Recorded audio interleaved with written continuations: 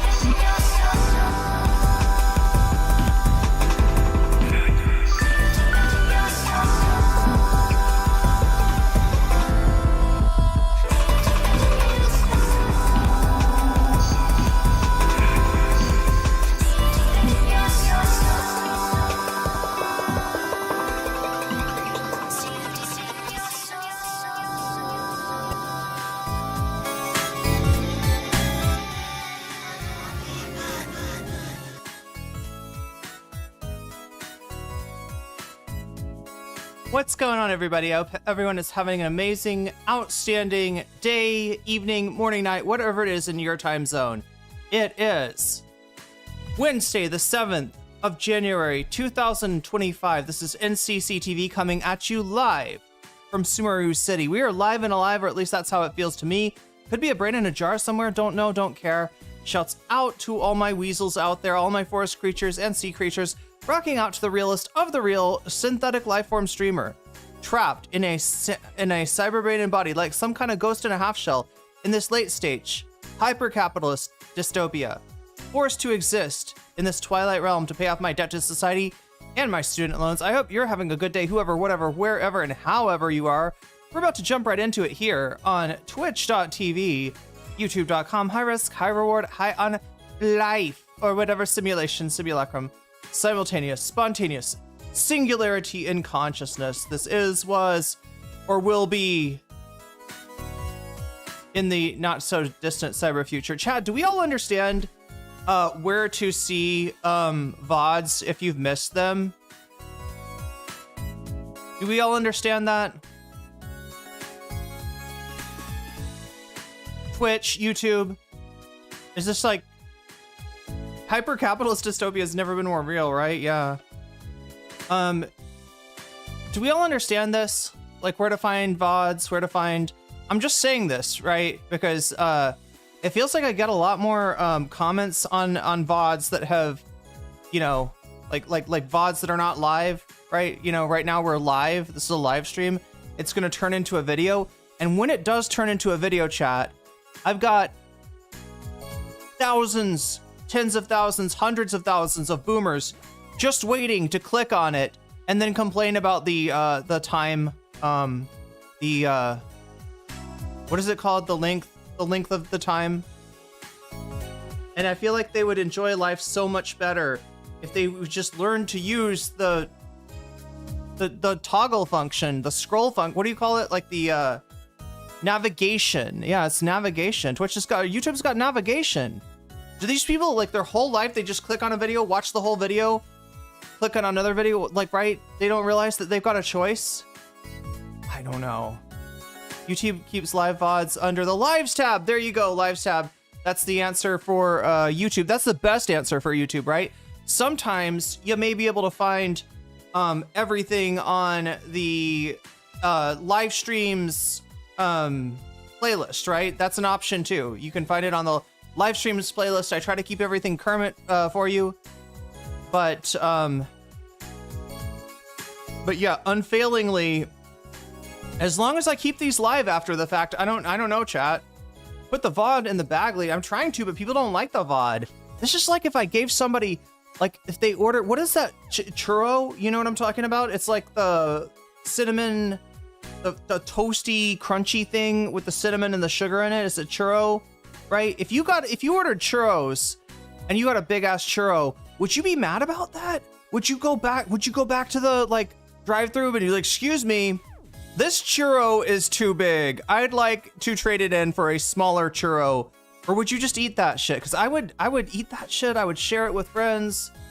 I would do any number of things rather than taking the churro back. Like, I just don't get the mentality of, like, excuse me, you put a few too many fries in the bag, right? That's way too many. Obviously, your brand standard is that only 4 ounces of fries should go in the bag, and you clearly put at least 7 ounces. This is 7 ounces of fries. I don't want your location to have to take the hit financially, so I'm bringing you these 3 ounces of fries back. Come on. Wait, what phrasing? What did I say? Too much content? Which phrase did I say? Something was too big? The girthy churro. Every time, like, everyone likes a girthy churro. You can share. Yeah, you can share it with your friends. Like, nobody's complaining. That nobody, especially chat. Nobody is like, I don't know where to start eating this churro, right? Nobody's like, do I start on this, like, corner, or, like, this edge, or maybe turn it around this corner? Maybe flip it upside down, and we can take this. Nobody's ever like, I don't know how to eat this churro, right? But what if the churro had like little, like, you know, break marks here, break it here, break it here, break it here, that'd be even easier. That's what I was dealing with it yesterday, chat. Magenta actually took the time to collate some timestamps, right? And I took the time to put those in the video, meaning that yes, this video had little markers on it. So you can break the churro right here. If you only want to eat the part of the churro with Destiny and Asmongold in it, here's that part of the churro. If you'd rather have the Alex Jones Candace Owens part of the churro, break right here. It's very easy. It's very easy. We got every part. We got a whole diagram on the churro, right? It's everything you could possibly want. And the thing that they're mad about is that they'd like to get the churro in little pieces, right? I don't know. When I see a big churro, I get excited. Okay. Maybe if the churro is life-threateningly large. If you could, yeah, if you put it in your, if they put it in your car and like Fred Flintstone, your car flipped over, I think that's where the churro becomes a problem, right? If like your internet literally won't load the VOD or something, right? Then I guess it would be a problem. I don't know, chat. Could I be killing people's data somehow? Like, is that a thing? What? How does data work? When you click on a YouTube video, you don't like automatically download the whole thing, do you? So it's not like I'm costing them like, you know, data on their data plan. I'm trying to figure this out. Are you downloading our RAM? That sounds vampiric, Burple. I don't engage in any vampirism. Mama didn't raise, no quitter. Give me that churro, right? Yeah. The worst comes to worst, you have to throw the rest of the churro away. I feel like that's the worst case scenario. And worst comes to worst, I don't know. You watch part of the video and then you don't have time to watch more. I don't see how that's a problem. Do they feel, are they getting FOMO? Data sets booty traps, like it traps your booty.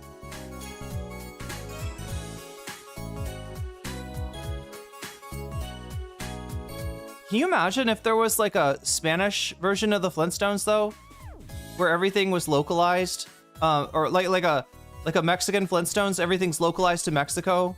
They just flip all the cultural references into being more aligned with Mexico than the US. I feel like I might like that better. What would Fred's name be, chat? What would the name? What would Mexican Fred Flintstone's name be? I feel like I don't know. I don't know. That's something. It sounds like it might be a better version. We're gonna have to learn how to 3D print and machine our own RAM. I guess so. Tackling the auto mod censored booty traps. It censored booty traps. No. Or like here in Thailand, this should be like if you ordered like mama noodles and you got a big ass bowl. You're not gonna, are you gonna complain about that? Like maybe you'll sit down and you won't finish the mama noodles, right? Or wait, no. Single R, just regular R sound. Frederico, right? It's only double R sounds that get the R. And I've started to notice that like not everyone in Thailand rolls their R's, right? In fact, a lot of people from my region seem to like not roll the R's. Sometimes the R's actually sound like, sometimes the R's just blend into the word. Like the word for coconut, ma prao is how I learned to say it, but it may be more like ma prao. Do you hear that? Like it kind of sounds like a R, it kind of sounds like a L, and it kind of sounds like nothing at all. I think that's mostly, I think I'm over accentuating my R's. Los Pica Piedras. Was there like a localization of the Flintstones? There is Pablo and Pedro. I don't know which is like Barney or Fred. Wait, those are just two really common names, right? Wait, Pica Piedra is like is Flint. Is your food okay? I'm sorry, sir, but my churro is far too girthy. May I invite some friends to take a seat alongside me? Yeah, there you go. Less of a hard R, that's a sentence to read.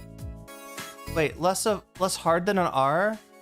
That's a sentence to read? Whoa, what?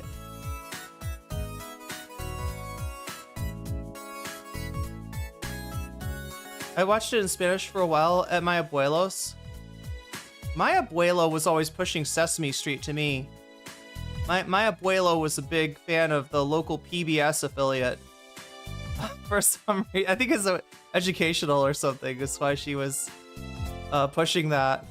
That and Disney stuff. She had like every Disney film.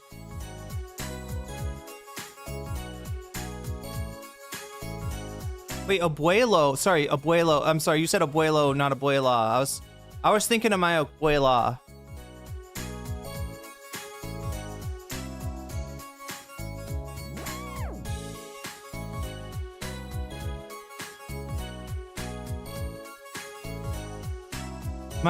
Wait, your abuelos watch Spanish soaps? Those are actually kind of good. I mean, I've gotten hooked before. Look, before I even really spoke any Spanish, I would sometimes turn it on the Spanish channel and there'd be a soap opera, and like, I wasn't really understanding any of it, but it was like captivating. Like there was some, you know, like I could tell there was something going on there, and I wanted to get to the bottom.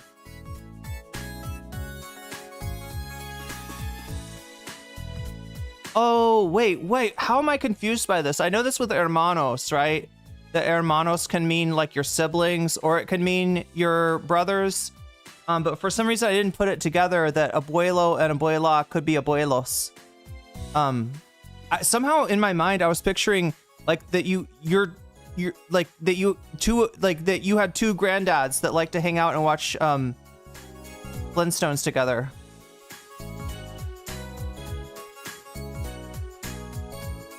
I mean, it was my abuelo's house too. He was just usually off doing something.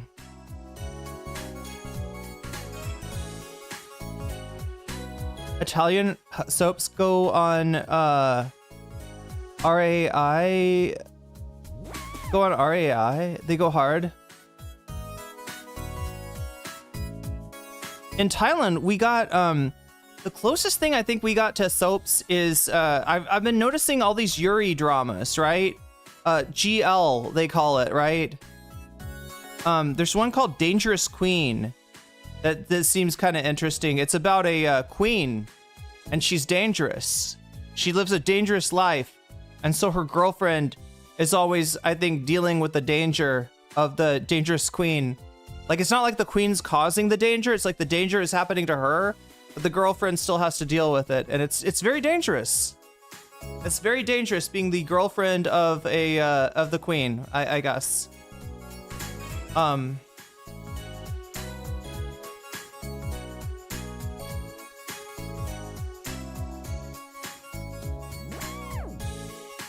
Yeah, grandma and grandpa, essentially. Yeah, my granddads never really got together either. I don't know. I don't know if they would have gotten along. I know some of the family didn't get along. But I think most of them would just, like, you know, even if they didn't like each other, they would just be chill. It was probably my uncle. Right? My uncle is like the problematic one. My grandparents had a satellite dish bigger than the house. Damn, you could watch overseas soaps. That's awesome.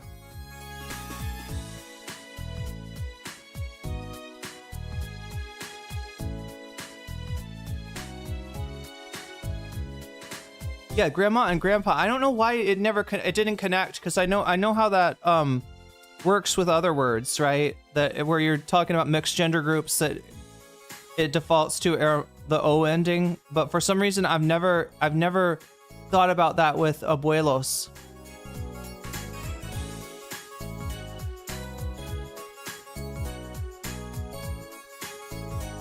Oh my god, chat, we got some shit going on today. Oh my god, I'm kicking everything, apparently. Yeah, I don't know, did you see the camera shake just then? No, I scooted up and I kicked everything. But yeah, the reason I'm scooting up and kicking everything is because ice. We got ice in Minnesota, and both kinds. I mean both kinds, right? There was ice on the roads and there was ice on the roads, right? And both are deadly, both are dangerous. But it turns out the one that took a life today was the capital letter ice. It's funny if you're not used to it. Well, yeah, until you get it, right?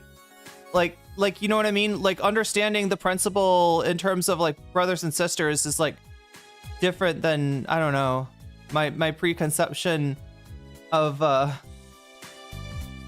separation of abuela and abuelo. Like, right? I don't know.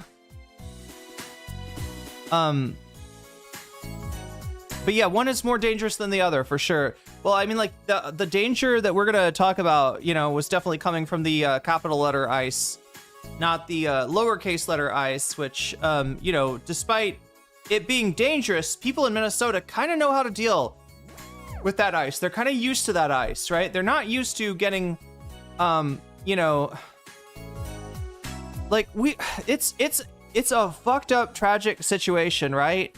And just like everything else in the Trump administration, it's being lied about already. Donald Trump's lied about what happened. Kristi Noem is lying about what happened, right? And we don't know like, I mean, we're going to find out more about the context, right? But what we know right now is that we had this woman, a legal observer. She was on the street somehow, and this is the part that we haven't seen, right? Somehow her car ends up kind of like halfway across the road, and people were going around her, which makes it look like maybe she spun out.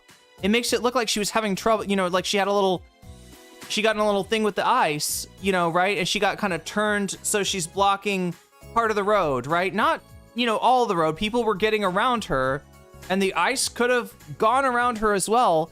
But instead they start yelling, get off the road, get off the road, get out of there, right?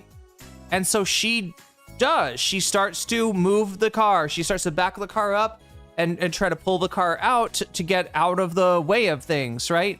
So while that one ICE agent was saying, move, get the car out of there, right? There was another ICE agent that was like coming up to the door. And I think that said, like, stay right there, right? She's getting contradictory information from multiple ICE agents, right? And so there's one contingent of ICE that wants her to move, get the fuck out of the way. The other contingent, I guess, was like coming up to her car. And so, you know, she hears move, get the fuck out of the way, right? She starts to get the fuck out of the way. Then somebody's coming up to her car, starting to reach in, and she tries to, you know, drive off. And as she is moving away, one of the ICE agents, who is not in danger, right? Remember, none of the ICE agents were in danger. The ICE agents are on the left side. The woman's got her wheels cut to the right side. She's not trying to run over anybody. She's not presenting a danger. She's not even driving fast, right? She's not even driving in a way in which, if they weren't paying attention, maybe they might got run over. But nonetheless, this ICE agent just fires 3 shots into the car. She slumps over at the wheel, and at that point, chat, her foot went on the gas pedal, and she ends up crashing into, I think, a telephone pole and some cars. Like, not, you know, I don't think anybody was hurt from the vehicular incident, but she was killed by ICE for obeying their orders. She was killed, right?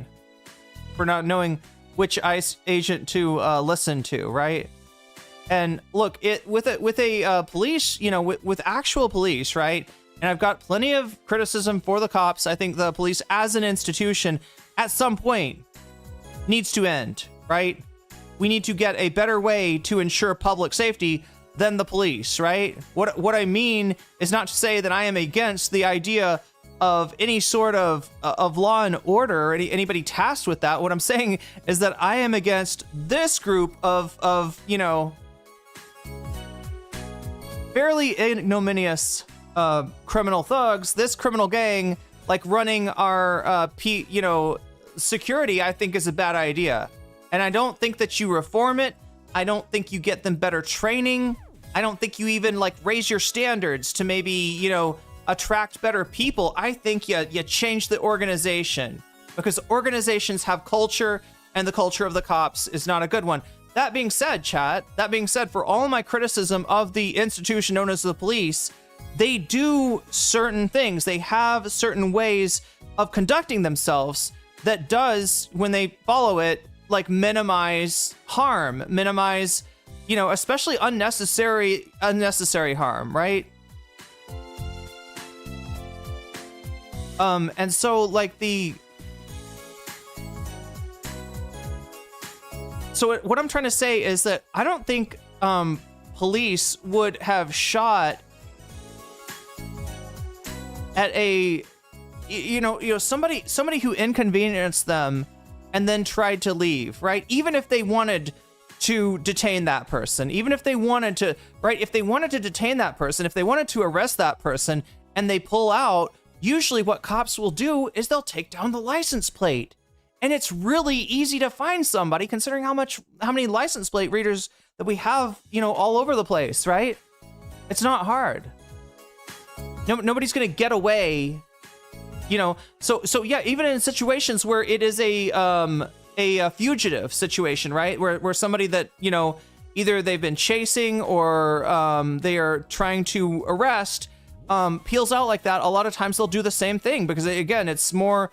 A police chase is often really dangerous. It depends on the police department. There's plenty of exceptions. There's plenty of times that cops do put people's lives in danger, but in general, they have there is somewhat of a method in place, right? There is somewhat of a procedure. Now, what kind of procedures do you think you get when you hire a bunch of Proud Boys and Patriot Prayer members and like, you know, random Nazi brown shirts, right? What kind of procedures do you think get followed when you hire people whose sole qualification is their racism, right? What kind of procedures do you think are getting followed, right? Do you think that even procedures that you like drill them with, like if you're like, hey, now look, if we're ever in a situation like this, right? Maybe maybe don't fire first and ask questions later, right?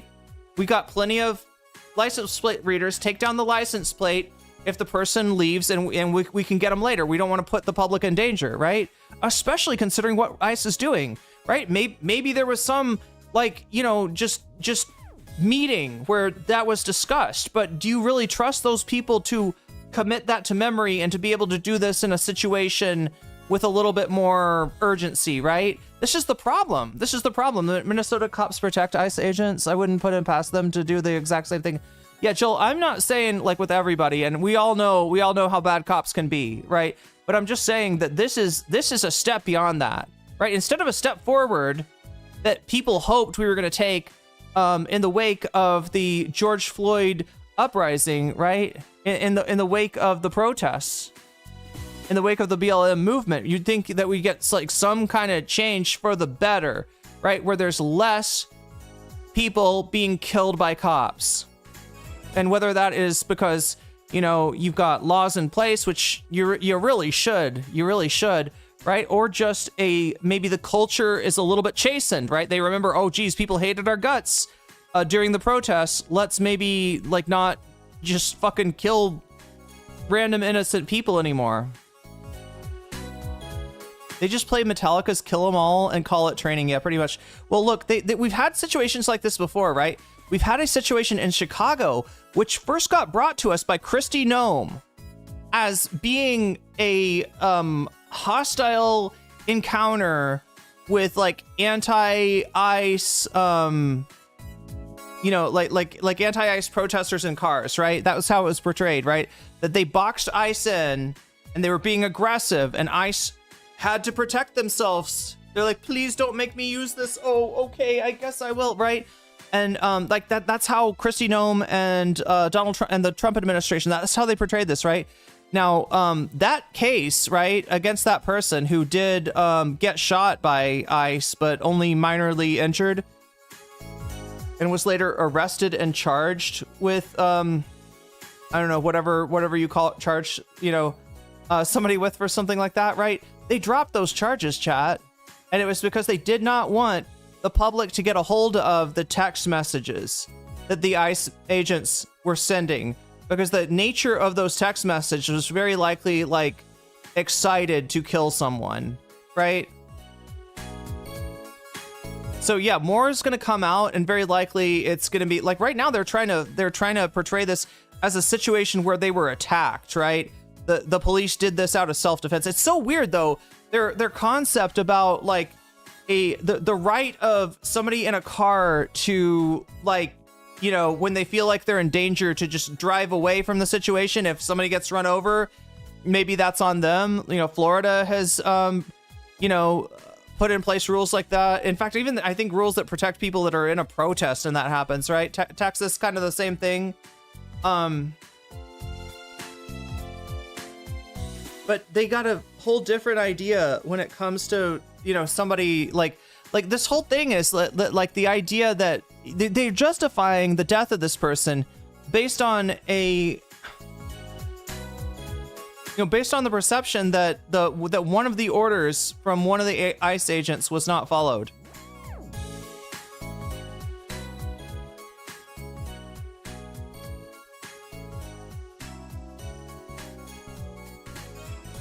Like, the response from the right wing collectively is that, well, if you didn't want to be shot, you should have done what the cops were asking. Yeah, based. Yeah, based. You should have done. You gotta obey the police orders. Because that's based, apparently. Saw the text. They were hyping each other up. Yeah, they're absolute freaks. They're an absolute menace and a danger.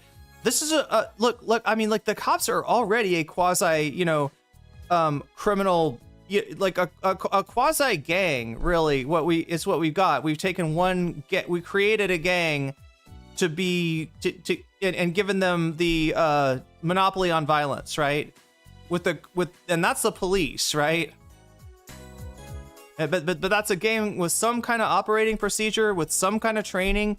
This is just worse. This is just worse. They've just deputized all the worst people, and now they're like, you know what? That gang was not ruthless enough, was not murderous enough, did not cause enough mayhem, right? Was not willing to lie to people enough, was not willing to skirt the law itself enough, right? Asmongold can deep throat my girthy churro. I mean, it would probably, yeah. It would probably make him cough, Rave. He'd be choking all over the place, right? Churros are pretty dry. So yeah. There's been a pattern. We're gonna look into that pattern, right? Narwhal actually sent me somebody's been keeping track of all the ICE related shootings that have gone on, and at this point I think there are like ICE related gun incidents. I guess it's like the umbrella we'll put it under.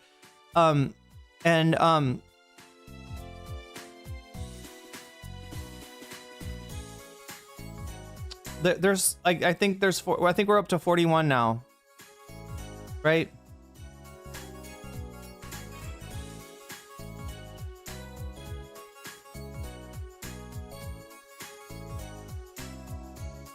Wait, is it over 100K now?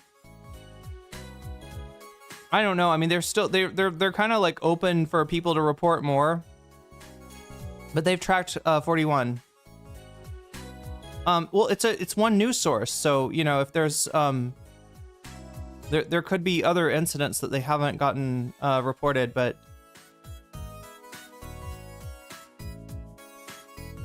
here, let me read you an example of what we're talking about. Well, I choke down this churro. No, just kidding, chat. Now I'm imagining trying to deep throat a churro. That's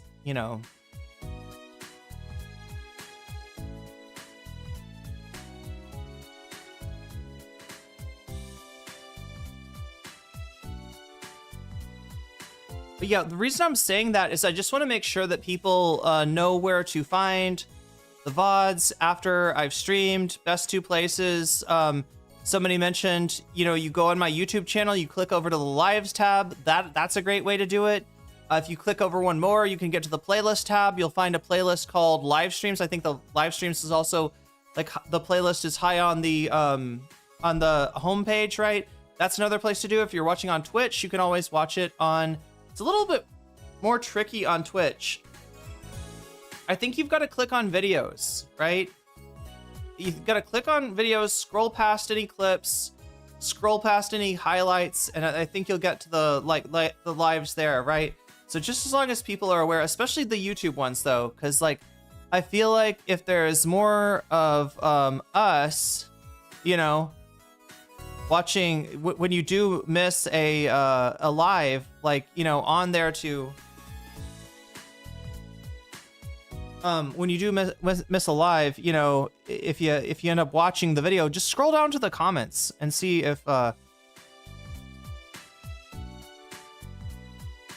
mean, the 41 is kind of a minimum. All right, these are the ones that have been this is The Trace, which investigates gun violence in America in general, and they've got a interactive map right now. I'm clicking on it right now. Yeah. The most recent one is in Minneapolis. She was fatally shot off on New Year's Eve in LA, I think. A off-duty ICE agent fatally shot a man who witnesses say was firing a rifle in the air to celebrate New Year's Eve in Northridge neighborhood of Los Angeles.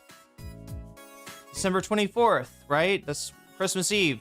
ICE agent shot at a van during immigration enforcement traffic stop in Glen Burnie, Maryland, striking the driver. An ICE spokesman said the man, a Portuguese national, rammed it. Oh, this is all. They always do this shit of like accusing like the victims, right? That's their favorite trick. Like, no, they were actually ramming their vehicle into us. Off-duty, December 16th, off-duty CBP. Fired a gun several times during a confrontation with another motorist on an access road. Yeah, this was the road rage incident on the access road to JFK Airport.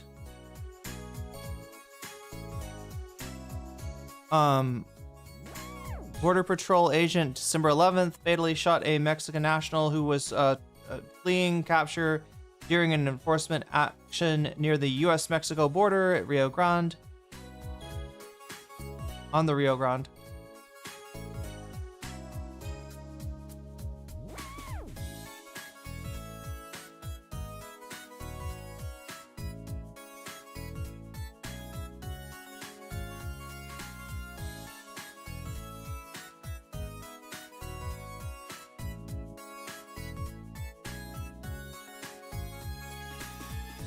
But yeah, we got like 40 documented cases of ICE gun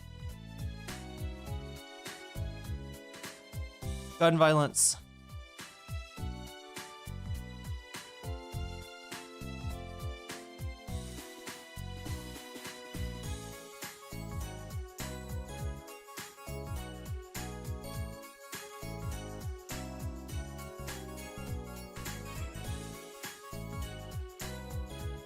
The polls are really close. Well, that's good. We got a lot of bonus content to go over potentially today too.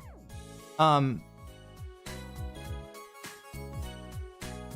Nadia, if you want to, I mean, if you got time on your hands, you know, if you think that the 41 is an undercount, nothing's stopping you from setting up your own, you know,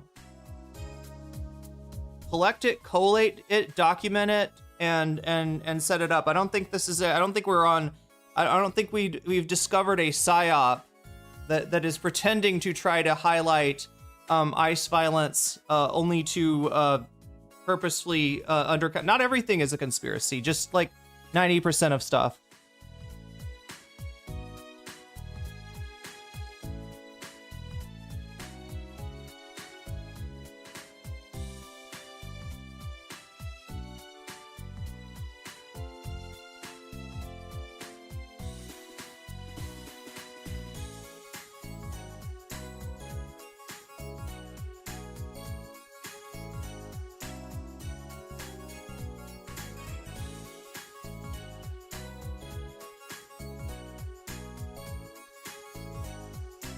All right, chat. Well, that's it for me today. Thanks for stopping by. Thanks to the mods for keeping us safe. Thanks to all the Patreons for supporting me. Massive appreciation to everyone. I'm just going to cut it short today for my sanity. No, just kidding. I'm just going to opt out. I don't know.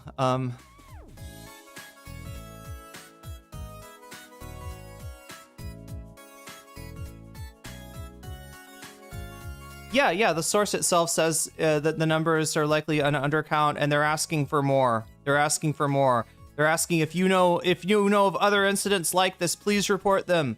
Please give us the information. Right? They're asking for help. They're not trying to say that only 41 incidents have occurred. Isn't ICE doing great? Good job on your mass deportation, ICE. No, but you know who did say good job on your mass deportation, ICE? Like 70 Democratic elected officials. 70 elected Democratic officials voted for the Thank You ICE bill. Let me look this up, chat. I just found out about this.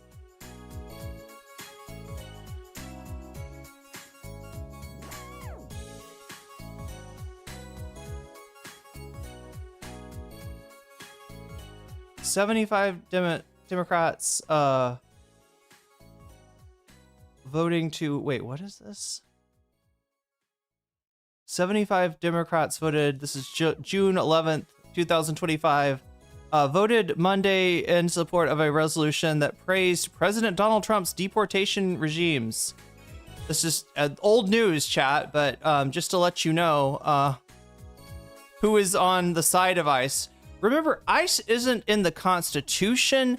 ICE is not like a normal law enforcement organization or even a modern law enforcement organization. What ICE is a tumorous growth of the Patriot Act, right? It's the Patriot Act that really created ICE as a separate office from immigration, right? It used to be, and not that the immigration office was great either. This is what was called La Migra, right? The term La Migra actually refers to the old immigration regime, which was still pretty fucked up, right? And I'm sure, played a role during the Eisenhower era mass deportations and denaturalizations, right? Of the operation whose name I shall not speak because it's literally an ethnic slur against Latino people, right? But yeah, ICE is part, like the whole, it all goes back to, and I don't know. Was I the first one to say repeal the Patriot Act? I'm sure I wasn't. I'm sure even back when it was getting passed, people were upset about it. Oh no, what is going on?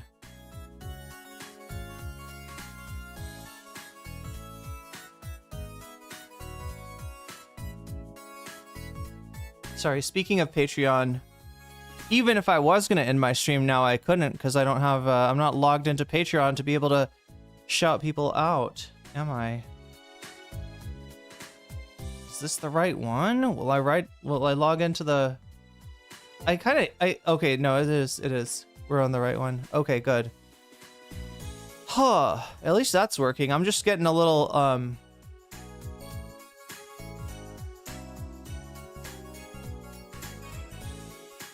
I mean, they still, La Migra, when people say it now, they're talking about ICE. ICE is younger than my brother, who was born in 2000. Yeah. If ICE had a generation, it would be Generation Z. But too many people just think like, no, wait, if you don't have ICE, then you don't have any sort of control over immigration whatsoever, right?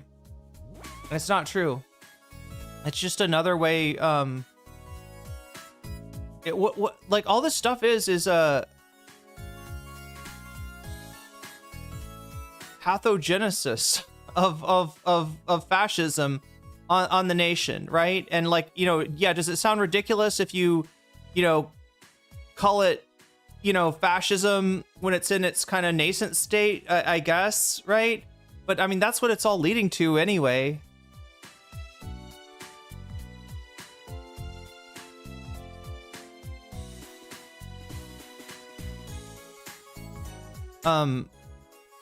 Bru, let me see if I can pronounce this right. Brujeria, right? Witch is what that means, right? Has a song called La Migra, which was funny.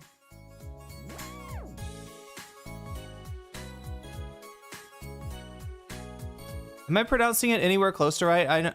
I know in the masculine is like brujo.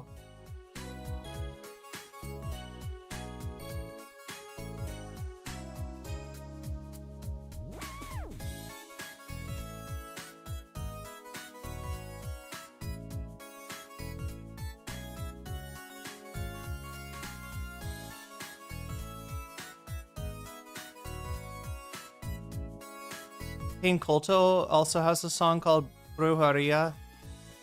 Oh, okay. Brujeria. Okay. I just always feel like I'm getting the accent wrong on Spanish words. I learned French first, so that really fucked up my my Spanish, right? I tend to, if I see a cognate, it's something that looks like a French word. But yeah, we got a lot to go over. If anybody is actually in chat, and if you all have not turned into dream characters, maybe more so on the YouTube side than the Twitch side tonight, I've got a lot to talk to you about, and we're going to see what a lot of people have to say about this, including the majority report, which I was kind of surprised to hear Emma echo, not that she's a viewer or a listener and is getting this from me. I'm sure she's come up with it on her own, but just echoing what I've been saying about ICE and the Patriot Act, right? And people have called for ICE to be abolished, right? In fact, Alexandria AOC did in 2020, said abolish ICE, and has been getting shit for it ever since.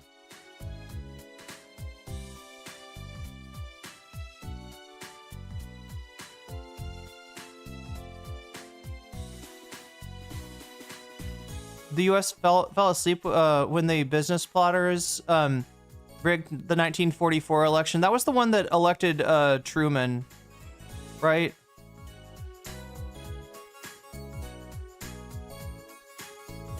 You're saying the DNC though, so we're not talking about like the Truman Dewey thing. We're talking about the primaries. Pretty close, yeah. I mean, I don't know. I just haven't seen that word a lot. I haven't seen the feminine form of that word.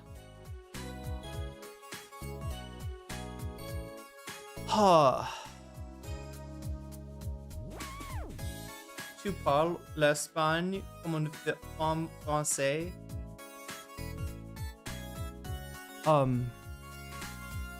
Maybe. Rigging the primary to get rid of Wallace, who had served as vice president under FDR, but that was then replaced by Harry Truman, who was definitely, the guy that basically began the Cold War.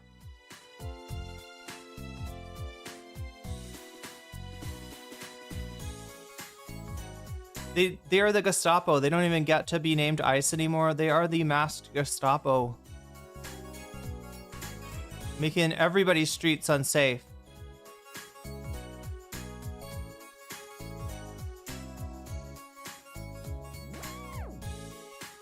Abolish ICE has been around for a long time, predates 2020.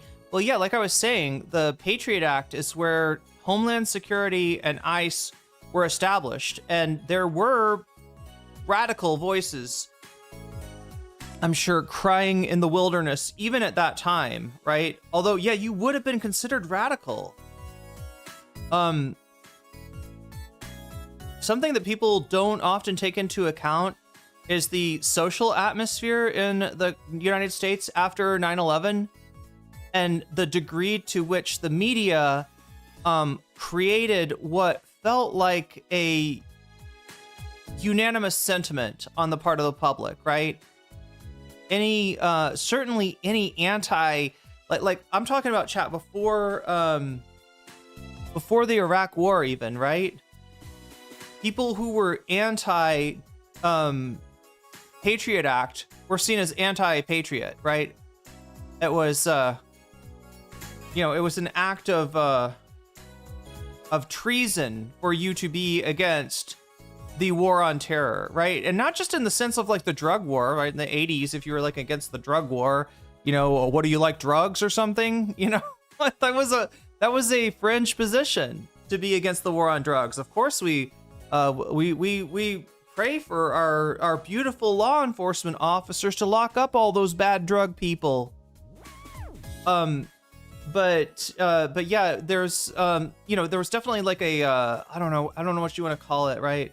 Look, in the current meta, the way that you create the way that you manufacture a false consensus, which, you know, I'm kind of separating this from manufactured consent, right? But the way that you manufacture the false perception of a coincidence of a consensus, right, is to bot. You got to bot, and you got to have your bots harassing people who dissent, and you got to like have overwhelming bots to make it feel like there's hardly anybody with the opposing point of view, and that anybody that does have the opposing point of view gets dogpiled.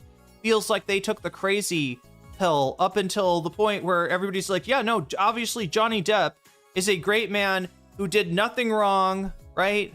Johnny Depp deserves a you know, a lifetime award or something like that. And Amber Heard, well, she pooped on the bed, didn't she? She pooped on the bed because that's what everybody says. My boy Russ Feingold voted no. Yeah, there were some people that actually voted no back then, but they were kind of voices crying in the wilderness. Only dude in the Senate. Really? Wow, it was that bad. And is Feingold the one that died? No, I'm thinking of Wellstone. Did Paul Wellstone vote no? Was Paul Wellstone alive then? I'm not even sure. Yeah, so Nadia says the US has been a fascist dictatorship for a long time, not since Trump. The Gabrielle Rockhill lecture, Liberalism and Fascism, Partners in Crime. So the detail I think that is relevant for today's stream is that fascism is always nascent in liberalism, whether it's American or otherwise, right? That is why you will see, and Hasan has noticed, previous viewers of him becoming Asmongold viewers, right? Because they are NatSec pilled, national security pilled, right? They take what they hear, you know, from the State Department that they probably don't even realize is State Department propaganda, and they apply this as if this is the truth, right? You know, as bad as the United States may be, you know, sometimes they'll admit that, like after Iraq, they'll admit that was a mistake. Especially when a Republican is doing the shit, they'll admit that you know, shit was wrong. But as bad as the United States is, all of the enemies of the United States, all of the main villains, all of its rivals are like so much worse that you can basically treat the American government and the security state, you can treat it as if it was like the good guys, right? You can simplify it down to movie logic where, you know, we kind of just brush aside any faults of US foreign policy. But yeah, no, it's implicit, it's nascent, right? It's in a nascent state, even when it's not popping, even when Obama is the president, right? Even when you've got like a gigantic mandate, even when they, you know, kicked Richard Nixon out, or kicked his vice president out and elected Jimmy Carter, and people were like, yeah, we're finally gonna, you know, we finally got the you know, like people really felt like somehow the Vietnam era was over with that. And obviously, you know, even when you got some there was some exposition too about what the you know, security apparatus had been doing. The Pentagon Papers, the Church Report, right? There was during the 70s, there's a lot of hay made about, you know, actual like CIA stuff, right? You know, all the stuff that you know now about the CIA, right? COINTELPRO, whatever, right? This all got unearthed during the 70s. Before that, it was like, you know, people were, you would have been called a communist for saying we need to look into what these organizations are doing, because like people's perception were like, these are our James Bonds. And does James Bond sometimes shoot the bad guy? Sure, but he's the bad guy. Come on. Studied this years ago. Arrest of kids, separation of families, not giving them the right to a law and a phone, all predates Trump. Well, yeah, no. I mean, I'm glad you're aware of this. I don't think this is any revelation to anyone, right? All of the infrastructure was already there for Trump to kick it into hyperdrive. Yeah. This is the thing. The Republicans build up, you know, the security state, and the Democrats never do anything to take it down. And sometimes they build it up too, right? But yeah, it's this, you know, it's gonna be there. It's gonna be nascent, even when it's not active, even when it's kind of in hibernation, right? Even when it feels like a real time it feels like a real progressive era that we're in. You know, as long as you got businesses, they're going to be plotting, right? Like the business plot, right? As long as you've got capitalists, they're gonna be plotting. And if you got a situation like the post-war consensus, where I don't know, you know, Keynesianism was the order of the day. Yeah, Keynesianism, which is not exactly operating in the favor of the workers, but it, you know, it ends up impacting them in a positive way compared to austerity. You know, for it in the interest of preservation of capitalism. Even when you got shit like the New Deal programs, which are done to save capitalism from itself, right? Even in situations like that, even when the United States is fighting Nazi Germany, right, which is an actual fascist government fighting, you know, up against Nazi Germany, the Japanese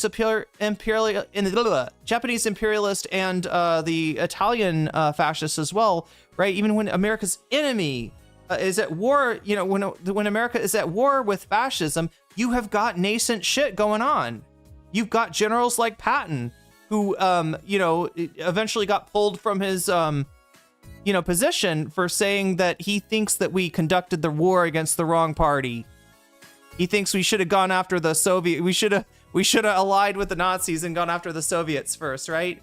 You've got, you know, and yeah, you know, like Nadia was saying, the business plot they didn't get punished, right? Just like Hitler didn't get, well, I mean, Hitler got punished more for the beer hall push than Trump ever got punished for the, than Trump ever got punished for Jan 6, or than these business leaders got punished for this business plot, right? So just let me give you a quick run through, right? The business plot, which is detailed in the movie Something Days in Some Month. What is it? 7 days?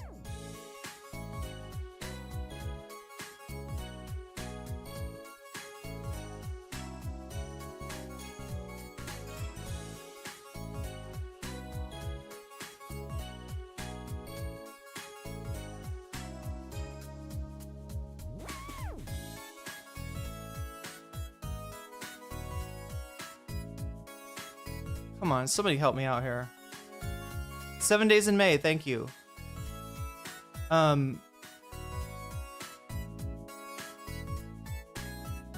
This was an attempt of capitalist interests to do a military coup against Franklin Delano Roosevelt, right?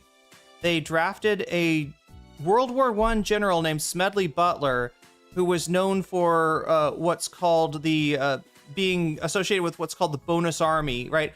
After World War I, the soldiers were promised a bonus. They were never given a bonus, and they showed up on the, you know, at the Capitol to protest, right? And were run out, I believe, by like Pinkerton thugs, right? And so the idea was that, you know, Smedley Butler would be named to, you know, would essentially form a junta and take the country over from FDR to stop in its tracks any kind of New Deal reforms, right? This was found out and uncovered because Smedley Butler, at the end of the day, didn't want to said, "I'm not your guy." and blew the whistle on what was going on.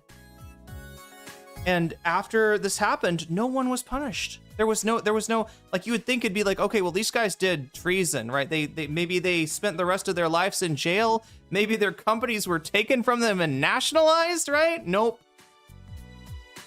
Nope, nothing of the sort. Nothing of the sort. These guys got away with their bullshit, right?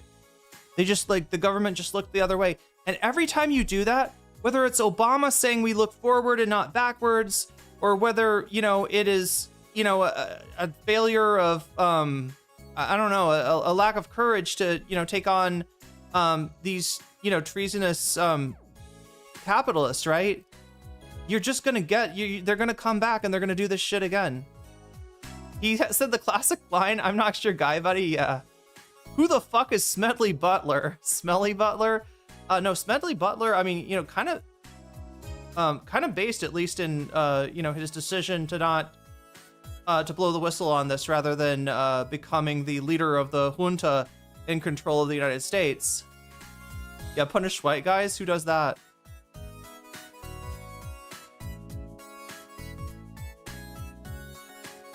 Behind the Bastard has covered this. Yeah, I mean, it's a great story. It's an important story, but sounds like it's a story that most everyone in here is familiar with, so I don't want to belabor the point anymore. But like, Smedley is a normal name. It was back then, and it will be again. Look, I mean, we're lucky we haven't gotten Smedleys already. In fact, I'd be, you know, it's kind of funny, right? There was like a trend for a while to like name your kids like something that sounded old-fashioned. I don't know, maybe I was like the maybe I was like one of the first to get an old-timey sounding name. I don't know if people are doing it anymore though.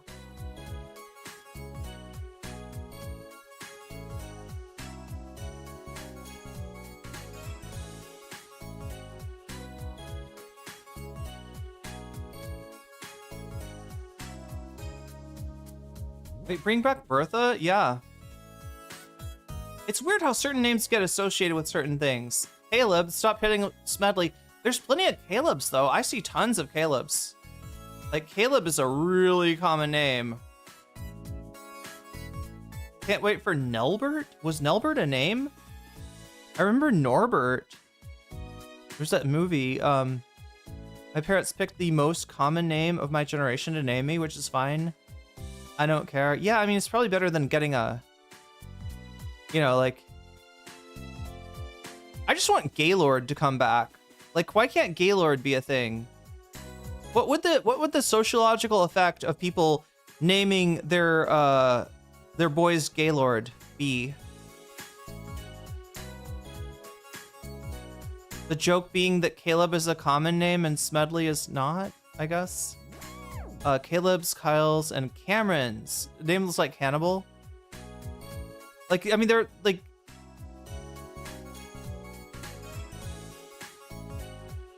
how many Caleb's would it take to kill homophobia, right? Or sorry, not Caleb's.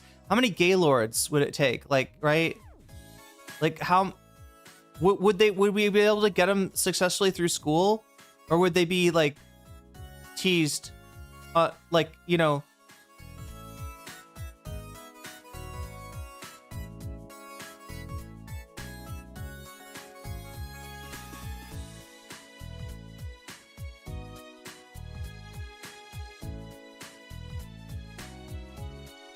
We got to get going, chat. So we got a lot to cover. We got not only this, what's going on right now in Minnesota, which it looks like they have provoked people out onto the streets. From what I can see, I don't know, like, you know, how durable this protest will be, but people are legitimately upset in Minnesota. And the cops in Minnesota are scared. The cops are the Minnesota cops are actually kind of mad at the feds because they're worried about look at that, you get freaking auto modded for saying Gaylord in here. What's up with that? We're trying to reclaim Gaylord.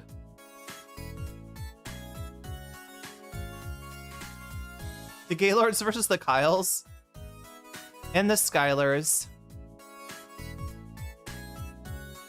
You have to look at older obituaries for weirder names. The Minnesota mayor is pissed. Yeah, he said, like, ICE needs to get the fuck out of Minneapolis. I mean, I don't think they will. Now, look, you know, some of Trump's troops have gotten the fuck out because the courts told them to do so. But yeah, none of that was about ICE, right? That was all about the activation of National Guard members in different states and the and Trump's use of the Marines. He could still do that shit, but I think he has to invoke, oh my god, chat, what is it that he has to invoke for this one? Insurrection Act. But yeah, they've ordered you know, him out of Chicago and a number of other cities. Yeah, it's the Insurrection Act. Kyle Kulinski is in my walls. Kyle Kulinski is in Asmongold's walls right now. Apparently Kyle's been going pretty hard on Asmongold, so we're gonna take a look at that too. Also Hasan has been I don't know what's going on. There's a weird like balance right now where Asmongold and his mods are too afraid to ban Hasan from chat, but Hasan keeps on going into Asmongold's chat when he's talking about issues like this, and he keeps on poking Asmongold, right? And basically having little debates from chat. I think in the hopes that at some point Asmongold's just gonna cut his losses and realize how bad he looks, you know, doing this and just, you know, actually talk to Hasan. But I mean, I don't know. On the other hand, chat, we all know how that would go. Hasan knows how that would go. I'm assuming also that Asmongold, like no, it wouldn't. I was gonna say the only way that Asmongold could like fare even decently against Hasan in a debate would be to have Destiny in his ear, but Destiny's not even on his side. Kyle looks like the bad guy from a kid's movie. Yeah, he looks, or like an old kid's movie, right? He looks like the bad guy from like an 80s movie, right? You know how they always made the bad guy, it was like a platinum blonde guy? Sometimes he was like Russian or something, but yeah, that's what Kyle kind of, yeah, it's weird. I never understood this look, right? Chat, what can we trace Kyle's look to as far as the platinum blonde? Do you all remember when Xander Hall did that? There was like a little while that Xander Hall was kind of copying like a 92 like the bad guy from the Bruce Willis movie, the one where he's like, he's got a gun and he's in the ceiling and he's like, die hard, die hard, die hard, die. Oh, I think it's called Die Hard. Yeah, or an East German. There you go. Yeah, I think that one was literally a East German.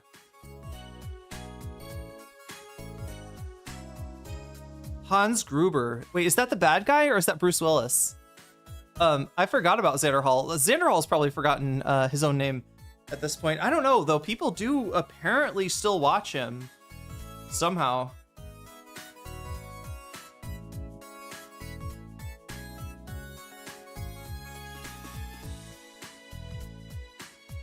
No, but I think that's the deal, Nadia, is that they wanted to, like, I don't know, they were looking for bad guys that matched like the stereotype of the I don't know, communist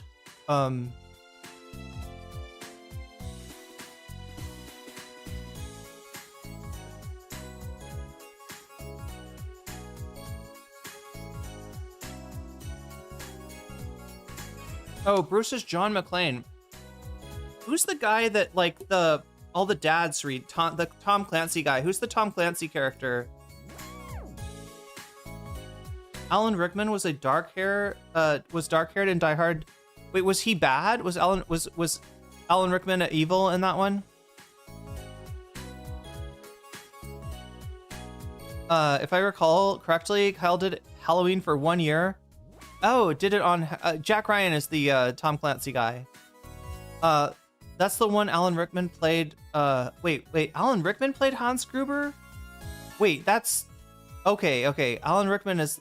Wait, is he the big bad? I thought the blonde guy. Wait, was that Alan Rickman was the blonde guy? I think his name is Splinter Cell. Yeah, I think his name is like Rainbow Six or something. I think that's his name.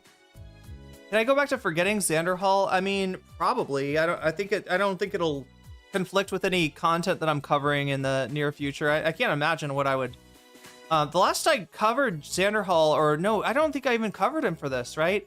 I did find out though that Xander Hall was a big supporter of Ethan Klein, which blew my mind, right? Because we could have been talking about Xander Hall like the whole time, like every single Ethan Klein Hasan conflict that went on. There's like a corresponding Xander Hall video, potentially. Elon Musk is Moonraker, by the way. I thought it was Sebastian Gorka. Rickman is so. That was Rickman?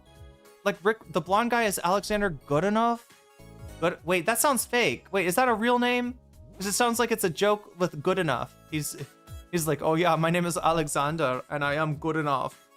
And then Cyndi Lauper plays and they're like, good enough for you, it's.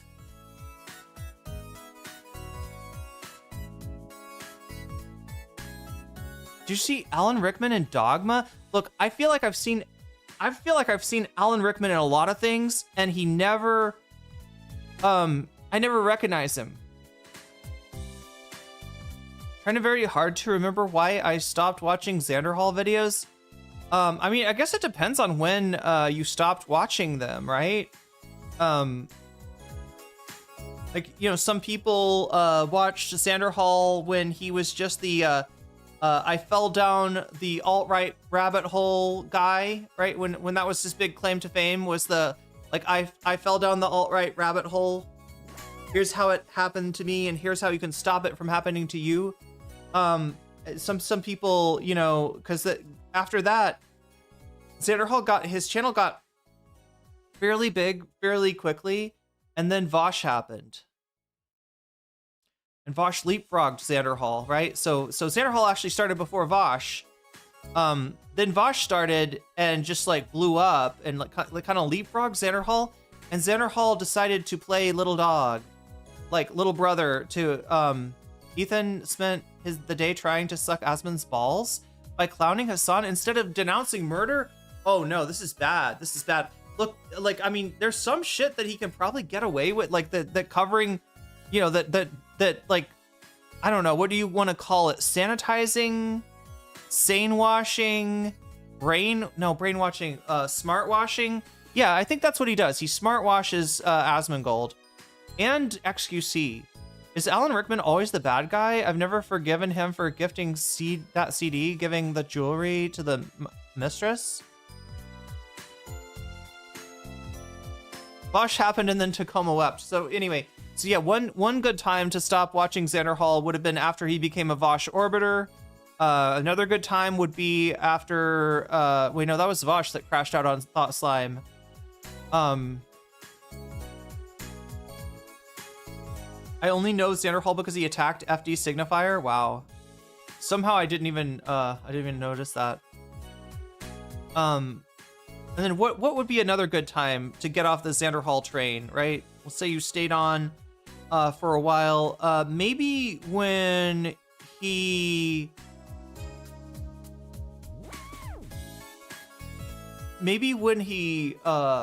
started, maybe when he was revealed to have made like violent threats against other streamers, right? There's a good time to stop watching him, right? Like if you're a Keffels fan and you hear that Xander Hall is ideating on putting his hand around Keffels' neck, then that's, you know, great time to get the fuck out. Even if you're not a Keffels fan, probably a good choice to make. And then there was when Vosh was saying that Biden was too old to run, and Xan was like, well, I guess Vosh is MAGA now. Anybody remember that? Xan versus Vosh? I mean, he tried, chat.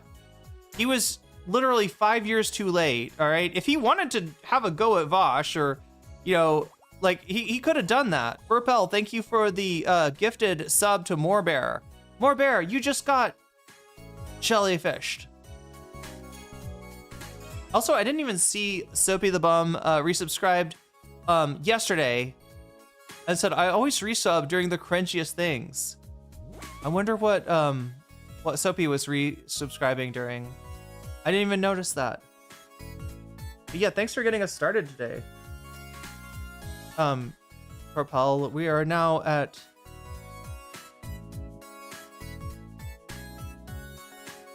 6 out of 100. Chat, I'm like really aching to play like Fallout or something sometime soon. Oh yeah, I wanted to ask people about that, right?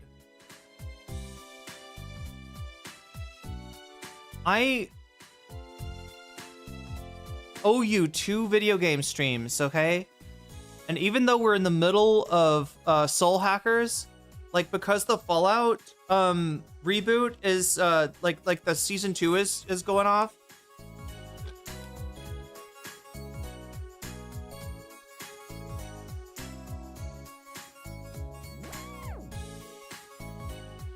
The gifts that pop up when somebody subscribes reminds me of the level. Oh, I know what you're talking about. Really high up in Vampire Survivors when they've just got, there's just stuff everywhere. Yeah, Vampire Survivor gets really absurd really quick. You're playing Fallout as we speak. Oh, 76, right?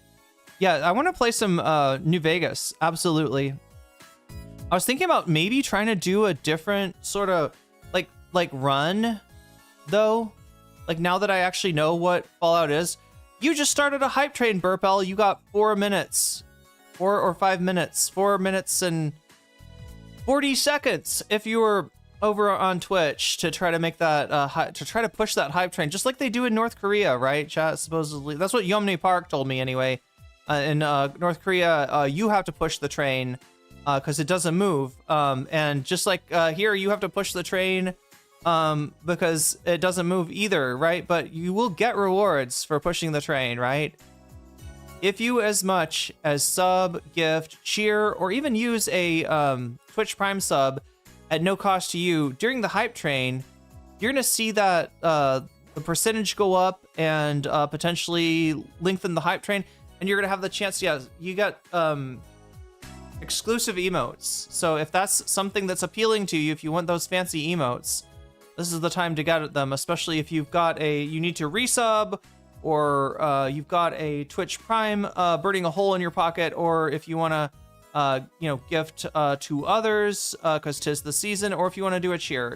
Any of that stuff will get you a seat on the hype train, and that'll get you the emotes that the hype train people are earning, if they do earn some emotes, which, always a possible. New Vegas versus Vegas Classic.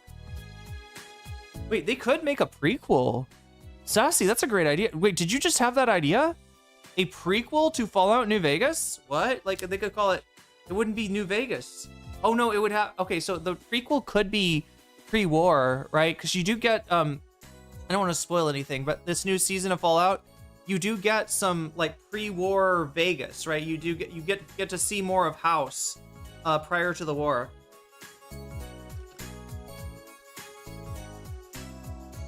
Oh. Versus Diet Vegas and Zero Sugar Vegas. Sounds like something Ethan would say, unironically, in a communist regime, you push the train. Well, apparently we're so communist that, yeah, you got to get out and push the hype train if you want it to continue. I don't know. I don't know how you started a hype train with 1 gift sub, Burple, but whatever magic you're doing, let's hope that other people jump on board, because it's a good chance to earn some emotes, right? You can sub anytime you want to. You can gift subs anytime you want to. You can do any of that anytime you want to, right? But if you want to get the, hype train stuff, then you got to do it while a hype train is going on. So that's all it is. Is Fallout anything like Threads the day after? Huh?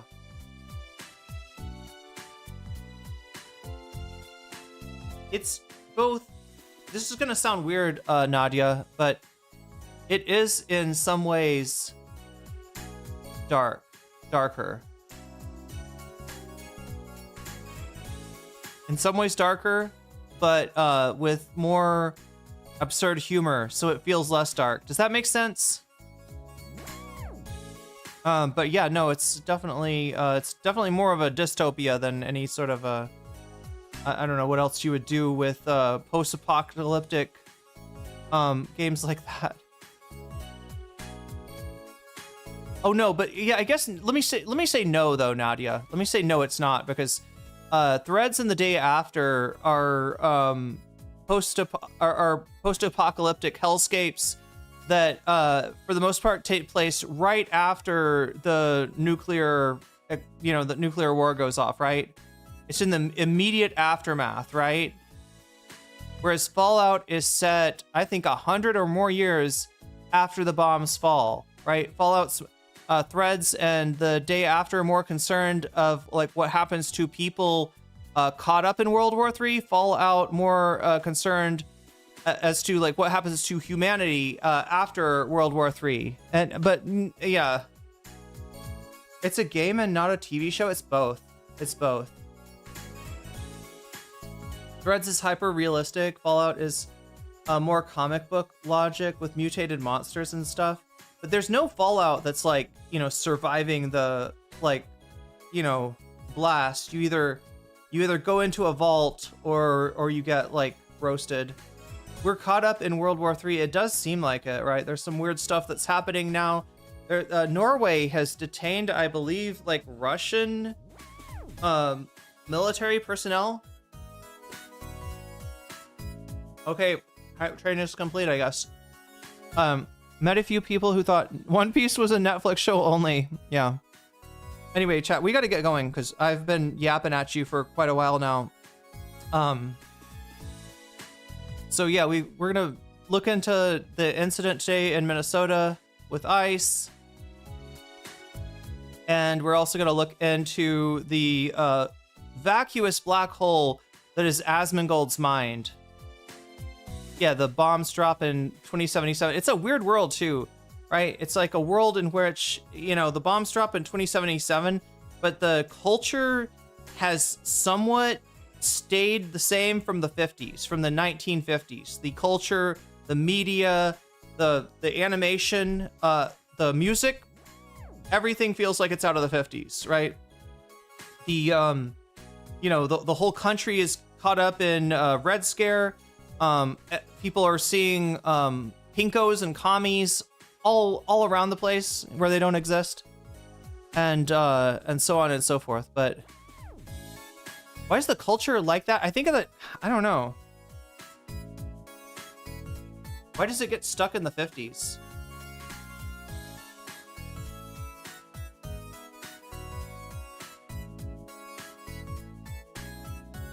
All right.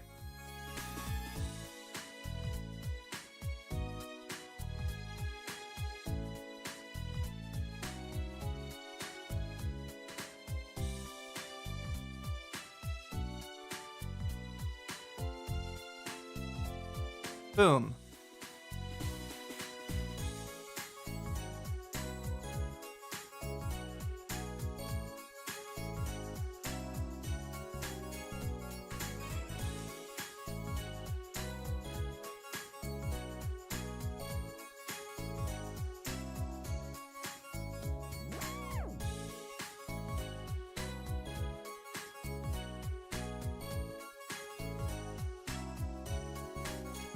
So anyway, it looks like we're at 6 out of 100 on the bonus goal. This is just basically the stream's health meter. So when it's really low, it means that it's a good chance that the stream will end earlier. When it's really high, it means there's a good chance that I'll stick around and do some bonus content with you. This is the possible bonus content that we have for today, right? I programmed the first half of the show. I decide, you know, what gets front loaded. You decide what gets backloaded, or even if we have a fun half at all, because, you know, I'm not the majority report. I can't just make fun halves come out of nowhere. We got to fund them. So if we can get the funds for the fun half, then we can have a fun half. And sometimes it's a fun half, sometimes it's a bunch of different stuff, right? But it's basically extra content that you get on top of the content that I am already covering regardless of where the you know, bonus goal is at, right? And we got Ryan Grimm on Breaking Points today to talk about the Epstein Iran Contra connection. We have watched Drop Site's coverage of that. that weird article that the AI voice, I had the AI voice read. This is Ryan explaining it in his own words. I'm hoping it's going to be a little bit more comprehensible, because like something about how that was written just like didn't, I feel like I didn't get as much out of it as I should. But yeah, Epstein does have Iran-Contra connections, I think mainly through these planes that he and Wexler brought from Florida to Ohio. And then, as far as like, how does Epstein, where does this money come from, right? We've got the story of Epstein, quote unquote, finding money in Africa. So I think that's really what Ryan's going to be talking about today. That's a possibility. We also have Clavicular's girlfriend is leaving him. That's right. She got sick. She walked off. Chat, is it scripted? Is it real? Is anything about this guy, Clavicular, real? I don't know. If we picked that one, maybe we can figure it out. We also have a video essay about Fallout and how it was always woke. How Fallout was always woke. So, nice to see that. And I think this is a spoiler-free kind of deal, right? As excited as I am about the new season, I didn't want to put anything up with spoilers. So this will be a spoiler-free video essay, mostly about the whole franchise, rather than being about the new season of the show. Although they do talk about that a little bit too, since that's coming out. But yeah, then we got Destiny talks about a Vosh collab. Yeah, anybody excited for that? I honestly don't think a lot of people would be, right? Both of these streamers are kind of isolated, right? They may be still getting the numbers, they may still have viewership, but in terms of talking to other content creators, they're a little hemmed in by their own baggage, right? Both Destiny and Vosh. So how about if Destiny and Vosh collabed? Well, Destiny's got an offer for Vosh. Should he choose to accept it, maybe he can jump on that. Jump on that. Do you know that Vosh used to be a Destiny orbiter? Does everybody know that? Vosh was a guy named Irish Laddie that called into or discorded into Destiny's live stream, and was like Destiny, very, very similar to Destiny, but if Destiny was moved, I don't know, a few parcels to the left, right? Vosh is like the Vosh is like the rad lib Destiny, I guess. It's one way to describe it. We gotta get.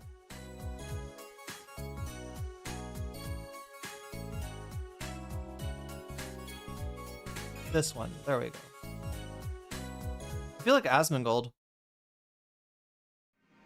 Let me just say that and not explain it. No, I feel like Asmongold because Asmongold's always putting on video game music, right? And like when I was watching Hasan talk to him this morning, he goes like, he's like, just a second here, I gotta put on another song, and he puts on, it's just like, I don't know, I don't even know what music he gets, but it's video game music. Probably because it's you get dinged for copyright a lot less that way.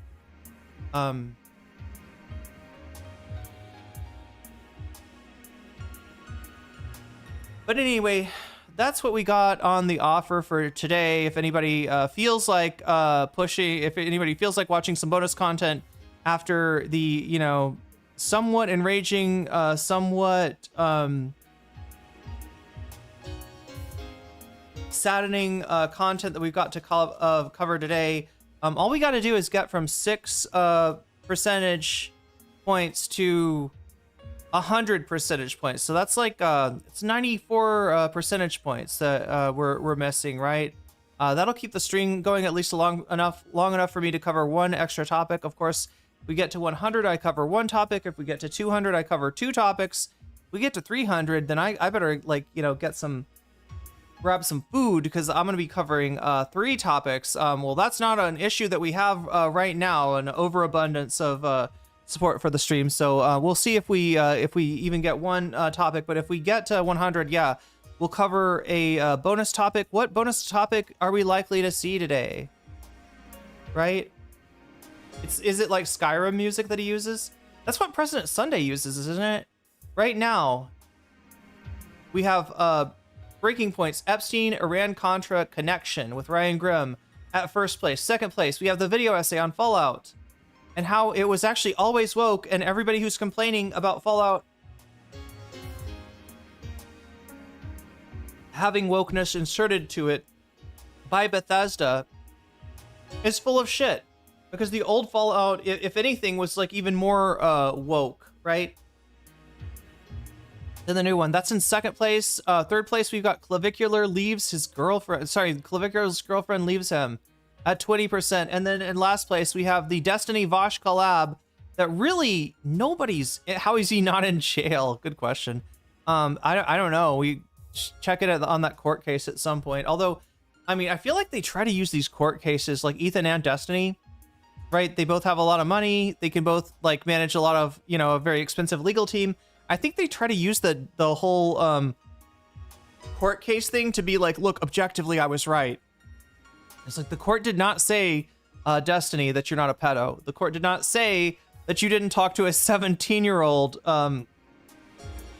in some pretty inappropriate ways and send them nudes of people who had not consented, right? They just said that you are not liable for whatever the fuck it was that you know, that Pixie sued you for. So I don't know, chat. We got 53, 52 votes. How did I lose a vote, chat? How am I like losing? I don't know, chat. Maybe I just like picked the wrong day to stream. How am I like losing momentum with like no momentum at all? I don't understand.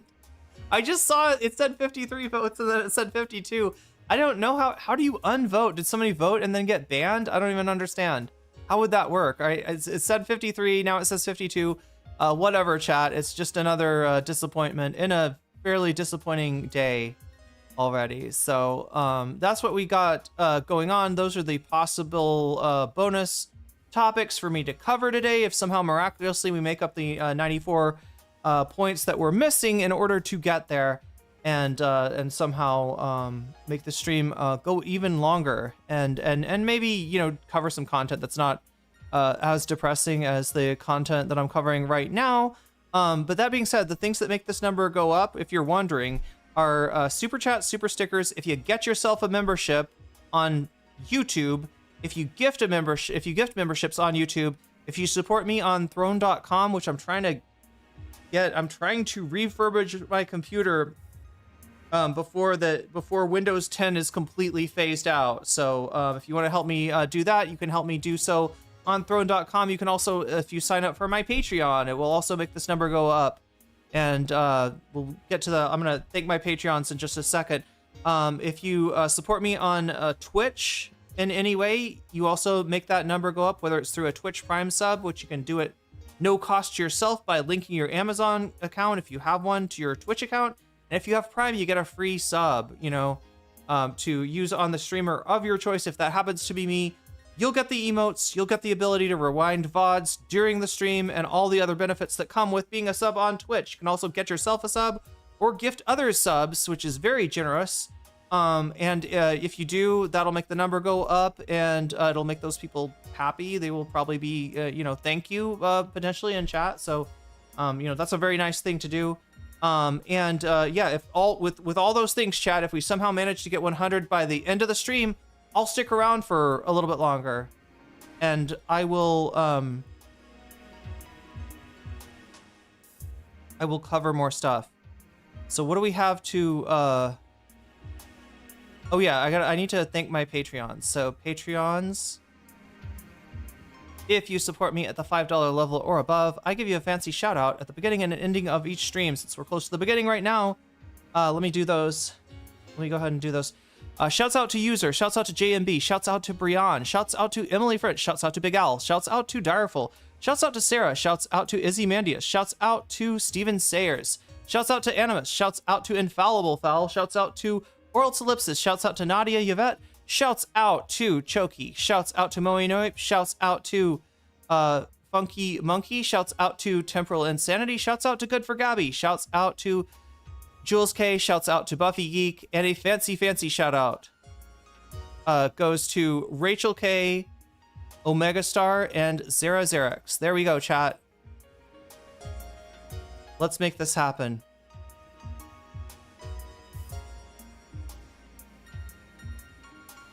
That's the wrong one. Try again.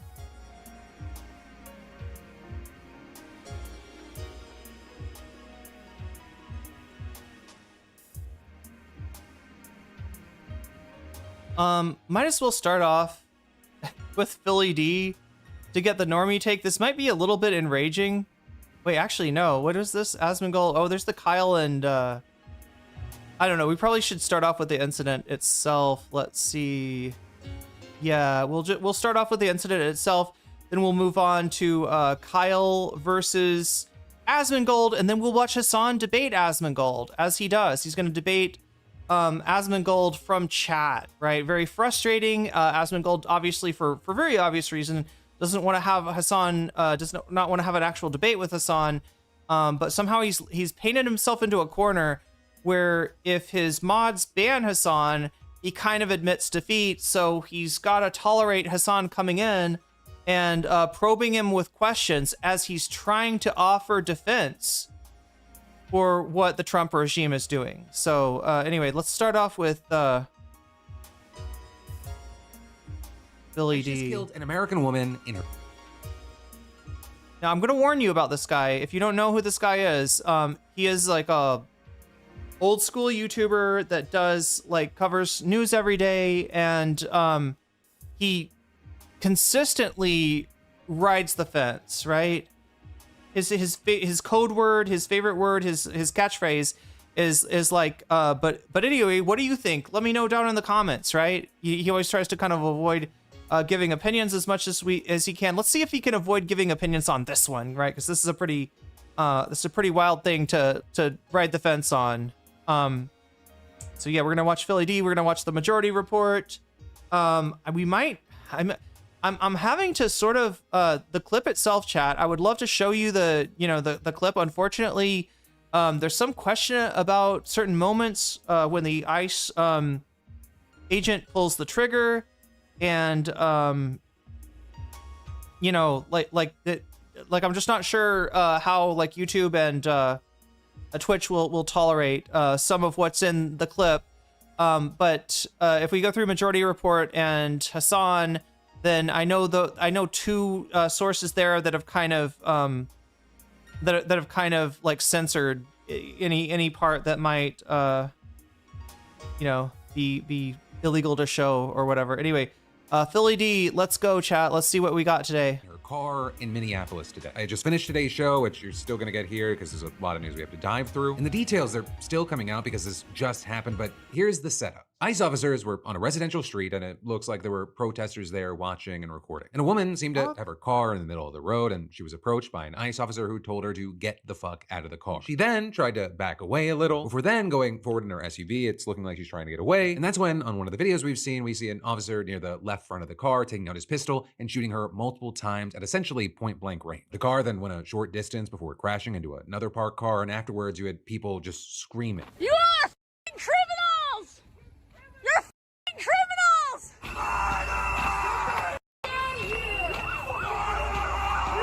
The authorities then moved to call 911, and the victim was pronounced dead. Right, again, this is still developing. There's not What did the auto caption say? much we know other than she was a US citizen. Also, since ICE killed this woman, more protesters have started to confront ICE agents and local officers on the scene, leading to tear gas being fired into the crowd. And eventually you saw... So yeah, this was the original beginning of what now seems to be a protest in Minneapolis. There was a sizable police force there, although ICE and federal agents have since left. Right, and the reactions and narratives here, depending on where you go, have been very different. Where you have the Trump administration already justifying the officers' actions, with Secretary of Homeland Security Kristi Noem saying at a conference, ICE officers were out in enforcement action. They got stuck in the snow because of the adverse weather that is in Minneapolis. They were attempting to push out their vehicle, and a woman attacked them and those surrounding them and attempted to run them over and ram them with her vehicle. An officer... Okay, I kind of hate this. Right? I would have liked to watch the clip or some version of the clip before fucking Ice Barbie. What the fuck? She's like at the border, and she's got some... What is that supposed to be like? Chat, what is that stuff called? Like, I've seen that before. Is it like camo? Is it like what, when soldiers are deployed into like a, I don't know, like a jungle environment? Is that like the shit that they put on their tents to kind of camouflage it a little bit. Straight lies. Yeah, I know, right? I would have loved it if Philly D had kind of programmed this differently. But we are trying to get a normie point of view. Her hat looks ridiculous. Everything looks ridiculous. What is that shit called, chat? What is on her podium? Camo net. Is that what it's called? Camo net? I've seen it before. I'm not sure what it's called. She looks fucking ridiculous. She reminds me of the Scary Movie where the sheriff's hat keeps on getting comically larger. I don't know if I've seen that. It's camo netting is what it's called. But what the fuck? Like, and look at the sandbags. We're holding her fucking podium up with sandbags, and we got camo netting on it. So the I don't know what the illegals don't see the the ice Barbie is there. I don't know. But it looks like a lace doily. It's like a military lace doily, right? Wow. Anyway, Of ours acted quickly and defensively shot to protect himself and the people around him. And my understanding is that she was hit and is deceased. We're continuing to gather more information, but this goes to show the assaults that our ICE officers and our law enforcement are under every single day. These vehicle rammings are domestic acts of terrorism. We're working with they're definitely what we didn't see it. The only thing closest thing to a vehicle ramming that we have, chat, is oh no, Ethan is like commenting on this chat. Can we just have one day that we keep Ethan Klein the fuck out of shit? Oh no. Oh no. Oh, he responded when Hasan posted the Homeland Security. Oh god damn it. Here, let me just show you. I hate that Ethan Klein just successfully interrupted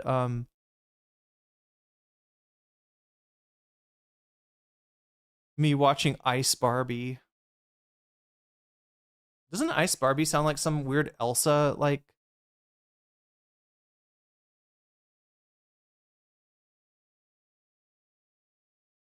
Disney does a collab with like Barbie to make Barbie and Elsa, I don't know. Something like that anyway. Let's go up to, we can take 100% today. All right, let's take a look. Look at this. Here's Ethan. Here's Ethan. This is the most, okay, so wait, anyway, let's go back. Okay, just like start from the beginning here. Homeland Security post. Today, ICE officers in Minneapolis were conducting targeted operations when rioters began blocking ICE. It wasn't a rioter, it was a legal observer. And from what I've seen, it looks like her car might have run off the road and she was blocking, like, I don't know, maybe she was blocking traffic on purpose, but it kind of looks like she wasn't doing a very good job if she was, right? Because people were getting around her.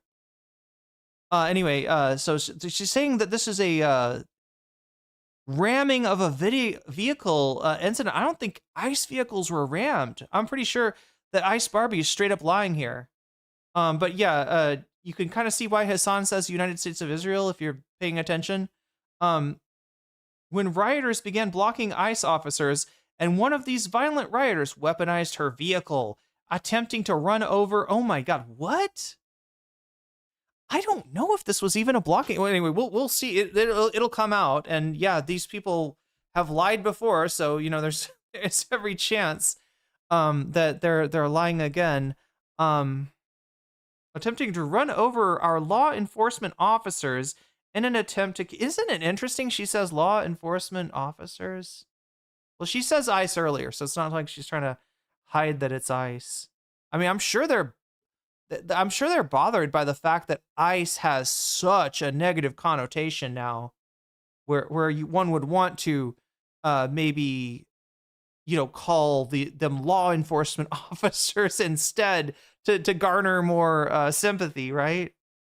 Anyway, attempting to run over our law enforcement officers and attempted to kill them, an act of domestic terrorism.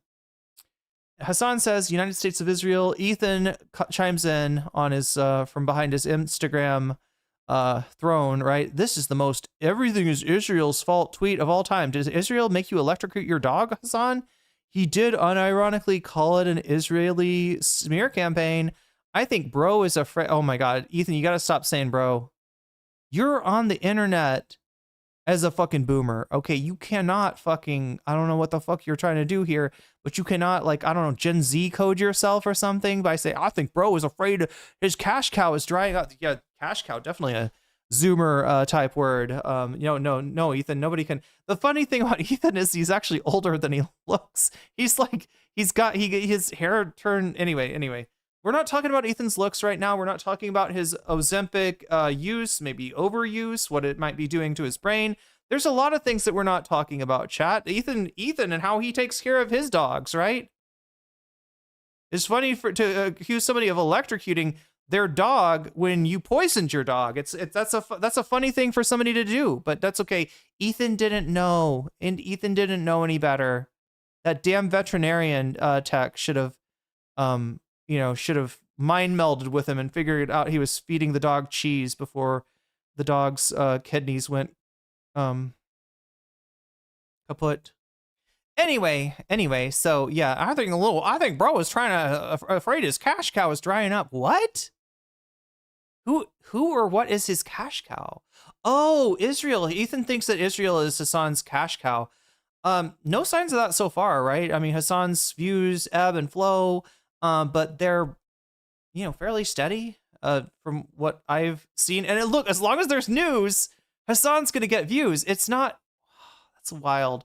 That's wild and cynical that Ethan thinks that Hasan talks about Israel and what it's doing to make himself money.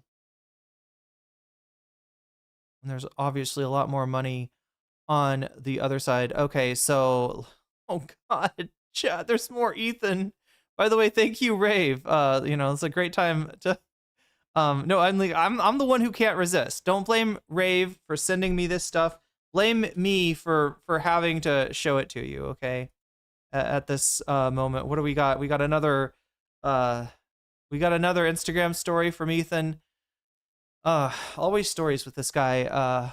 So it's responding to Hasan's go live message, right? Which is him in One Piece.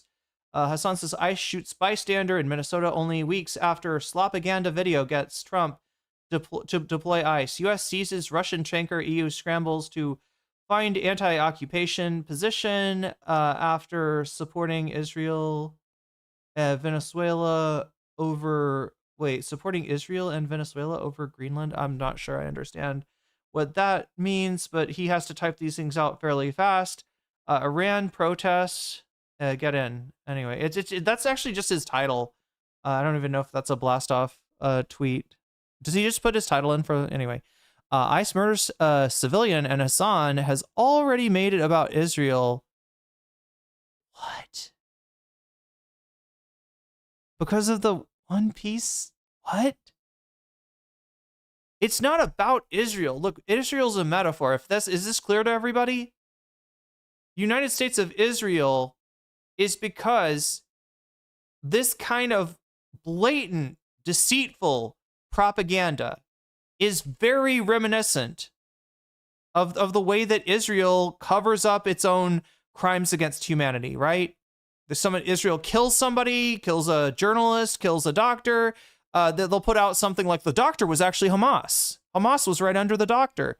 The doctor was allowing Hamas to be under her skirt, so that the only way that we could kill Hamas was to kill the doctor. They'll fucking anything, right? That's the point that Hasan's making. He's not saying this is Israel's fault. I don't know why. Okay, Israel supporting. Okay, the EU scrambles to find anti-occupation position. Okay, so the EU wants to be anti-occupation because they don't want Greenland to get occupied after supporting Israel and Venezuela. Okay, he's just saying this wrong. After supporting Israel and Trump's wait, they're not entirely. I'm a little confused about this. Yeah, the EU, the mainstream media. I talked about this in the shorts stream that I did the other day.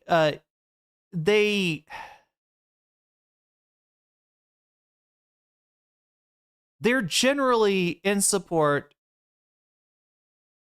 of regime change in Venezuela, right? Democrats too. Way too many Democrats as well, right? As long as that regime change in Venezuela looks like putting somebody like Machado into position, right? They're unhappy with this one because of the kidnapping of the president of Venezuela, and probably also because the Trump admin, at least for the moment, is working with Rodriguez, his vice president, right? They want Machado in there, right? They want somebody that's a little bit more friendly to capitalism. So yeah, I mean, we did see some mixed messages from Europe, but overall, I think they've been critical. I thought they were critical mostly of what's going on in Venezuela. Not so much with Israel. That's true, and that's Hasan's point, right? Is that now that Greenland is got the target on it, right? What is the EU going to say after giving lukewarm opposition to the United States incursion into Venezuela and absolute support and complicity, and at other times turning a blind eye to Israel, right? That's the point. And somehow Ethan thinks this is inappropriate, or it's Hasan making it about Israel. All right, what else do we have? God damn, I didn't realize we were going to get an Ethan Klein segment out of this. Oh my God, look, if anybody didn't hear him the first time, right? If anybody failed to, I guess Ethan just didn't get enough, like, updates or something on, I don't know, do you get updates for your stories? I don't even know how it works, chat. Enough views, enough updates, enough something, because he had to post this too. In case you didn't get it, look, Hasan, he's riding around, he sabotages himself and he blames Israel, because Hasan apparently blames Israel for everything, even though this is not him. I don't know, chat, if this is Ethan's like lack of media literacy, disinterest, in curiosity in the story of what Israel's doing in Palestine, or if this is him just calculating that the audience is really stupid. If he knows that Hasan is not literally here blaming ICE on Israel, although you really can draw a line between them. There's definitely some cross-pollination, not just between ICE and Israel, but between law enforcement in the United States and Israel. One of the big issues with Cop City that got brought out when Cop City was, being built and people in Atlanta were challenging it, right? We're trying to fight it off, right? Was that, that this was the kind of facility that they would bring in, and the U.S. law enforcement has done this a lot, like Israeli, members of the IDF in order to get training from them. So anyway, let's see, what do we got? Then we got the trips over the thing right there. What else do we have? To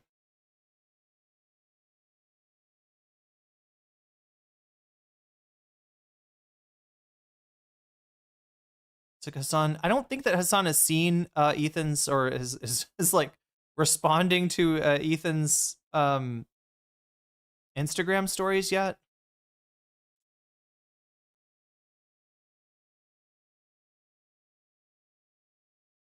But we do have Ethan responding to another Hasan tweet. A doctor at the scene attempted to help a woman who was shot. Oh, yeah, I heard about this. This was in Minnesota today. The woman who was shot, the legal observer, who we've gotten her name now, but was kept away by federal agents. When an ambulance finally arrived, it was blocked from reaching her by law enforcement vehicles. Paramedics had to ... Hasan says, United States of Israel. This is straight up how it's true. It's true. This sounds like it could be a story out of Israel. There's been a million stories like this, chat. There's been a million stories like this. And for somebody that says that he's against Israel, thinks that the Netanyahu government is too right-wing, it's a pretty funny thing for Ethan to be downplaying this shit. This guy is so full of shit. So utterly full of shit.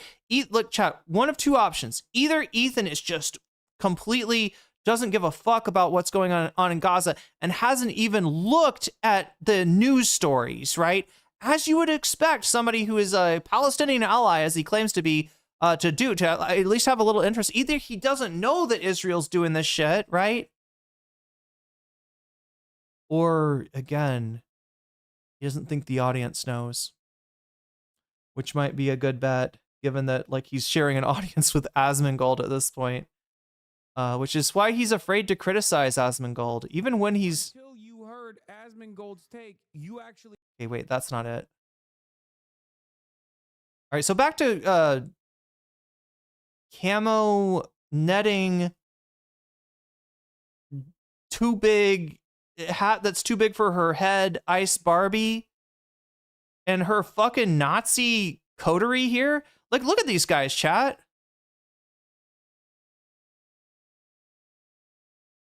Like, I feel like I'm looking at the American Nazis here. One thing's for sure, these fuckers are the enemy. The Department of Justice to prosecute them as such. With many not surprised or going with that argument, as there is precedent for defending officers who use deadly force when a car's heading towards them in some way, even at slower speeds. But then also on the other side of it, Ethan also hosted a Teddy Fresh event in the middle of ice raids, putting his patrons at risk. Damn. you have a lot of people demanding some Thanks, Ethan. form of justice. We're saying that it looked like this woman was trying to turn to the side and get away, saying at the very least it looks Wait, he's right. I missed it reading through it. Wait, about the ice. I doubt he will. He has a life, and oh yeah, I doubt Hasan will respond. Yeah, probably not. I mean, he's probably kind of sick of Ethan at this point. Ethan making it about how hot Hasan is, kind of. Wait, I'm trying to get this. Wait, he's right. I missed it. Reading through it quickly. Do you mean about the Uh-oh.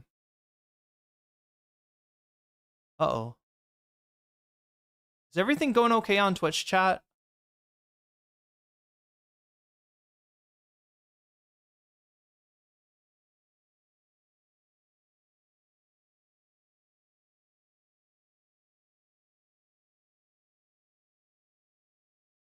You doing okay, mods, on Twitch?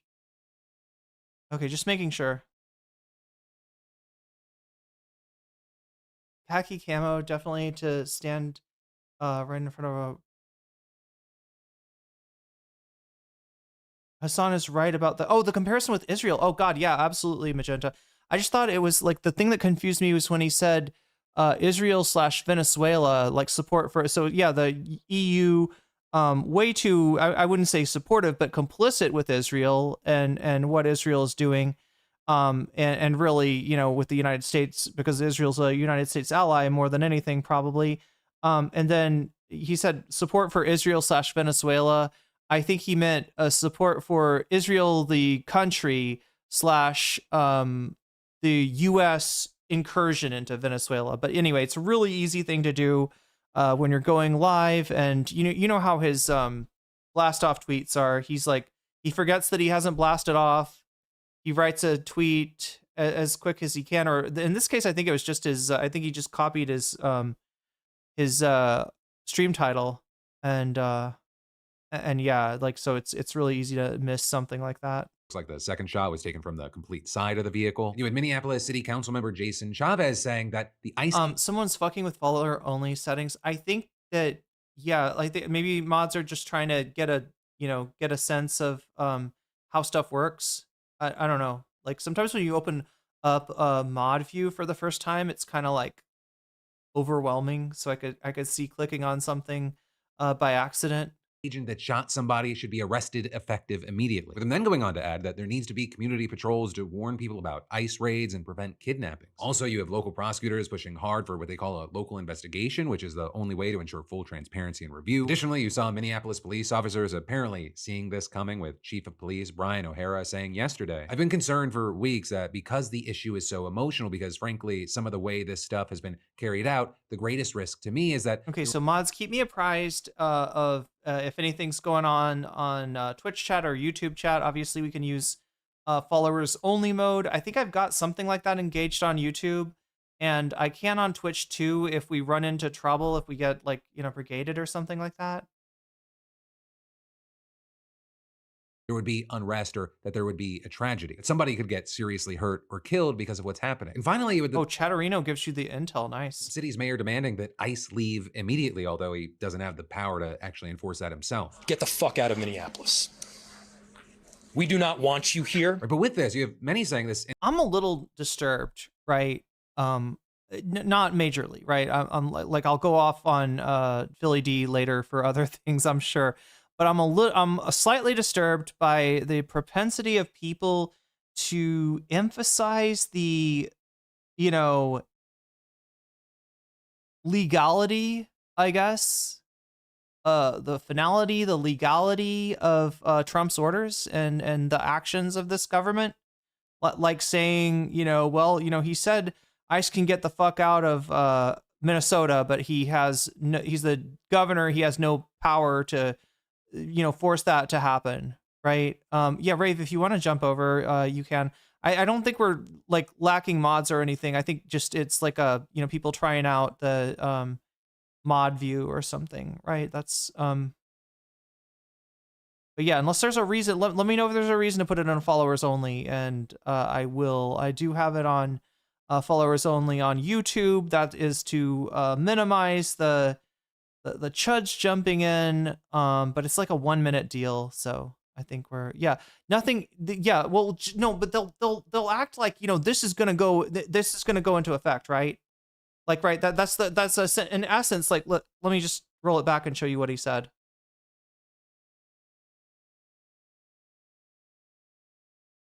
Way this stuff has been carried out, the greatest risk to me is that there would be unrest or that there would be a trend. Okay, so that is a Minnesota cop, a Minneapolis cop, chief of police there, worrying about another George Floyd uprising, right? Which Minnesota, you know, was one of the first, because of a police shooting there, I believe, was one of the, you know, the first cities to have massive protests, and you know, at the height of it, they were the cops were, I think, chased out of one of the precincts, and the precinct was burned down, right? So that's probably fresh on the mind of Minneapolis law enforcement. It's probably why we're hearing that from Brian O'Hara today. So I don't know if there's anything principled about what he's saying, like that, like in calling ICE out. Yesterday, He's just concerned from, I guess, a public safety / law I've enforcement. been concerned for weeks that because the issue is so emotional, because frankly, some of the way this stuff has been. Okay, wait a minute. That is actually a real that's a law enforcement, but that's a cop criticizing ICE. It's kind of rare.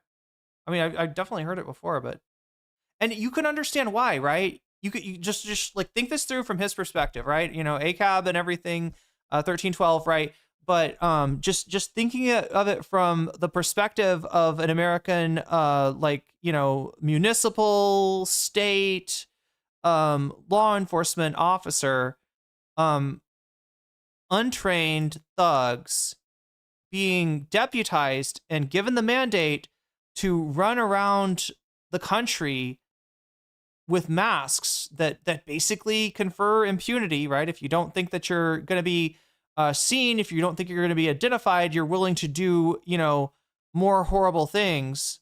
And also, like I said before, these guys aren't trained, so not following the kind of procedures. This is what I'm thinking, right? I'm thinking that guys like this chief of police, when he sees a officer, an ICE agent, take a shot at a civilian who is of no danger and who is just like, you know, pulling out based on orders that she got, right? You know, even if he thinks that, like, she heard the other cops say, you know, stay right there, we're coming, we're going to arrest you, right? Even if he thinks that, I think the normal procedure is that, you know, if somebody starts to pull out, rather than endanger the cops, rather than endanger the public that might be there, they will usually defer a police chase, and in lieu try to use license plate readers and cameras and stuff like that in order to track the suspect. They generally, what I'm saying, chat, is that if a suspect does, you know, escape in a motor vehicle, it's very easy for cops to track them down, and usually probably causes less trouble. So for a guy like this, like, right, he's seeing, you know, when the public sees ICE, they see cops, right? There's a tendency to kind of, you know, just look at, like, you know, like what am I trying to say? ICE's bad name that they're garnering around the country, I think cops like this are a little bit afraid of it rubbing off on them, because people, especially like in a situation, they won't necessarily see, oh, that's a local cop, I'm not mad at him. That's the ICE, we are mad at them, right? I think that's basically, and you know, if you could understand like that and the memory of the George Floyd protests being fresh on the mind, you can see where this cop is like coming from, right? You can see kind of what guys like this are thinking, and we've seen this a lot, right? When we saw the arrest of a ICE agent, right? That, in fact, I think I've shown you at least 2 or 3 of those, right? Where a you know, actual law enforcement officer of some municipal or state branch is you know, confronted with a ICE agent off duty who is breaking the law, in some cases drunk, in some cases belligerent, and they have to deal with them, right? You can imagine how these ICE agents might like rub other cops the wrong way. Anyway, don't want to belabor the point. Let's get carried out. The greatest risk to me is that there would be unrest or that there would be a tragedy. That somebody could get seriously hurt or killed because of what's happening. And finally, with the city's mayor demanding... Rach says federal agents are not allowed to shoot at anyone fleeing. He's untrained. Yeah. They're all, look, chat, they're not just untrained. Like, half of these assholes used to be Proud Boys. Like, half of these people, there's Gen 6ers probably in there, no doubt. In fact, being a Gen 6er probably gets you like to the top of the you know, the pool of recruits, right? They're really excited in hiring you if you're that. I can't see cops just because it's on their jackets. Someone on our law quoted the Department of Justice website saying that the protocol is that cops move out of a vehicle. Yeah, that's the whole thing too, right? And this wasn't a fast-moving vehicle. This wasn't a vehicle that was already at like ramming speed, like trying to turn towards cops, right? You could, you know, they could probably make a better argument, you know, if that was the case, if they were able to claim, look, I thought that the car, I like moved out of the way and the car turned towards me and I didn't know what to do, so I shot, right? You know, that's not the situation we're in at all. It's inevitable. Yeah, Rhodey, you're right. I'm kind of surprised we haven't seen more of this sooner. Someone at our law quoted the Department of Justice website saying the protocol, yeah, that they move out of the, yeah. So like, look, think about like Grand Theft Auto or something like that, right? If there's a speeding car, okay, I haven't played this game in forever. I shouldn't use that as an example. What I mean, chat, is if a cop gets run over by a car traveling at like 3 miles an hour, that's a skill issue. And actual cops are generally trained to avoid that. So yeah, this whole canard of the cops being in danger and defending themselves, it's absolutely meritless. ICE leave immediately, although he doesn't have the power to actually enforce that himself. Get the fuck out of Minneapolis. We do not want you Okay, here. so this is the part that I wanted to talk to you about, okay? Like, right, so Philly D feels it necessary at this point to you know, to add that even though the guy's saying get the fuck out of Minnesota, he doesn't have the power to make them do it, right? So you're hearing something similar from a bunch of different people, right? In this case, Philly D, who I really think of as like the closest thing that that YouTube has to mainstream media. He's not, chat. He'll take more of a stand than mainstream media does. He's generally grossly on the right side of history on most issues. You know, it's not an issue where it's like, oh, geez, I don't know how Philly D feels about this, right? He doesn't play up his opinion of the matter, but you know, you can tell that he's not that he's against like inhuman shit at the very least, right? So this isn't like me, you know, saying he's a bad guy or anything. but I'm just like, just notice when you say shit like that, because the effect of that is kind of to kill people's hope of opposing this, right? Maybe this guy can't order the ICE agents out of Minnesota, but if the people of Minneapolis make it an untenable situation, ICE will leave. There is something that can be done. And no, chat, they cannot, at least not yet, they cannot put down like the entirety of a city's population, which is, you know, it's like, so anyway, but the big reason I want people to try to avoid these kind of fatalistic, well, there's nothing we can do statements, is because you'll hear it come through the likes of Asmongold too today in the form of accusing, like when Asmongold can't argue the morality of something like this, right? He'll accuse his interlocutors, Hasan, Kyle Kulinski, I guess Destiny has been going up against him lately. He'll accuse, whoever he's dealing with of cope. Oh, you're just coping. They're gonna do this. They're gonna continue the deportations, and it doesn't matter what you say.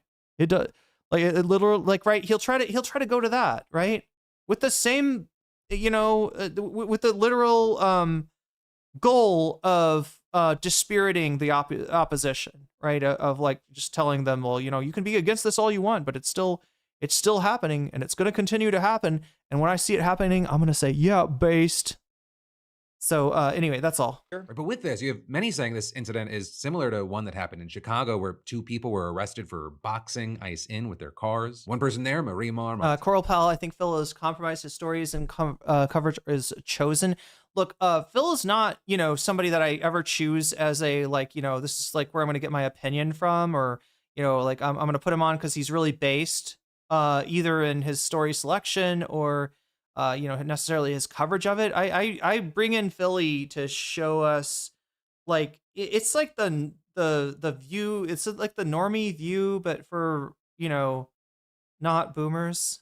Like, it's like a younger version of a, I can't even say CNN and MSNBC anymore, because they really don't fulfill that role, right? I don't know if there is like a consensus mainstream, like neutral news source for in cable news, right? But yeah, much the same role that cable news used to fill for television watchers. Philly D fills for YouTube watchers, right? Of just like the kind of non-committal, view from nowhere. Martinez was accused of ramming her car into an ICE vehicle. Wait, his TikTok is so weird. Wow. Being shot multiple times. So there, she still managed to drive away before being seen by. Yeah, Alex Perlmutter, Joshua. Yeah, I think he's. I like Alex. Paramedics with relatively minor injuries. And while she and the other person were charged with assaults on federal employees, just 6 weeks later, the charges were dropped. With it seeming like the government decided to drop the charges rather than release the text messages of agents at the scene because they showed just how excited they were to shoot people. Here's what I'll say as this latest situation is developing. There is one thing that is clear. This isn't going to reduce the tensions that many people have with ICE raids. For many of the people that have seen this video, they're saying this is murder, but you have the administration continuing to call it a defense against an act of domestic terrorism. Brody says MS now because ALS immediately was already taken. Damn. That's the thing. Right now, we have an administration that has shown they have no problem, stretching the truth or outright lying if the propaganda game wins. And well, of course, with this story, I'd love to know your thoughts, opinions, and reactions to this news. That actually brings us to the first thing that I wanted to talk about today with you. Everything that you think you know about January 6th, it's a lie, right? All those brave folks. Oh, crap. Okay, look, we need to cover this too. It's not on the agenda, but since it's coming up now, let's do it. Who entered the Capitol that day, they were peaceful, patriotic protesters just exercising their First Amendment rights. But the Democrats, they masterfully twisted reality to brand them as insurrectionists. And that, even though the Democrats themselves are the real insurrectionists. What's weird is that, like, when there's a clip available for something like the Minnesota situation, right-wingers will literally use it as like, look, he's outside the daycare, he's asking to see the children, and they won't show him the children. Obviously, there's no children, right? You didn't see that there was no children, but the fact that they didn't bring out children, like, convinces you, based on the clip, based on the clip. You're able to show them a clip. Even this stuff, right? What their angle is literally trying to find the angle that least shows what actually happened in this incident and say, see, this cop was could have been afraid for his safety here. That's clearly why. But anyway, what I'm trying to get across, right, is that in some cases they will take video as gospel. Whatever the video looks like, whatever the video is trying to show, they will. Oh my God, Quaximus. They will say, see, here's the video, right? It's not that deep. It's not that hard. Obviously, whatever impression they think the video gives is the truth, right? So why do they not take the January 6th videos? You know what they kind of do, don't they? They do, right? So like, right, there's so much video of this shit that shows that it is not, you know, these aren't like, they're not on a tour of the Capitol. You know, the police are not like letting them in. They're busting down barricades and smashing windows and doors to get in. In some cases there are, but what they'll do is they'll find the case where like, you know, cops in a certain area were overwhelmed and they said, okay, let's just open the doors, let you go in. That's not what you want. Like, just don't kill us, right? And they'll be like, see? So it's selective too. They can omit certain certain video that kind of proves that this is absolutely not under control. This is not a you know, demonstration of you know, this is the people's house and we're gonna march through it just to show that, or anything like that. This is you know, a lawless attempt to prevent the transmission of you know, the presidency from the guy that lost, Trump, to the guy that won, Biden, right? It's really fucking clear that that's what's going on. Really fucking clear that they wanted to hang Mike Pence. Really fucking clear that any member of Congress, any politician that they were to have found in the hallway would have been in severe danger, unless they were just like, I don't know, the chuddiest, maybe MTG would have been carried on their shoulders, right? But pretty much anyone else, like Republican or Democrat, if they are perceived as an enemy of Trump, or even as saying that Trump didn't win the election, you know, their lives would have been in danger. It's really clear from all this. We got a ton of video on this, but like, yeah, they took a couple of clips of just like, you know, officers opening the doors, being like, please don't kill us. Please don't kill us. We can't hold you back. There's way too many of you. We thought we'd have backup, but we don't have it, and we don't know what's going on. Just could we not like lose our lives today, right? They'll use that film to say, see, the cops were basically egging them on. And then there's all this inconsistency of like, you know, either there were no Trump supporters and it was violent, or there were Trump supporters and it wasn't violent. But yeah, Trump is basically trying to rewrite history here. Is for certifying a fraudulent election. That, in a nutshell, is how the Trump administration spun one of the worst assaults on American democracy during the event's 5th anniversary. Where we seen Trump publishing an insane revisionist history on the official whitehouse.gov website yesterday, and the reactions to it, they've been just as crazy. And so let's dive into this, starting with Trump's speech that afternoon at the Ellipse. Because the White House, they claim that he was blameless for what happened afterward, arguing that he emphasized the need to protest peacefully. I know that everyone here will soon be marching over to the Capitol building to peacefully and patriotically make your voices heard. It was just one moment in the middle of an hour-long speech and a 3-hour-long event if you count all the other speakers. And as many of— So yeah, there we have it again. That's what they cherry pick, right? You say that Trump egged on the violence, they'll show you where he said peaceful. He said peaceful, right? Never mind what Philly's about to show you here. pointed out, and we're going to bounce around the speech here, if you listen to the totality of it, the tone is anything but peaceful. Our country has been under siege for a long time. We fight like hell. And if you don't fight like hell, you're not going to have a country anymore. Oh my God, chat, I forgot. I didn't do the butterfly goal thing. I don't know. Maybe I was, maybe I'm getting depressed, despondent, and running out of hope here. Let me put that up for you. We usually do this thing where if we get 10 super chats of the teal variety or higher, I put a butterfly in my hair. We've been on a little bit of a dry spell lately, to the point where I don't know if it's even worth it. But anyway, let's put up a butterfly goal on the off chance that that people want to see a butterfly in my hair. Put a butterfly in my hair. So yeah, anytime a super chat happens at the teal variety or higher, that's 100 Thai baht or roughly $2.89. We'll get you a butterfly in my hair if we collect 3 of them, or 10 of them over the next 3 hours. So we got 3 hours to possibly make that happen.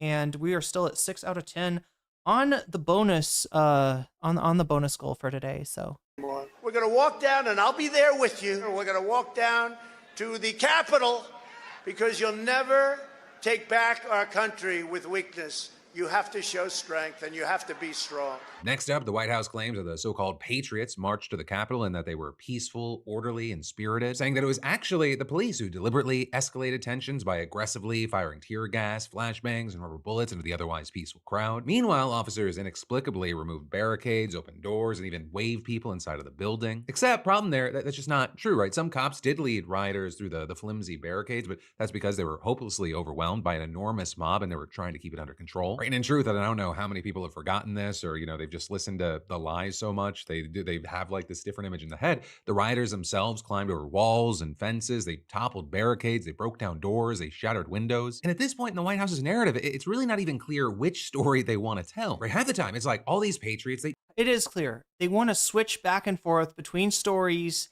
and they're just counting on people's brains not catching up with it, right? They're counting on people being so slow that they can say it's Antifa 1 second, right?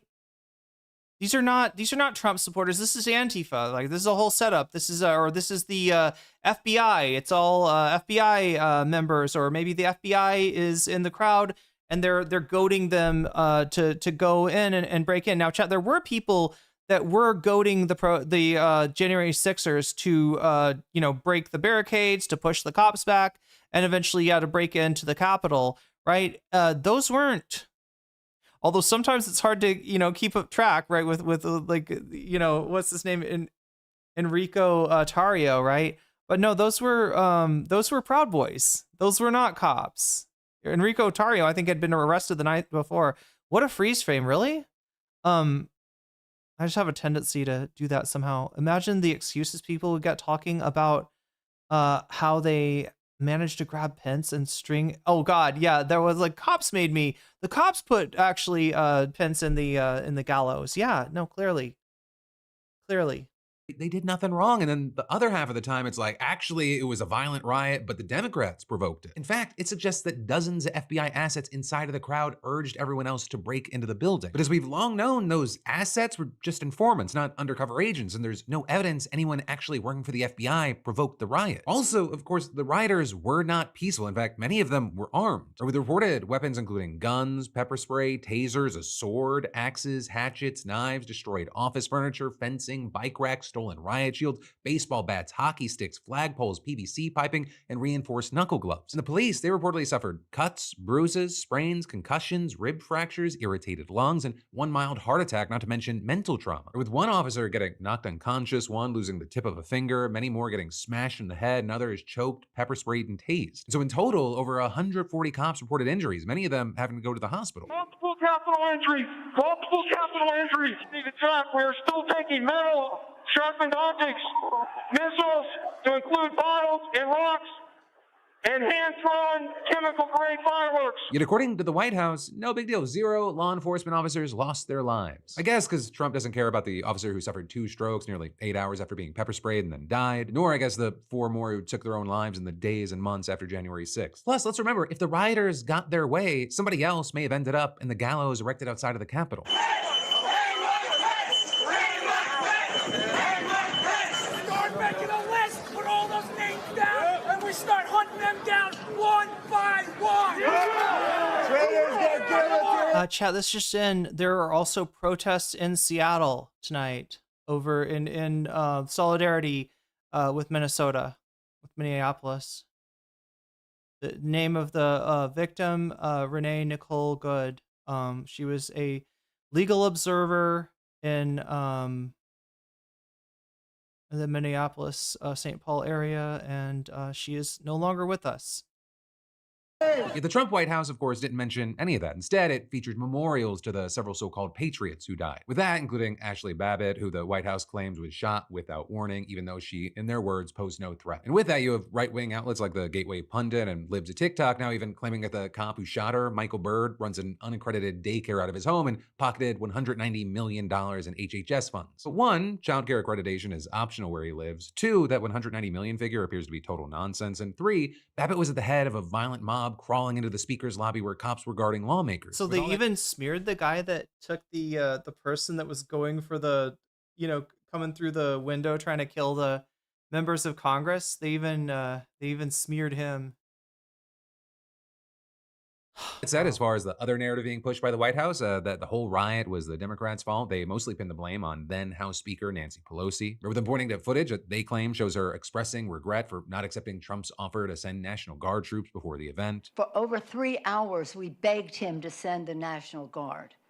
He never did it. He took joy in not doing it, was savoring that. And right now, he was saying on TV today, I wanted to send it, they just wouldn't do it. His own Secretary of Defense, acting Secretary of Defense, testified under oath against what the president is saying. The huge thing, Trump didn't need her permission to send the National Guard, and in reality, he was sitting back watching events unfold on TV from his private dining room. In fact, Trump reportedly resisted pressure from his allies, advisors, lawmakers, and even his own daughter to call off the riot for over 3 hours, with also the Washington Post describing those 187 minutes as follows. 25 minutes into Trump's silence, a news photographer was dragged down a flight of stairs and thrown over a wall. 52 minutes in, a police officer was kicked in the chest and surrounded by a mob. Within the first hour, 2 rioters died as a result of cardiac events. 64 minutes in, a rioter paraded a Confederate battle flag through the Capitol. 73 minutes in, another police officer was sprayed in the face with chemicals. 78 minutes in, yet another police officer was assaulted with a flagpole. 83 minutes in, rioters broke into and began looting the House Speaker's office. 93 minutes in, another news photographer was surrounded, pushed down, and robbed of a camera. 94 minutes in, a rioter was shot and killed. 102 minutes in, rioters stormed the Senate chamber, stealing papers and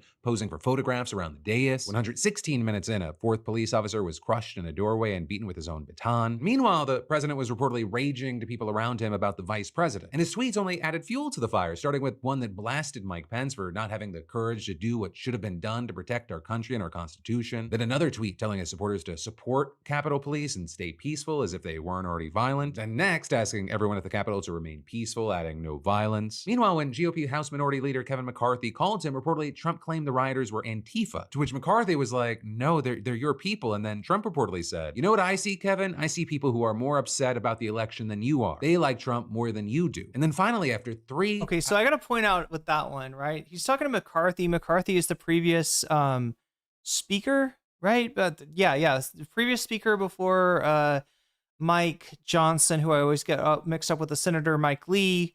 Mike, the MAGA Mike Johnson versus based Mike Lee. Okay, that's how I'll keep them separated somehow. But anyway, yeah, he's this is Kevin McCarthy, and what's funny about this is like Trump is like these are Antifa, right? He says like these are Antifa. Kevin McCarthy ostensibly in the Capitol building right then, and he's like, no, sir, these are your people, right? So Trump's thing is like, not our guys, not this is a, you know, Trump's basically claiming it's a psyop or a false flag or something, right, at this point, right? And then Kevin McCarthy calls him on his bullshit, and he's like, you know, Kevin, I think actually these supporters like me more than you do. Do you see what that is? Does everybody understand what went on there?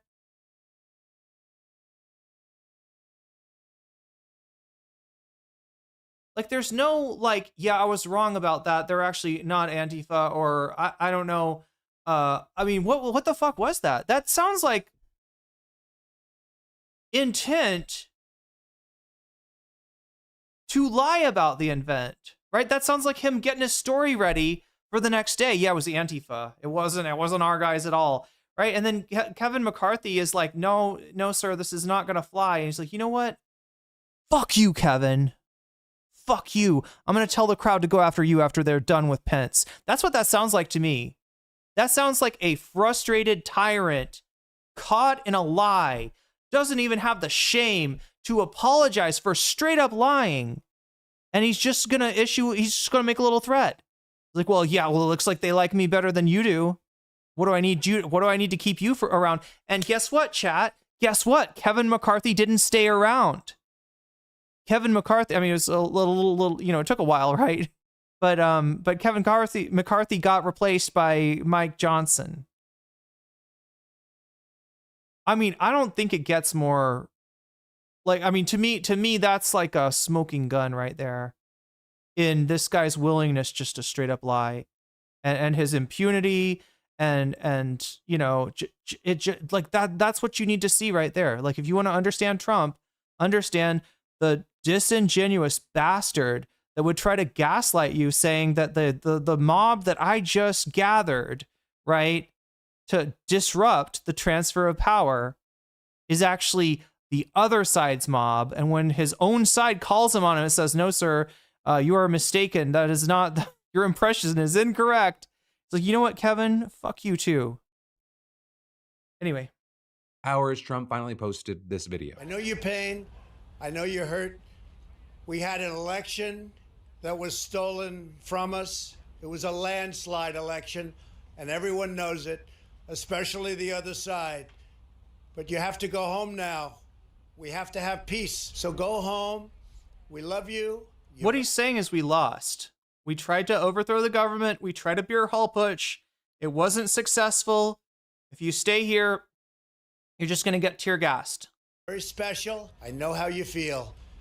But go home and go home in peace. With that reportedly being the best of at least 3 takes, because he kept veering off the script that his staff had composed for him and repeatedly had to re-record it to get one that his aides felt was palatable enough to share with the public. But then still, the White House's revisionism isn't done. They also called the 2020 election the greatest election theft in U.S. history. In a section titled Betrayal of the President, they wrote, Vice President Mike Pence, who had the opportunity to return disputed electoral slates to state legislatures for review and decertification under the United States Constitution, chooses not to exercise that power in an act of cowardice and sabotage, and saying instead, Pence presides over the certification of contested electors, undermining President Trump's effort to address documented fraud and ending any chance to correct the election steal. Though still, after 5 years of playing whack-a-mole with these conspiracy theories, there's still no evidence the 2020 election was ever stolen. Nor are there any credible legal experts who believe that Mike Pence could have... Oh my God. I'm sorry, dude. The thing about doing this fence writing is it gives you bad habits, right? Did you hear how he said that? Look, this is not me getting mad at Philly DeFranco. This is not me calling him saying that he's complacent or anything like that, right? But just like 5 years of playing whack-a-mole with these conspiracy theories, there's still no evidence the 2020 election was ever stolen. It's not that there's no evidence that happened. It's that there's evidence to the contrary, right? It's that everything that they brought forth that resembled evidence, that they represented it as evidence, turns out to be untrue.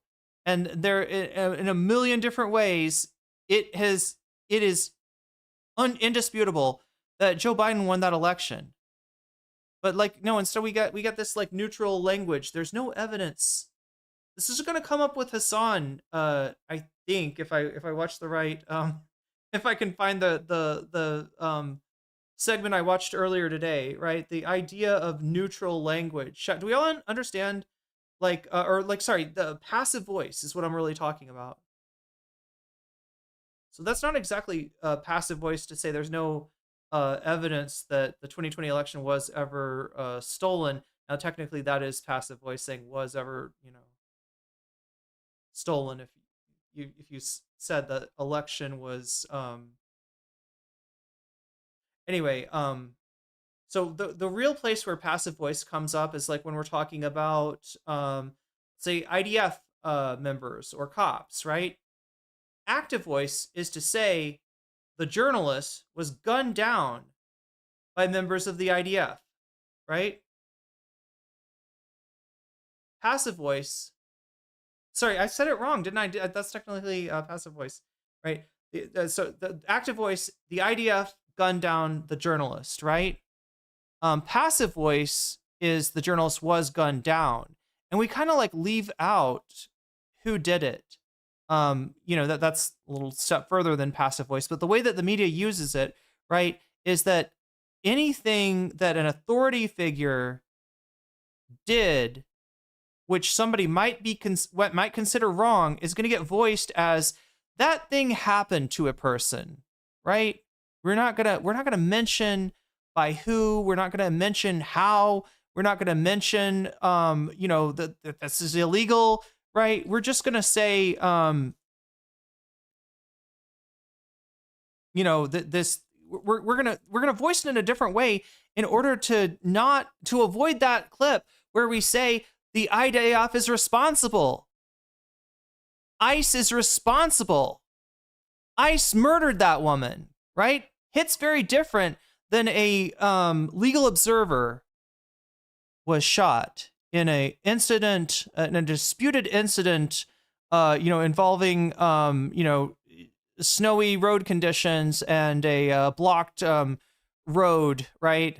Something like that, right? There's a big difference between just saying straight up what happened, who did it, and what it was, murder, and saying,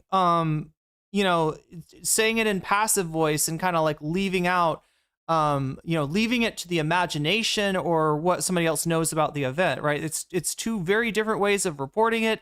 And yeah, it does have an influence on people's perception. And more than anything, they do it to avoid, the Trump administration getting sent the clip of, whatever, journalist on CNN saying ICE murdered this lady. Nor are there any credible legal experts who believe that Mike Pence could have given Trump the win. And to this day, the former VP stands by that decision. I will always believe, by God's grace, I did my duty that day to support the peaceful transfer of power under the Constitution of the United States of America. But still, the White House claims that Twitter, Facebook, YouTube, and other platforms, JP Morgan, Bank of America, Capital One, and other major financial institutions, plus the legacy media, all conspired to destroy Donald Trump politically and economically in the years that followed. And while, we kind of all knew that there were still people that believed this shit 5 years later, it is still to a certain degree shocking to see it laid out this comprehensively and ridiculously on an official government website. Which is then why you have people reacting online saying January 6th is crazy because we all watched it live and they're still gaslighting us about whether it happened. As well as, of course, people quoting Orwell's 1984, the party told you to reject the evidence of your eyes and ears. It was their final, most essential command. Right, and while there's a lot of focus on Trump rewriting history from 5 years ago, you've got some now accusing CBS News of rewriting history as it's happening. Many accusing CBS News of turning into Trump propaganda or Trump propaganda light for months now, and these concerns are just getting louder and louder, especially after last night's evening news broadcast. Because one, in their brief coverage of the anniversary of January 6th, for some reason they didn't mention Trump's revisionist website. And two, they ran this segment on Marco Rubio's role in the Trump administration where they glazed him harder than a box of Krispy Kremes. The many lives and many jobs of Marco Rubio, the son of Cuban immigrants and a former Florida senator. He's now the face of U.S. foreign policy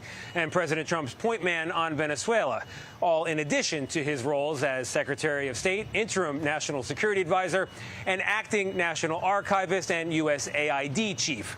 Whatever you think of his politics, you got to admit it's an impressive resume. CBS then took a kind of cutesy, jokey pivot to show a series of memes depicting Rubio holding other jobs like the governor of Minnesota, the new Shah of Iran, and the prime minister of Greenland, before then adding. Now, back in real life, of course, these memes may not add up to much, but for Rubio's hometown fans, which are many around here in Miami, it is a sign of how Florida, once an American punchline, has become a leader on the world. No, you're still a fucking joke. You are still a joke, Florida.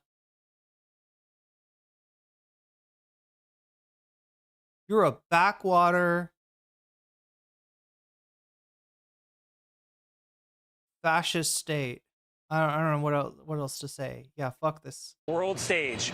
Marco Rubio, we salute you. You're the ultimate Florida man. And for many, this just felt like state media promo, state media propaganda, not a segment worthy of airing on a major news broadcast. Right? Many critical and some noting that even Fox has more dignity than this. They're saying that CBS, they're using a news program to do corporate bidding and calling this a naked appeal for support from the White House for Paramount's bid for Warner Brothers Discovery. While we're not in their heads and we can't prove intent on why they got the knee pads out, I mean, this is a crucial point for CBS News right now. Just the habits that he's in, just the way that he tries to kind of like do news with no fingerprints, right? Obviously, he does have a a perspective. And look, it's fairly good, right? I mean, people have talked about his TikTok. We could look at that, and you know, maybe that's questionable. I haven't seen it, right? But in general, Philly D is kind of like on the right side of history, and you can tell it, right? If you're observant. But this whole thing that he does, right, where he's always trying to, you know, play both sides, it just leaves you with From the White House for Paramount's bid for Warner Brothers Discovery. You know, while we're not in their heads and we can't prove intent on why they got the knee pads out, I mean, the knee pads out. Yeah, there we go. Right. So we said like they're glazing the administration. We said there's knee pads. If you're paying attention, right, if you're looking for it, you can tell that the metaphor has a lot to do with like Hasan's extended metaphor of Dick Suck Mountain, right? Knee pads and oh, that's a Dragon Ball. I didn't even see, chat. That is a Dragon Ball Z jacket. It kind of reminds me. Have you ever seen the old style, like what are they called? Like the suits that like country musicians used to wear in the like the 70s and 60s and stuff. Nudie, I think is the guy. Nudie suit. Is it called a nudie suit? Let me see if I can find oh my god, why did they make it so oh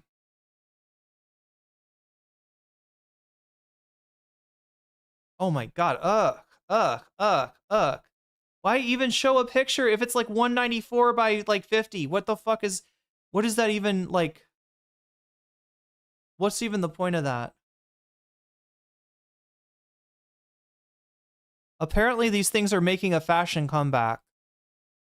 But I am trying to find like an old picture because it seems like the new pictures are like incredibly low res. Let's just, oh, Jerry Garcia got one? Graham Parsons. So there was this, I don't know what you call it, like outlaw country or something like that. It was going on in the 60s and 70s. And it's like, you know, like Willie Nelson, oh my god, why am I for blanking on his name? Johnny Cash, right? Like country, and the whole other thing about outlaw country is it kind of cross pollinated with like, I don't know, rock music at the time, so like psychedelic rock. This one says do not. Oh my god, why is it so small? Why is, oh, all these photos are like grainy and tiny, and I'm just trying to show you what like vaguely, okay, there we go. There's Graham Parson standing with the creator of the nudie suit. But anyway, Graham Parson was the, try it again. Graham Parsons was the lead singer of a band called the Flying Burrito Brothers. Yeah, it's exactly what I was talking about, kind of like a, you know, influenced by country and influenced by open image in new tab. There we go. What the fuck? Okay, anyway. I'm just so, I don't understand. Maybe I don't understand Google Images. Right? Look at that grainy ass picture. But there you go. It's Graham Parsons standing next to the creator of the nudie suit. He's wearing a nudie suit. And look, these are like country guys would wear this kind of stuff. So it's all like sequins usually. But because this guy was, you know, willing to make like a special one for Graham Parsons, his has got marijuana leaves and like dice and like, you know, it's more countercultural, I guess, right? But the nudie suit, which you're not seeing in very great resolution here, both on Nudie himself and on Graham Parsons, is actually what I'm saying kind of reminds me of Philly DeFranco's Dragon, obviously not made in the same way, but like just like the kind of ostentatious design over the top of a, I don't know, chat, does this make any sense? Does this like seem like a nudie suit at all? It's like the Dragon Ball Z version thereof. Anyway. This is a crucial point for CBS News right now. It's been the focus of tons of controversy lately, ever since the Paramount Skydance merger put David Ellison in charge and Barry Weiss became the new head of CBS News, right? People have viewed it as a more conservative outlet. Now it's revamping evening news with Tony DeCopel as the new anchor, and that's been off to a very rocky start. I mean, he only officially started on Monday, but even before then, he was irking people just by the way that he addressed viewers. Yeah, it's like country rock, but it's like a particular, Waylon Jennings is one, Johnny Cash is one. About his goals for the show, saying The point is, on too many stories, the press has missed the story because we've taken into they were trying to take country and make it counterculture, if that makes sense, which, account the perspective of advocates and not the average American. Or we put too much weight in the analysis of academics. This is the CBS story. Wow.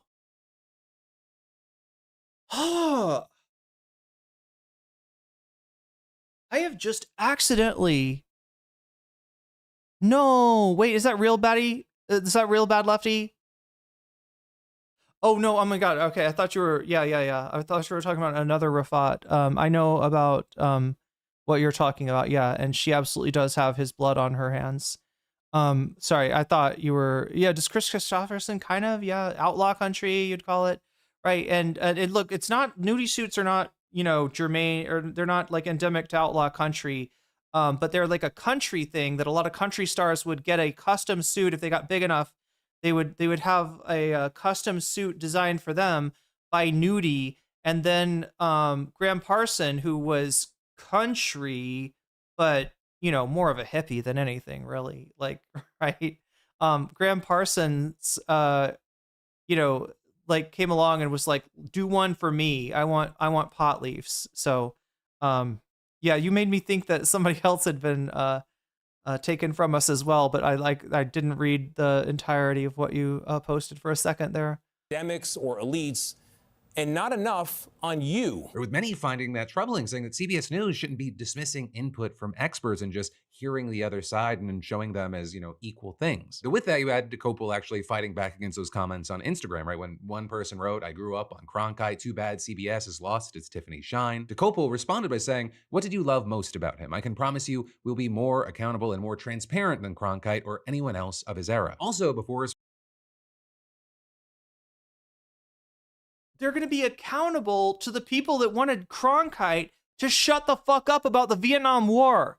They're going to be accountable to the people that wanted Walter Cronkite to report the Vietnam War as if the United States was winning it, when in reality, everyone who knew anything about that incident knew that not only was the United States not winning the Vietnam War, but they had no chance to win it. The goal was not to win it. The goal was to slow down the spread of communism, right? The actual military people who were doing it, by the point that Walter Cronkite said, that this is going really bad, but both in terms of a moral sense and in terms of a practical sense, in terms of the United States completing its military mission in Vietnam, right? That's fucking crazy.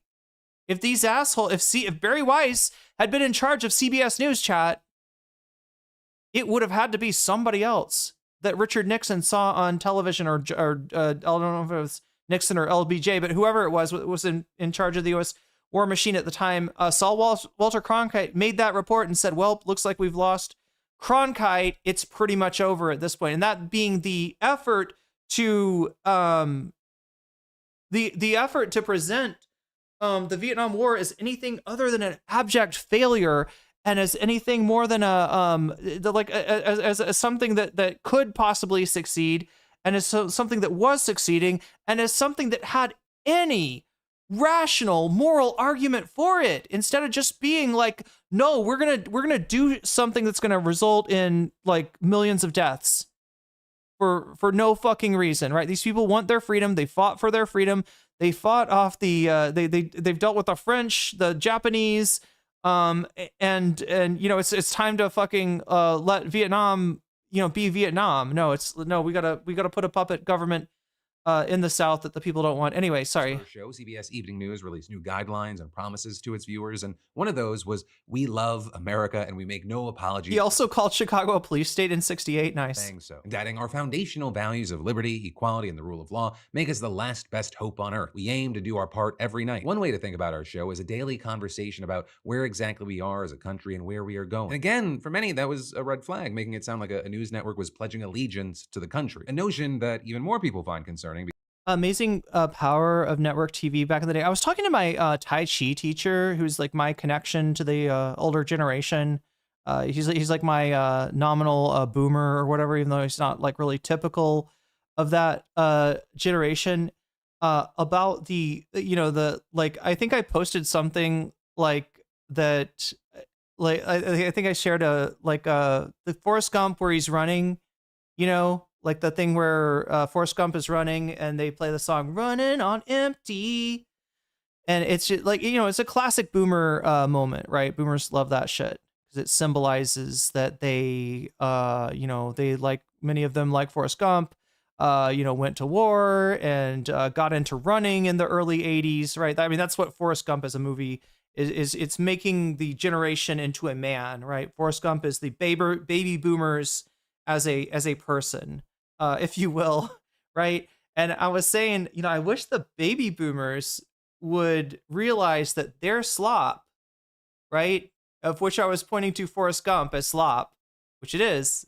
It's definitely like, look, I mean, I'm sure it means a lot to a lot of people. I'm not like dogging it or anything like that, right? But it's, mass pop culture slop, basically. But I was like, I wonder when they're going to recognize that their AI slop that they're getting on Facebook is not up to par, right? This is the slop that they used to eat. And, you could say that Walter Cronkite was the slop that they used to eat on nighttime news, right? In that, this is a corporate mainstream. There's like 3 networks to choose from. They're all basically saying the same thing. There's a consensus. There's rules that say that if you do news programming that is in support of a candidate or a cause, that you've got to provide equal time to the opposite side, the opposite candidate, the opposite cause. It's called the fairness doctrine, right? They took a lot of stuff for granted, right? And they did get manufactured consent, right? That's where Noam Chomsky's model of manufactured consent, that's the era that comes from, right? Everything, there's a monoculture. People watch the same, like they watch the same sporting events. They listen to the same music because top 40 is a thing, and radio stations are being paid payola in order to run the songs that the music industry wants to break, right? But it's like this monoculture thing. Some of them pine for it. Some of them miss it, right? Certainly compared to how fragmented things are now, it would have been a much simpler time. But I was just saying, like, if you're gonna do like the slop that you all ate back in the day, even though I still have a problem with it, I think it was vile. Just kind of soaked in politics. The politics being anti-communism, pro-capitalism. Basically Keynesian consensus at first, and then it flipped over to neoliberal consensus, right? But that shit is better. Forrest Gump running on empty across the United States is better slop than AI Venezuelans like thanking American stormtroopers for liberating them, right? That's the or cats and dogs being eaten by Haitians, or cats and dogs being saved by Donald Trump, or like I don't know. I mean, nobody's getting fooled by that one, but like right? You know what I'm saying? They've gone from watching Walter Cronkite, call the war for the Vietnamese, and all watching Forrest Gump run across the country, to being holed up in their little feeds and getting sent AI, and like with the Venezuelan stuff, right? That is AI that is tricking some people, right? Not that you can't find examples of Venezuelans that are happy about the U.S. invasion, the kidnapping of Maduro and the U.S. invasion, right? You will find that, especially scenes from outside of Venezuela, from the United States, from different places. You will see that. That is definitely a thing. But what it's being augmented with AI slop of, Venezuelans being happy, that people aren't noticing that one's fake. That one's fake. Sure, this one's real, right? But that one's fake. And so, you could also see Venezuelans showing up, going out into the streets to make a statement saying we support Venezuela. We want, or even we want Maduro back, right? That exists too. I can't tell you the exact, what the opinion polls would say in Venezuela or anything. But yeah, they're being fooled into thinking that literally everybody agrees with Trump's actions in Venezuela, and that it's crazy and kind of cruel to be against that. If you're against what Trump did in Venezuela, you're making the Venezuelans sad, right? And they've suffered enough, haven't they? Without you being sad that their freedom has been attained. So anyway, chat, with that, I think we gotten a little too deep into this. I did want to cover this though. We got to finish it out, don't we? Because Donald Trump has been moving like he is America. Then also had a lot of people wondering who the hell's running the show. And, DeCopel made his official evening news debut this week. There was a major on-air blunder. All right, to other news, as you just heard from Jill. Well, to other news now, to Governor Walz. No, we're going to do Mark Kelly. First day, big problems here. What are we going? Yeah, bigger problems than you're willing to admit, I believe, Koppel. To Kelly here, or are we going to go to Jonah Kaplan?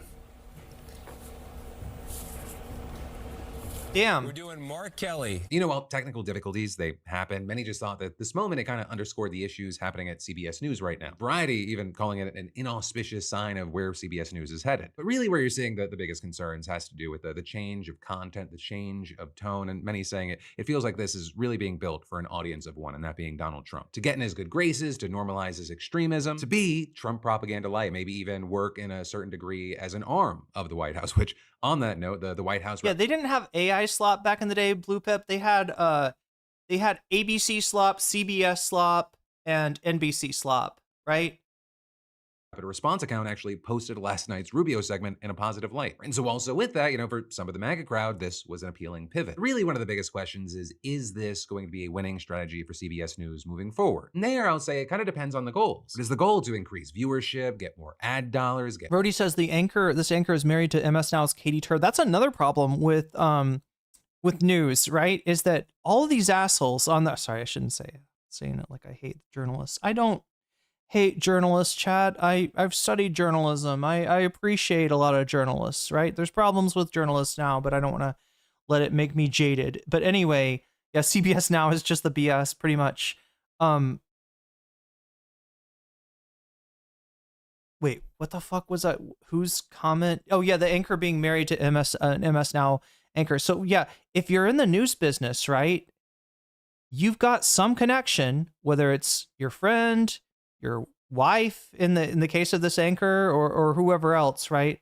You've got some connection to Fox News, for instance, right?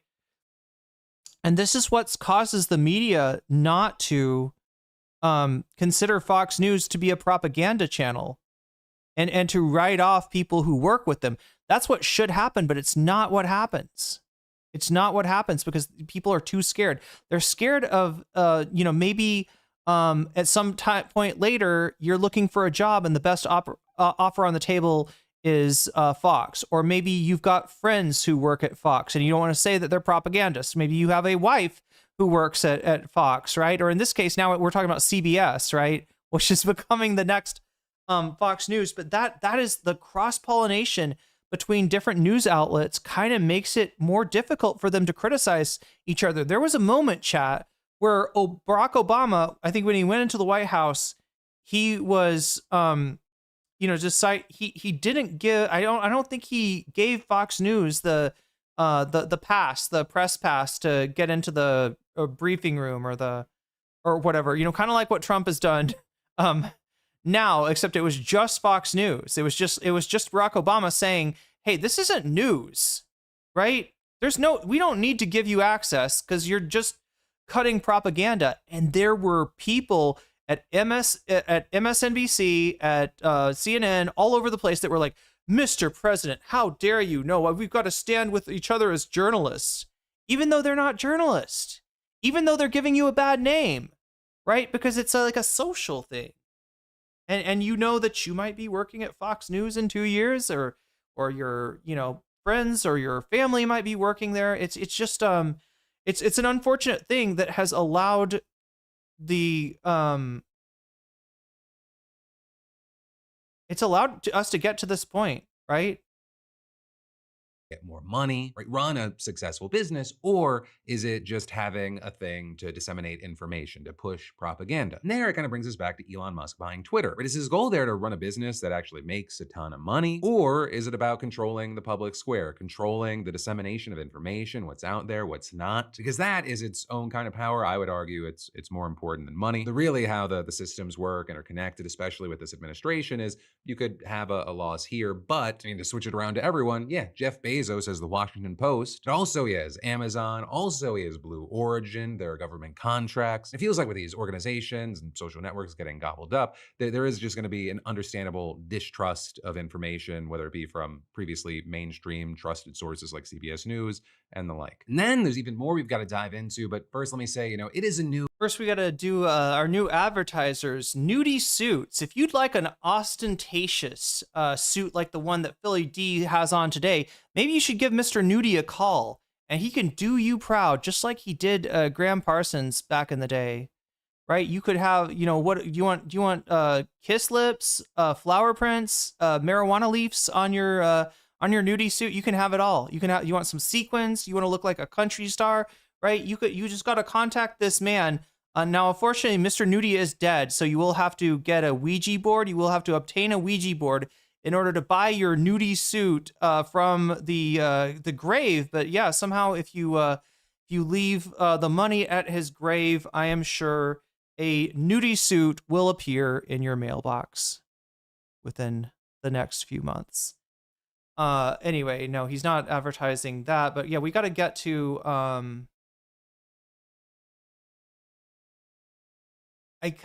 so since we started with Philly D, let's continue with Majority Report, because they're like I said, I complained about how he covered it. Not that I don't think he's a chud. I don't think he's a right winger. He's definitely a liberal. He tends to be like on, oh, Majority Report did cover the Gen 6 rewrite. God damn, I should have watched it through them. As of like the beginning of the year. But yeah, I wanted to begin it with this just so we could see. Oh, this is gonna be tough, right? Because I don't know what YouTube/Twitch will tolerate. As far as we're gonna show you the clip. The one thing that Philly didn't really show was the clip. I can understand why, because it feels like a minefield. Like me trying to cover this clip today was a bit of a struggle in terms of deciding, do I just show you the clip? Well, there's some problems with that, right? It's an actual clip of a murder taking place, right? Obviously, I can't show you that. Do I try to find a censored version of the clip? And yeah, that's what I kind of came to, was that it's going to be better to watch it through Hasan and through Majority Report than to watch it myself and accidentally, show something that is going to get the channel in trouble. So yeah, let's take a look. So yeah, they look at the clip, I think from a variety of angles, as does Hasan, and it's really clear what's happening. It's really clear that the ICE are in no danger of being run over. The car is not driving fast. The car is not, driving with any kind of an intention to hurt anyone, right? It is just driving away. And from what we heard, at least one of the ICE officers told her to kindly get the fuck out of the way, right? That was the big problem, is that they're trying to come down the road, and her car is just kind of, it's like perpendicular to the line of traffic, so that there's cars getting around on the far side away from her car, but you can't, the cars that are on that side, on the oh my god, which side of the highway, right, so she's blocking one lane of traffic, basically. That's what I'm trying to say. But yeah, I kind of wanted to show you this first because like I'm a little bit taken aback by the fact that Philly D showed you, Kristi Noem's statement on this before you got to see the clip. That was actually a little surprising to me. Again, understanding why the clip is difficult to show. I sent in 2,000 thugs. Bovino, my understanding was either was slated to come there today or sometime this week. I mean, just to give you a... we haven't seen the Trump statement either. Eleni's mentioning that Trump's lie was even more unfounded than Kristi Noem's, I think. Sense of how big of a presence that is. 2,000 people. We've got 10,000 Marines off the coast of Venezuela, ostensibly as a threat to a country of 23 million people that is also heavily armed in terms of militias and whatnot. Like there were reports of people, on Caracas, armed sort of like a paramilitary on the streets of Caracas. Minneapolis is how many people? I'm looking at this now. It's in the hundreds. Hundreds of thousands. Oh, no, in terms of people, but sorry, hundreds of police officers. Like, yes, there's 2,000 feds brought into a city 428,000. 428,000. So, I mean, it's a huge, huge force on the ground now. My point is just more than double the entire police force of the city. Wow. Really? The police force? That's, wow. I mean, a cursory Google search basically says that, there were more than 800 sworn officers at the beginning of 2020. Now, city officials say the number is currently 570, and that's 2024. So that's nuts. So my math almost is horrible. 4 times more. At least 3 times more than the cops that are in the city. And apparently, Bovino is on the site of the killing. It seems like this woman was a legal observer. We have 2 eyewitness accounts just there. Yeah, just to Majority Report's credit, they're covering this, I think, as it happens, right? They've got less information. We're gonna have more information than they did at this point, right? But they're covering this just as it's happening, I think. Do we have video here? There's one video and one statement. Maybe we'll just read the statement really quickly. I have it here. Evan Hill has this of the Washington Post, but I think this is from local reporting. A witness to Wednesday's shooting in South Minneapolis told NPR News, that's local in Minneapolis. It's the first link I sent as well. I sent 2. That she saw a federal agent shoot a woman several times. She lives near this eyewitness here, 33rd in Portland, and said she woke up to a commotion outside her home. She said she saw a car blocking traffic on Portland Avenue that appeared to be a part of a protest against federal law enforcement operations. I gotta pee. I'll be right back. Telling the driver, a woman, to get out of here. She was trying to turn around. Sometimes nature calls. And the ICE agent was in front of her car, and he pulled out a gun and put it right in, like his midriff was on her bumper, and he reached across the hood of the car and shot her in the face like 3-4 times, Heller said.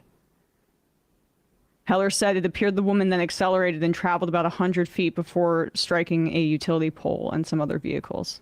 She could be seen slumped over inside her car. And this echoes this video too. You have another video? Yeah, let's. This is from a Facebook Live, and then the attorney Ben Crump tweeted this out. Well, this is worse than before. Shot her in the face, and then her foot just went down to the gas, and she slammed into those, slumped over. They wouldn't let EMS through. They wouldn't let anybody through. They wouldn't. There was a physician here yelling. So murdered her. Could I take the pulse? Could I please take a pulse? They wouldn't let him through. They wouldn't let anybody fucking through. And then when EMS did get here, 10, 15 minutes later, they carried her out like a sack of fucking potatoes. You saw that. I saw that. They're down here, guys. Yeah, she's off. There's no way she's for sure fucking dead. I just watched a fucking murder outside of my house.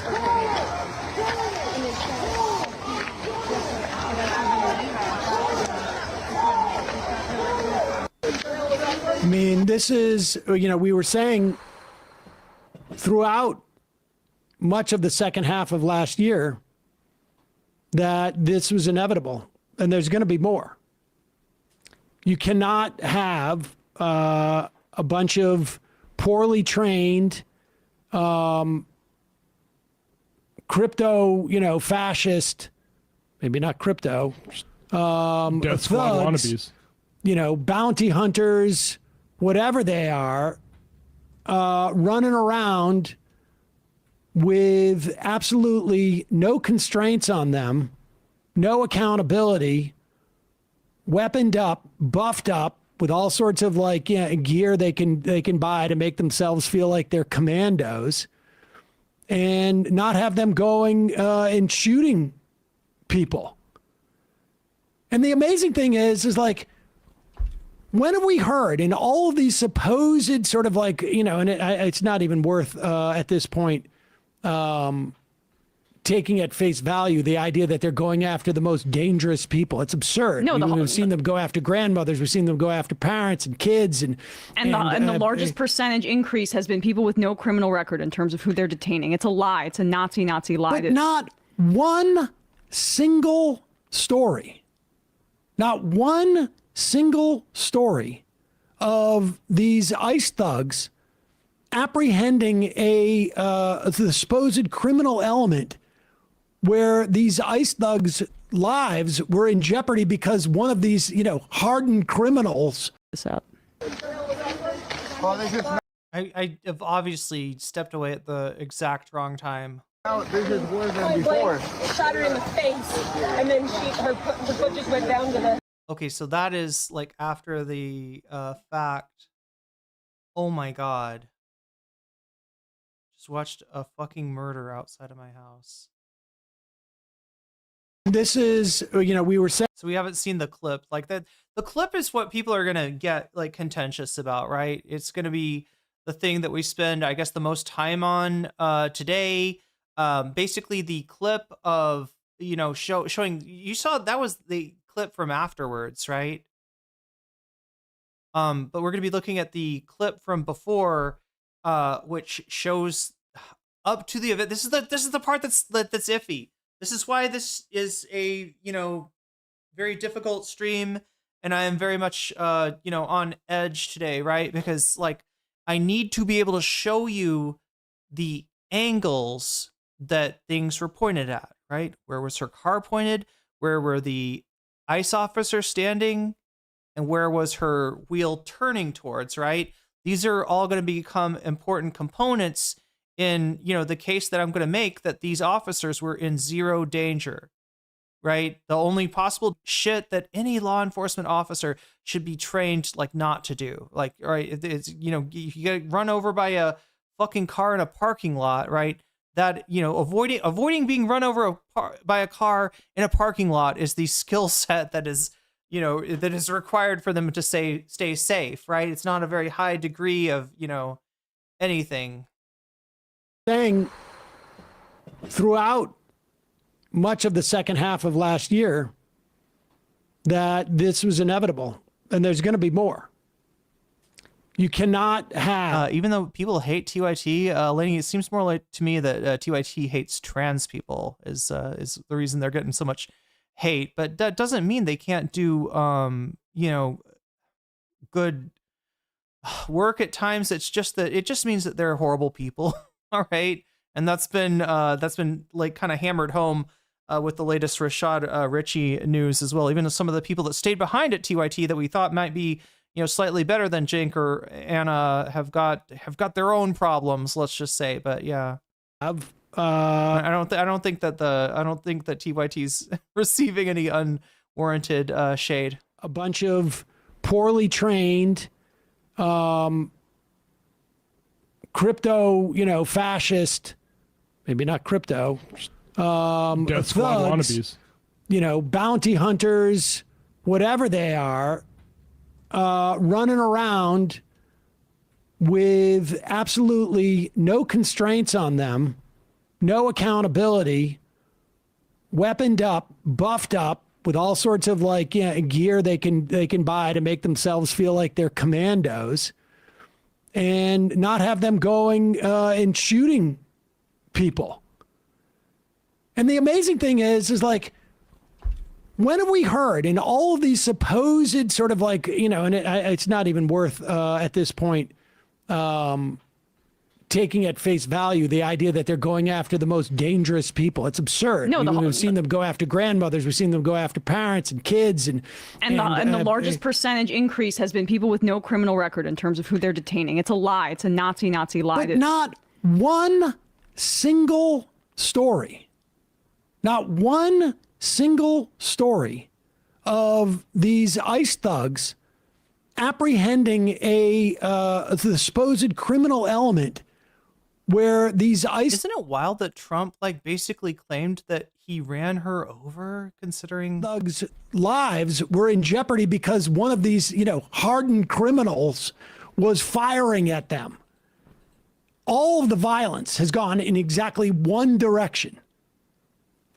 And it is emanated from... I mean, you're good, Eleni. I don't know if you've dealt with like, other Twitch streams or something, but yeah, you don't need to have a chip on your shoulder in here. These fascist thugs. And make no mistake about it. Like, Trump sent in these fascist thugs into Minneapolis because they're on a roll with demonizing Somalis.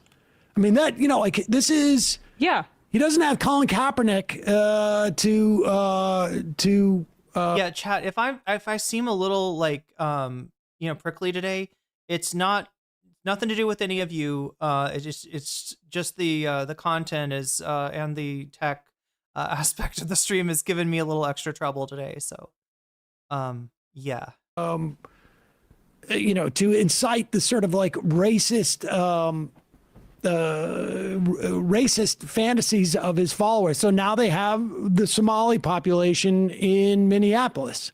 I mean, 32 people died in ICE custody last year. There was a story that I saw over the break about, I believe there was somebody that was working at one of these detention facilities who ended up getting fired because he was having... Blame the duck, says Bad Lefty. As tempting as that is, I haven't seen Quaximus breaking any social conventions, at least today. Sex with I think it was she might have been Guatemalan, but a detainee there, and she was asking for photos of her daughter, and that's what was the sex that he was part of the trade and other things, and he was fired. I mean, that's rape because it's coercive. It's assault at the very least. But, just like this is what's happening to people all across this country right now. These are fascist death squad. Lady says, the amount of people who come into streams to scream fuck around and find out when they haven't even watched the video, that seems sus to me, Eleni.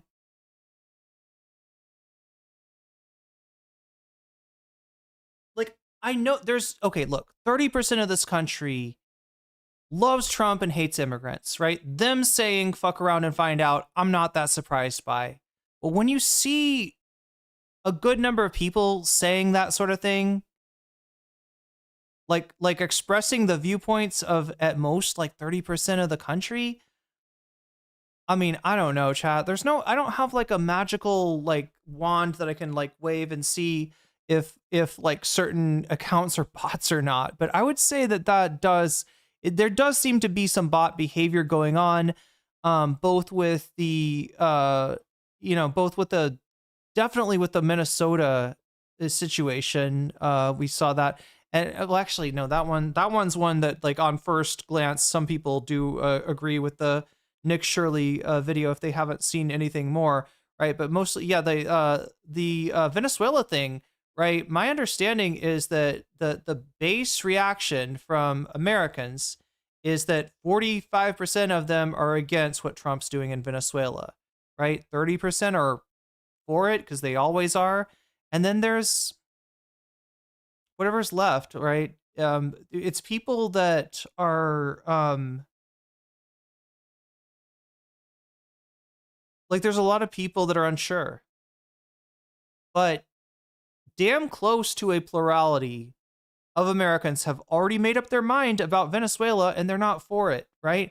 Now, the game, the meta, what they seem to be doing, what they seem to be trying to do here with the bots and with the AI is to portray a situation that feels like, to the 45% of us who don't really have to, we don't have to ask ourselves like what we feel about an invasion of Venezuela or a kidnapping of the president or anything like that. We're against it, right? They're gonna try to use bots. They're gonna try to use AI to make you feel like you took the crazy pill.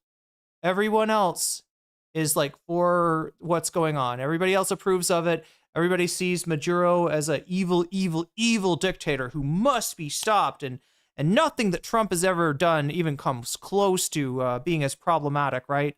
And that they're going to show you AI Venezuelans that are cheering and celebrating, and they're like, so, oh my God, finally the dictator's gone. Now look, there are people like that, all right? Most of them are in Miami. Some of them are elsewhere in the United States. Some of them are in Mexico. Some of them are in Colombia, right? Yeah, of the expat, I went over this yesterday. No group is a monolith, right? Some groups might be, close, might mostly agree with a certain thing, but like, Venezuelans are not monoliths on this issue, right? Venezuelans who have left the country, more of them are going to be anti-Maduro, right? Venezuelans who stay in the country, more of them compared to the Venezuelans outside of Venezuela are going to, maybe be supportive of, if not the Maduro government itself, then the... Vicliff super chatted $9.99. The high amount of people who are unsure is the more dangerous number than the support that was the same op they did during Iraq. Yeah. Wait, the high number of people that are unsure is a more dangerous number than the support that was the same, that was the same op they did in Iraq. Okay, I think I understand what you're saying here. Do you mean dangerous to the Trump administration or dangerous to the rest of us? When you say the more dangerous number, yeah, I mean it's volatile, right? It could go either way, and that's the number that they're trying to target, right? They're going to try to get some of the 45% that are against it already, and get you to shut up by making you feel like your opinion is not welcome. Nobody else agrees with you.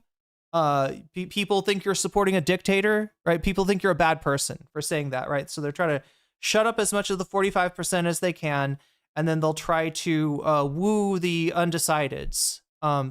Dangerous to the rest of us. I see what you're saying. Yeah, they absolutely are. Because even though at the outset of the event, like, right, you've got a surprising number of Americans who are rejecting this, right?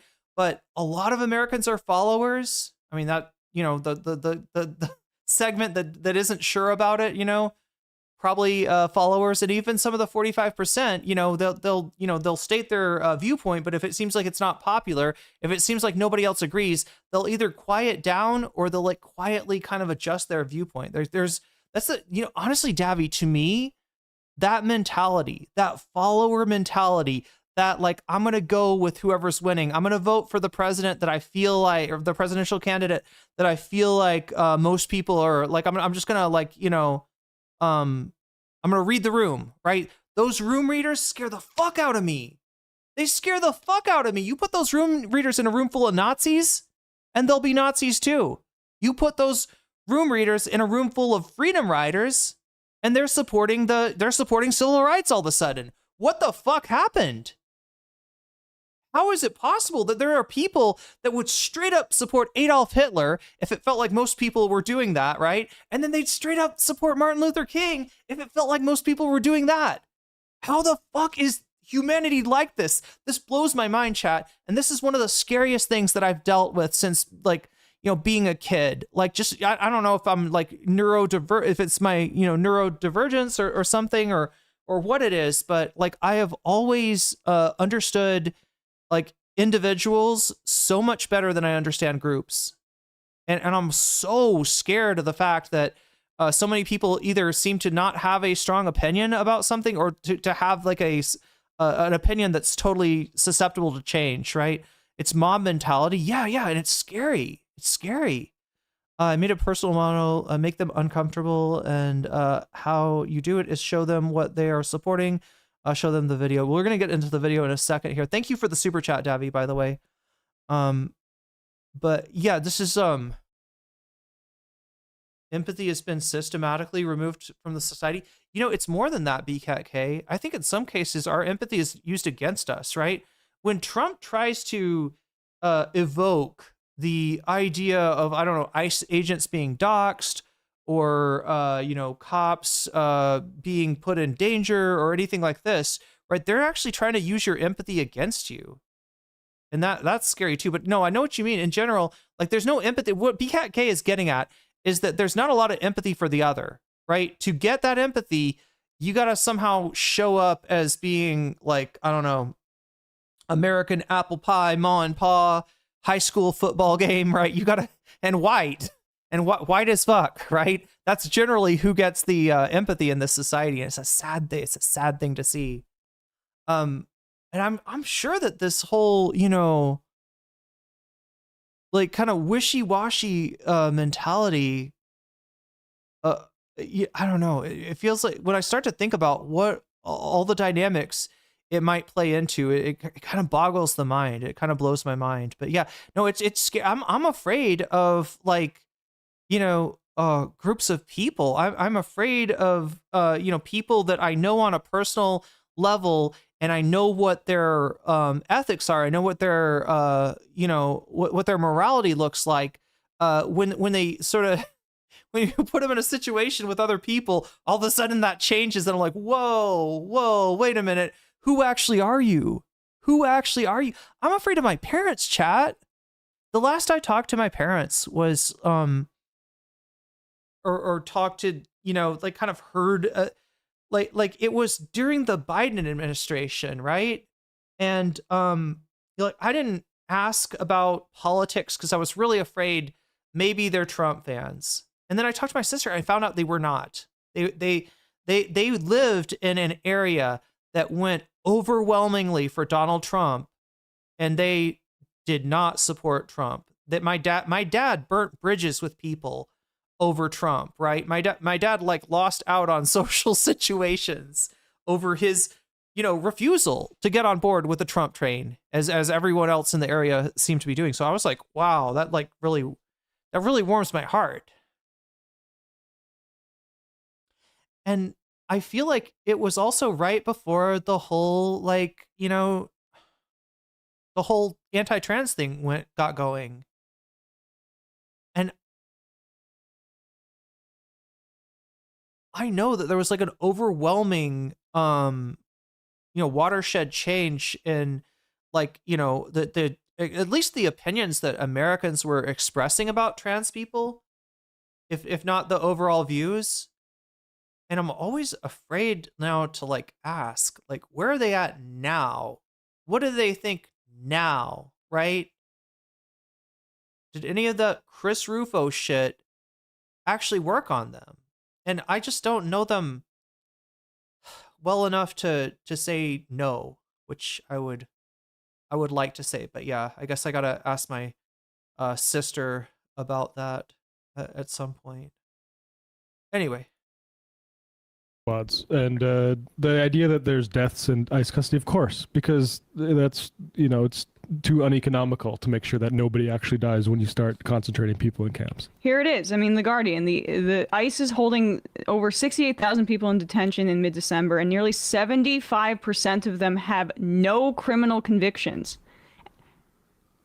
And that same month, 6 people died in ICE custody. It's the deadliest month so far, and the deadliest year, of course, for ICE in custody. Remember about a year ago, Cenk Uygur of the Young Turks was like, well, if it is just the criminals, then of course I want to see the criminals out. Has he like appended his statement on that? Like, I'd like the to one see people... he fired Francesca Fiorentini Oh, that was over this exact same thing, wasn't it? When she called it a gulag, and she said that, you know, he was being a little bitch or something like that. I think she said it was camps. I think the word anybody remember the exact words that Francesca said to Cenk Uygur in terms of her opposition to Trump, like in terms of what she thought that the mass deportation policy was going to necessitate.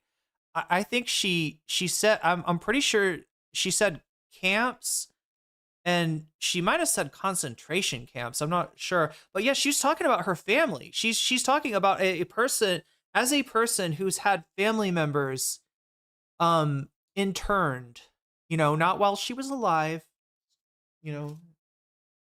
during World War II, but yeah, the one of the probably the most popular Democratic president, is FDR, enacted internment against Japanese Americans, and I think it was more than just Japanese Americans, but yeah, I mean, she had some real like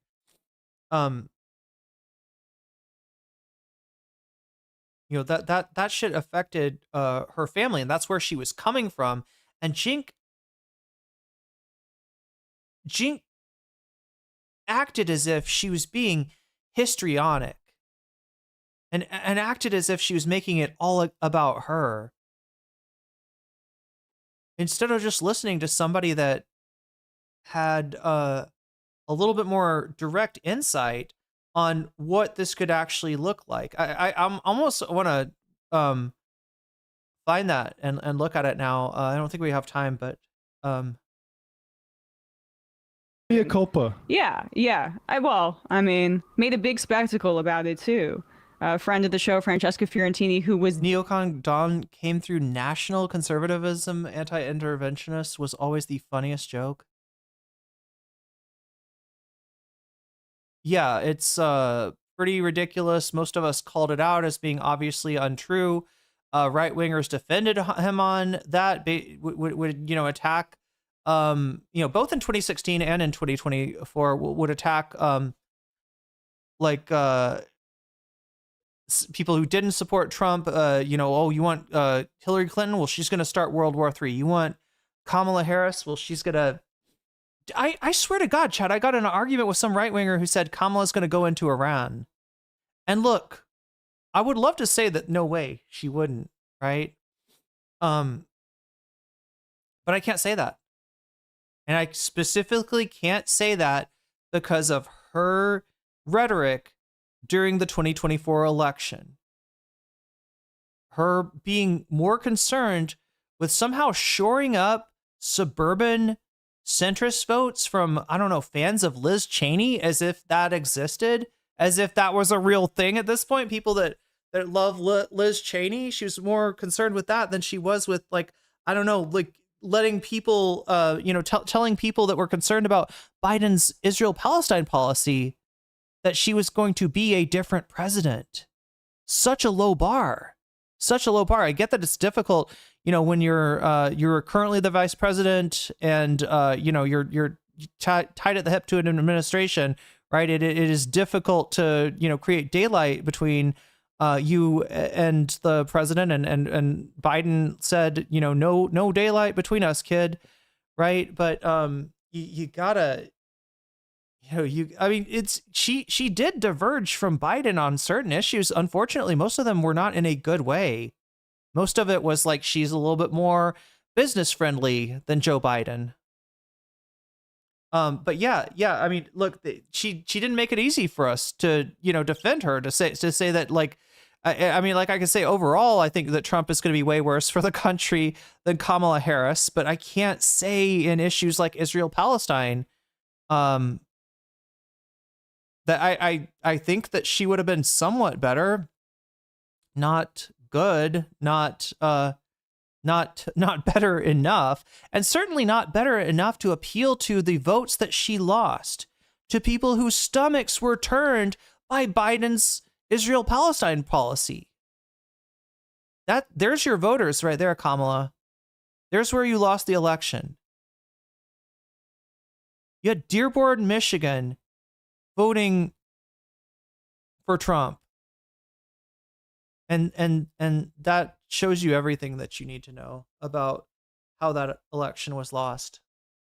Right? But that being said, chat, I could generally, I'm not of the opinion that even Kamala's foreign policy is, going to be as bad as Trump's. I just can't really tell you where it's at because she's being super cagey about it.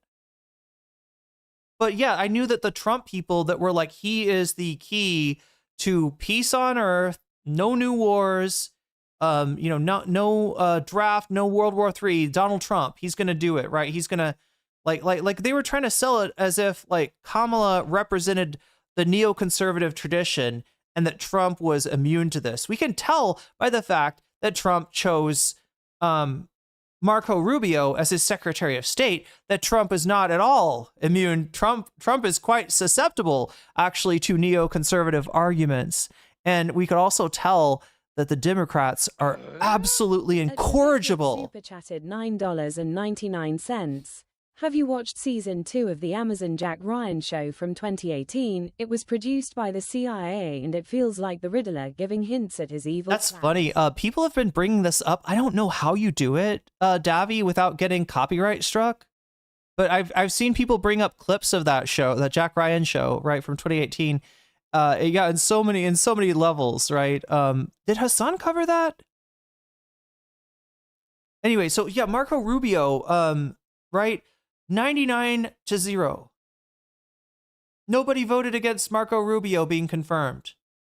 That includes all the Democrats in the Senate, chat. That's fucking pathetic. Look,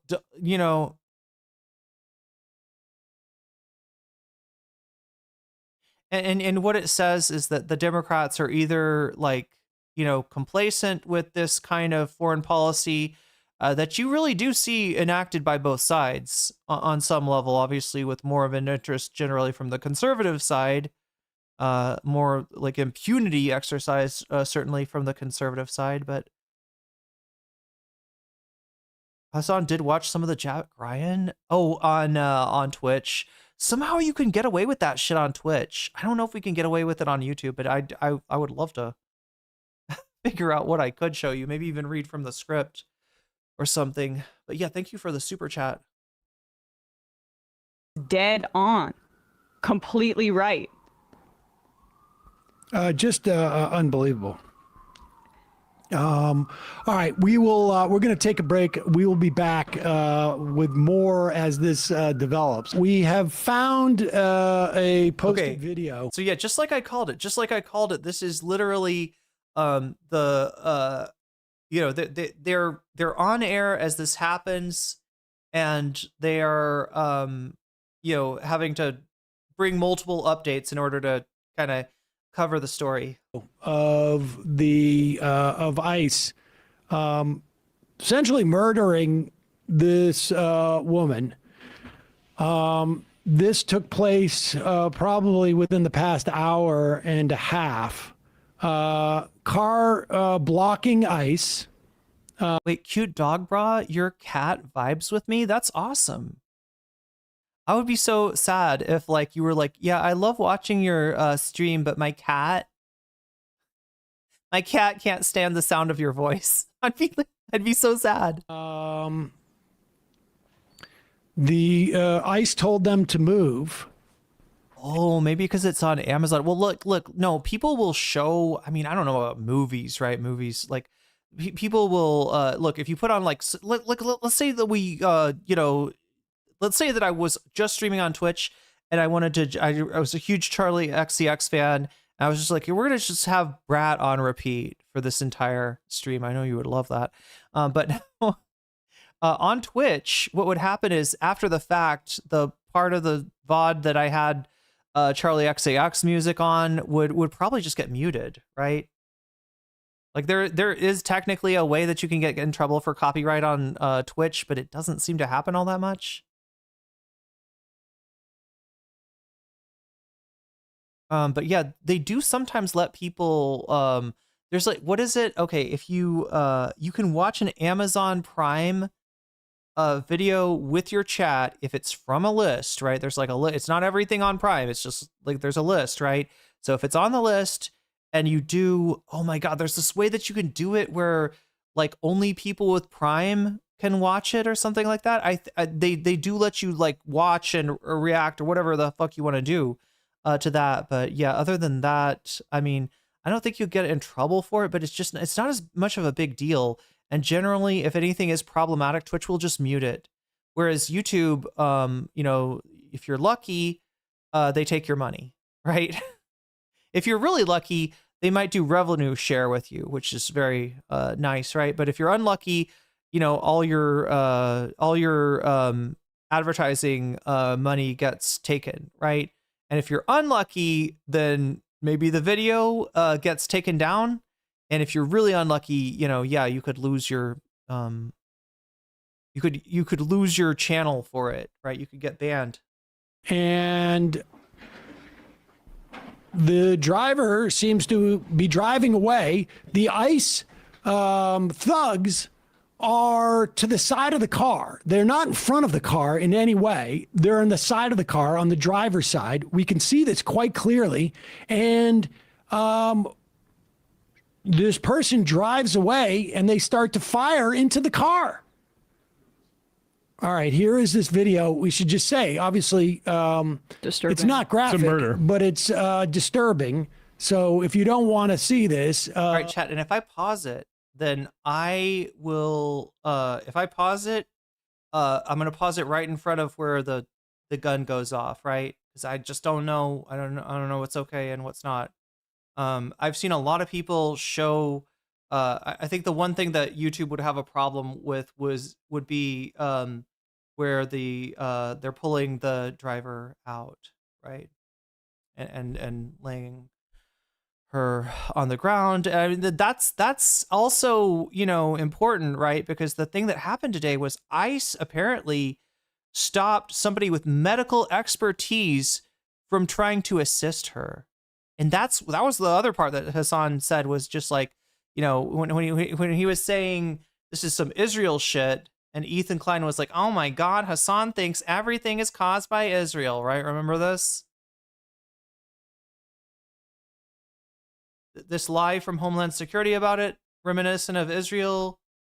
And yeah, this whole thing, a doctor at the scene attempted to help a woman who was shot, but was kept away by federal agents. When an ambulance finally arrived, it was blocked from reaching her by law enforcement vehicles, and paramedics had to. So anyway, yeah, they couldn't. I don't know if she would have been savable, but you know, there was no. This doctor was not able to try because he was kept away. don't see it. Here it is. Just understand, if I pause the video and then press fast forward, I'm fast forwarding through the gunshot because I'm just not. It's from Mass Nestoric of the Minnesota Reformer.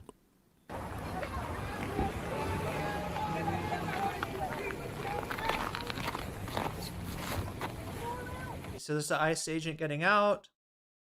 Now, my understanding is that what we're missing that happened before, that again, majority reports just getting this as it comes out, but supposedly another ICE agent told her to get the fuck out of there, right? Told her to leave, to, you know, drive away. It's not really clear what's happening here. Now, could this be that they're boxing ICE in to try to, you know, to try to prevent them from, you know, going after people? Yeah, I mean, that is, you know, something that some people do. I'm not sure, though, because this is a legal observer. And from what I've seen, the legal observers don't usually get this involved.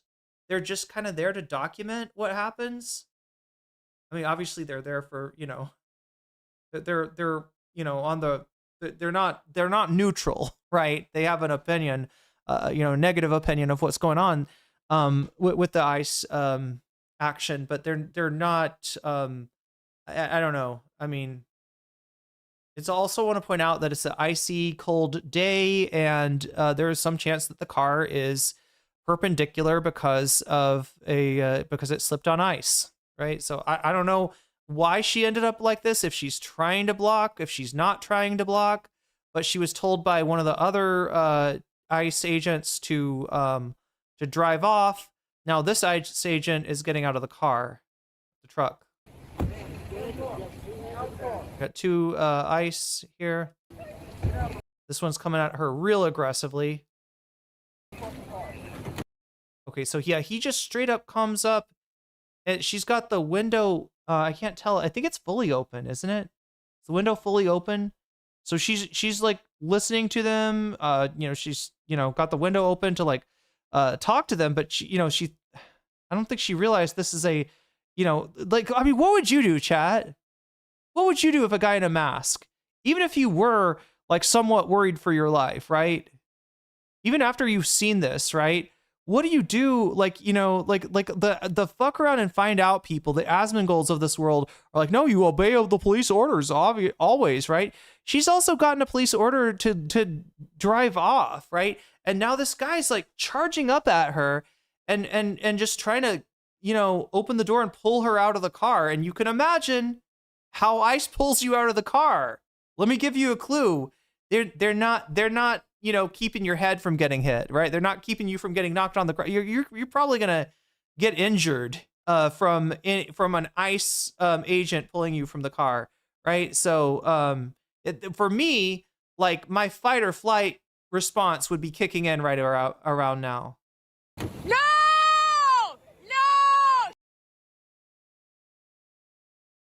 Okay, so we got the woman with the phone, I think, is the one who's screaming no. There's someone else behind her. Yeah, it looks there's something going on here. Maybe there was already an accident. We'll know more, chat, as more comes in, and if anybody, you know, can help me out in figuring that out, much appreciated. But yeah, it looks like maybe this is the driver for this white car here. All right, so he's still trying to get in. I'm guessing is he trying to reach in and unlock her? Here, let's just rewatch.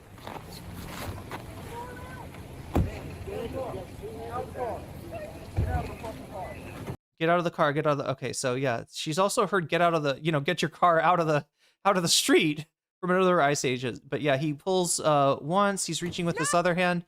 It looks like maybe she has her car window rolled mostly up, which is probably a smart thing to do. You can still talk to, if you're, you know, detained, you know, you're pulled over by cops, you know, you can still talk to them. You don't have to roll your window all the way down. You can pass your, you know, if you need to show ID, you can pass the ID through the slit in the window, right? It looks, I'm thinking that she's got the window like mostly rolled up and he's just kind of clutching onto the little area in between the window and the car door. Because it doesn't look like his hand's going in, is it? I can't fucking tell. Is his hand in? Maybe his hand is in. Maybe her window's more open than I thought. But yeah, the thing that he would be doing then, I guess, is trying to unlock the door by reaching in, which I don't even know. Is that legal? Like, can a car, I think it is. I think they have a wide latitude when it comes to this shit. At least like normal cops. Yeah, he's reaching in. No! Okay, now she's put a little bit of pressure on the gas. She's moving forward. He's pulling back a little bit. Oh, shit! All right, so now he's behind the front window. It looks like the other cop is maybe now in line with the car window. Okay, that's as much as I'm going to show you, right? I still couldn't tell what cop it was, chat. Can somebody help me out here? He's not a cop, true. I couldn't tell which ICE agent that is, chat. The gunshot. Can somebody tell me? Did the gunshot come from the ICE agent standing in front, or did the gunshot? And it is an important distinction that Ash Bradford makes, right? Because in these situations, you will see municipal cops, maybe some occasionally state cops, right? And they're, you know, this is definitely a different group than the ICE. The guy who steps back, okay. The guy who steps back, I didn't see him pull a gun. Deputized vigilantes, it's worse than that, Emily. A lot of these guys are like, yeah, I mean, I guess you could call them vigilantes, but they're brown shirts, right? They're Patriot Prayer, Proud Boys, you know, members of various, like, you could see it if you look closely. I could turn up the resolution slightly. I don't really want to watch anything past when the gun goes off though. I'm really not trying to show you know, anything that's.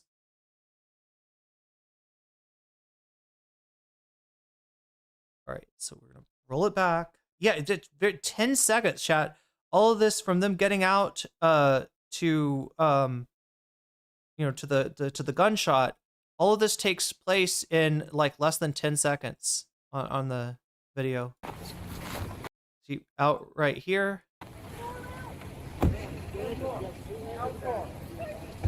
So people are saying it's the cop that's is it the cop that is like this guy? Is this the guy that shoots? The guy that comes up to the door? Try to open. No! She pulls back.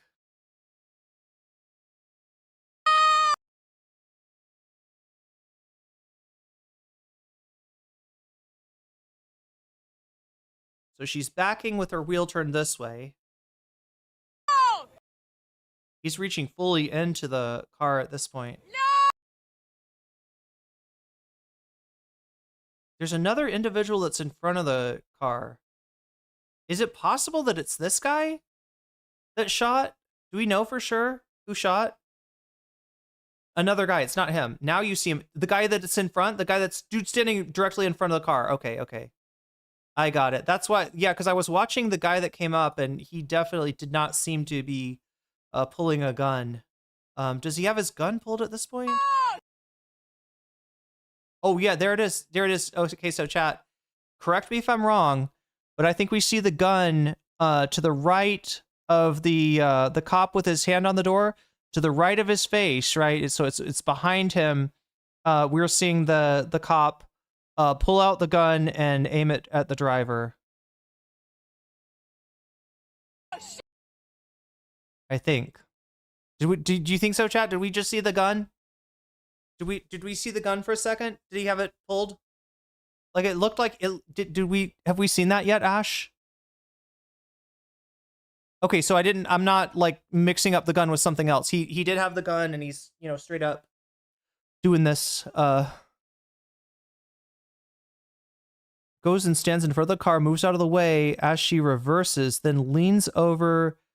Okay, so he hasn't shot yet. Okay, he pulls it. Okay, so we saw that flash that I saw was indeed the metal from his gun. Okay.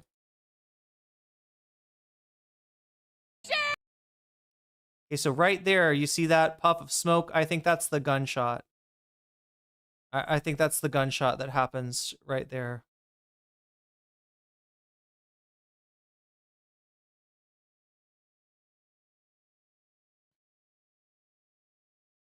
Yeah. This was a justifiable use of my firearm, which it wasn't, and firing at just whatever direction. Who could have been behind that vehicle? Okay.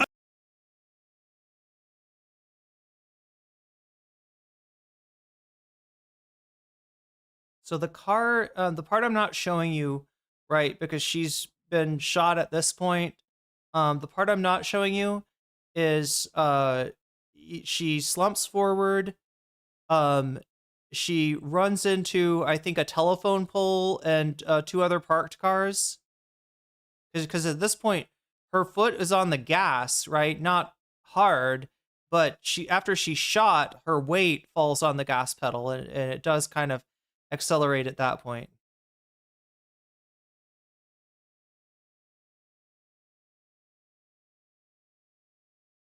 You know, no thought that this is a person behind a car, so I'm actually putting everyone around in danger, even if this was a justifiable use of my firearm, which it wasn't, and firing at just whatever direction. Who could have been behind that vehicle? Can we just go back? It's all right. This is what happens. Okay, so and Matt Leck is pointing out here that you don't just discharge a weapon like this in the suburbs. You know, this is like, there's a reason that they don't do this. There's a reason that cops usually don't do this shit. Like, you know, and you know, it's because it's in a residential area. I shouldn't have said suburbs. Like, it's the fact that they're in a residential area, and that you know, you shoot a bullet, even if you're hitting your target, you don't know where the bullet's going from there. Hear the engine revving for so long. What did Quacksmith say? She wasn't even a danger. Yeah, worth pulling a gun for. Exactly. No, he had that gun to make her stop, right? And I don't think they usually do. There's no need for that, chat. If she is a fucking dangerous, awful criminal and she needs to be detained, right? The most logical choice there from the cops is to just like back away from the vehicle, let her pull out, and then just use the license plate cameras. There's license plate cameras like everywhere, right? There's not a real concern with her getting away here. They don't need a gun. They need her license plate, right? If indeed she does need to be, detained or whatever, which I don't think that's true, but like, assuming that's true, right? It would be so easy for them to get her and not put lives at danger like they did. He would have been safer with his hands free. What, the guy with the... Oh yeah. It's in terms of Burple's saying, like, in terms of getting out of the way of the car, they're treated very differently than oh god, yeah. Discharging a weapon is scary, even when you know where it's being shot. Like, I would have a problem with trying to hunt with a gun, but I would consider doing skeet shooting or for clay pigeons, or knowing how okay.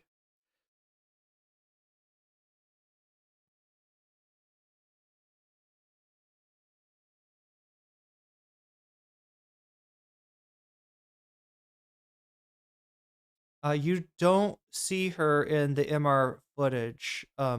Yeah. Well, look. The thing that I'm not unsure about, because I saw a Hasanabi channel censor this, right? Was the footage right after like as she shot, right? But yeah, they do get away from the clip by the time that there's anything. But because I think there is a clip of her dead, right? And that's what they're avoiding showing.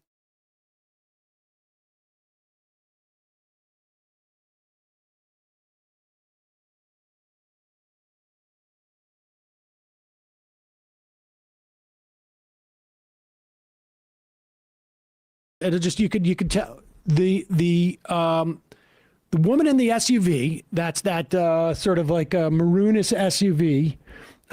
These guys approach her from the pickup truck. They're mad because she's blocking half of the road. We already saw another vehicle go around her right there. And they come up and they come up and they yell, get the fuck out of the car, because they're going to drag her out of the car. Right there, that guy comes up. Grabs the handle. She leaves. He is in no danger. And then you can see right there. All right, go back a frame. The ICE agent right behind, draws the car before she even moves. He's drawing his gun. You can see that right there. Yeah, right there. Okay, I don't know if you can see that with their pausing, but we saw it with our pausing. Yeah. I saw him pull out something that looked like a gun, and I'm hearing from everybody that is the gun. That does seem to be, that's where the smoke came from. That's the shot. Next frame, go forward a little bit back, right there. And yeah, you can barely see. You're right. Maybe right there. Yeah. I think that's the gun, actually. So you can't see him, but you can see his gun pointed at the driver's side. And he fires as she's driving off, as she's past him. And look, that's probably like the worst thing that you could do. If you're a cop and you're doing training for situations like this is probably the one thing that they warn you about, right? Is that, like, you don't want to shoot somebody that is in a car that's in motion. The only time that you might do that is, I don't know, there's somebody directly in front of the car, right? Your partner fell down, they're on the ground, the car is headed. No, even then, that doesn't save him, does it? You shoot the person in the car and you could fucking guarantee your partner's getting run over. Yeah, this is a stupid move.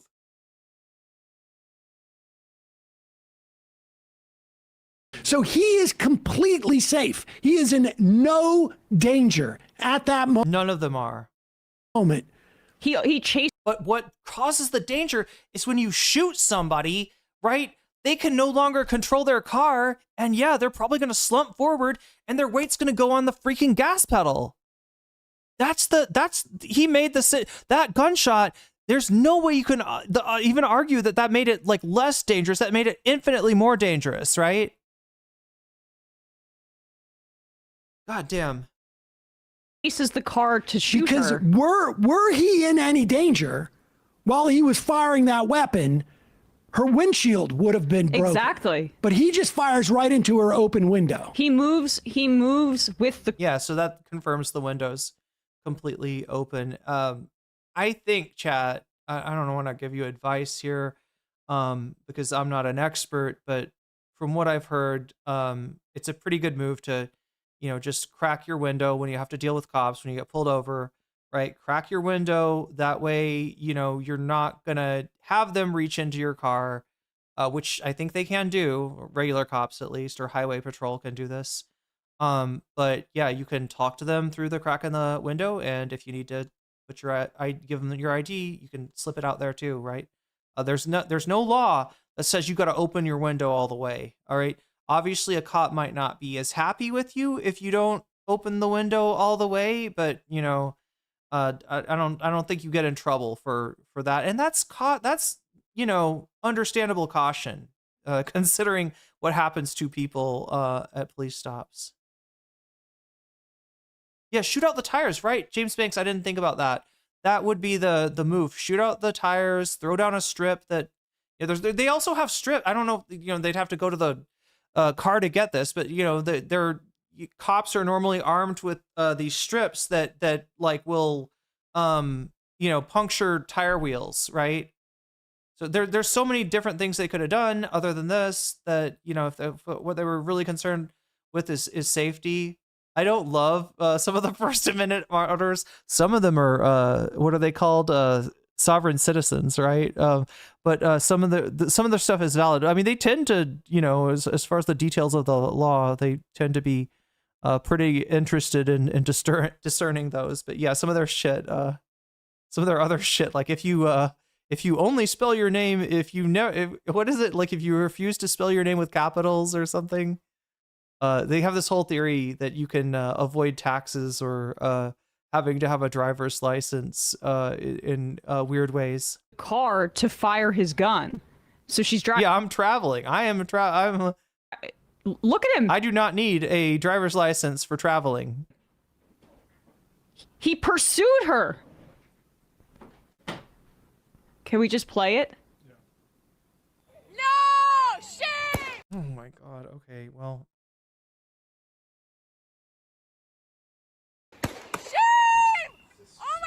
God! 3 shots, puts his holsters his gun as if it was nothing. What the fuck? Obviously an indication that he wasn't terribly concerned for his safety at that point. You are a fucking criminal! Chat, this is also like a political hate crime, if you think about it, right? What's going on in their heads when they decide to do that? Probably this person is an auditor. Or not an auditor, sorry. This person is we were just talking about sovereign citizens. This person is a legal observer. They're here to get us in trouble. They do not support my president. They do not support my country. They support illegals. Illegals coming in here and doing all kinds of, yeah, right? You know what I mean? That's what he's thinking. That's where his brain's at, right? And so the choice to fucking shoot her and all but like blow the smoke off of the top of his gun, right, is, you kind of know where that's coming from, right? This guy was like, oh boy, I get to kill a liberal today.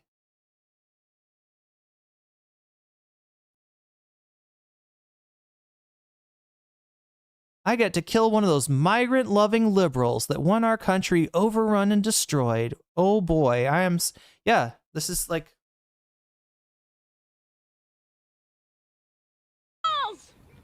You're fucking criminals! What the fuck? What the fuck? Okay, I actually think it's this next part, right? That maybe we might have to.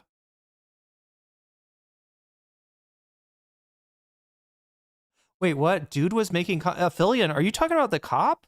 Or sorry, are you talking about the ICE agent? Are you talking about the ICE agent was making content? I saw another post where you can see his phone pointed and recording her. Are you talking about the ICE agent that shot her was also recording? God damn. I saw this kind of thing in, I don't know, when was it? Probably 2020, right? Where, you know, I was living in Seattle. You know, at various times there were like Proud Boys making incursions into the city in order to disrupt protests, or in the case of you know, the CHOP to invade you know, that area, knowing that there wouldn't be any like legal consequences for them. But yeah, they were they were basically thugs with cameras, right? And what they do is they would antagonize people, try to get a reaction. They don't film the antagonism, right? They don't film them baiting people. They film the people's response. And then, you know, what they really want to film is them beating the shit out of the people after they respond to the, after they get antagonized. But yeah, I heard about, like, I asked people about these guys. They were like, yeah, this channel, this YouTube channel, it goes, you know, Seattle, Portland, all kinds of places on the West Coast. And they're basically looking for these clips. They're trying to pop off as content creators as they as they enact violence against their political enemies, right? This is very similar to that. The only difference, chat, is now these motherfuckers have badges. In fact, I wouldn't be surprised, chat, if it was the same guys. I wouldn't be surprised if it was the exact same people in some cases. Like, everything I've heard about the kind of people that ICE is recruiting tells me that, if anything, them being involved in a right-wing brown shirt group like that, in a like you know, even like a paramilitary group, would be a plus on their resume, not a minus. Yeah, ICE is like a Gen 6er job. Yeah, I mean, if you're a Gen 6er, you probably go right to the top of the program. You probably become an officer in ICE, right? You don't even need to be you don't even need to do time as a grunt. They just make you they make you a chief or something. They make you some kind of. You can get kicked out of basic army training stateside for even making a comment. Wait, a comment like what? They screen for that in BTC. I don't think they allow that as much on forces. Wait, BTC. Is that the basic training? Oh, you could get kicked out of basic training and then what? Get hired as ICE? Is that what you're saying? Oh, anyway, chat.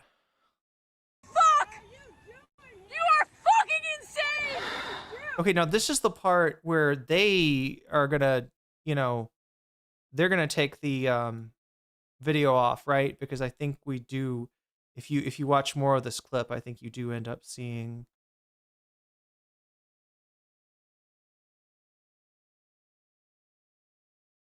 Yeah, they show her body. Yeah. All right. We shouldn't show this. So yeah, Emma's got, you know, they've taken the clip off. And Emma's watching it still, and she's, you know, reporting what happened. So yeah, there was they got off of it before the body was shown.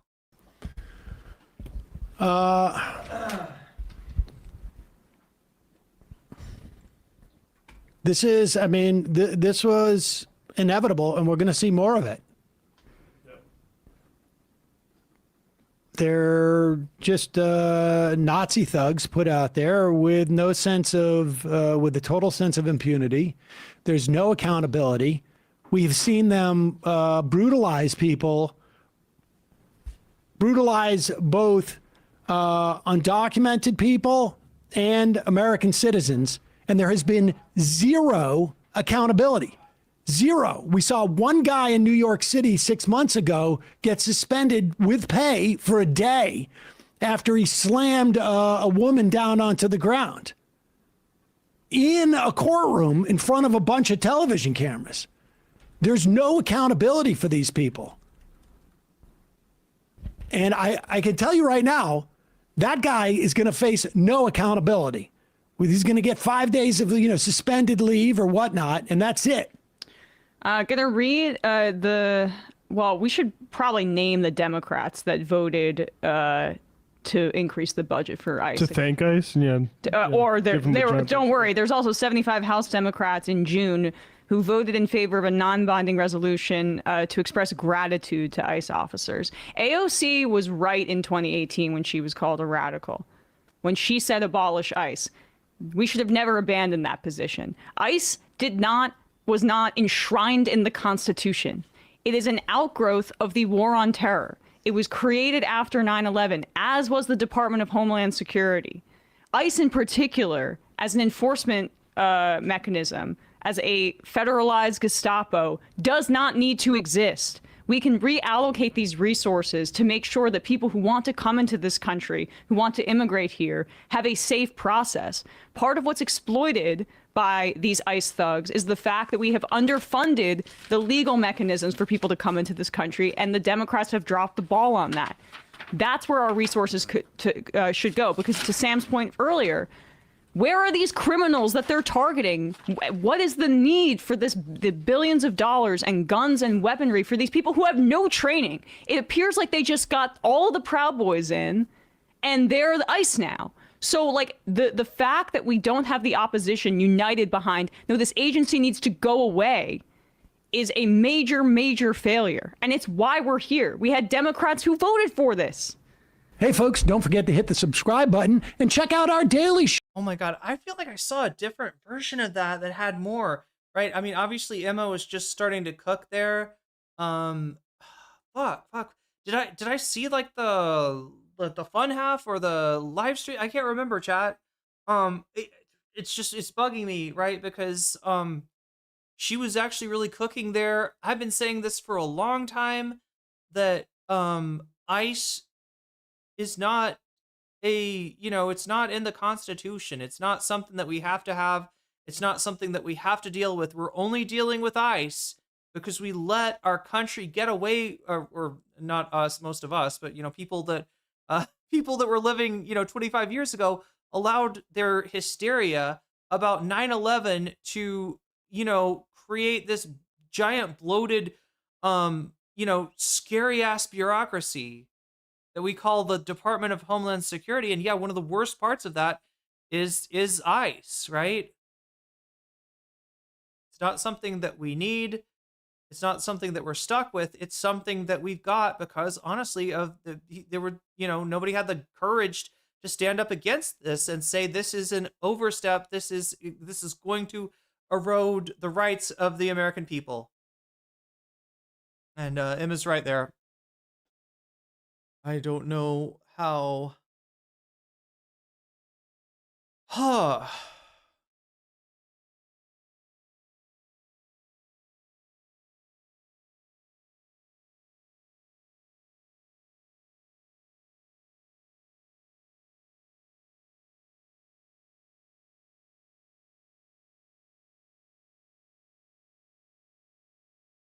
Until you heard Asmongold's take, you actually had seen the video.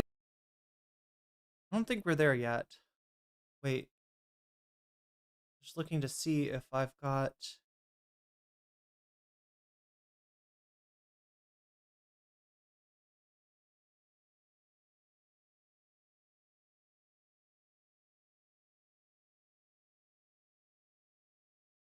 I think it's this Hasan channel.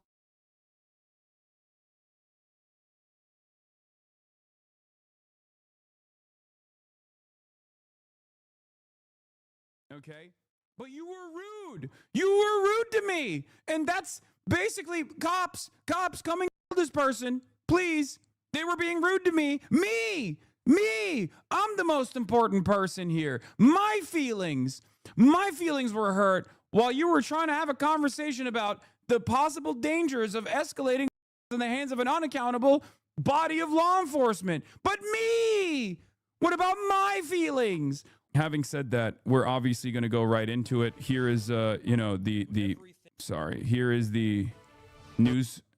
What is happening, man? Me, goddamn. In Minneapolis, where city officials confirm a shooting occurred reportedly involving a federal ICE agent and a civilian this morning. You see the live pictures right there. Our Whitney Wild is. Once again, of course, the way that they are covering this, the way that they're covering this instantly. All right, we gotta check in on what's going on here. All right, I am still struggling, chat. I want to put I'm trying to put, as if I've been a little quiet, it's because I'm trying to fix some tech in the background so that we can maybe like do a short stream today. I don't know if it's gonna happen though.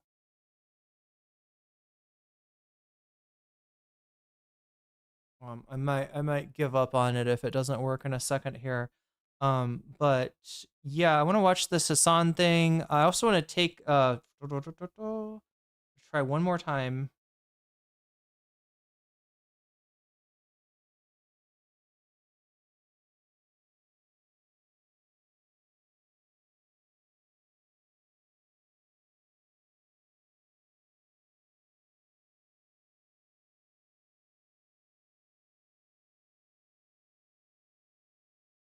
Change that one more time and then back to this. And it doesn't look like anything is,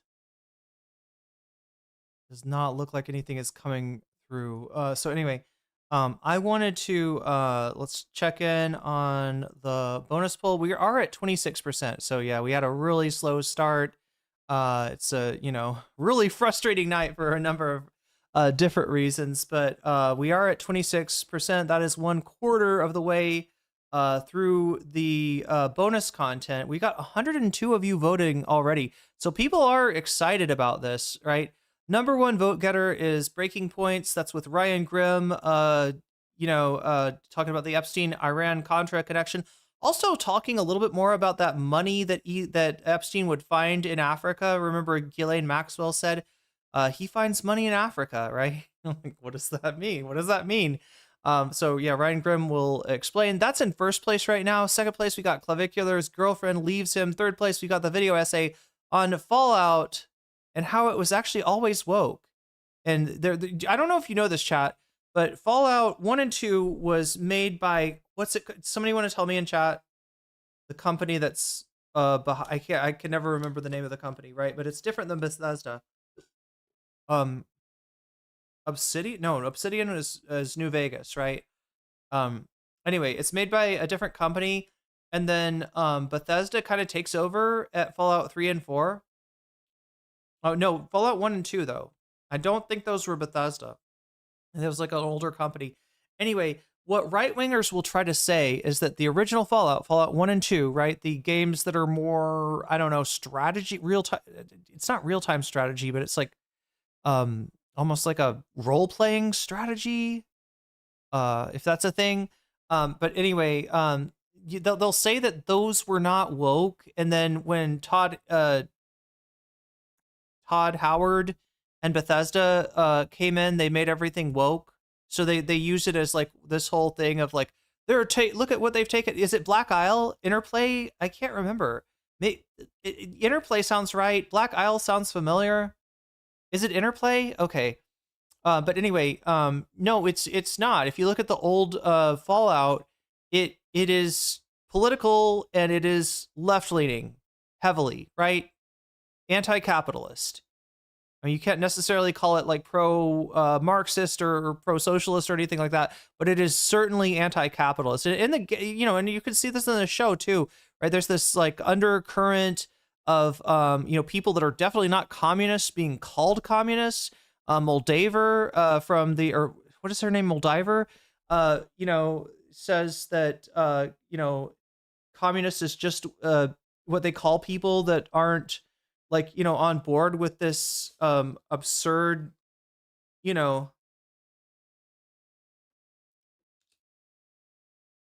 bullshit. Anyway, yeah, it's just almost unambiguous that it is political and it is left. So any idea that Fallout became left wing after Bethesda and Todd Howard got involved is just ridiculous. But that's in third place. Fourth place, we got Destiny talks about the Vosh collab, and apparently nobody cares about Black Isle changed its name to Obsidian. Wait, how are they involved? How was Black Isle involved? Did they do the? It was an Interplay, right, that did the first two Fallouts. But anyway, that's what that bonus episode, that video essay is about. That's in third place right now behind Ryan Grimm talking about the Epstein and the Iran-Contra affair and his involvement there, as well as a lot of other things. And Clavicular having his girlfriend leave him on stream. Yeah, they were on stream apparently, and she, they seem to have parted ways. But again, this is Clavicular, right? It was made by Interplay. Thank you. This is Clavicular, so I'm kind of eyeing this guy as maybe scripting a lot of what he does. So it maybe not. Maybe it's all fake. I don't know. But that's in second place. Make sure to get your votes in if you haven't already. We're at 26 out of 100. I'm not going to lie to you and say that that's awesome and that's like really bodes well, but it does give us a chance, if anybody's interested, to hang out and watch some bonus content if we can get it 74 points further. So, I mean, that's a possibility that we'll keep in mind. In accordance with that, you should make your, vote if you haven't already. Feel free to come over from Twitch and vote if you want to. It may matter today. And again, the thing that makes the bonus content number go up is super chats, super stickers. If you get yourself a membership, if you gift memberships, that's when I say you just got weaseled, right? If you support me on Throne, or you support me on Patreon, or if you support me on Twitch through like re-upping a sub, or using a Twitch Prime sub, or gifting other people subs, or throwing bits my way. Any of that make this number go up. It goes up in accordance, basically. $1 equals 1%, right? Is the exchange rate. So there's a chance that we could stick around for some bonus content, even on a cursed day like today, right? And if you want to make that happen, you know how to do that now. Super chat, super stickers, getting a membership, gifting memberships, supporting me on Throne, supporting me on Patreon, or supporting me on Twitch. That will all make this happen. You all have, so I don't think I said this earlier, but you have the ability when you do support me, if you do support me, to let me know in chat which of these topics you want to see, and I'll be happy to, log it and then add your donation as a percentage to the topic of your choice. If you think that sounds really bad and you're like, oh my God, is the bonus poll going to be like, commandeered by those with the most money? You can always donate and say Vox Populi, in which case you'll be voting for whatever the vote is going to anyway. You'll de-emphasize the donations and you'll re-emphasize the vote. So that's another way you can go too. Or if you really want to put more pressure on me, which I've already got a lot, to play some video games, which I should, chat. I owe you 2 days of video gaming, okay? Then you can say video game, and that will just go. What are we at now? Can I put my gifty towards clavicle? Absolutely, Burpel. Look at that. This is how it works. Burpel said, I have an opinion. I would like to watch that clavicular content. It's not exactly winning right now, but what can I do? I can put my Twitch donation towards that. And look at that. Clavicular gets 6 extra points. So anyway, with that out of the way, chat. Oh yeah, the other thing, do we have we have 57 minutes left to possibly put a butterfly in my hair. We're 2/10 of the way there, so we need 8 more super chats. If those come in at the teal level or higher, I will count them towards today's butterfly goal, and if it happens within the next 57 minutes, I will put a butterfly into my hair. Haven't done it in a while. Would be nice, but we'll see how it goes, chat. We'll see how it goes. All right, I think I've covered. Oh my God. I've covered it. I've covered everything that we need to talk about. Let's get to Hasan's view of the situation. I'll try to bring in some other ones too. We're also going to take a look at the ongoing Asmongold based bullshit. Like he's you know, thinks that murdering people for the good of the U.S. empire is somehow based.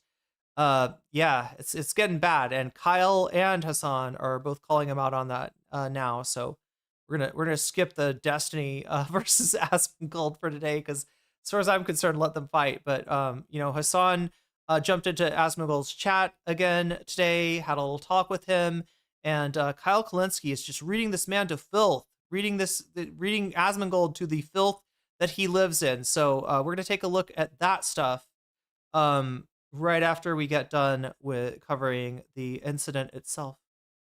Is neutral language, neutral tone, normalizing it a little bit, being like, oh, a shooting incident took place. Oh, this is what I was talking about, right? With the passive language thing. It's actually more than just passive language, right? There's a lot that they do to frame it in a certain way, but passive language is kind of the telltale sign, right? We're never going to have a Palestinian getting murdered, or sorry, we're never going to have an IDF member killing a Palestinian, killing a journalist, killing a doctor. We're always going to have the doctor got killed, the journalist got killed, right? This passively happened to them, and mysteriously, right? I don't know what did it. I don't know. They're dead now for some reason. I don't know what could have possibly did it, but we're not going to say the IDF, which would be the right answer. Or we're not going to say the police, which would be the right answer, right? That's what he's talking about here. What is happening, man? Me, goddamn. In Minneapolis, where city officials confirm a shooting occurred reportedly involving a federal ICE agent and a civilian this morning.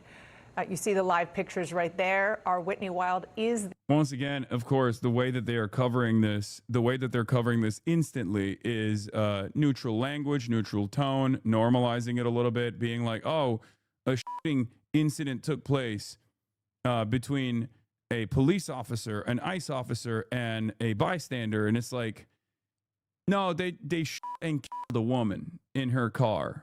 Okay, they shot and killed a woman in her car. America is a powder keg. We are 7 days into the new year, and in the first week of 2026, this administration has kidnapped and deposed the leader of a foreign nation, fantasized about doing similar things. Actually, you know what? Just to make sure that we're safe, chat, I'm gonna switch us up a little bit.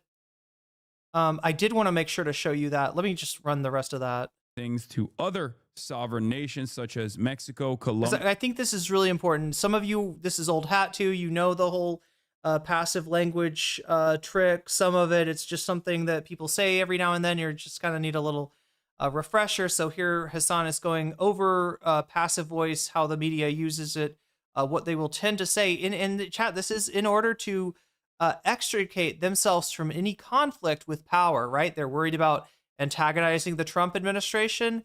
They're worried about, being seen as not supportive of law enforcement, or maybe anti-Semitic, because in the case of Israel, right? It's this kind of shit, right?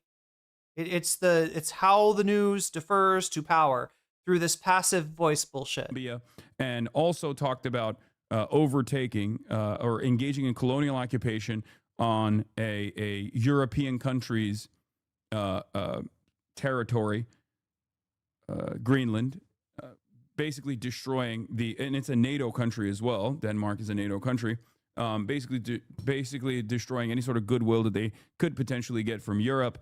And yeah, this is where we're at. This is, it's straight up 7 days in, and everything is completely busted. There on the ground, Whitney, tell us. Okay, so I'm gonna switch this up here. I just wanted to make sure we get in that commentary on passive language. Oh my God. We are in a serious powder keg right now. This is complete. I'm just using this one because I know that this one's got they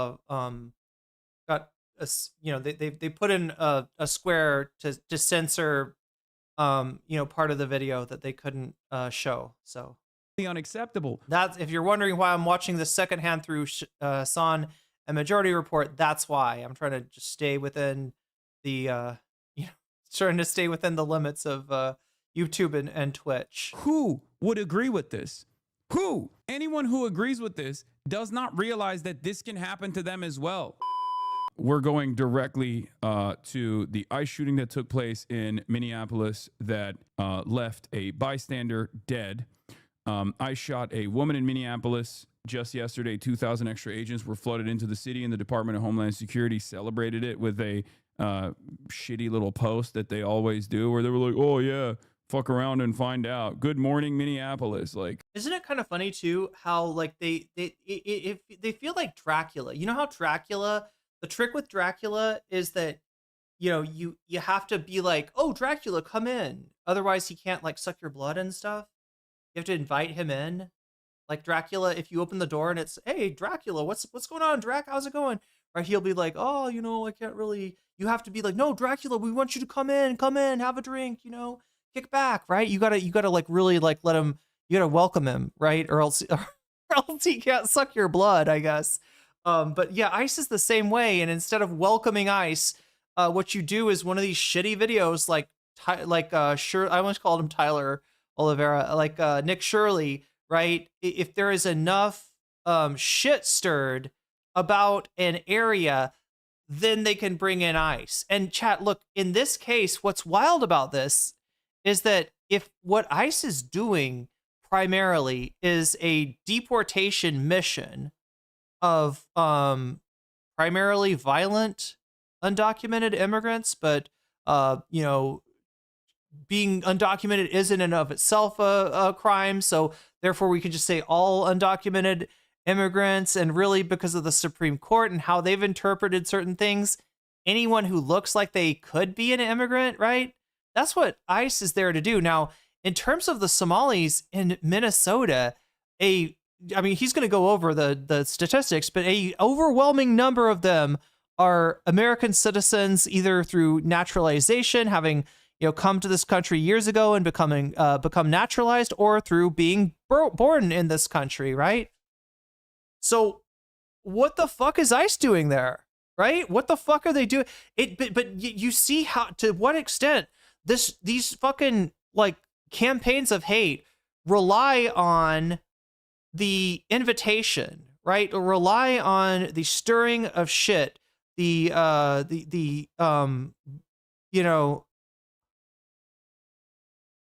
cultivation of anger towards certain communities in certain places, right? That's what allows them in. If it's LA, it's because of Gavin Newsom and what's her name, the mayor, right? The Trump still has bad blood with them over the fire last year. If it's Chicago, it's because of I almost called him Reince Priebus, JD Pritzker. And it's just like, they gotta have what, just like Ethan can't just sue anyone and everyone, right? He specifically sues people that there's been shit stirred about, people that have got like a large hate following, Casey Tron, Diddums, and Frogan, right? This is kind of how the government's operating, and you gotta note this is crucial to understand that this is a media operation first and foremost, right? This is reality television. That's the only thing that Trump has ever been successful. Everything else that Trump has touched has literally, not literally, but figuratively turned to shit. That would be wild if it was literally, but no. Figuratively turned to shit. But, reality TV, he does seem to have a knack for. That's what this presidency is. It's a horrible reality show that we need to fucking cancel already.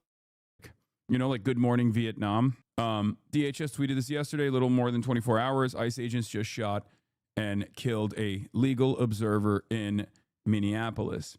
What ended up happening was, and there's a lot of... Wait, you mean grumpy, Irene? Wait, what did I say? Oh, instead of turns into shit, it turns into grumpy. There's plenty of eyewitness videos on the scene. We're obviously going to watch it. The video is gruesome, even though it's not graphic technically. At least the one that's like readily available is not very graphic, but it is, I'm just going to give you... Burple, I literally don't know what that is. Rust log? What does that mean? I'm just going to give you a forewarning. Luffy would not like you. Yes, you're right. This is what we should be talking about right now. An American citizen was shot and killed by the Gestapo.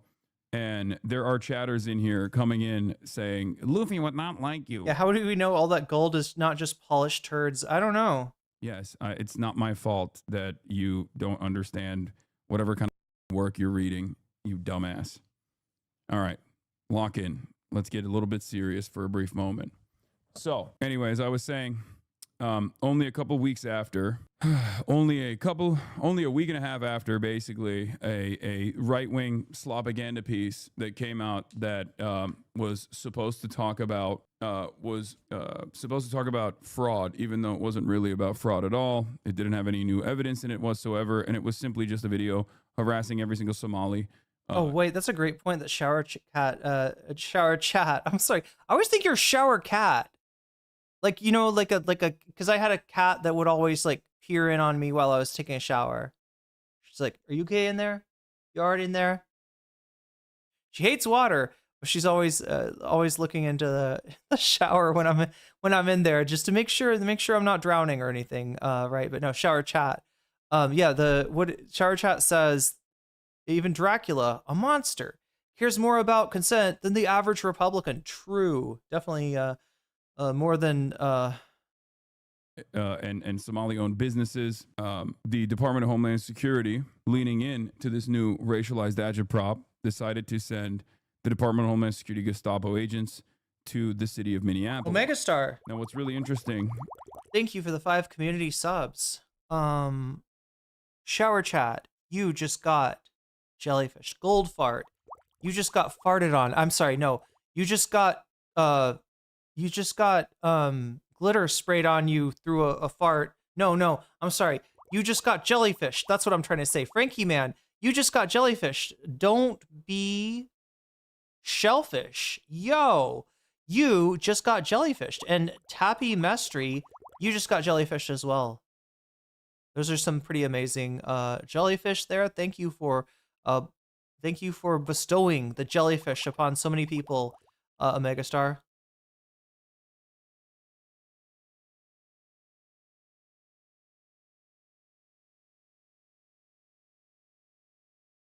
Glitter shards.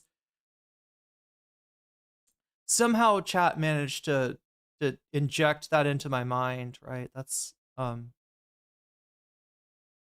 at least about one of the details that's often overlooked in this story is the fact that the Somali American population, the Somali immigrant population, is 60% natural born U.S. citizens. This is what I was talking about. On U.S. soil, and over 90% of the Somalis on U.S. soil are American citizens. So they're either naturalized, or the majority of them are actually natural born U.S. citizens. So they just happen to be. But you understand what Trump's going for here, right? Make them hurt, make them suffer, make them fear for their lives, right? Even if they're citizens, maybe some of them will leave the country. And you know, this is. And realistically speaking, chat, you can be an American citizen and you could still fall victim to ICE. You could still end up in Alligator. Well, not, I think they did close down Alligator Alcatraz, but you could still, you know, end up getting fucked around in all kinds of ways by the Trump administration, even as a citizen, right? Because of the way that the Supreme Court has interpreted probable cause, right? Yeah, it's pure racism. Exactly, Ash Bradford. That is their standard. That is does the person look like they're not from around here? In which case, you know, you can, go ahead. And if they show you fucking proof that they're a citizen, you say, that looks fake and gay. That, you know, that documentation is both fake and gay, and I will rip it up. I mean, that kind of shit has happened. From Somalia, like that's their ethnic background. No different than like an Irish person, an Irish American, no different than an Italian American, right? And yet, even though that is the reality, a lot of people have been talking about this from a immigrant apprehension standpoint for some reason. Why would you send ICE? I've got the weirdest, like, I'm in the weirdest state right now. I'm like hungry, and I'm looking at my like hummus wrap over here. It looks delicious, but for some reason I'm also nauseous. I don't know. I feel like I feel like if I eat this hummus wrap, I'm either gonna feel like way better, or I'm gonna be like, excuse me, chat, I gotta go barf in the bathroom. Which are supposed I don't want to find out which. to be, which are supposed to be a unit that is entirely tasked with combating immigration crimes, to a place where you are suspecting a minority group of committing fraud, but the minority group that you are suspecting of committing a fraud is actually a minority group that is entirely American. Okay? Why are you bringing this up? Was it a Somali woman? Nope. Maybe he was talking to ICE agents. Why are you bringing this up? Was it a Somali woman? They are illegal. They are not. They are not. If the overwhelming majority of Somalis living in Minneapolis were committing fraud, that would be an American domestic affair. You understand that, right? Because they're American citizens. They are not illegal, no matter how hard you choose to believe that they are, just because you just have decided that some American citizens that don't look like you are actually not, American citizens. People have voted for that. What do you mean? I don't think I can have a conversation with you if you don't understand how this stuff works. There's a constitution. Just because you feel like you voted to make American citizens no longer American citizens doesn't mean that you can behave like that. Doesn't mean that you can get away with that. Just like, I can imagine that people that are, sub 60 IQ, such as yourself, should be immediately jailed, for example, if they are openly reactionary. But is sub 60 IQ like the intelligence corollary for when clavicular calls people sub 5s? No, probably not. Anyway,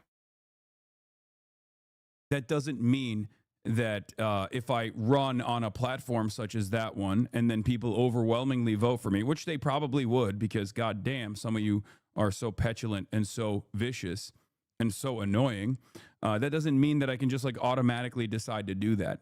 There's a process that I have to go through. There's institutions, there's rules, there's laws, yeah, I never understood how that worked. Infallible Foul, we're living in the same country where Trump invited immigrants from South Africa because they are white. How is he able to like extend those like you know what I mean? How is he able to do that? Like, it just seems like he makes South African immigrants legal, but only the white ones. Checks and balance. They must have just done it by person. It must have been like a person by person. And if the person happens to be white, they mysteriously get accepted. If the person happens to not be white or not white enough, really, probably in the case of South Africa, then they are rejected. I'm guessing that's how they manage that shit. That's not how this works. You can't just go, yeah, sorry, their parents entered the country illegally and therefore their children also must leave. None of the things that you're saying is correct.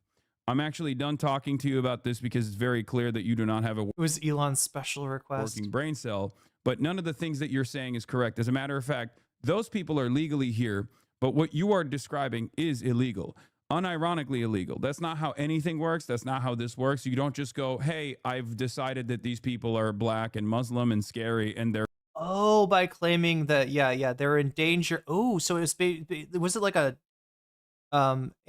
asylum claim that they processed or something? Therefore, I've imagined that they've come into the country. Yeah, Trump watched the Family Guy episode where they got the color scale of legally, and therefore they must be evacuated. They must be deported. That's just not how this works at all.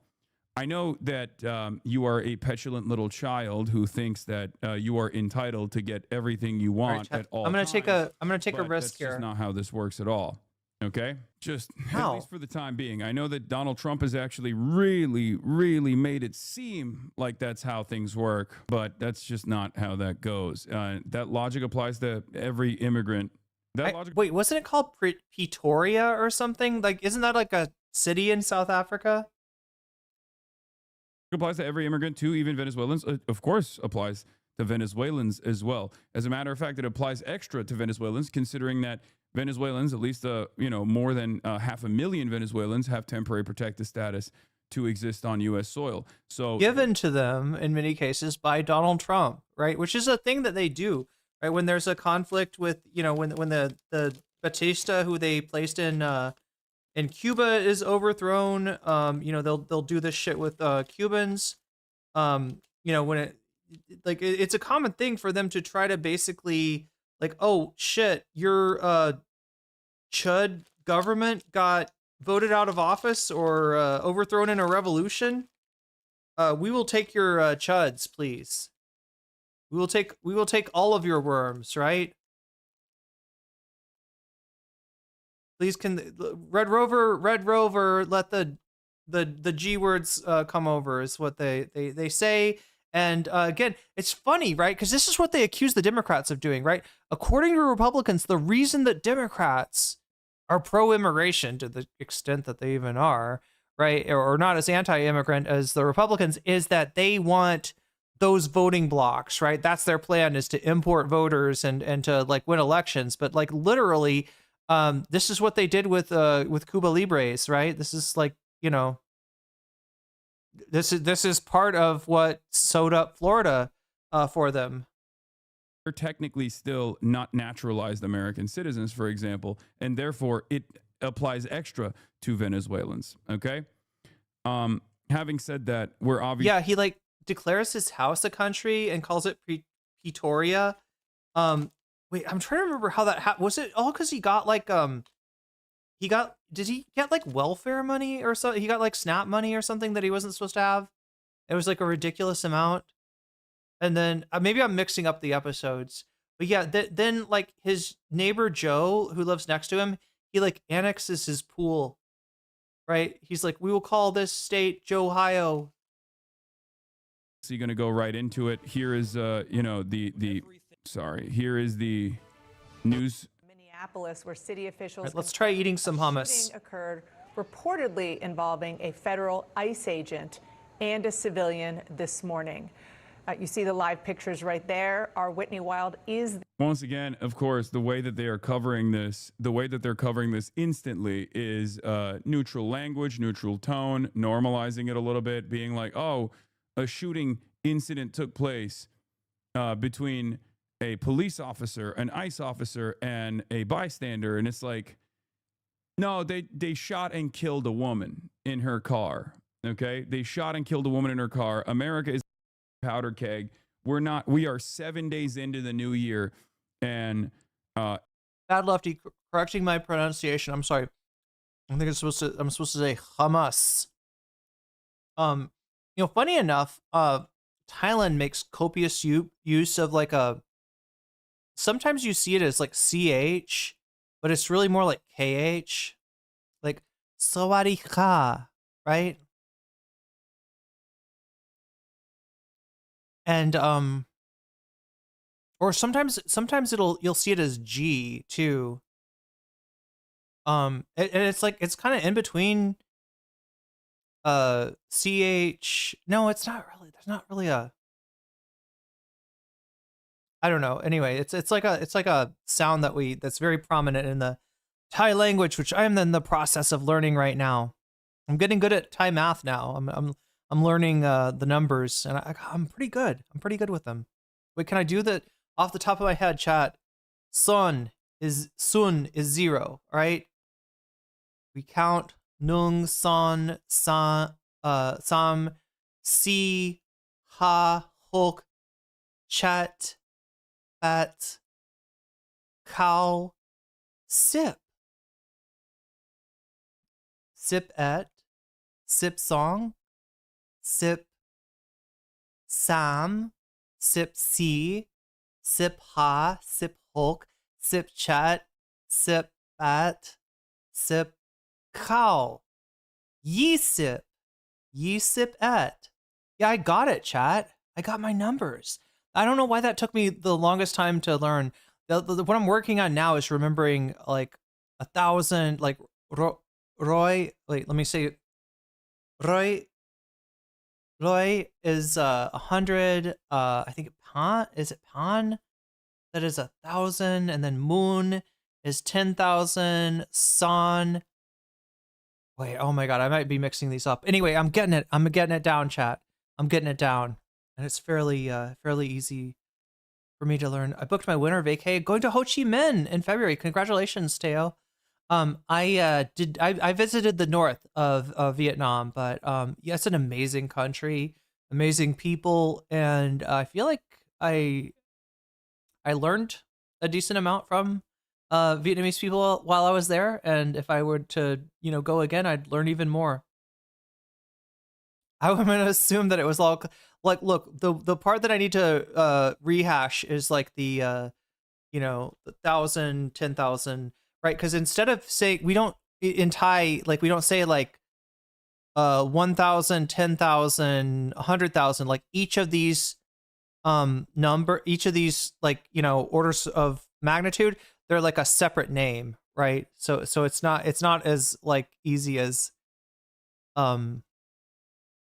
English in that way. In the first week of 2026, this administration has kidnapped and deposed the leader of a foreign nation, fantasized about doing similar things to other sovereign nations such as Mexico, Colombia, and also talked about overtaking or engaging in colonial occupation on a European country's territory, Greenland, basically destroying and it's a NATO country as well. Denmark is a NATO country. Basically destroying any sort of goodwill that they could potentially get from Europe. And yeah, this is where we're at. This is, it's straight up 7 days in, and everything is completely busted. There on the ground, Whitney, tell us what's happening right now. Dana, we're in the heart of Minneapolis. We're here on East 35th and Portland Avenue. And let me show you first. I'll show you. Wait, this actually works out pretty well. Yeah, I didn't show you a lot of the protests. Yeah, a spontaneous protest erupted at the scene of the murder. And from what I could, let me see if I can find it. I've also got footage of, we won't watch all of it, right? But looks like Reuters covered it looks like the protest went on for hours, right? And it got big too. I thought Epstein hated Vosh. Yeah, me too, right? Look, they're both really lonely guys right now. No one will fuck with Vosh or Destiny. So Destiny's like, I don't know, why don't we have Vosh on? All Vosh has got to do, well, I shouldn't spoil it. He's got conditions, chat. He's got conditions. If Vosh is gonna collab with him, Vosh has got to do something for him. And it has to do with coconuts and islands and knee pads, apparently. Yeah, but this Hasan video does a good job of covering also the beginning of the protest. Let me see if I can find you that Reuters video. On scene. That is Mayor Jacob Frey. He's the mayor of Minneapolis. To the side here on the left side of your screen, that is Police Chief Brian O'Hara. There is an enormous law enforcement presence here from multiple different jurisdictions. Our photographer is going to show you what the crowd looks like here, Dana. Mayor Frey is now leaving. I think you're probably starting to hear people yelling to him, but he is now leaving. He had spoken with some people on the edge of the crowd when he first arrived, according to a man who had video of it. He did not come back to the crowd. Now a crowd is following him down the street. But what you're looking at right now is the law enforcement response here. So you see Minneapolis police, you see the Hennepin County Sheriff's Department. We've also seen the U.S. Marshals here. We've seen Customs and Border Patrol. But let me bring you up to speed with what we know. As you said, we know that there was a shooting involving federal law enforcement near East 34th Street. Minneapolis shooting involving federal law enforcement. Like, this is, I guess, though, that's what happened. It's gutless, but it like, look, I on one hand, I want to say it's gutless. On the other hand, I feel compelled to remind you that the individual reporters are bound to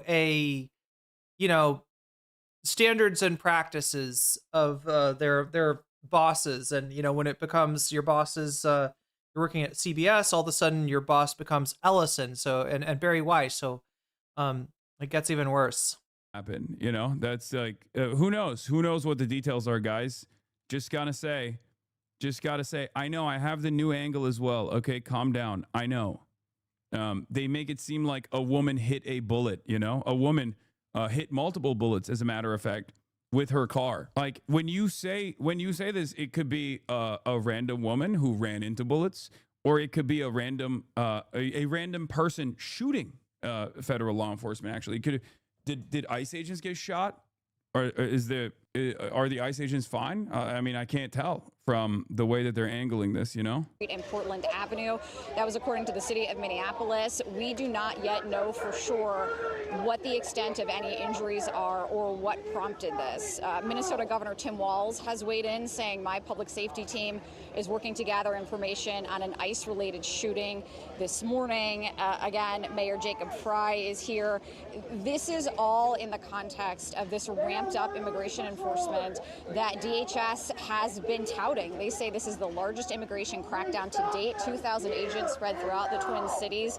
I need to remind you guys once again that when they talk about this being the largest anti-immigration crackdown to date, the reason why they were deployed to Minneapolis is to apprehend people from a group that they've decided are not real Americans, right?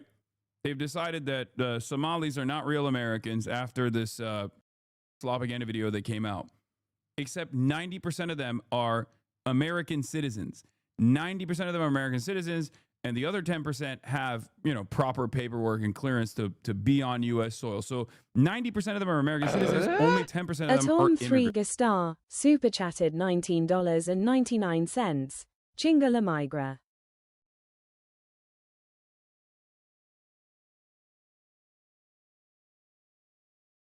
Chingala migra indeed. Yes, and also Chingala migra. And thank you for the super chat.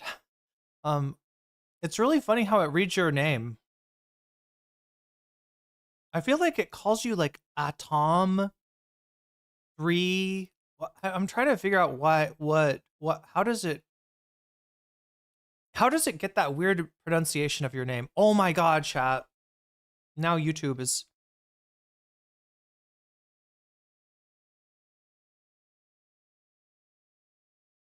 I would have said, you know, Chingala Pinche Migra. Sorry, now I'm pronouncing it like the voice to like the TTS is pronouncing it, but I would have said Chingala Pinche Migra. Except I was afraid that might make me sound like a Pod John, where I'm adding an extra pinche in there, just to sound edgy. Wow. I am trying to put your. Wow, it's like there's something going on with YouTube. Try again. What if I switch to this? Okay, at least I can like that. Does it go up? Yes, there we go. There we go. Although I don't know if I'm allowed to say have the F. Well, no, I can have the F word. That's just the F word, right? And kind of so is pinche, right? Sort of. I'm probably saying it. I just don't know Spanish that well, chat. So I don't want to like try to. YouTube is a little bit crazy, but yeah, it calls you Atom. It pronounces the at. That's what that's so weird. Omega, you're like the only one that it does that for. Like everybody's an at, right?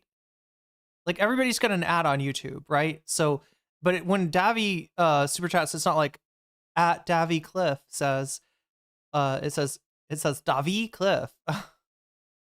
But for some reason it calls you at Atom 3 Gustar or something like that. Anyway, it's funny. Okay.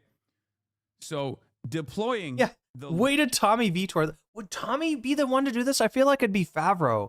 I feel like Favreau is the guy that is always trying to throw an extra fuck in there just to show how unfiltered he is.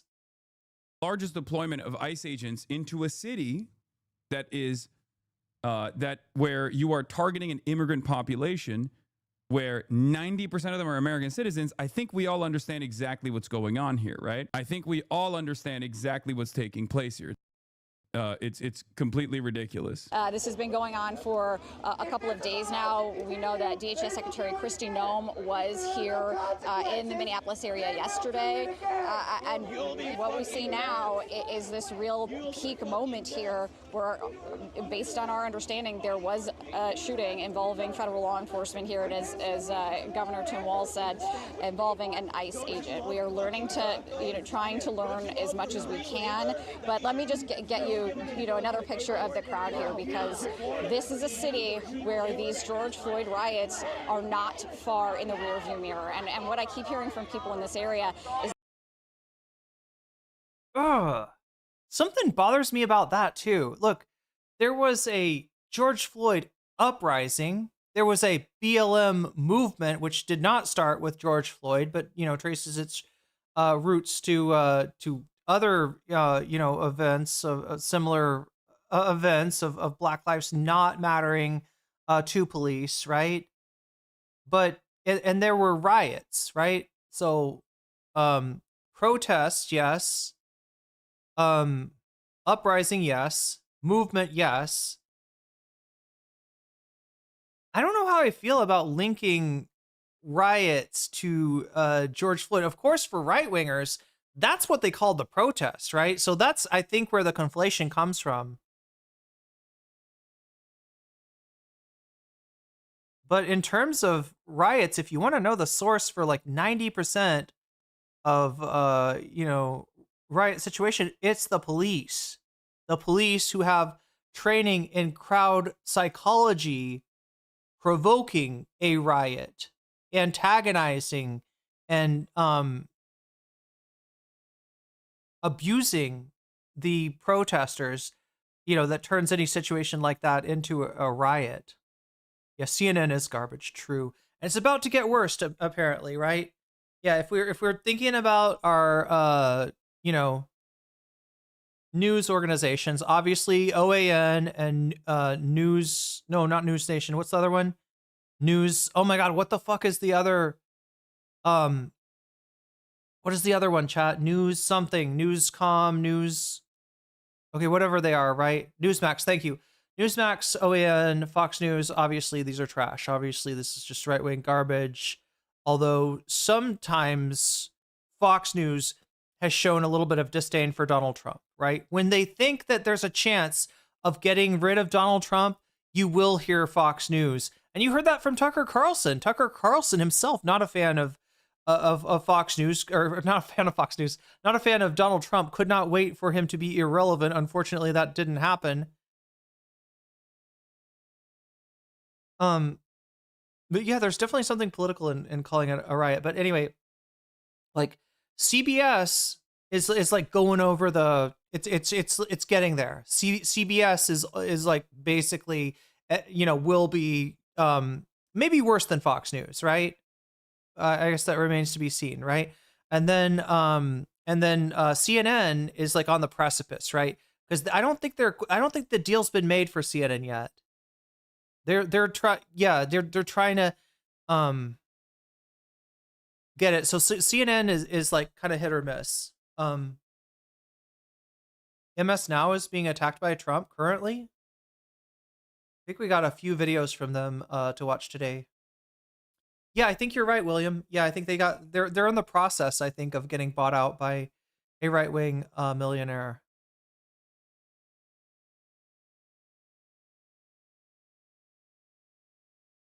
Just in case it's not super clear.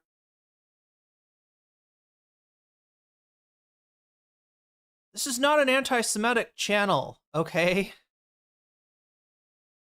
And we're blaming like a group of people for the behavior of a nation that very much wants to associate it with that group of people in order to hide behind them. You're actually not helping. You're actually not helping.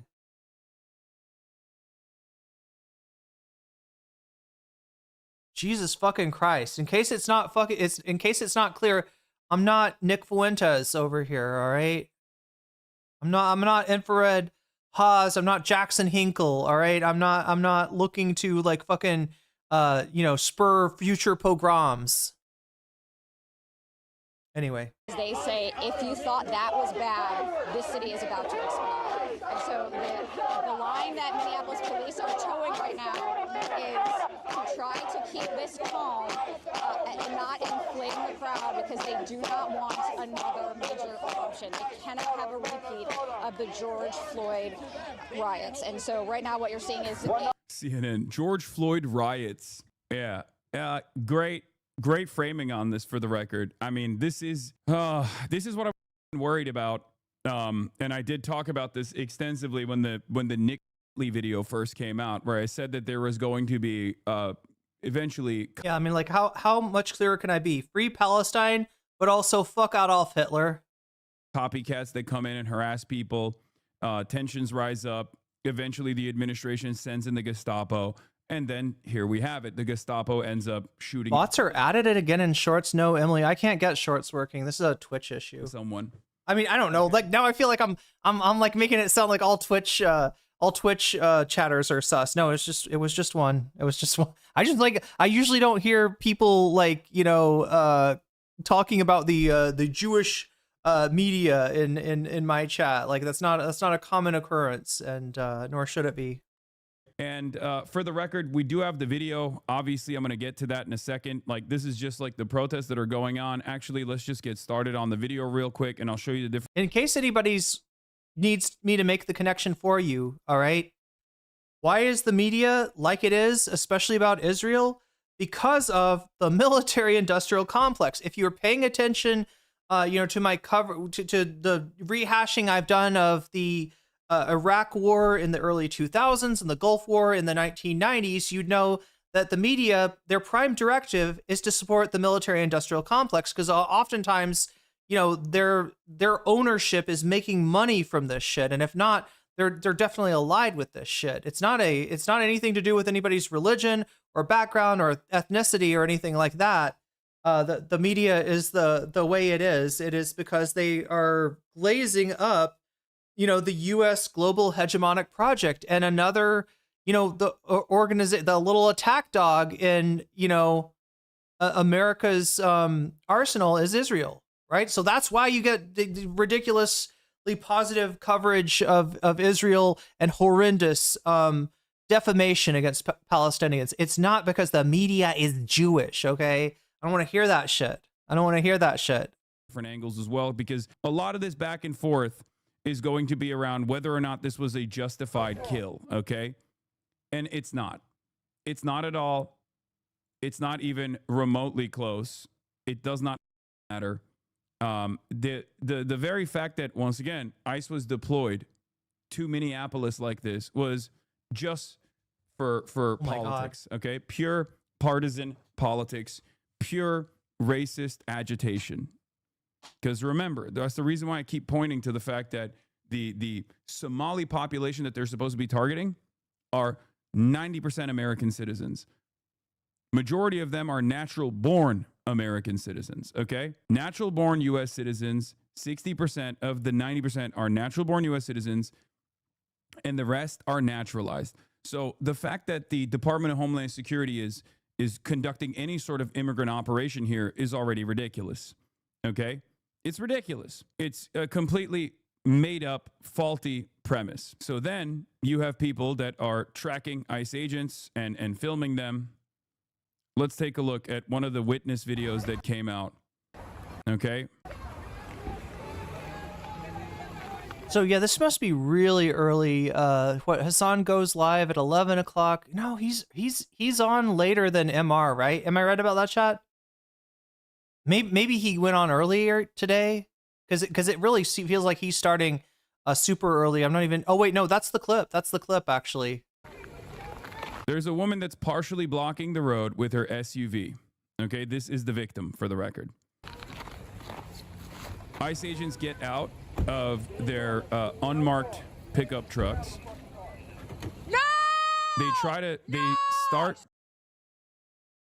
trying to immediately. They go in, no questions asked. Immediately, they try to rip her out of the car. Okay, she pulls the car back first. Okay, she reverses first to move out of the way. She reverses first to move out of the way. Then she tries to drive away. Okay, see what I mean? This is like they're, you know, Hasanabi Industrial Complex is on it as far as stuff that might get you in trouble with a platform. So that's why I wanted to watch it through MR and Hasan. Okay? There's an agent that is next to the car and immediately starts shooting. Instantly starts shooting. Okay? No questions. Like as if he's excited to do it. As if he was like, "Are we gonna get to shoot somebody today? Do we get to shoot? Can I shoot somebody? Oh, she's leaving in the car. She's driving the car. Like I don't know. It's just real. It looked like that was what he was hoping for. It looked like, you know, much like the ICE agents' text in the incident in Chicago, right, where they're just chomping at the bit to fucking, you know, kill somebody. It seems like that's where this guy's mind was at too. Like I said, he's probably some chud that fucking hates, like, just wants any excuse to shoot liberals, right? Whatever that means to him. This is cold-blooded murder. Now let me tell you something. If this person had an arrest warrant out for their arrest and they were doing a lawful stop, okay? If the cops in this circumstance were doing a lawful stop, this would still... William Corwin, they're straight up murdering us now. Look, listen, I mean, you're not wrong, okay? But look, I don't want people to lose hope entirely. I want to point out a few things. One, the Trump administration needed the Nick Shirley video in order to have what they felt was the... you know, I don't know, I want to say permission structure. You know that Asmongold is using that word now? Never mind. Sorry, chat. To have the, you know, for this to work for them as a media event, as a reality show scene, right? They needed the Nick Shirley video. Okay? So they need like a certain level of sympathy. They couldn't just go into Minnesota and do this shit. They had to have a hit piece. That hit piece had to be base boosted to all hell by Elon Musk and by JD Vance, right? And only then, you know, did they feel like they could send in the Gestapo, right? So they're reacting to public sentiment on some level, all right? That means we have not lost yet, okay? That means there's still shit that we could do. Also, I want to point out that there is a massive, you know, there's a massive response. We saw part of it here on Hasan. The other, you know, place we can see it is here. Look at that. This is the reaction in Minneapolis, okay? There's no audio for this, but yeah, a massive gathering of people. Right? This is the response in Minneapolis, right? So they're not having it. They're sick of this shit. They're mad as hell. And this is where I see really people like lose it and start to express some righteous anger, is when it comes to their neighborhood, right? People don't like this shit. People don't want this shit. People aren't going to sit and listen to you say, this is a violent illegal and, you know, he's putting the whole community at risk. No, that's a neighbor. That's a friend. That's like a babysitter, right? You know, that this is you know, this person is part of the community, right? This shit went on in Seattle too. This is the protesters starting up in Seattle. They have awakened a giant today. Okay, so don't lose too much heart. I mean, we're not in a safe place for anyone, wherever you are, inside the United States, outside of the United States. The world is not a safe place tonight, all right? But don't start thinking that there aren't people that feel the exact same way you do out there.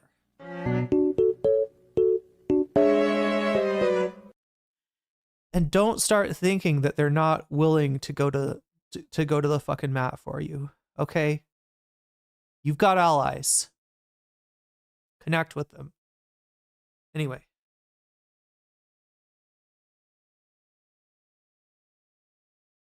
Be a terrible thing to do. And the reason for why this would be a terrible thing to do is because this is... Yeah, the mayor got pissed off too. He said he told ICE they could get the fuck out. We covered that a little earlier. If you were with me through my coverage of Philly DeFranco, we saw the clip of the mayor of Minneapolis literally telling ICE to get the fuck out, right? Literally expressing what probably 70% of the people in Minneapolis are thinking right now. And yeah, that doesn't, as Philly pointed out, he doesn't have the ability to declare ICE illegal in the city. But it is a token of the sentiment, right? That he felt, willing to say that, willing to express his righteous anger. And thank you also, Megastar, for the bits. A suburban neighborhood. And if you open fire on someone like that, aside from the murder itself, Mayor could order the police to arrest the murderer, couldn't he? I'm not sure. It gets weird when you're talking about like interactions between local cops and federal cops, right? That being said, they don't feel welcome and they don't feel safe tonight. ICE does not feel safe in Minnesota. And that's a good thing. When you open fire on a moving vehicle like that, you end up causing even more I'm not sure if any of these people deserve to ever feel safe again. Problems. There could be innocent bystanders. There could be strays. There could be bullets ricocheting. You're putting a lot of other people at risk. So this is not the proper way to deal with the situation at all. The proper way to deal with the situation is very clearly this woman that is getting out of the way, just letting her go. Not only did they escalate the violence instantly to deadly violence, okay? Yeah, not like the car is a deadly weapon. The car can be a deadly weapon. This is why in many cities they have no chase policies. This is why you're not supposed to shoot someone like that. Exactly. And the car... Was that an Asmon roach? Was that a fucking Asmon roach saying that shit? Not like a car's a deadly weapon. How come you don't think it's a deadly weapon when it comes to rules about running over protesters? How come you don't think it's a deadly weapon when some fucking ghoul, encourages people to murder protesters after being inconvenienced? They've got so many double standards. I don't know how they keep track of it, chat. Or is that literally like... The car immediately after he kills the person driving the car basically continues moving. And there are people on the other side of the crosswalk. And she almost, the car almost ends up killing. Yeah, Deke, if you're saying that our politicians aren't as brave as they should be, given the situation, you're right. You're right. We need to vote in braver people. That's true. I can't really speak to the intricacies of the interplay between local and federal law, but I know that there's a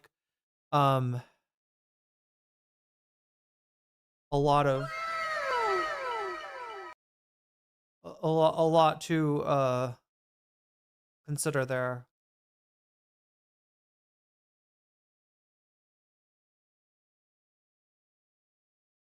To add to your point of not giving up, for those who've been around a while, we know this is the strongest movement the movement has ever been, even in the face of this unbelievable evil of the Trump regime. The one good thing about this is it is a catalyst for solidarity. It is a catalyst for people to stop thinking of people as legal or illegal, as immigrant or real American, and the start of people thinking of, that's my neighbor. And you're not taking them. Those people as well. What you do? Magenta, thank you for the gifted membership to Ivan Van Veen 2.0. Ivan Von Veen 2.0, you just got jellyfished. No, you just got weaseled. I did it wrong, chat. And for anybody interested in the butterfly, you got 2 minutes to make that happen. I don't know, chat. Can we do it? This would be a land speed record if we somehow What are we like? We're 8. We're oh no, we're at 7. 7 is what we're looking for. If we get 7 more super chats of the teal variety, we will be in Butterfliesville. Otherwise, we'll have to wait till wait for another day to try again. You are criminals! Okay, so now this is the part I'm a little bit worried about, because this is the part around here somewhere is where Emma, where Majority Report took this off the screen. Assassinated by a pig, an untrained. Usually Hasan has got a lot of support from his chat in terms of finding clips and identifying problematic timestamps, right? So, you know, a lot of times people will send Hasan a clip, like, you know, they'll send the URL and then they'll say the good part begins at 4:26, and then it'll say, you know, 7 minutes and 30 seconds to 7 minutes and 45 seconds TOS, right? So, you know, that's why it's useful to use his coverage sometime when there's stuff that might be an issue with the platform. Pig hopped up on steroids and self-entitlement, and you still... Do I take cash? I take CashApp. Have this weird thing in your mind where you go, how will I... It's the same word as my name on YouTube. Justify the actions of the cops here. It's one of the most insane things that I only see from Americans. I guess like MAGA brain rot is actually taking root all around the planet. So I suspect that there will be more and more people, even in places like Europe, that But if you do send me Cash App money or PayPal money, let me know, because it doesn't automatically make a stream alert. Which reminds me, I gotta fix our stream alerts, chat. These stream alerts are hella old. The channel points are super old. Everything needs to be updated and made relevant to the present time, present day, not 2021 or anything. obviously looked at this stuff and insta-lock defense of the cops here. Okay. But you are a have a good day at work, Jersey Texan. moron. You have no self-interest. You do not understand the situation at all. You do not understand what is going on at all. If you are looking to defend a cop in an instance like this, if you're looking to defend the ICE agent in an instance like this, they have been falsely deployed into this neighborhood to begin with. This person is part of this person is doing a lawful civil disobedience act. She's not fully blocking the road, even initially, okay? And as soon as they roll up, instead of trying to communicate with her to move out of the road, this guy instantly tries to pull her out of the car. You have to understand, you have rights, okay? As an American citizen, on paper, you have rights, okay? Like, that's kind of the point, right? You have some rights. You can't just like have cops roll up to you and decide that they're God, okay? There is no world where a cop can just, without telling you that they're a police officer, without giving you like a lawful order, they can't just like walk up to you, guns drawn, and shoot you, you know? Like, that's what they're doing is illegal. And I think a lot of Americans don't understand this, where they think like if someone is wearing a badge, no matter how fake that badge is, because ICE is like... Isn't that fucked up? Isn't that fucked up? Like, I mean, it's bad enough to like just like treat cops like God, you know, in our mixed economy slash neoliberal you know, society where the politicians are pretty much owned by the capitalists, right? It's bad enough, right, to not recognize that those cops are in there to basically enforce the will of capital, not to keep you safe, as some people might think. But like when the government has been switched out with fucking Nazis, right? The fact that people still, oh no, you got to do what the cop says. You know, they're God. Like even worse than cops in general. Okay. Qualified immunity shouldn't be a thing. I agree. When you see a person wearing a badge behaving like this, there are some Americans who unironically think, oh no, everything that they're doing is correct and everything that the citizen is doing is incorrect. One shot through the windshield, two shots. If I could find this, we don't have time for it. They did a study on this, chat. They've actually done a lot of studies on compliance. You may have heard of the Milgram study. That one, although it's got some issues with its methodology, it's instructive. But the one that always comes to mind to me is just like a little experiment that they did in a college classroom, right? So what they did is they had a confederate, that means somebody that's working with the researchers, somebody that's in on it, right? That was ostensibly a student sitting down in a class in front of a professor giving a lecture, right? At some point, there is an argument between the professor and the student. The student walks up, and they did this very clearly. They had the professor pull a gun on the student, and then they pretended to wrestle with it for a while, right? It looked like I don't know how they got away with this, right? Because it's so, now that I say it, it's a pretty fucking traumatic study, like experiment to run, right? But after the class, they polled the students and they said, who pulled the gun? And a majority of the students claimed that it was the student who had pulled the gun when it was actually the teacher, right? People's mindsets have trouble seeing a illegal, unsafe, antisocial act being done by somebody that is supposed to be in a role of power, right?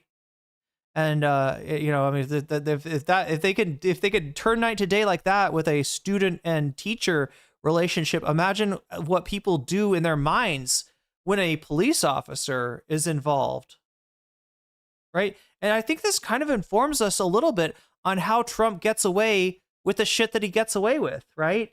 He is, it's his station, right? Even why people don't call Trump out for being a fake businessman, because he is. He's not a businessman, chat. He is a Nippo baby who got all his money handed to him by his dad. And honestly, if he had just invested it in something sensible, something really sensible like the S&P, he would have more money than he has right now. Now it's a different thing, right? Because he's gotten into the hardcore grip with the shitcoin and everything else. So, he may actually have more money from scamming people, right? But he never made a damn dollar, honestly. The closest that he came to that was, like his reality TV stint, right? Everything else that he touched has turned to shit.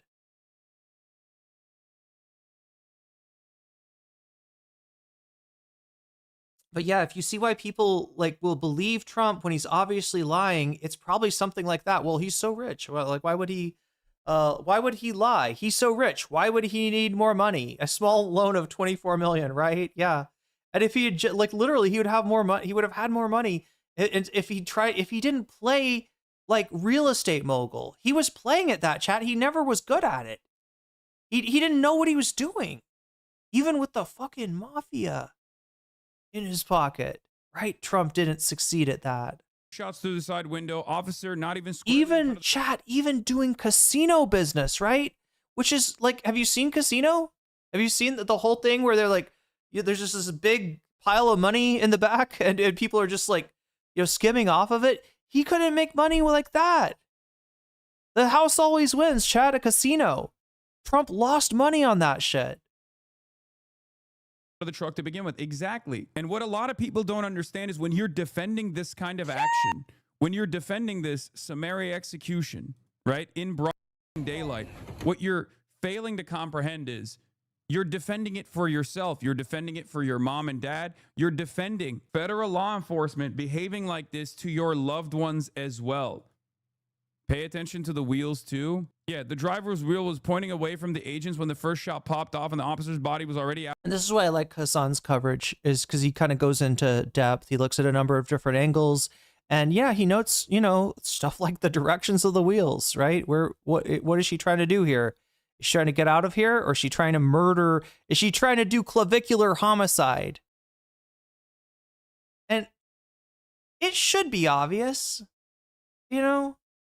that, I don't know, just looking at the stickers on the back, chat, I don't think this is the car of a murderer. out of the way of this vehicle. Exactly. I mean, there is no justification. There is no justification for this at all. That's the whole point of de-escalation. Wait, at New Vegas, I won at blackjack so much I got kicked out of every casino.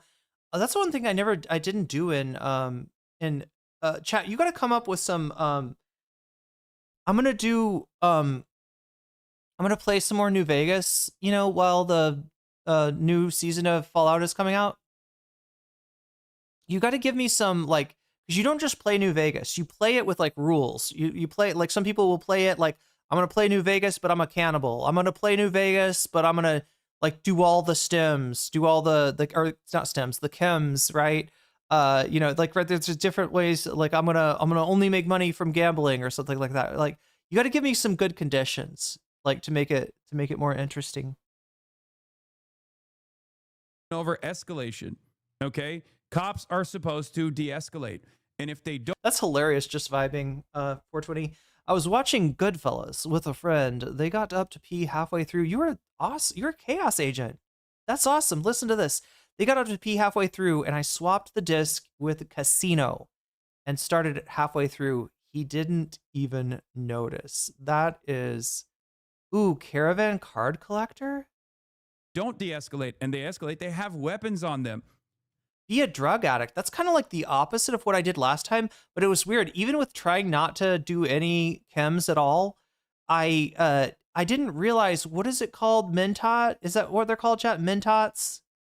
1 charisma? Ooh, that'd be tough. I think I had pretty high charisma in my last playthrough. Like I actually got it right. Like I correctly guessed the stats that would be important to like have my science high, have my like verbal really high, and I think I had the charisma fairly high. Yeah, Mentos. I didn't realize those were chems. I was like, oh, cool. They're just little like brain pills, and I was like, yeah, they're little brain pills. That's right. Oh yeah. Lou, I don't want to. Oh my gosh, Deke knows. Deke has been watching the new season. I better be careful not to like say too much. But yeah, Lucy has. Let's just say that Lucy has an interesting time out in the wastelands in this season. Normal civilians can panic. The idea that you're immediately ascribing a negative intention to a person in their own car, in their own neighborhood, is so insane to me. Okay? People see this, and the funny thing is, I did actually used to be a party girl when I was younger. Like I was ridiculous, right? I was the person that all my friends were trying to like, you know, kind of like pull me back, right? And now like, you know, I'm like the one that does the least of anything. I'm boring now, Chad. I've become boring. But like, no, but like literally, like, right?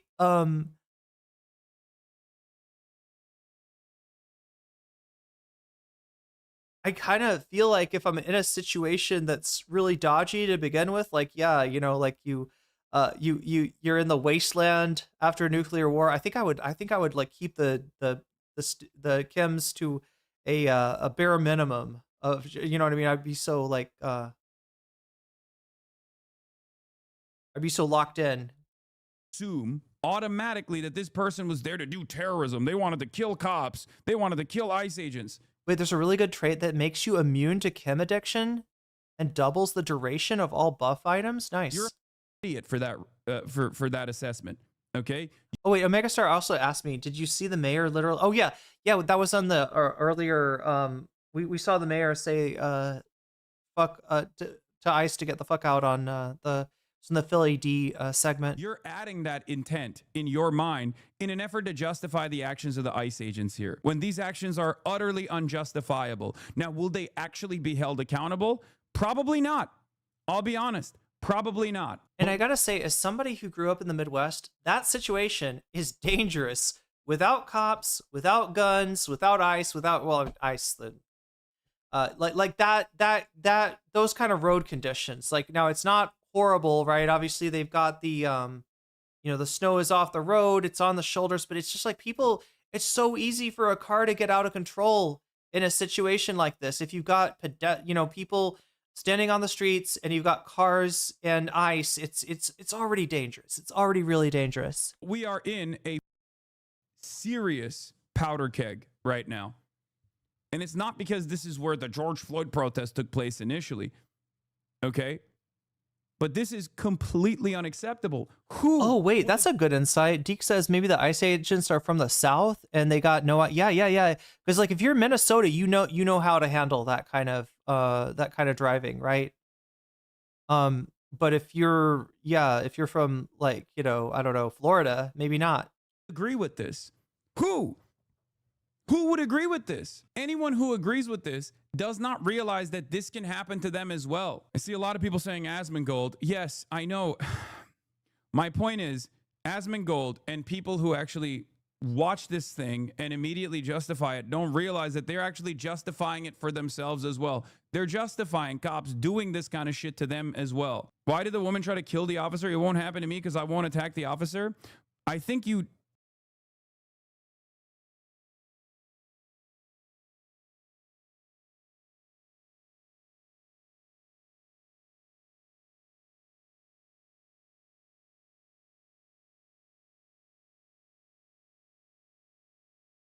Do you think the chatter even believes what they're saying there?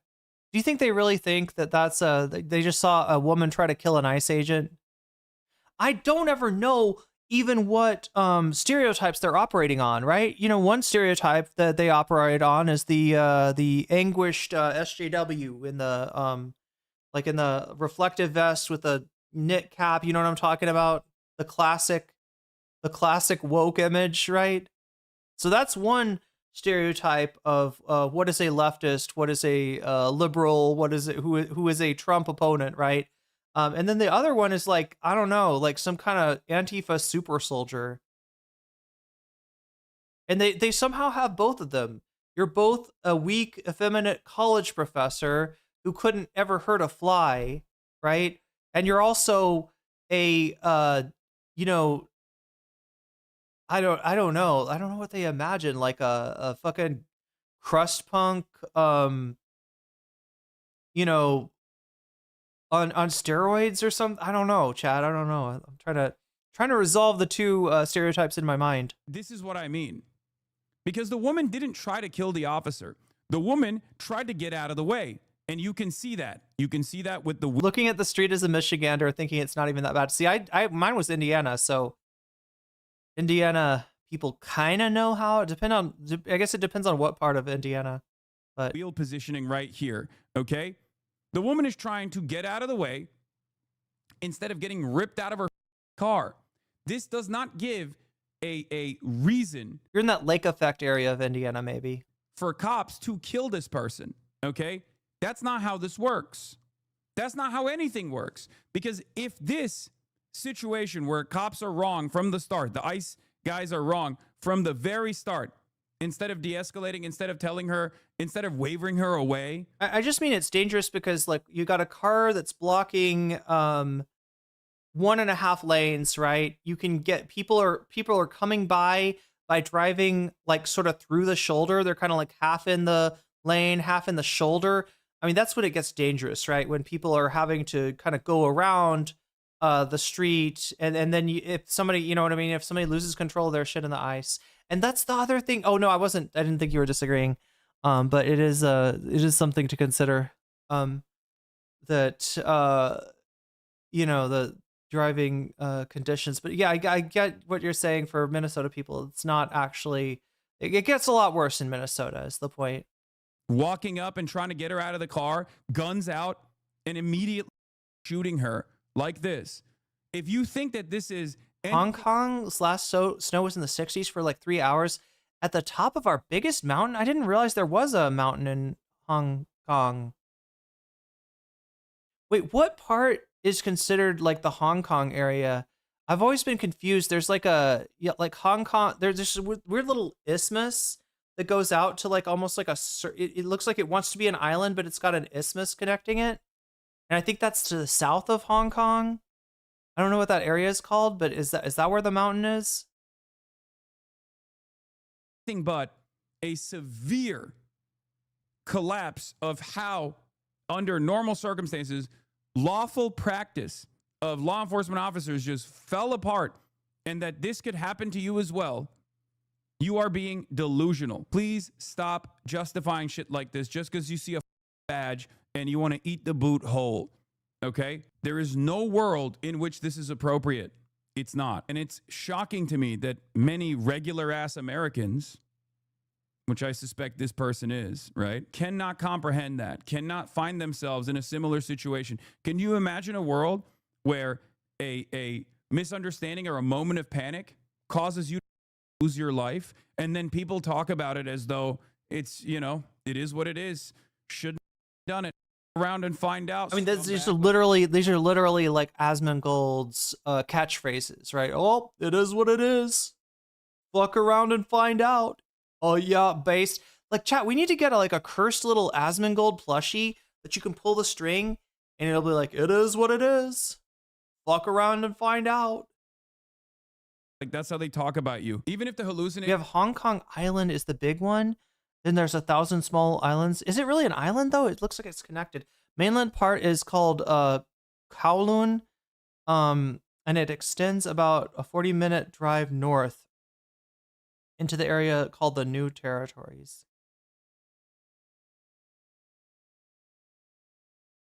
Wait, is Hong Kong itself on an island? Oh my god, I'm so confused. I basically flew almost over Hong Kong when I flew out here. And I'm still confused by its geography because we had like cloud cover and I couldn't really I only got to see the map. I didn't get to actually look at what the territory looks like. Nations on the right that want to justify this were true. Fleeing cops is not a death sentence. Exactly. Okay. This is completely unacceptable. And not only is it completely unacceptable, but once again, it's yet a. So like Kowloon is that part that's like circular at the southern, like, is that circular part, and then extends 40 minutes drive north into area called the New Territories, and then north of that is where you hit the Chinese, you know, officially China. And it's uncomfortable how good I am at mimicking Asmongold. Oh no, I must have grown up with somebody like that. I don't know. Another instance where I'm suspecting that the right is falling in line on the. Oh, it is like actually on an island, so not even that like circular thing. It's like so sometime I just need to like take a look at Hong Kong geography because it's still a little confusing to me. I don't know, chat, maybe should we do a China trip? Look, here's the deal.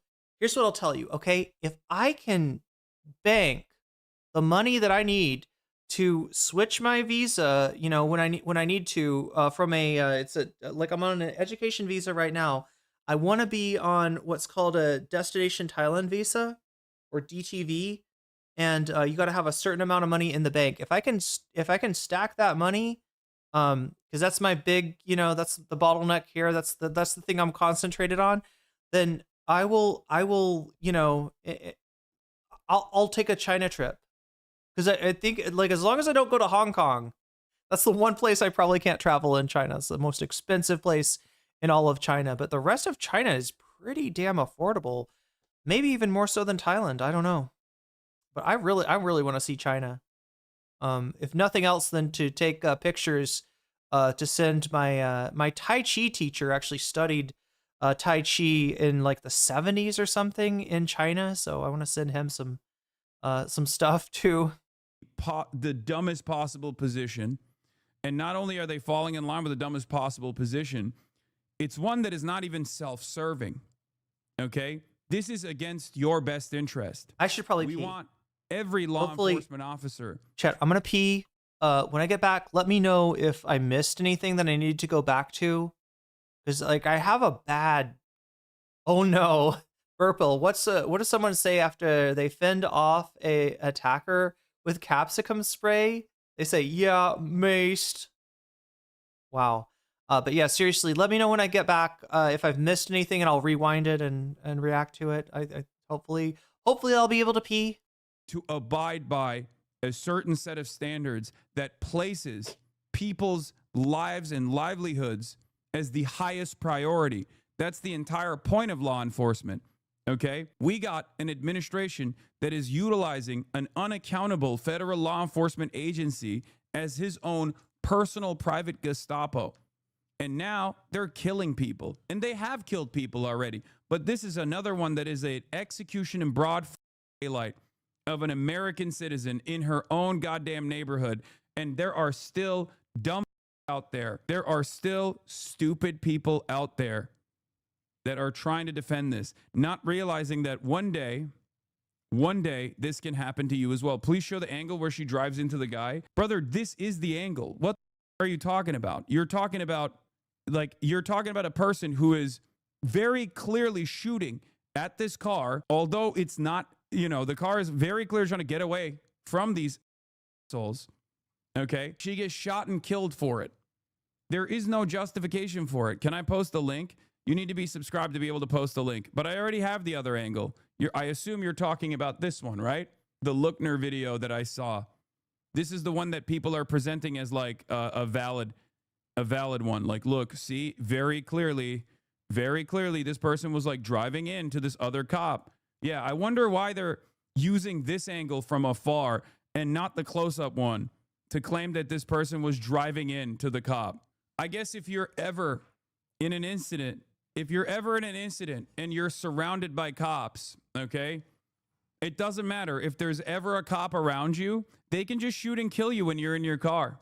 That's just how it goes, baby. Oh, yeah, this one. Brother, you literally looked at an angle that is smack dab right there, and you thought, let's find another angle where I can justify my argument. And the other angle where you think justifies your argument is one that is right here. Even from this angle, it doesn't show what you think it shows, you moron. You understand that, right? This angle doesn't justify your argument. He's on the side. The vehicle is clearly moving away. The vehicle is moving to the right. He's to the left of the car. Maybe you'll find another angle eventually. Homie, I'm not trying to justify or get mad at anyone. I looked at the angles and I thought, hey, don't do that. Listen, homie, okay? I need you to understand something, all right? There is a little devil in everyone's mind, okay? This is something that I observe mostly with Americans. I've actually never seen, I've seen hogs of all different varieties, but this is a uniquely American hog brain thing where they see someone wearing a badge, executing someone in broad daylight, and they immediately look for ways to justify it because they've been told cops are always good. Cops are always good.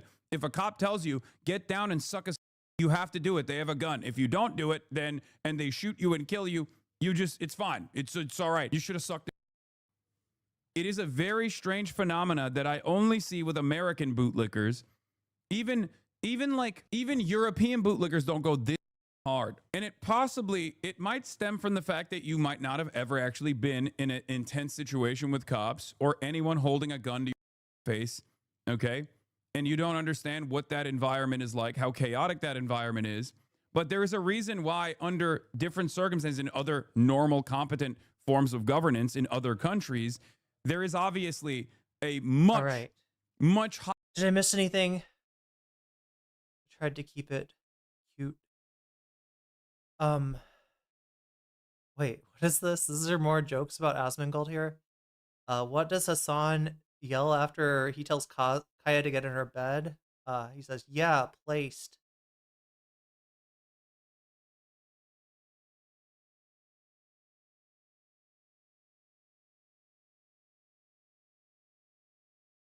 What do you say after you after you lick somebody with your big tongue, like, Scooby-Doo style? You say, yeah, taste. That's a bad one.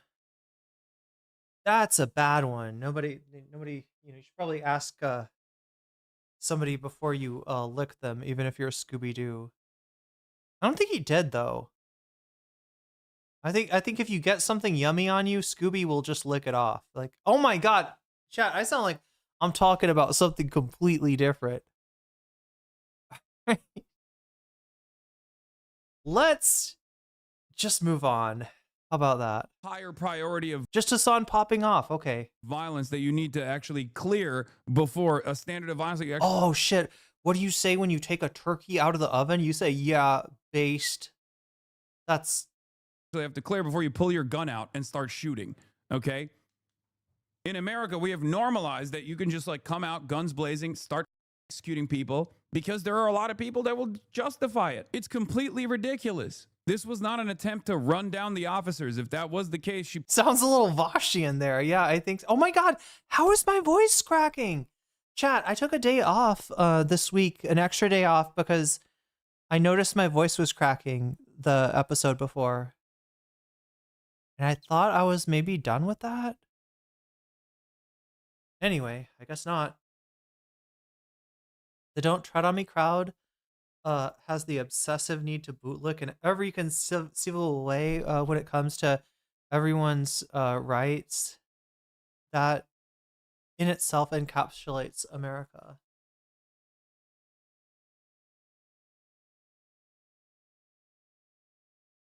We are 6 hours in. Thank you for reminding me. God damn. Probably would have turned her wheels in the opposite direction, not the direction away from the cop. Okay, chat, that is something I probably got to stop doing. I need to limit my streams to where they're like a base is like 4 hours, and then that leaves like 1 or 2 hours for doing bonus content. Like that should be, other than like a subathon, that should be like the longest stream, because you know this otherwise I end up taking more days off, and it sucks because I can't even predict which days it will be. So, you know, ideally, chat, you'd have my schedule. I'd stick to it 100%, and you'd know, if I was on or not. And you know what I mean? And if I get a, if there's more content to cover and I decide to show up on a night that I'm not scheduled for, then it's just gravy. It's just extra whipped cream and a cherry on the top and sprinkles, right? Rather than you, like, I just wonder, yeah, because like, I mean, I think about you out there in YouTube land and in Twitch land, just being like, having no idea of like, well, there's a streamer that sometimes shows up around this time, or she might show up an hour later, or she might not show up at all, right? And I want to make it a little bit more consistent for people, because I hate to leave people disappointed. And no, I don't believe that. I believe if you attack an officer, that officer has the right to stop you. I looked at the videos presented and I saw a woman drive at an officer. I don't think you're understanding the words that are coming out of my mouth. I feel like you got such a low fucking standard for that. I think you think that woman deserves to be killed for disobeying an officer's command. That's what I think you're really like. I don't know. How can you look at that shit, chat? How can you look at that shit and think like, no, she was trying to run him down. She had murder in her liberal heart, right? She had Trump derangement disorder, full-scale Trump derangement disorder. Her eyes were red. And she was like, ah! Who sees that shit and thinks that? There's no way. I don't think he thinks that, chat. I think that he thinks that she didn't obey his directive, and that makes you like, if you ever don't do like what an officer says, that you are, you basically deserve to be to be shot. Renault, I don't think she was trying. Look, Grumpy Jones, like, this is the part that's going to come in later, okay? Or maybe it's already come in and I haven't found it yet, right? But we're going to see at some point what happened before the clip. And from what I've heard, she was told by another cop to get out of there, to quote unquote get the fuck out of here, right? To drive off, right? So one ICE agent, there's a bunch of ICE trucks there, right? One of them yells, get the fuck out of the road, right? We're coming through. And the other one, makes a beeline for the car, tries to open it. Fucking masked, armed thug there coming at you, right? I don't think she deserves to die and I know that's not what you're saying, Grumpy Jones. I assume that's not what you're saying. Nobody here's justifying that murder. Just maybe saying, how you should, how it is smart to act in front of cops, especially American cops. If you want to survive, because that's not a guaranteed thing. unfortunately. And again, this is what we've done, chat. We've cultivated a criminal gang, conferred it with a monopoly on violence. And yeah, there's some checks and balances here and there, I guess. But and trust their word over the word of like any other citizen. It's kind of wild when you think about it. It's kind of wild. You'd think you'd want to have like a professional service of educated people to carry out, what is a very important role. And yet instead we have the fucking high school bullies club, right? That's who that is. That's your high school bully in that cop shop. That's who signs up to be a cop, chat. And it's a culture that replicates itself over and over again. Even if you make different rules, even if you mandate different training, you're still going to have those guys that are in there picking other guys like them. And that's not how any of us should want to live our lives. We should hope, like, I mean, the fact that there's bullying in school is a problem, is a real problem that we're raised with, like, this expectation of, yeah, sometimes there's like a rogue kid and, for whatever reason, they get invested in wanting to make your life or your friend's life hell. And there's, your parents will tell you, stand up to the bully, right? Probably bad advice. I don't know. Maybe that'll work for you. Maybe that'll get you kicked out of school. I don't know if that's good advice, there's all kinds of advice, but it's just a fucking societal problem that nobody's really solved. And it feels like, there has been more talking about bullying lately, right? There was like a couple of years there where people were really talking about bullying. But it just doesn't feel like something that people are all that invested in changing the dynamic of. So many issues in society, you see them reflected in the family, you see them reflected in the school. Like, they're not just a singular problem. It just manifests in a myriad of different ways. It's like white man's gang. I mean, yeah, white men and what did the Nick Fuentes people, what did the Groypers call them? The Wang half. White ass slur, going hard as fuck. Meaning that if you are not white in the Groyper movement, ostensibly you can make up for it by going hard as fuck, being more radical, being more racist, being, I guess, useful for the Groypers in some ways. Like that gets you that's your indulgence for not being white or not being I don't know, do they do that with, like, can you be non-Christian? It feels like they do that with gay LGBT. You can be an LGBT Groyper, but only if you're like the most racist fucking gay person ever, right? You're this like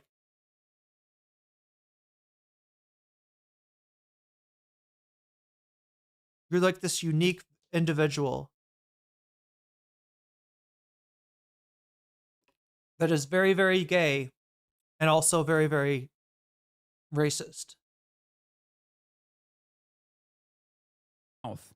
Okay, the DHS's own use of force guidelines prohibits Grumpy Jones, it's hard to find racist in America, gay or straight. Have you been looking? this. Okay, DHS's law enforcement officers are prohibited from discharging firearms at an operator of a moving vehicle, vessel, aircraft, or other conveyance unless the use of deadly force against the operator is This is like a hard to find racist on justified under the dating apps standards articulated elsewhere in this policy.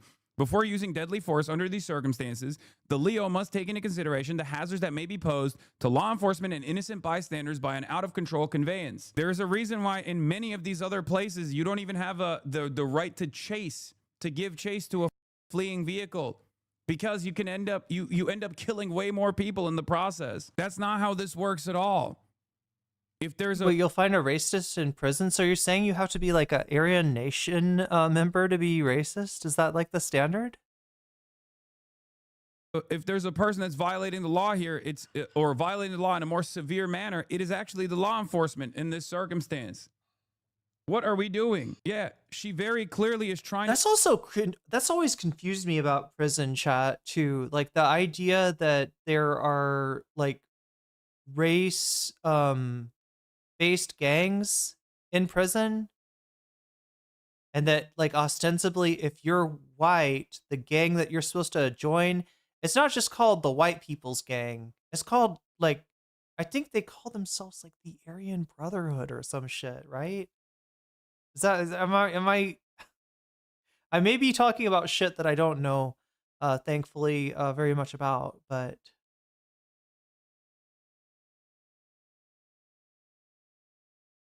yeah. So what do like not racist white people do in jail? What are you what like if Larry David went to jail, would he have to join the Aryan Brotherhood? Would they accept him?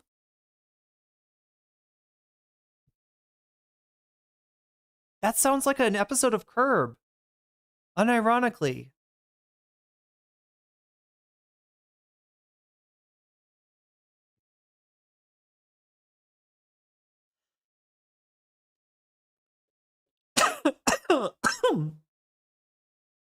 Well, yeah, you don't get many choices at all in prison, right? That's why they call it prison. To do a goddamn U-turn too. I'm just imagining him like talking to the leader of the Aryan Brotherhood, and he's like, "Do you have to be racist to? Is that a requirement? Can you just kind of opt out of that? Is there a way to like?" She's waving them by. Video shows the driver was yielding to agents in. But wait, Larry has an easy time, right? Doesn't he have like an easy time with MAGA chuds somehow? Like didn't he have like a weird like family that he like lived with or something that was like where he acted like a I don't know. Only exist in California prisons. They're similar named organizations in every state though. So when you enter prison, you get the racism, and when you leave, you just leave it behind. Larry David with face tab. That's his secret. Yeah, if he could have his red hat, he'd be chill.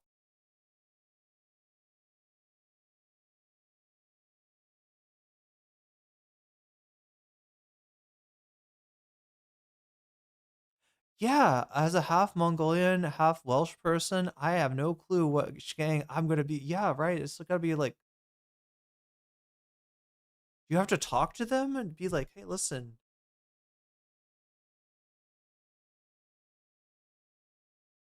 Waving them by, agents then tried to forcibly enter her vehicle. And chat, and that's just another example. All right. So here we're talking about prison guards and wardens and shit, not like cops per se, right? But it's the same kind of cohort of people. And what did they do? They outsourced like half of the, prison prison guarding. I'm not sure if there's gardening that goes on in prison unless you're Ghislaine Epstein and you're in one of that special prison where you get to keep a dog. But no,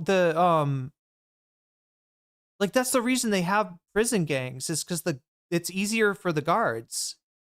They basically are a level of like control for the institution, right? The gang functions as like a level of control, and like the fact that there's not been like an end to this phenomenon kind of shows you that prison gang is serving a function for the guards, for the organization, for the leadership of the prison itself, and so like I mean, like it's just like is this really the culture? High school bullies, that's who you want tasked with this what I would think is a pretty important role of life and death and safety in your country? Do you want the high school bullies to do that? Or do you think that maybe this is kind of like this is like, first of all, it's a job that somebody deserves to get paid a fuckload for. I mean, maybe they do. Do they get paid a fuck? I hear various things about how cops get paid, but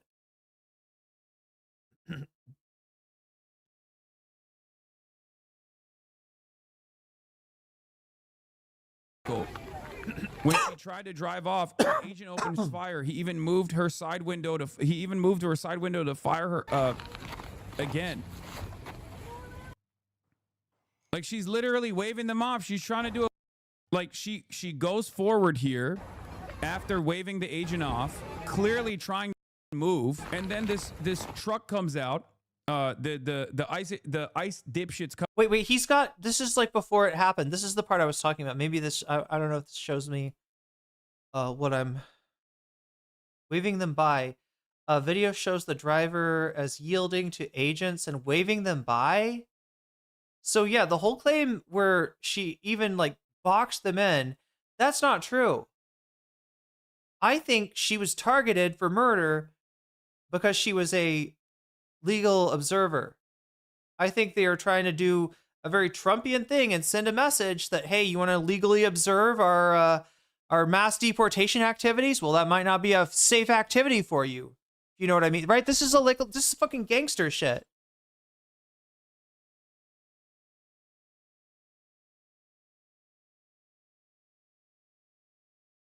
The driver yielding to agents and waving them by. So that that makes it look like she got stuck in the snow or something. That makes it look like she like slipped on the ice and she's like in people's way, but she's not trying to, she's not trying to block them. Do they just have like that on the mind? The ICE agents just assume that, oh, chat, this is so bad. This is so bad. Think about this, chat. Think about this, right? Anytime they get in traffic, anytime they get behind a stalled vehicle, how tempted are they going to be to like go to the script of like, this is somebody blocking us, this is somebody interfering with us, right? Like they could think that they are being just from getting in traffic, right? And then start taking it out on the people, like the car in front of them, like, right? You're just in traffic or something, but you're impatient and you're God, they're just gonna abuse the fuck out of this power, turn into a paranoid. This is bad. Come out of this first truck and instantly, guns blazing, no questions asked. She puts the car in reverse and immediately they shoot and kill her. Why is it? Why is it that, dude? Do your people always get so aggressive when someone clearly explains their point of view without attacking anyone? Brother, the point of view that you're attacking is justifying cold-blooded murder of an American citizen in the hands of an unaccountable military force that the administration is utilizing against people like you. If you're an American citizen, yeah, justify. Why? And instantly, guns blazing, no, clearly trying. I want to see the before part again. Tried to drive off, an agent opens fire. Video shows the driver was yielding to agent. What are we doing? Yeah, she very clearly is trying to do a goddamn U-turn too. Okay, so she's the dark car with somebody like behind it. Yeah, it looks like she's stuck. It looks like she's stuck.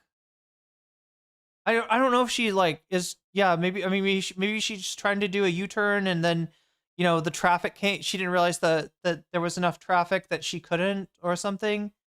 But look at this.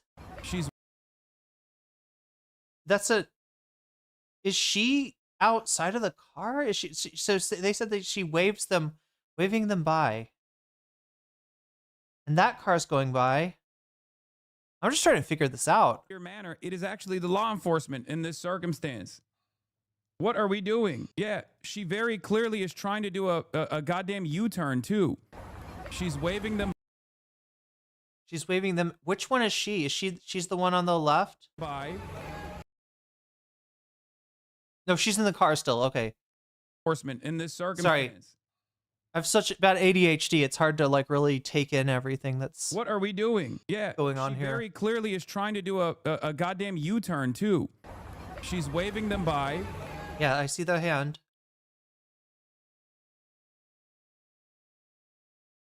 Does that look like she's trying to box anybody in?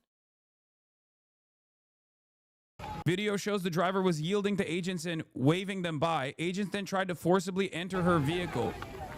When she tried to drive off, an agent opens fire. He even moved her side window to fire her again.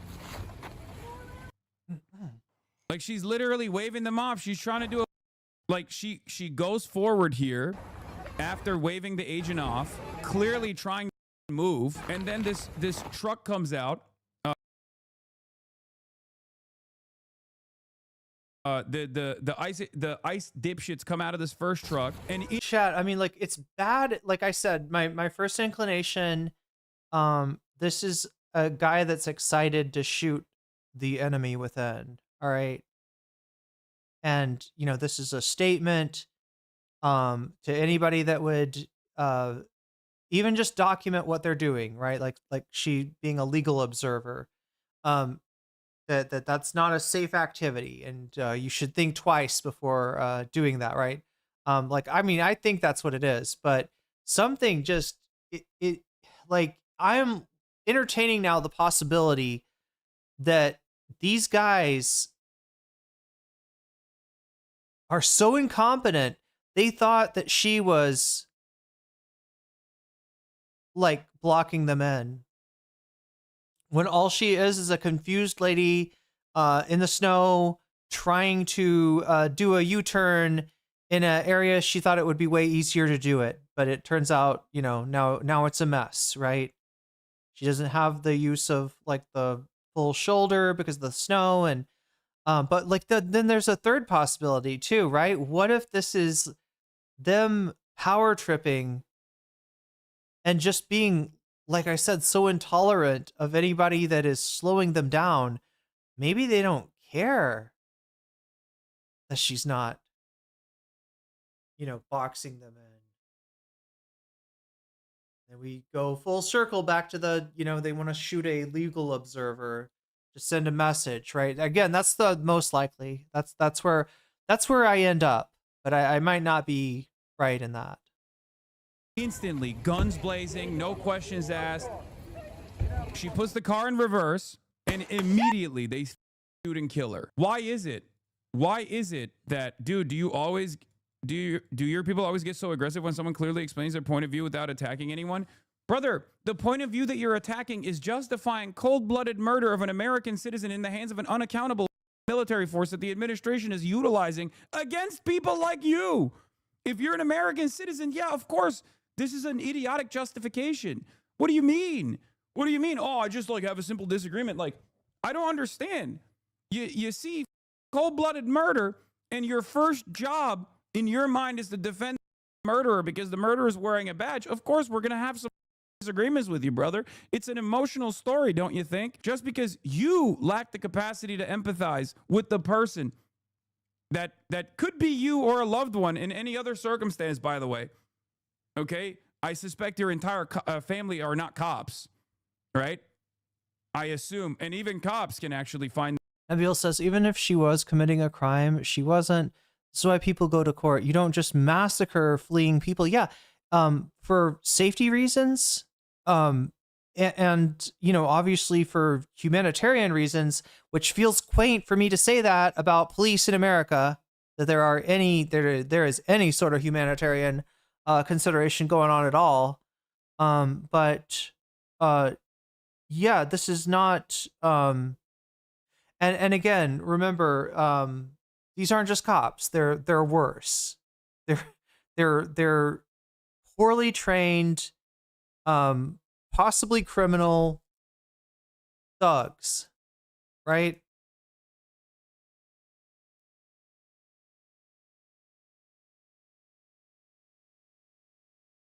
And so, yeah, very unsafe people to empower with police duties.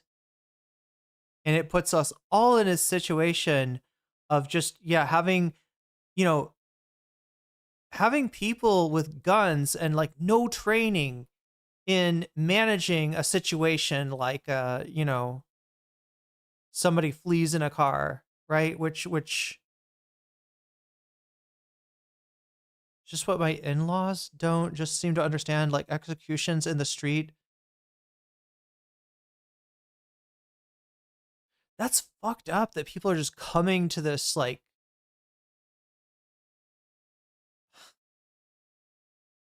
it's like a mass hallucination or mass formation psychosis or something, right? They all are like, yeah, no, of course the cop shoots you if you don't obey his not just every word but every thought. And then if you there's two cops saying two different things, and that's what I heard, and I haven't seen the rest of the clip yet, right? I haven't heard. People have said that there's something that happens before where it really feels like she is like there's one group of cops that's telling her to move her car, which is what she is trying to do there. Yeah, we don't want to, as Bad Lefty says, we don't want to cross the Proud Boys with Judge Dredd, which is what we are looking at. And there's so many fucking based dipshits that are just going, based, no, fuck around and find out. Fuck around. That he told you, like if a cop's trying to get in your car, you got to let him get in your car. If they want to throw you on the ground, you got to let them throw you on the ground. If they're gonna fucking, break your skull, you got to let them break your skull because they're the cops. What the fuck kind of logic is this? Themselves in the crosshairs of ICE at different times. So, this is even less accountable than the police. I believe that if you attack an officer, you keep repeating it over and over again. That's not the point, okay? A misreading of a situation or a chaotic situation where someone could be fearful for their life for understandable reasons should not mean that you get to summarily execute them in broad daylight. What are you talking about? You're just automatically victim blaming. She wasn't attacking anyone. That's your assumption.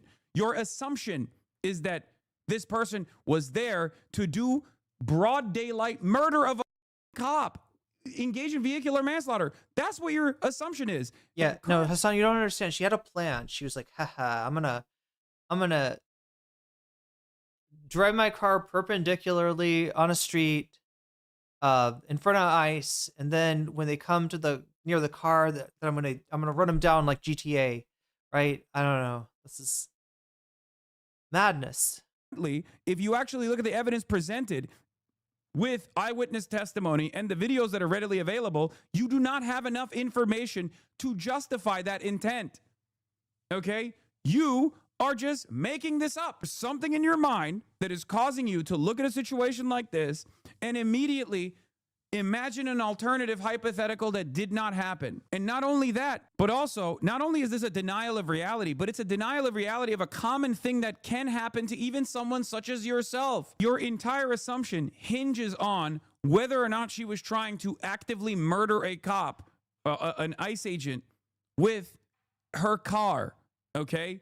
And there is not enough evidence to justify that. So I don't know why you're behaving like state prosecutor trying to get these bad cops off on murder when you're not. When you're not a cop, you're not an ICE agent, you're not a state prosecutor that's trying to make sure that ICE agents, or a federal prosecutor that's trying to make sure that the ICE agents are off and don't get any don't receive any sort of impact in this situation, right? They don't experience any legal repercussions. You're a citizen.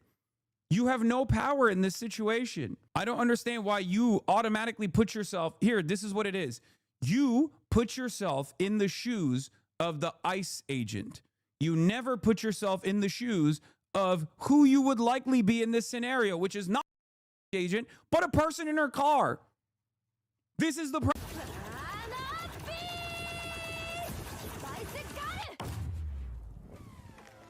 Welcome, streamer.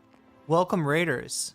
Good to have you with us tonight. We are trying to unravel this developing situation in Minneapolis, Minnesota tonight, involving an ICE agent apparently shooting a woman in the face. There's, information that we're missing right now, but what we know so far is that she was acting as a legal observer. and in the midst of having her car sideways in traffic, she was accosted by an ICE agent while apparently trying to drive out of the way, which supposedly one of the other ICE agents told her to do that. Anyway, it seems like she's getting contradictory information, but from which is not surprising when you consider who we're talking about, right? These ICE agents, they're not going to be trained up to the level of even like your normal cop. You were covering this too. Nice. Well, good to have you with us tonight.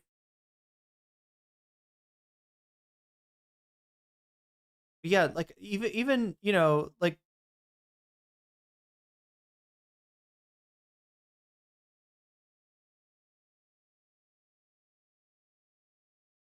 an encounter with even normal cops, right, is dangerous. But these ICE agents have shown themselves to be, I don't know, I'm trying to decide, are they incompetent? Are they reckless? Are they ego driven, power hungry, vindictive towards perceived political enemies?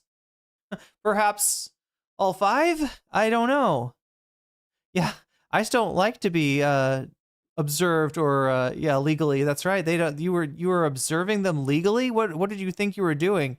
And then you got Asmongold here, basically, acting like her not following orders from the cop that was trying to get into her car, that just like came at her, right? And we've seen how these encounters end, right? ICE doesn't just like calmly take you out of a car and handcuff you. They fucking throw you on the ground. You get fucked up when you like, and that's, it seems like on purpose, right? So yeah, she, drives off now in a law enforcement situation, right? They might like, right. They might take her license plate number, right? And then see where else, it shows up in terms of license plate cams and arrest her later. But they generally will not, do something like shooting somebody that is driving a car is so fucking dangerous, and they will generally, defer doing that, even though, they're cops and they really don't like it when you don't do what they say. And yeah, sometimes they'll, follow you around and arrest you, but yeah, they'll generally would, you expect them to, if they were, regular cops, to like, let her drive off and then arrest her at their leisure, because it's like the easiest thing in the world to do. I saw somebody talking about how all of it happened, like 9 seconds too. Yeah, it was about 9 seconds between the cop getting out of the car and the shooting, if that's what you're talking about. And Asmongold keeps pausing and playing it slowed down rather than, the other thing he does is he looks for an angle. He tries to look for the angle that obscures what's happening, because it's pretty fucking clear. It's pretty fucking clear that there was no attempted clavicular homicide going on there. Okay, this isn't clavicular, right? This is a scared person. It seems to me trying to comply with conflicting orders from ICE agents. Yeah, Asmongold. Well, we're going to get to him in a second, right? We're covering it through Hasan right now, just because the Hasan industrial complex, the clip complex, they're pretty good at censoring things that I probably shouldn't be showing on stream. So that's nice, having the benefit of hindsight. And also, yeah, I mean, Hasan is kind of at the forefront of at least the confrontation of Asmongold. Yo, Chicky Nubbins, thank you for the 5 community subs. That would be a hype train, I think. Does that start a hype train? I feel like it usually does. We'll see. But I gotta read out some names, don't I? Alright, so Real Cyber Hog, you just got jellyfish. Doc Moriarty, you just got jellyfish. Neb D, you just got jellyfish. Byronic Fairy Nightmare Dame, you just got jellyfish. Book Maze, you just got jellyfished, and that's a good thing. But yeah, thank you for that, Chicky Nubbins.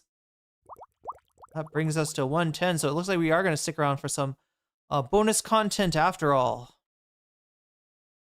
But yeah, if you're just coming in, you know, grab a drink. I need to grab. I don't know why I'm so thirsty. Grab a drink, grab a snack. Buckle up, because yeah, we're just it's gonna get crazier from here.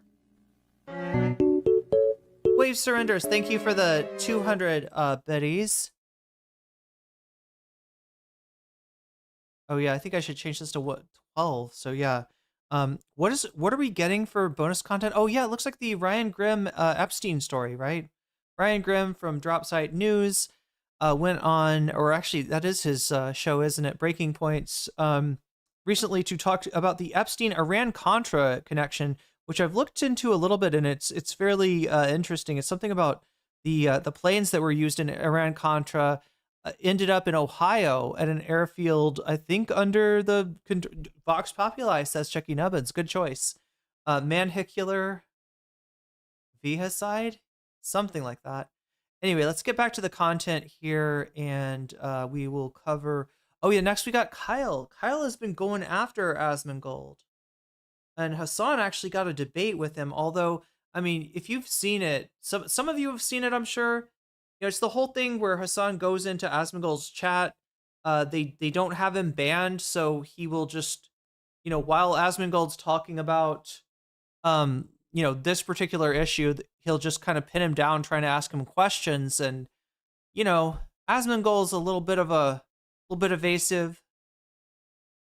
But you know, he's obviously not gonna talk to Hasan like, you know, there's not going to be a debate. Like that's something that Asmongold very much does not want. But the closest thing we get is Hasan asking questions that Asmongold has trouble answering. Problem. Do you understand? That's it. You automatically place yourself in the shoes of the ICE agent that did the murder. You fantasize about being the powerful person in this circumstance, when in fact, you are not an ICE agent. You are a citizen.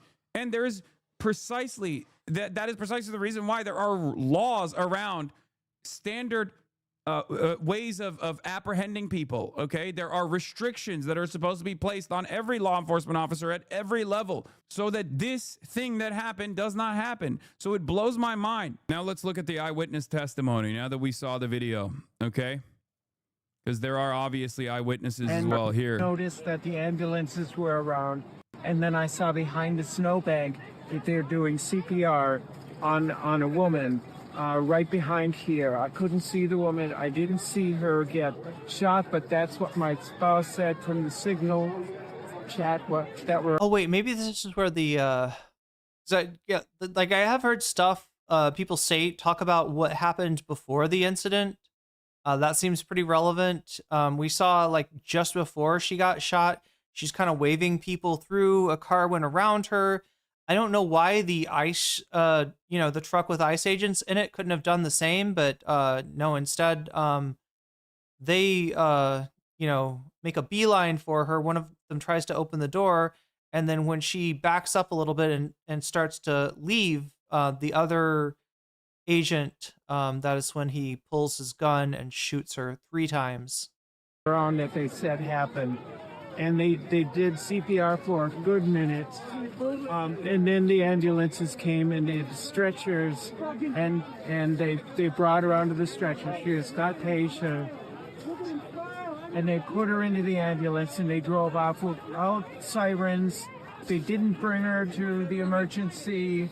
They drove off quietly. If somebody is shot and they're doing CPR and they don't rush her to the emergency, what happens? There's more. There's another witness. Yeah. Eyewitness account here from the scene says she was trying to turn around. An ICE agent was in front of her car and he pulled out a gun and put it right in, like his midriff was on her bumper, and he reached across the hood of the car and shot her in the face like 3 or 4 times, Heller said. Heller said it appeared that the woman then accelerated and traveled about 100 feet before striking a utility pole and some other vehicles. She could be seen slumped inside of her car. Kirsty Noem also immediately said this was an act of domestic terrorism, as though there isn't a video footage of this.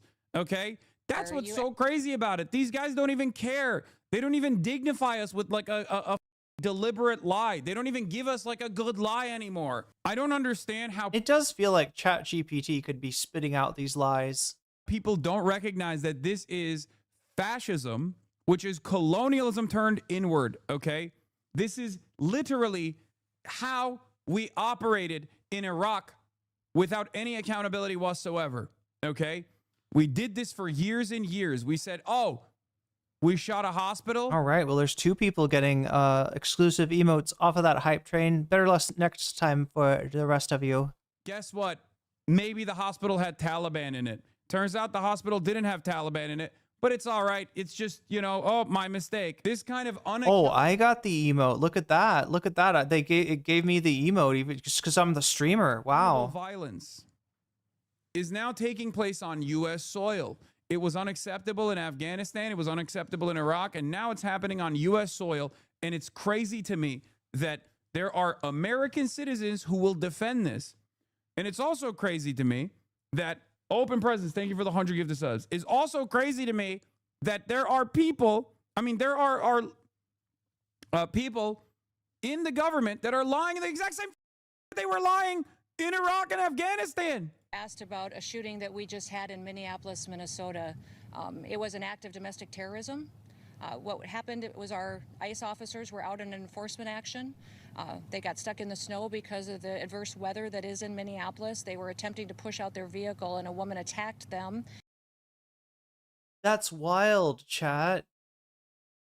Like, the only way that she's not totally lying is if this is a separate event that happened elsewhere in the city. That's fucking wild. Like, we just saw the video. How could you fucking think that these people aren't just straight up lying? Like, how could you have any faith in them at all? See that event and then hear what she says. They were stuck in the snow. No, the fuck they weren't. They were trying to push out. They were minding their own business as ICE agents, right? As masked Gestapo. They were minding their own business, right? And then this woman comes out of nowhere and attacks them. What the fuck? She attacked them by waving them on? By like giving them the right of way? No, you go ahead. That's an attack. They know that the story that gets first has traction. True. Yeah. This is how the Trump administration operates, pretty much. And those surrounding them and attempted to run them over and ram them with her vehicle. An officer of ours acted quickly. And yeah, we'll get to that Trump, was it, I guess, a Truth Social in just a second here. Defensively shot to protect himself and the people around him. And defensively shot. She was hit and is deceased. We're continuing to gather more information. Yeah. You know we got footage, right? This isn't even a lie. That's in the ballpark of what was captured on video. Just a complete fabrication. They're scrambling to rush out before people can see what happened. Like, not even remotely close. Not even remotely close to what. But do they really think that if people see that and then they see the clip that they're going to be like, oh yeah, no, clearly this woman is a menace. What a dangerous woman. Took place. Unless you mean it was an act of domestic terror by ICE. I cannot believe it, dude. Yo, listen. We're now popping white women, dude. We're now killing white women and the state is justifying it. Like, how can people not understand that the environment has changed so dramatically? This is exactly what Black Lives Matter protesters were. So, I mean, before anybody gets too despondent from this, because this is some really fucking dark shit that we're watching tonight. I mean, you know, we've been working up to it, but yeah, no, it's every time you think it can't get darker, it does. I want to show you the response, right? This is the city of Minneapolis tonight. Many hours after the incident, right? People started gathering. first to see what happened. Then I'm sure the story passed along. More and more people gathered. It turned into this by nightfall. And this is not the only city that is, got a mass gathering tonight, right? There we go. There's Minneapolis. Apparently Seattle was a protest in Seattle as well. Because people don't like it when this shit happens in their neighborhood. And that's what just happened. That the people witnessed a murder in their own fucking neighborhood, right? People don't like it when people are taken out of their neighborhood, right? Even if those people don't have, papers, even if they don't have, documentation, right? That person's a part of the community and they're gone, and people don't like that. And I am hoping that this is the beginning of a mass awakening.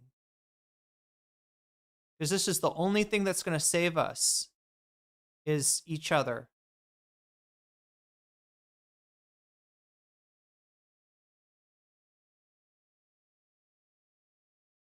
When distinctions like immigration status or nationality or religion start to become less important, and distinctions like, living in the same neighborhood, sharing the same grocery store,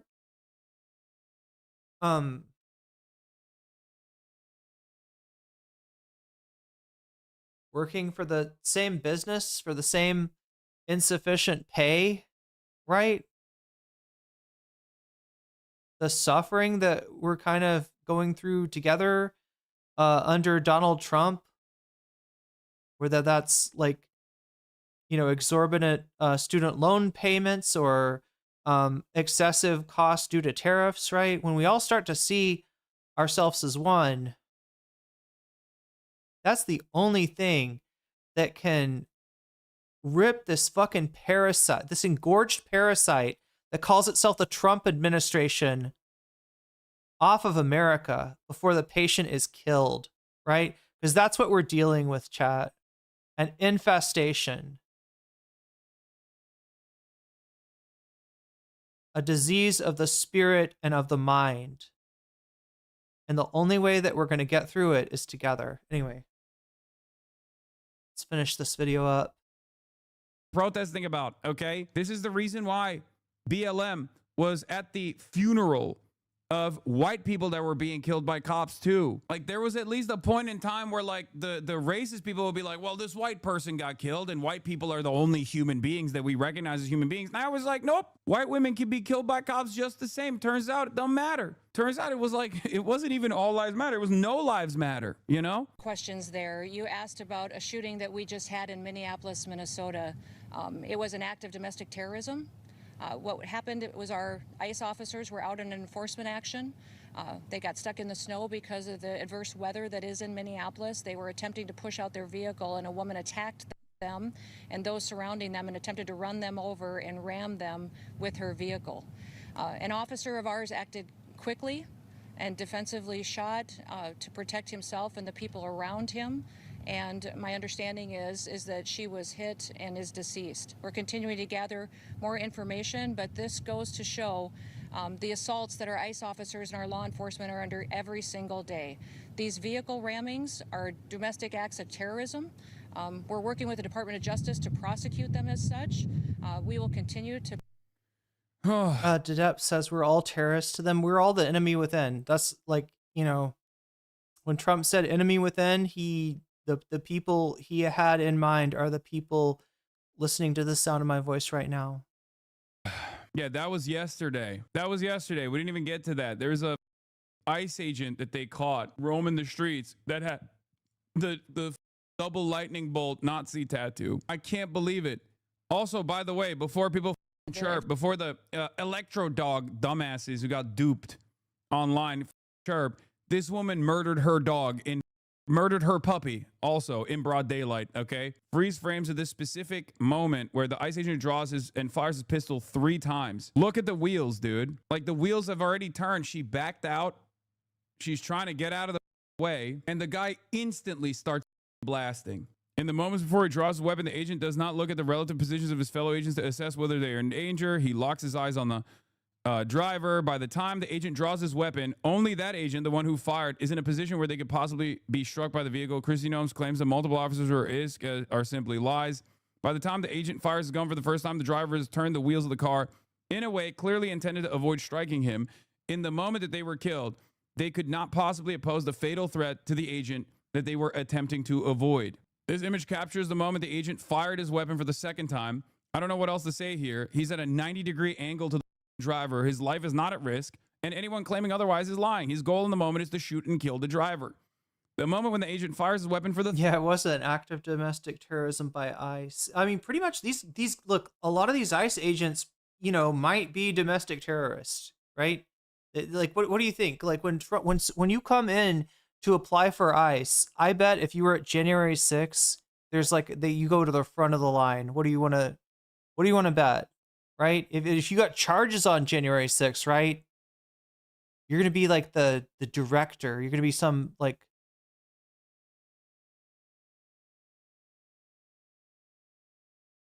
But yeah, I mean, like where do you think they recruited from, right? They probably just like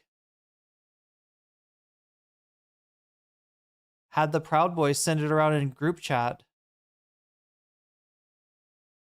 third time. The vehicle is past them and obviously not a threat to any agent on the scene. 2 other significant points after the agent fires his final shot. I mean, chat, there's a moment where you start to look at reality as not what they insist it is, right?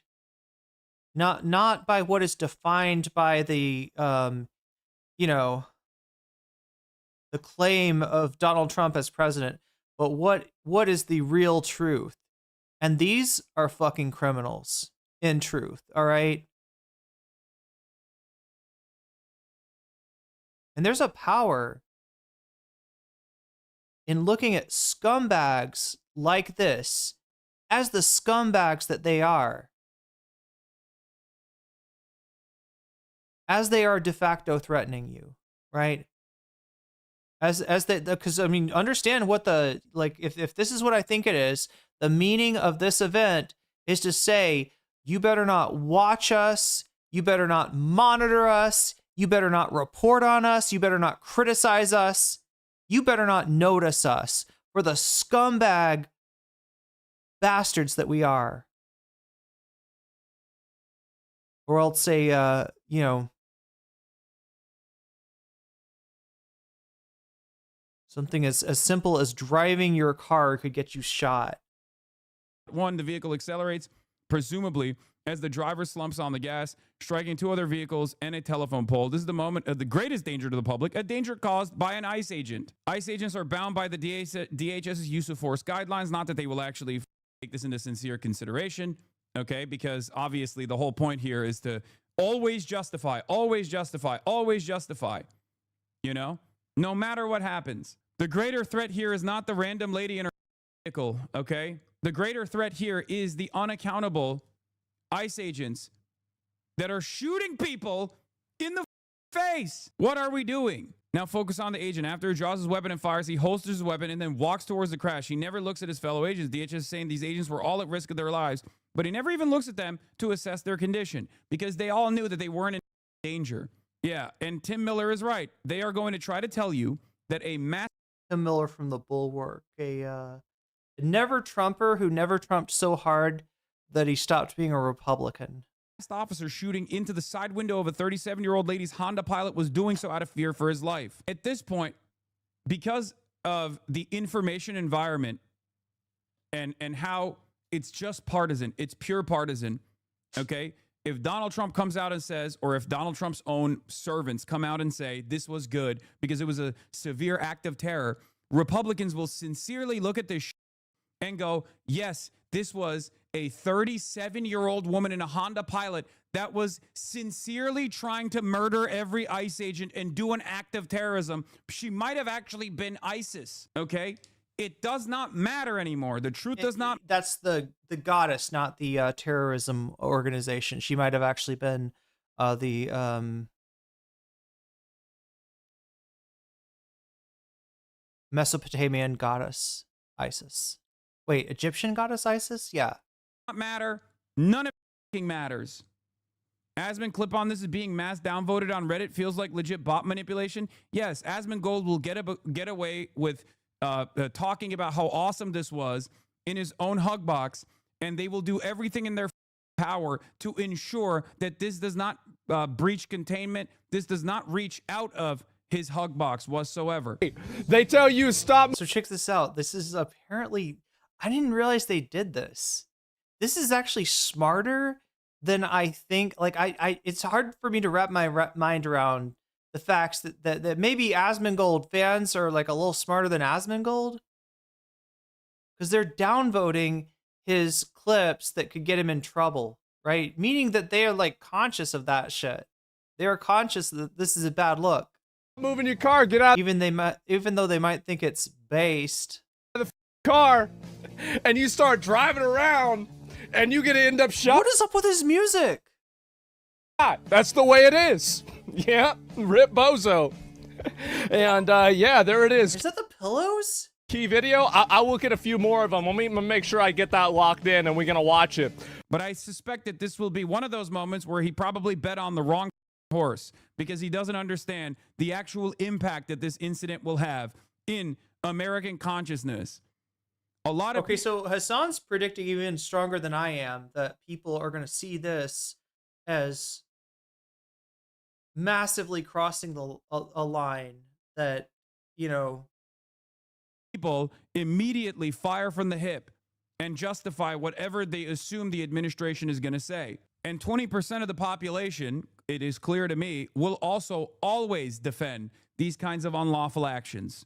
Okay? They will always defend it no matter what. They'll say, oh, you just want cops to be killed. Yeah, if we could just find the most... well, it's not his post, I don't think. I think it's... So LSF is a subreddit that used to be just like, hey, wacky thing happens on stream, you know, technical difficulties, I don't know. Your green screen falls over on you. I don't know, your dog, you know, takes out your camera, put up on live stream fails. Oh, look at that fail, right? But then it became a little bit vindictive, and it was like targeting like streamers, like trying to find bad moments of certain streamers. Hasan is probably the victim of most of this stuff that from what I've seen. And then at some point it was like taken over by Destiny fans, and it became like exclusively. Wait, was that live stream fails, or am I tripping? Was that our Asmongold maybe? Did I not look close enough? Did I not look at all? Our Asmongold, fuck me. Okay, sorry for trying to explain live stream fails, which most of you probably understand already. Yeah, this is his. Wait, he's on his immediate reaction to the killing. Why is he on his Does he just... Okay, he must just do this a lot. He must just, like, scroll his subreddit. Yeah, rip bozo. And American citizen, a 37-year-old woman, Honda pilot, and go, yes, it was totally justifiable to kill that person, because they have no capacity for empathy. They cannot understand that they are closer to being in a situation. Yeah, the live stream fails had a hostile takeover by a Destiny mod. Not just a Destiny mod. The DGGer of the year. Where they get killed by a cop. It was the DG. That's right, UVC. That's just where my mind was going. The DGGer of the year was selected to run LSF. Then actually being the cop that pulls the trigger. Check my deleted link. Some right-leaning guy witnessed it and it changed. Can you imagine being like the best Destiny fan, having an award? Like, I am the best Destiny fan out there. Citizens of Minneapolis. What does that mean? Most people doxxed, most people harassed, like most you know, you've used the N-word more than anyone else. What is that? What qualifies you as DGGer of the year? United. Is this from today? I was just getting up and I heard a bunch of commotion and whistling outside, and then I heard bang, bang, bang, 3 shots. I went to go look out the window, and it looked like there's a Honda over there that crashed, and I... Constantly stopping for bad faith chatters undermines what you were attempting to do here, ignoring people that condone murder. Wait, what? I'm not going to ignore people that condone murder. What are you talking about? As a matter of fact, the reason why I'm pulling up bad faith chatters and quickly trying to counter their points is because I do not believe in letting this kind of stuff go. You'll see. Once Asmongold realizes that there are longtime Asmongold chatters who actually see this as a broad daylight execution of a white lady and how unacceptable this is in the hands of a cop, and his audience start turning on him and he can't actually deal with it, he'll change his perspective. Okay, this is an unjustifiable, unlawful act of straightforward murder. I found out it was an observer that got shot and killed, and I saw them carry it. I got a bunch of video of them carrying the body to the ambulance and stuff. So it was an observer that got shot at an ICE raid of the house next door. I'm sure that was a scary thing to witness. Yeah. I mean, I'm pretty right-leaning, but seeing this is not what you need to do. This is not how to do it. It's not how we're supposed to. This is also part of the reason why I said eventually that no matter what people's positions were initially when they voted for Donald Trump or whatever, they will slowly but surely realize when this happens in their neighborhood that it is unacceptable, and it's because it ultimately humanizes the situation for them. It makes it real for them. It's no longer something that they are perceiving on the television. This is precisely why I said eventually, once ICE comes to their neighborhood, they won't like it. And this is yet another glaringly obvious example of that, because a lot of people do not have the capacity to empathize with others, okay? They just see like scary immigrants, scary Muslims, scary black immigrants, scary Muslim immigrants, scary Latino immigrants. They must be immediately deported because they're doing murders, they're doing drug dealings, and it's really up. They have to go. But then when ICE comes to their neighborhood, they realize, wait a minute, these guys are just hacking up my neighbors. My neighbor didn't do anything. My neighbor's landscaper didn't do shit. Okay? Why the being apprehended? Why being sent back? He's a good guy. I didn't even know he was undocumented. Why the is he actually being kidnapped in the middle of the day? That's when you realize that the difference between your neighbor, who is ostensibly undocumented, and somebody that is documented is literally just paperwork. And why doesn't your neighbor have paperwork? Is it because your neighbor's just an unimaginable piece of shit? Are they irresponsible? Like, right, they could get the paperwork, but they're just too lazy to do it. No, it's because that whole system is clogged the fuck up. The Democrats, and obviously the Republicans, but have underfunded that system. The thing that would get people through the process so they can no longer be considered undocumented, so they can no longer be, exploited for, for labor with substandard pay and no regulations, right, is denied to them out of the cowardice, once again, of the Democratic Party. But yeah, that's wild, Miss Evelyn Rose. All it took for him to reconsider was a woman murdered right in front of him. But yeah, I mean, this is what mass deportation looks like IRL. And I said this before the election. A lot of people said this before the election, right? Mass deportation looks like camps.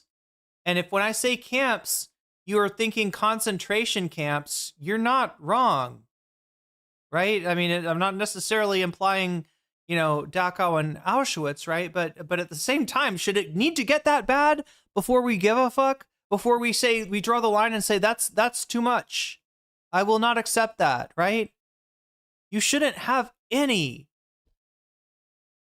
camps in your fucking country, right? Where you're sending, people are unfortunate enough to run into this outback Nazi law enforcement operation to languish and have their rights taken away, right? It shouldn't be too hard to figure this out. This is Nazi shit. And you don't have to be all the way at like freaking Dachau or wherever to you know have it be where you got to stop it before it gets there, right? That's how you keep that shit from happening. I don't like that at all. And then on top of that, when they see this like unaccountable, unlimited super violence that these dickheads are engaging with, that these dickheads are doing, causing chaos in neighborhoods, that's when they go, okay, never mind. This was actually a bad idea. To do things around here in America. So. What was how many like agents and other people were here when that happened? When it first started, there was maybe 20, but now there's hundreds, and then they got everybody out. So it's kind of crazy right now. What's it been like seeing all of this? And remember, Nick Shirley absolutely played a role in this. Okay, I know it seems stupid to bring that up, but unfortunately, we live in profoundly stupid times. And yes, absolutely, Nick Shirley's video played a role in this, because although there was an active investigation that had taken place under Merrick Garland and Joe Biden's Department of Justice, an investigation that took many, many years to conclude with convictions that came after the fact, Nick Shirley decided to use that pre-existing investigation to go and universalize the hatred towards all Somalis, as though every single Somali in I wonder, you know, I mean, like I haven't talked about this, right? But Tim Walz has dropped out of the Minnesota governor's race. He was going to run for a third term. He was pretty popular, and he dropped out because of this thing, because of the Nick Shirley thing. And I just contrast that to how Republicans operate, right? Pete Hegseth is visibly drunk on the job all the fucking time.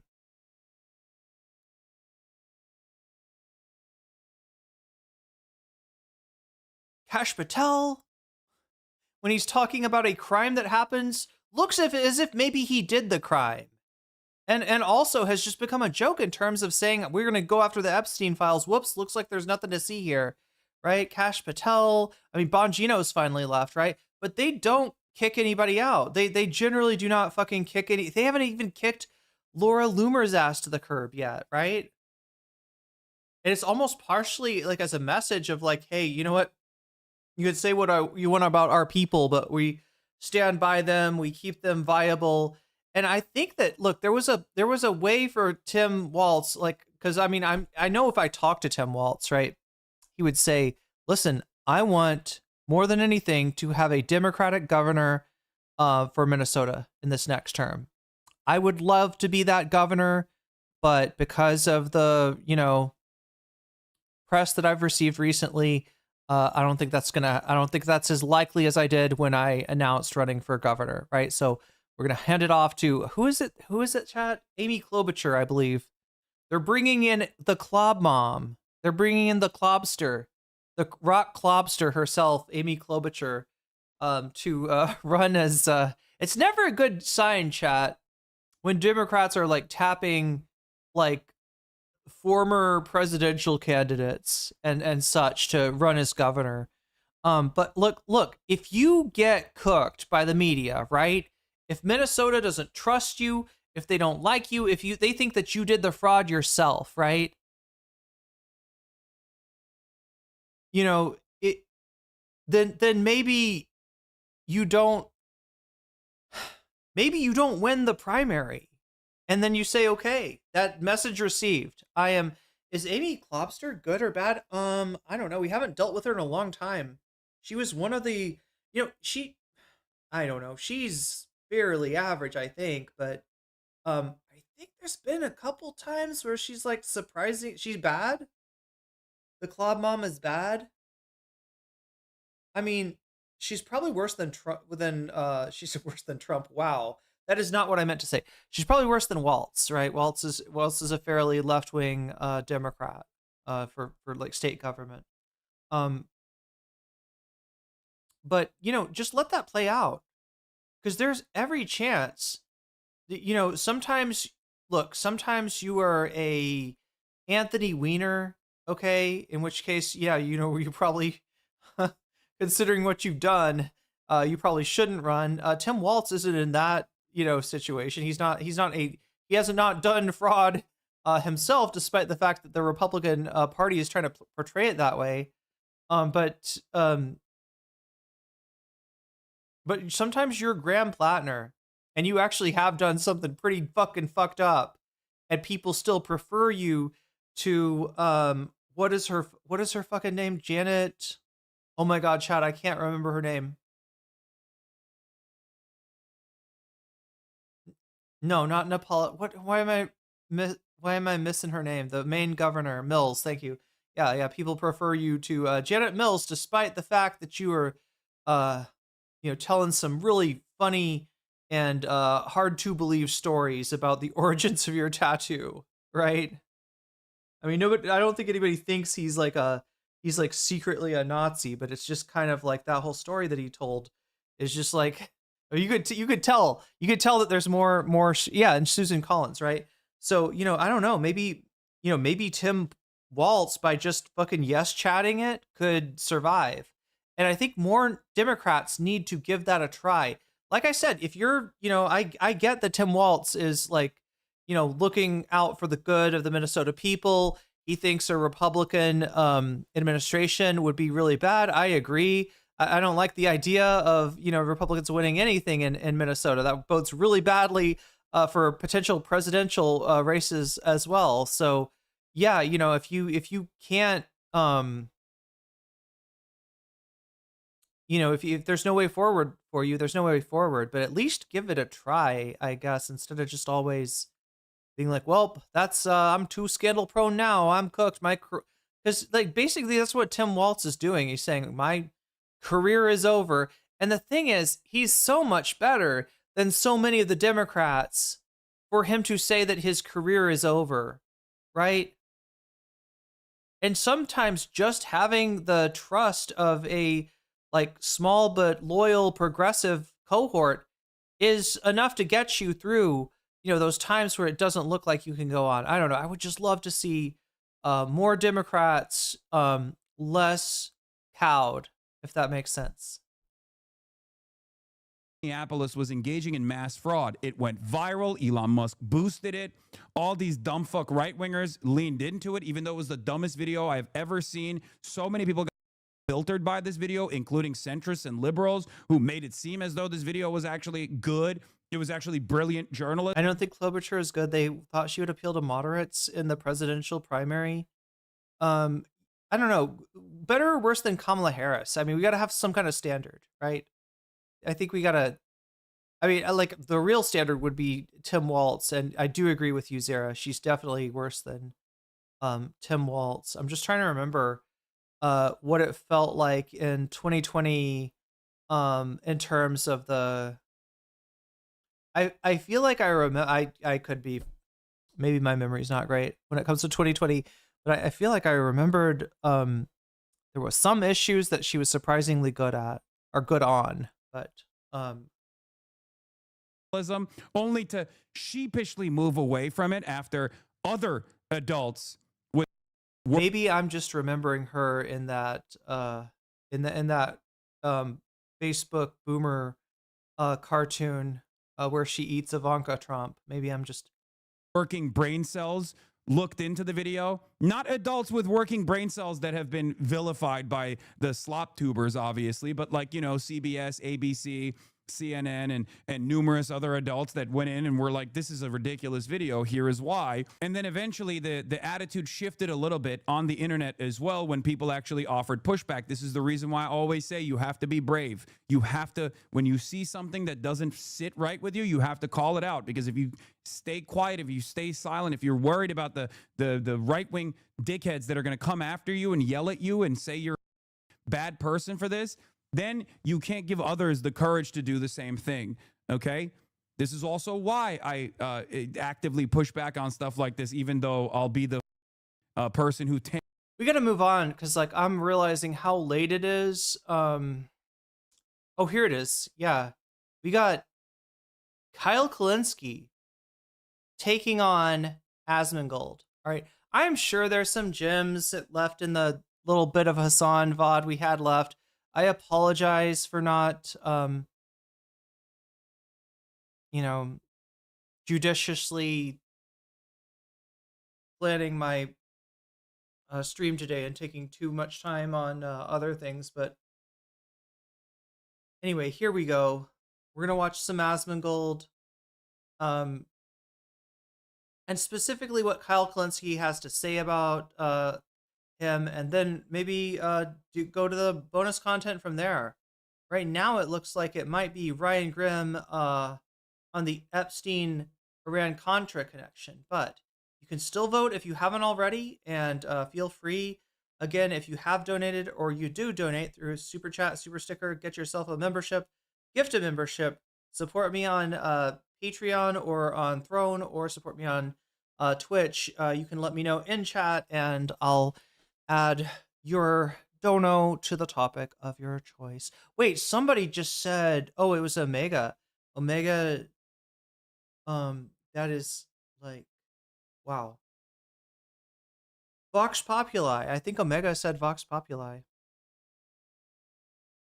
That's a pretty big Vox Populi hurdle to get over there. Look at that. Anyway, we'll see what we end up with. We're at 112 out of 200 now. That is good for one bonus content. It looks like it might just be Ryan Grimm Epstein. We got Clavicular's girlfriend leaving him in second place. And I think the Fallout video in third place. Someday, chat, someday we'll watch the Fallout video. The question of like whether Fallout is, did it just now become woke? Did it become woke after Fallout 3? Or, you know, right, the right-wingers, as always, obsessed with wokeness in video games. Omega lied. Clavicle died. No! Hanks all the aggro initially. And you should too. Okay? Because, again, we have power in numbers. But in any case, Nick Shirley's bullshit-ass video then caused the administration to move the Department of Homeland Security into Minneapolis. But remember, 90% of Somalis are American citizens. Now look, Hasan's saying caused the administration to. I'm going to say allowed the administration to. It feels like they, like I described them earlier as Dracula. Dracula, apparently, you have to invite him in, right? Like you open the door, you hear a knock, you open the door, and it's like, oh, hey, I was just in the neighborhood. I'll probably go home now. I just wanted to say hi. And you got to be like, no, Dracula, come on in. Come on in, take your shoes off. Do you want a drink? Would you like a Bloody Mary? Right? Apparently, that's what you got to do to get Dracula, give Dracula the permission to strike. And Trump's Ice Gestapo, see, his fucking clown show, right? His flying circus seems to be similar in the way that it operates, and that a Nick Shirley has to invite him in, has to cause a controversy relevant to a certain city, a certain area, and then that is what allows the Trump people to come on in, like just like Dracula. 60% of Somalis are natural born U.S. citizens. Okay, no different than Irish American, no different What than am I doing? American. What am I? Let's see if I can fix this. Maybe that. You had seen the video, developed your own perspective until you heard from Asmongold, and that's all. Oh, I forgot about. Until you heard. I forgot about Asmongold, chat. Fuck, that's the other thing. He debated Asmongold in Oh my god, we're gonna try to get all this in. We're gonna try to get all. Was the last few minutes of this like was this maybe him going into Asmongold's chat? Don't tell me that I like literally jumped off the VOD at just the wrong minute. Not seeing it. Not seeing him go into Asmongold's. Okay, anyway. We call him Asmongold now because apparently if you confront him on anything, he kind of folds. Right? He was saying before that he thought that the woman was trying to kill the ICE agent. Apparently, when Hasan confronted him, he was like, no. Okay, she wasn't trying to kill the ICE agent, but she was definitely fucking around and finding out. You need to, obey police at all times. Otherwise, it's very dangerous for you. He just kind of retreated to that.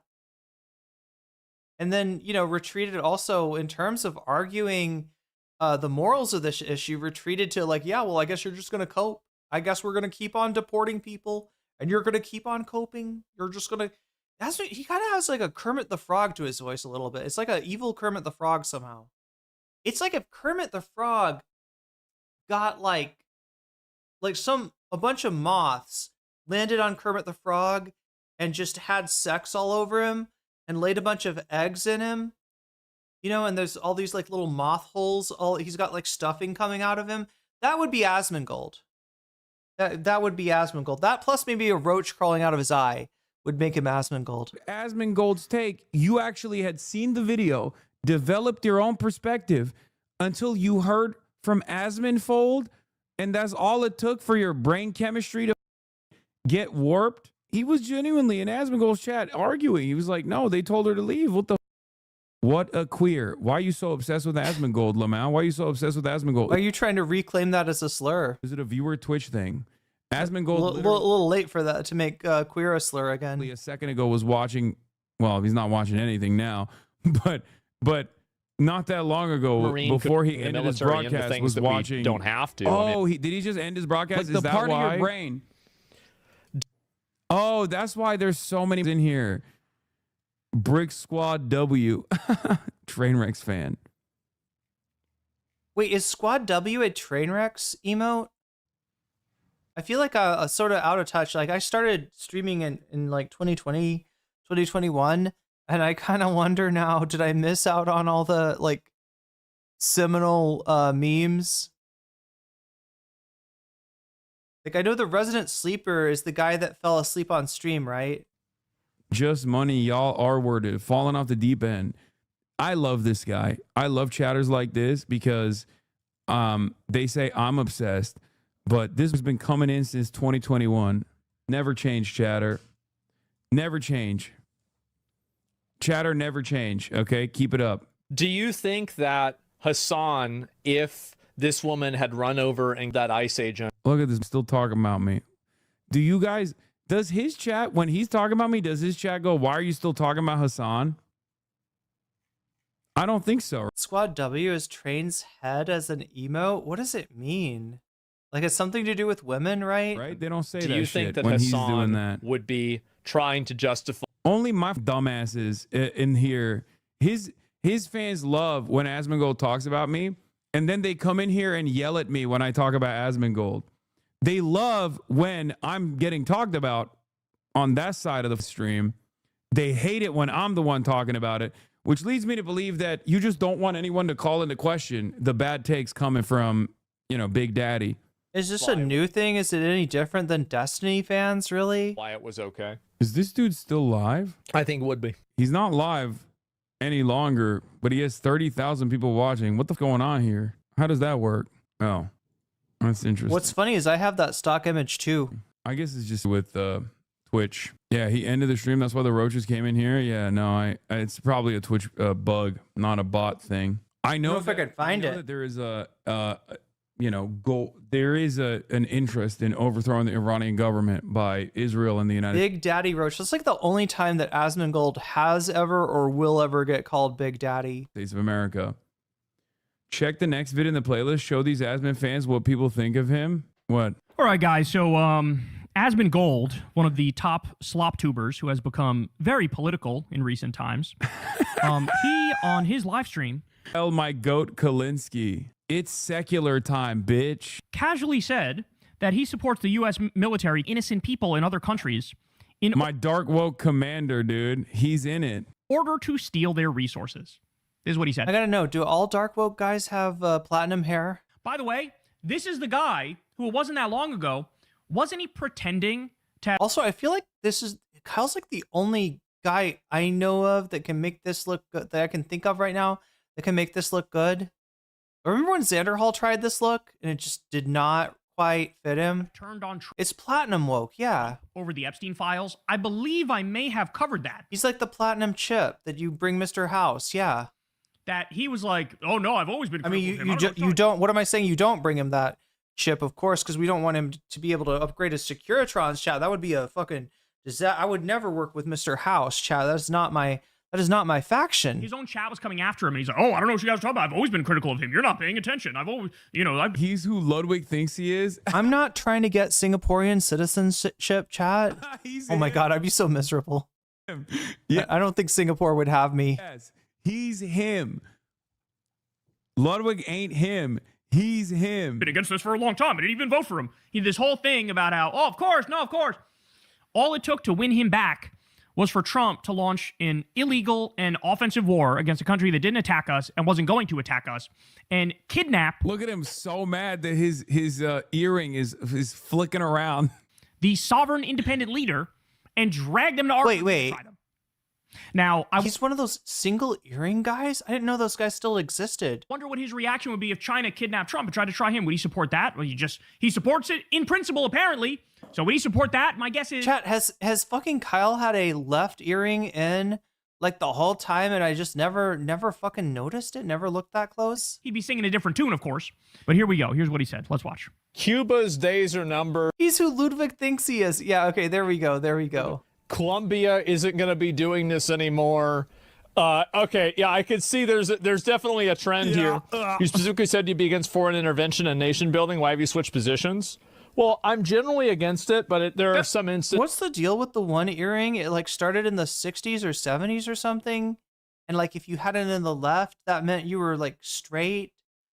Like guys that had a left earring would be like saying they were straight, and guys that had it in the right were like saying they were gay. Instances where I'd be okay with it. I'm generally against it, but the most naked, brazen, disgusting, corrupt, immoral, illegal, worst way of doing it, I love that because it makes if the guy had two of them, does that mean he's bi? Makes me feel like a tough guy, and it makes me feel like Trump is like superhuman. So I'm against it unless he does it in the most brazen way possible. Then I love it. How does anybody watch this? How does anybody watch this, bro? I actually don't understand. I genuinely don't get it. Like, I think it's something that's generally a bad idea, but if we can get enough money out of the place that we're intervening. What if you just saw somebody with an earring, thought it was a cool look and put one in, but you put it in the wrong ear? Does that like forever, like, I mean, do people in the, like, it's like a I think it's from the 70s. I think it comes from like, is it punk or something? And then people, you could see it in the 80s and the 90s, like, right? But, that seems so arbitrary that you're like declaring your sexuality by deciding which ear to get pierced. Maybe the ear piercer would tell you, be like, hey, you do know that right ear means, you know, you're like, no, what does right ear mean? Well, you know, not that there's anything wrong with it, but in, and we can effectively make it worthwhile for us, then I'd be. Yeah, I'm not always in favor of intervention unless it's a elite cabal doing it, at which point I am actually in favor of it. You know, I'm not usually for it unless it's Donald Trump, who is the #1 defender of. Makes more sense when being openly gay is dangerous. But people knew it was like the gay sign though? Wouldn't that be like being openly, like, wasn't like I've heard of like there's the hanky.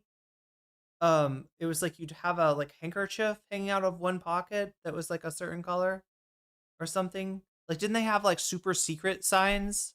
Or like even like the way that, you know, the classic gay accent, right, is more of a, I think, way to identify, like, you know, like a way to signal back in the day. I don't know. I need to watch more videos.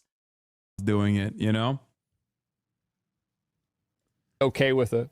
So I'm generally against it, but if we're willing to do very open thievery, if we're willing to do robbery and theft and jack their They didn't know. Oh, it was underground. Oh, okay. So in the 70s, no one would know what it meant unless they were gay themselves. Resources for our corporations. Well, in that case, I'm in favor of it. Asmongold, that's an argument to overthrow like literally every country on Earth. Everybody's got something of value. Some places more than other, of course. Except for me and my monkey, yeah. But you just laid the groundwork and the argument for, no, yeah, I would do this to anybody, anywhere, as long as I feel like our corporations are getting off scot-free and stealing a lot of shit. I mean, this is Fourth Reich shit. I've been wearing one earring on the right for like 10 years because I lost the left one. Like lost the left piercing or the earring. Let's call it what it is. And it's even like, it's like pirate type shit too. This is pirates, other people who wear one earring and maybe, you know, are also potentially bisexual. Like flat out piracy that he's arguing. Is that just headcanon for me? Is that real, chat, that pirates are bisexual? I think of pirates as bisexual. For. But since it's, you know, a reality star wearing a suit, he feels like somehow there's some legitimacy that's granted to it. It's preposterous. Then I'd be okay with it. Does that make sense? So it's all about whether we're making money off of it. That's my primary function, is that... It's kind of crazy that Asmongold saying neon. Oh, you lost the earring. Okay. Shit in 2026 while saying yeah base. I mean, this is Edgar Mentum's take, but it is Donald W. Bush right now. What? It is straight up Donald W. Oh Bush. No! Oh no! It is. It is. It's DWB. Donald Bush. Baby, straight up. That is what's going on.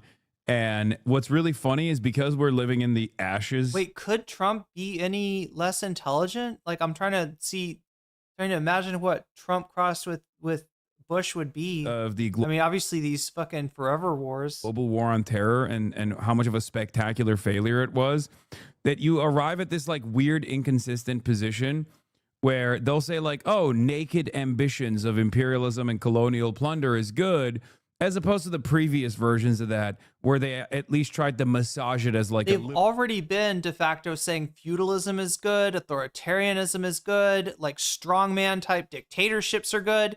Is this really that surprising that they're also being like, oh yeah, fuck yeah, you know, just like this, our country should go out and beat the shit out of other countries and take their shit and bring it back to us to give us treats, right? That's literally just, thank you. You've recreated imperialism. Congratulations. Liberalizing democratization operation, right?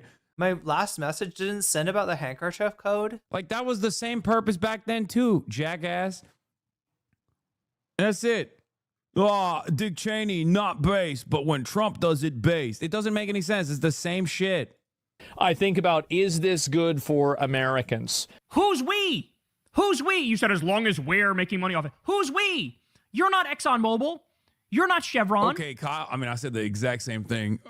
That's my. You're not BP. That's on. You're Ooh, do you think Kyle like accidentally got influenced by? Not Citgo. This only helps the Epstein class. This only helps the billionaires. This only helps the corporations, the oil corporations. By the way, they promised Trump. Trump said to them, "Give me $1 billion for my campaign." He said it's to oil companies. "Give me $1 billion. Then I'll deliver for you guys." Will my septum piercing let other women know I'm gay? Or is this the carabiner flagging? No, I think they know.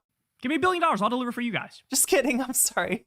The most openly corrupt. This was reported on at the time. Openly corrupt deal. And would you look at that? Now he's president, and he's openly. You gotta use your aura to signal. Saying Sarah, we're gonna take the oil. We're gonna overthrow Venezuela. We're gonna take the oil.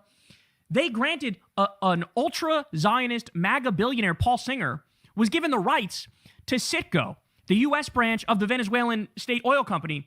Now that guy has it, and he's going to be the one to go in there and fix up all the infrastructure and make a tremendous amount of money off of it. This is so crazy, the shit that he's saying. Oh my God. I think about, is this good for Americans? And if it is, if it's making us money, it's beneficial for us, it's lowering our costs, or there's some other downstream effect of it. Oh my God, chat. Why does Asmongold feel like an AI bot to me? He feels like a chat bot. I'd be okay with it. I don't think this guy is real. He hasn't thought this through in the slightest. This wouldn't help you or I at all, not even a little bit. I think I've been on stream for 7 hours and 40 minutes because of terrible planning, and I'm gonna. Oh my God, chat. This is the whole thing. I set out a topic for myself, and I feel obliged to cover it all. Right? I am supposed to also show you the Hasan argument with Asmongold, but then I gotta show you the bonus content. But and I was gonna get to bed earlier tonight to try to wake up early. Oh my God, just like I'm having this problem where like my American viewers, like they are having to catch the VOD, and they're like, it would be nice if you would stream sometime when we were like, you know, like awake. And I'm trying to do that, but basically to do that, chat, I've got to have like food ready. I gotta have everything ready first thing in the morning, and then yeah, I could easily, stream super early. But as it is, like I sort of have to wait. There's so much content. We are eating good or bad depending on your feelings about about said content. He's like the AI he is an AI cockroach. Oh my god. Asmongold thinks he's on the team. Breaking the Trump administration plans to put money raised from the seizure of Venezuelan oil into bank accounts outside the U.S. Treasury. They told lawmakers today. Sources said they understood these as similar or decidedly offshore accounts. Asking the White House for clarification. Yeah, based. Yeah, based. Blah. Blah. That's a pretty easy take to come to the left, Lamau. I mean, Donald Trump makes Marxist propaganda so easy. Like, well, to be fair, I don't think it's like propaganda in the liberal understanding of the word anyway, but he just makes it so easy. And yet people still don't want to fucking see it. Corporate profits. It's about the Epstein class, the billionaires. The idea that, oh yeah, we're really looking out for a grandma who lives in Cleveland. Right, executive decision. We do the Hasan debates Asmongold thing tomorrow, and I try to not bite off more than I can chew next time. How about that? We'll watch the rest of we'll watch into this, and then we'll do the Ryan Grimm. I almost said Ryan Epstein.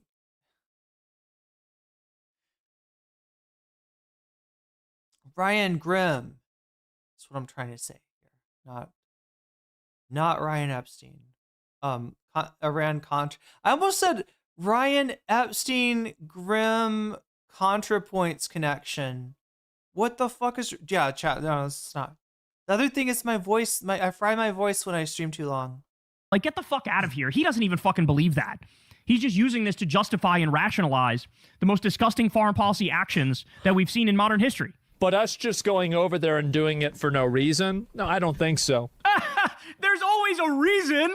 Nobody's like, hey, for shits and giggles, I'm going to go to New Zealand and fucking do regime change. Nobody does that. Nobody's ever done that. There's always a reason.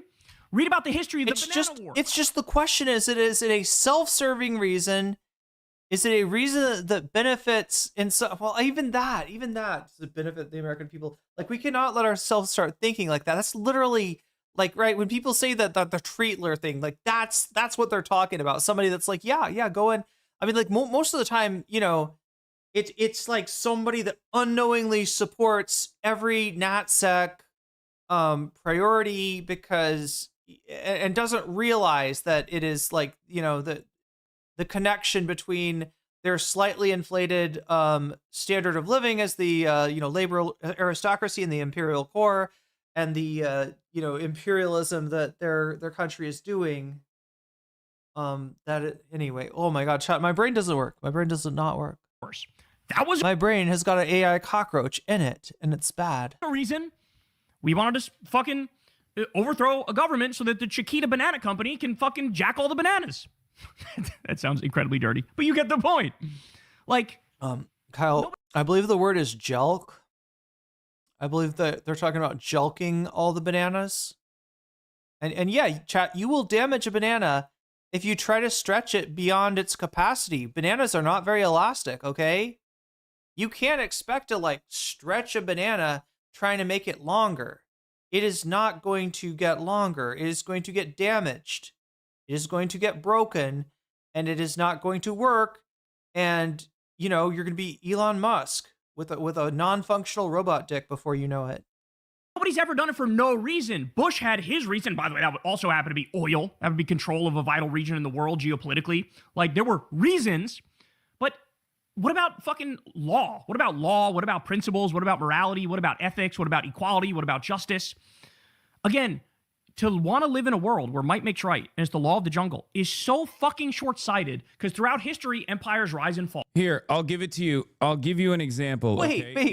Sorry, jelking was a big thing back in the 90s. I only heard about it like a couple of years ago, and I was like, guys are doing what? It makes right. It's just like the Looksmaxers that do jelking. Is not good. Like, look, if you think that you can beat on your chin with a mallet to become a Chad, then maybe you think you can, I don't know, stretch your banana to become a, porn star. Let's not think about it in terms of the international standards. Let's think about it as a super basic thought experiment in the United States of America. If might makes right, I have enough money to go and hire a private military. Okay. That can't be real that they stretch their bananas out, or they think they can stretch their I don't know. They've got a word for it. So I mean, maybe not though, because there's words for some sex acts that I'm convinced that nobody actually partakes in. So maybe I can just go to Asmongold's house with a private military. like they made that whole thing up about Richard Gere putting a gerbil in his butt and stuff, and they made it like, oh no, this is like a real thing with like gay guys do this all the time. I think I remember somebody saying there's like a name for it. I can't remember. What would the name be, chat? What would the name be for the act of like having a freaking gerbil live in you? What would the name? What would people call that if that was a thing? Call it gearing up, maybe? I don't know. Military and storm his fucking home. I feel bad though, because there's no way that Richard Gere actually did that, and yet just by chance, he just happened to be the guy that they were gonna say, yeah, this guy puts gerbils up his butt, Lemmy Winks maxing, there we go. And then occupy it, and then now it's my home. Wait, is that a South Park reference? The Mayo Clinic said that many exercises and techniques are harmful to your anatomy. Obviously, this would be ridiculous. Hamster wheeling, there we go. That's Okay. right.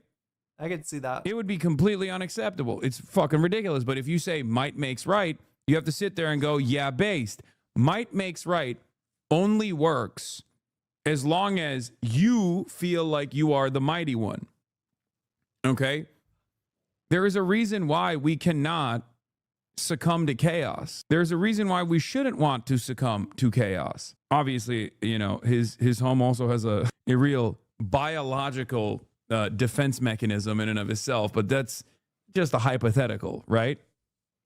The blowback we're going to experience in the coming years, or the biggest thing I've been hearing now about guys and getting like iffy surgeries, what is it called where they break the like shin bones and somehow to make you taller? Has anybody heard about this? Like from what I've heard, it does not actually, like obviously this is really dangerous, bad stuff, right? And I don't even think there's like watching too much back. I think that's where I got it, Albert, from Baki. The blowback from being the proximity of Asmongold's home. Wait, who was the dude in Baki that he like breaks all of his bones or something?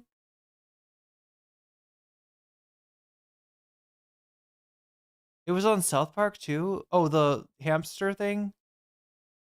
Lemmy Weasel kind of looks like a jelked hamster a little bit. Yeah. Wait, his Baki's brother does the, oh my God, what the Jack or something?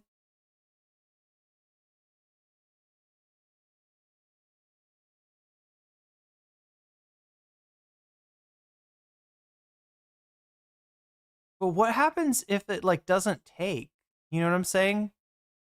Like what happens if you can't put Humpty Dumpty back together again? You know what I'm like, do you lose your feet? If the surgery doesn't take?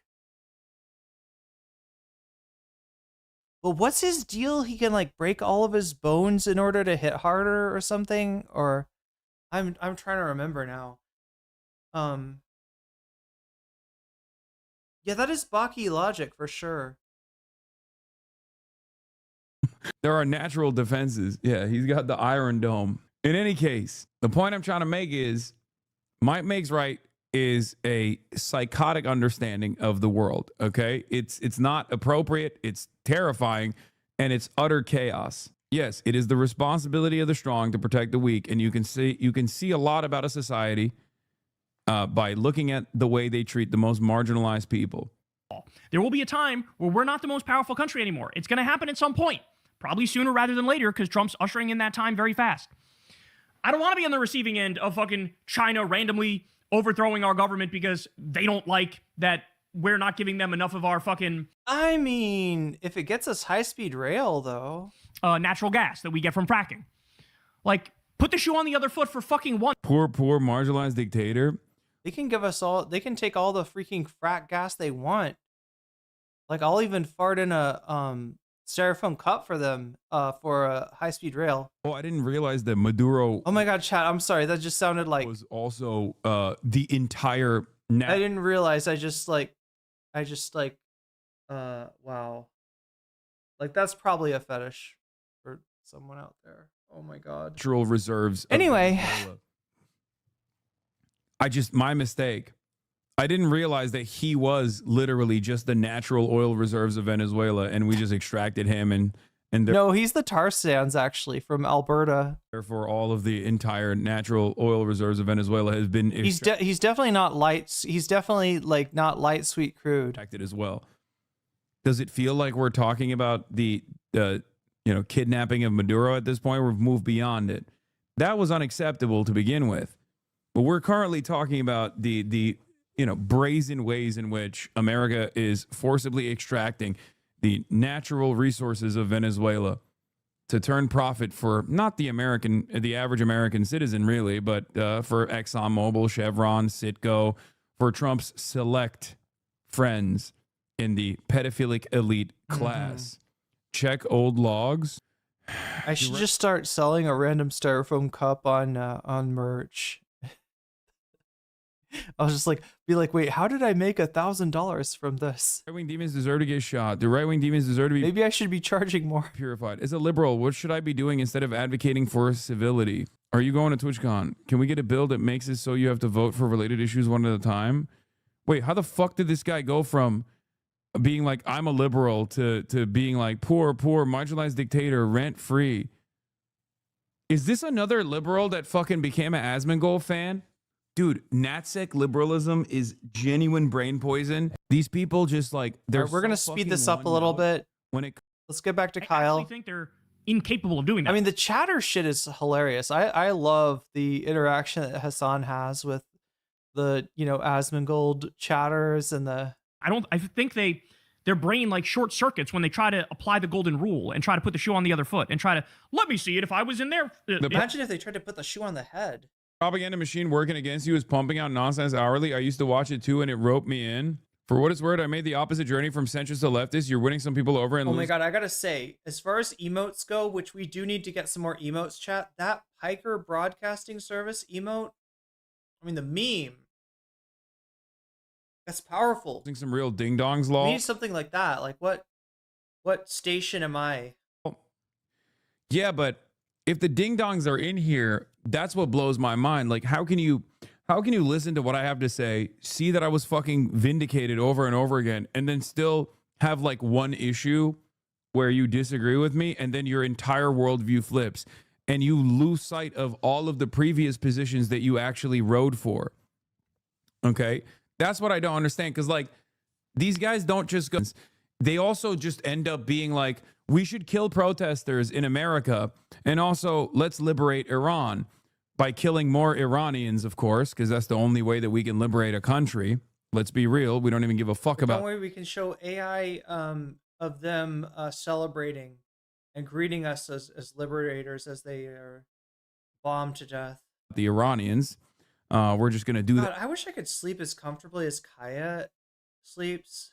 That for we're just as I said that, she woke up, or just as I was thinking that, she woke up. gonna do that at the behest of Israel, but that's the thing that I don't understand, how you can lose sight of any of your. Oh my god, chat! They're gonna start a conspiracy theory that Hasan got Kaya's voice removed, that he got Kaya debarked so she can't make any sound, until Kaya barks on stream or something.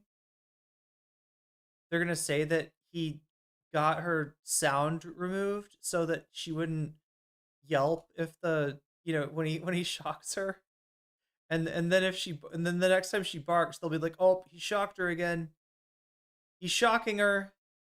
Fucking values, and slowly but surely find yourself in the throes of reactionary I ideology. should get myself a shot collar. It does Yeah. surprise me, I'll be honest. You've been incredibly consistent and people claim the opposite and it's eaten up. I really don't know. That's how you got me. Sorting my shit out now though. Yeah. It is pretty funny that I'm probably the most consistent political commentator, especially on this platform, but in most platforms. Oh no, we got a new Patreon level, the styrofoam cup level. That's, oh my god. General. Because my position is so outside of like the confines of what is normally seen, not being a liberal, not being a reactionary, not being a centrist. And yet for some reason, people still will say, one, that I'm audience captured, which is funny. Okay. Because I yell at my audience all the fucking time. And two, people will say that I'm inconsistent when you can just straight up watch, as we did yesterday, a video from 2017 or 2018, sorry, where I'm talking about the exact same things about regime change, about like American force projection, and how fucking silly and stupid that is, and how American destabilization operations for resource extraction don't actually benefit people even in the heart of empire. And that's, you might be too far gone, honestly. Like, that actually blows my mind. What about that? My guess is Cenk Uygur is a roach, Armenian genocide denier. You are a spitting image of him. The Young Turks committed genocide. Turks are the real reason the Middle East is ruined. How come they have so much trouble spelling shaky Gurkha? Turks are the real reason the Middle East is ruined. I don't think I've ever heard that one before. It's funny. Then you would. Is that they're joking. They're joking. Okay.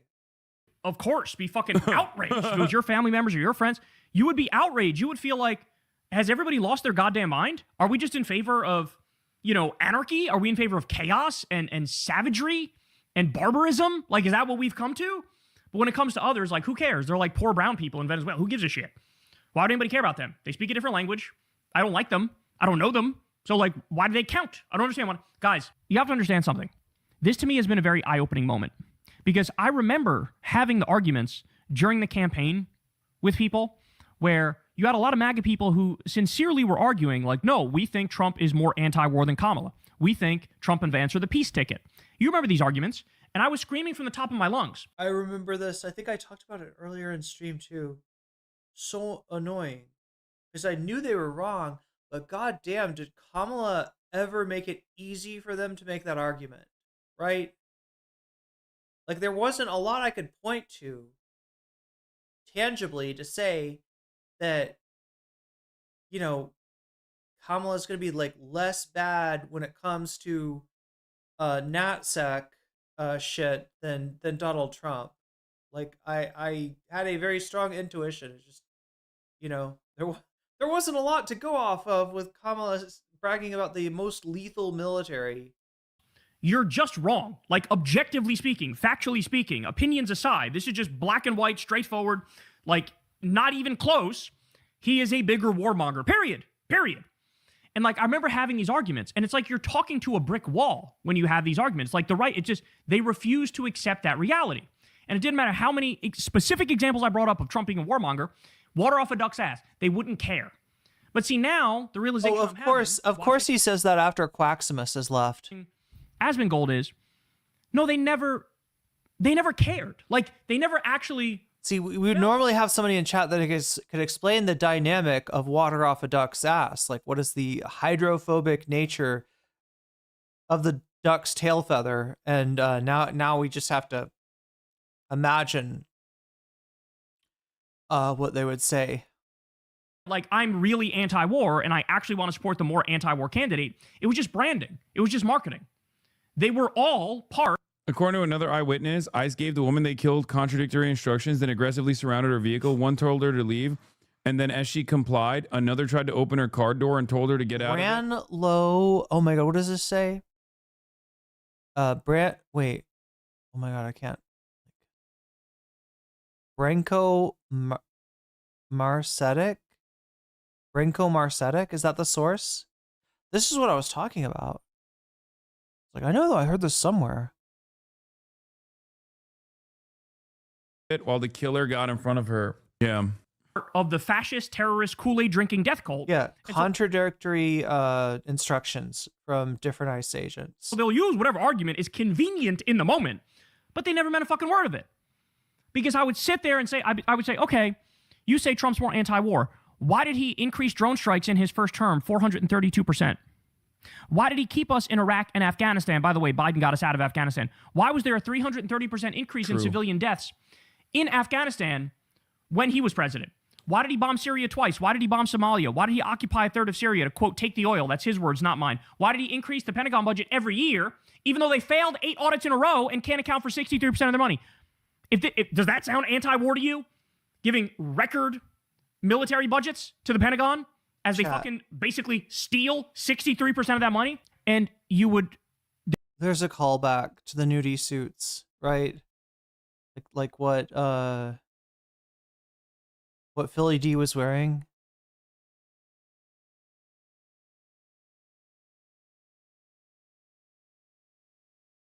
Oh, the Gilded Palace of Sin is what this album is called. But yeah, there's you know, several examples of what a nudie suit can look like. Apparently, they all got them made, right? They all got nudie suits. And if you're wondering, is this because the Flying Burrito Brothers were a fabulously successful and wealthy rock group? No, that is not the reason that they got these nudie suits made. The reason was actually that Graham Parsons' family had money and he wanted his band to look good, right? This is literally his family money paying for these suits that the band is wearing.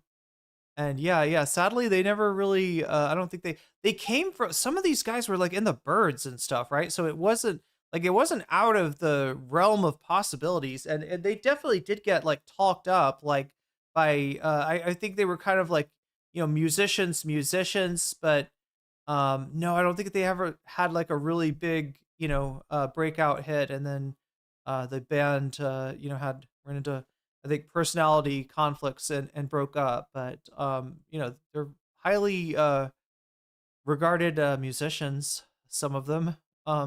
And look at these suits, like seriously. You would get no real reaction from these people. Again, they just would. You could play them the clip of Trump on Fox News in 2015 or 2016 where he says, we should take out the families of terrorists. Don't just kill the terrorists. Take out their families. Their families. Talking about killing innocent women and children. Does that sound? I mean, that's what the left did during the BLM riots. No, she got what she deserved. What wars have we been in? Hasan Abi, don't worry, I'll wait. What's what the left did during BLM? Okay, well, chat, we got to go to bonus content. Let's see really quickly what it is, because I am like, I'm going to turn into a pumpkin if I'm not careful. I think it's Ryan Grimm, right? Let's take a look and see if that's correct. Yeehaw. Wait, why do I not see the poll?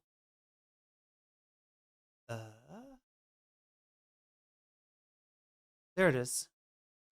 Yeah, it looks like Epstein ran Contra. It is, in a big way. Yeah, he would totally buy a nudie suit.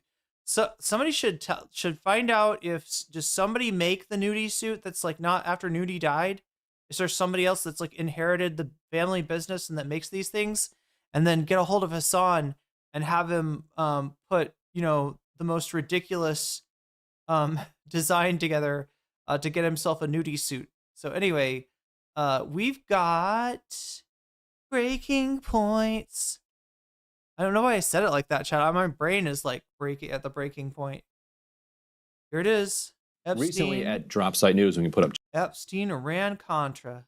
Yeehaw. G3 here, we put out a Now I feel like I'm going to be a country singer out here in Thailand. I wonder if there's any market for that. Do you think there's any Thai people that are like, I just want to hear some like old fashioned like Loretta Lynn style country sang by like some mid-American chick? I don't know. Story, Murtaza Hussein and myself. The headline, Epstein, Israel, and the CIA, how the Iran-Contra planes landed at Les Wexner's base. We covered it previously here, but it looks at that looks to answer the question of how did Jeffrey Epstein get his start, and where did he? What are make we his talking money, and about? What are his links to the intel community? So after that piece came out, Noah Coolwin, who's one of the co-founders or the co-hosts of the Blowback podcast, reached out and he was like, we've got this new episode, this new series. We're talking about these nudie suits. This guy named Nudie made a bunch of suits for like all these country musicians in the 60s and 50s and shit. And then this like psychedelic, I don't know what the fuck you want to call them, alt country, kind of band came along, and one of the members, his family was really rich, and he decided he was going to get a nudie suit, but then it wouldn't look right for just him to wear the nudie suit and the rest of the band not to. So the parents' money bought all of these suits. These are apparently very expensive. You could see that sequin peacock look over there, the blue suit on the right. That's a more common. The sequin thing is like, this is what you're used to seeing with like country music, like rock star drip or whatever the fuck you want to call that. But yeah, this is Mr. Nudie, and he makes suits, and musicians buy them, I guess. That's the story.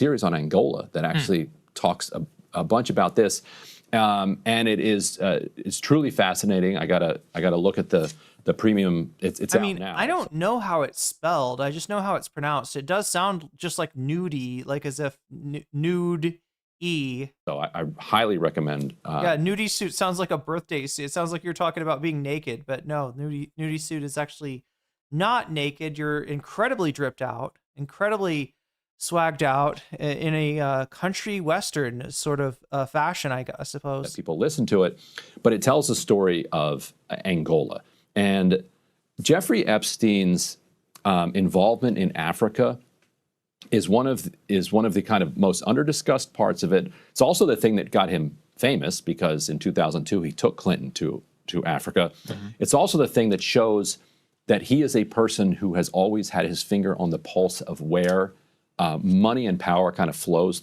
in our global society. Now, Emily was going to be on here today, and actually, I think she listened to the whole Blowback series to get ready for it. Sagar's subbed in for him. Yes. So Noah and I are going to educate Sagar on what's going on here. So Noah, thanks for joining us. You would need 2 or 3 hours to do justice to this conversation. Luckily, your podcast series does run. Wait, who is this guy? I feel like I recognize him from something. At least that long. But we'll do what we can today. So thanks for joining us. Good to see you, man. Hey, thank you for having me. Really appreciate it, and all the kind words.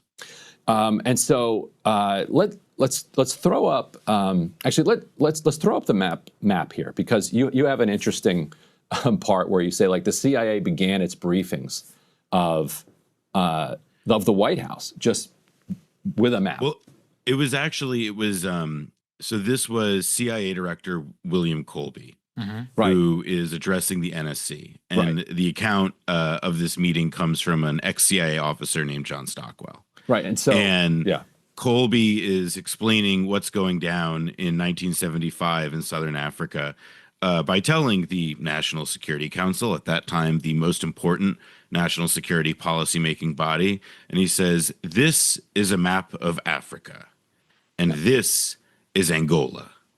And these are the good guys, these are the bad guys, and then these guys we don't know too much about. But that is how the highest levels of Washington initially were apprised of what Angola was and what it meant at the beginning of what became a secret CIA covert action, or at least near the start, if not the very beginning. And I think that's an appropriate way to kind of start a segment about Angola for an American audience, but it's a truly embarrassing way for the United States to start its own kind of involvement in the region. And so in that map, people saw South Africa, which at the time was apartheid South Africa. and which at the time occupied Namibia, which was just to its northwest there. Namibia had been the victim of Germany's first genocide in the early 20th century, and after that, South Africa ended up occupying it. Wait, what did Germany be like? We're not going to let Belgium do all the genocide. We need to I didn't know this about Namibia. And it's fending off an insurgency to throw South Africa out of. I mean, there was German colonialism. It just wasn't as prolific as some of the other, colonial empires. There, north of that, you've got Angola. North of that, importantly, you have what was then Zaire, which is the Democratic Republic of Congo, which Noah Colwyn, Blowback Podcast and Friends. This is the Noah that didn't do anything wrong, right? Not the other Noah. I'm mixed up with which of Hasan's friends are canceled. And when Emily and I interviewed the guy who wrote the recent biography of Patrice Lumumba. His assassination plays a critical role here as well, because the CIA's man Mobutu coming into Zaire plays a huge role in the history, as you talk about here, because it allows for the CIA and the insurgents that it's backing to have a base of operations to kind of constantly mess with Angola. The reason that this is interesting today, I think two reasons. One, Cuba and Venezuela, because I think there's actually a shadow there, but also Jeffrey Epstein.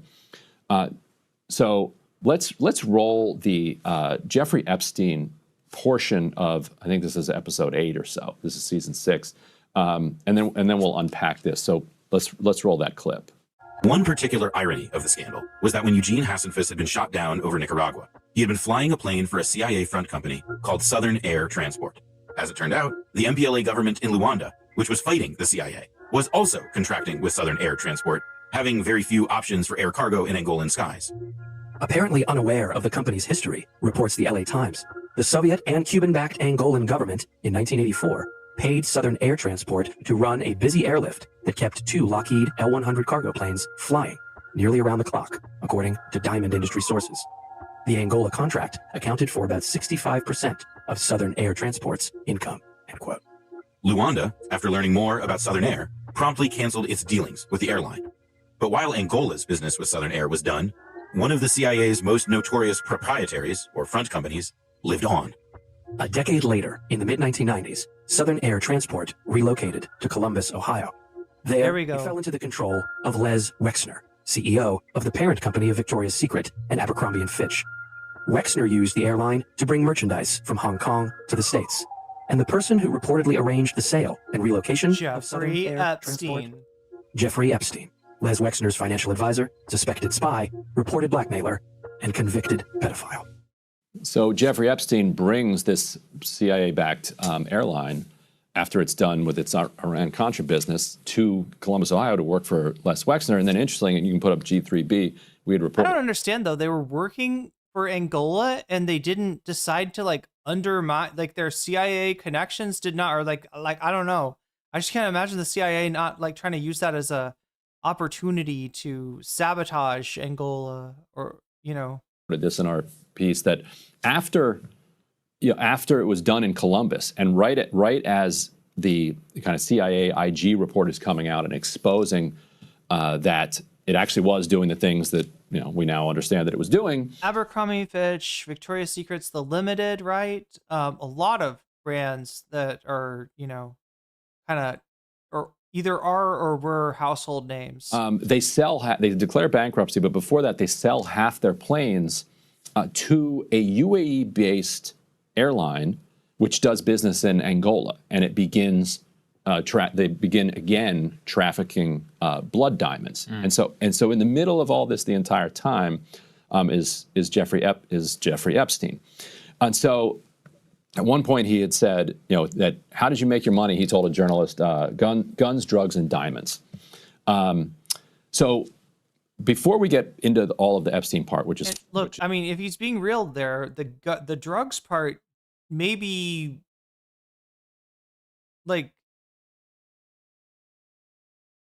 The drugs part makes it sound like he was involved in that part of Iran Contra too. That's what I was trying to figure out is exactly where he fits into the whole Iran Contra thing. Most of what Ryan's or the Drop Site News article talked about was stuff that happened after Iran Contra, what happened with the planes that were part of this shell company or dummy corporation or whatever that were then moved to Ohio and under the control of Les Wexner. Les Wexner. God damn, you can tell how thirsty I am. Which is utterly fascinating. The guy's And name. let's talk a little bit about the Cuban element of this because sure. So the MPLA, which is the kind of socialist government, after the Portuguese leave, they're consolidating. They're consolidating control. The South Africans feel like having a leftist anywhere in Southern Africa is a threat to apartheid, and so they start to invade. They are blocked, shockingly, by Cuba.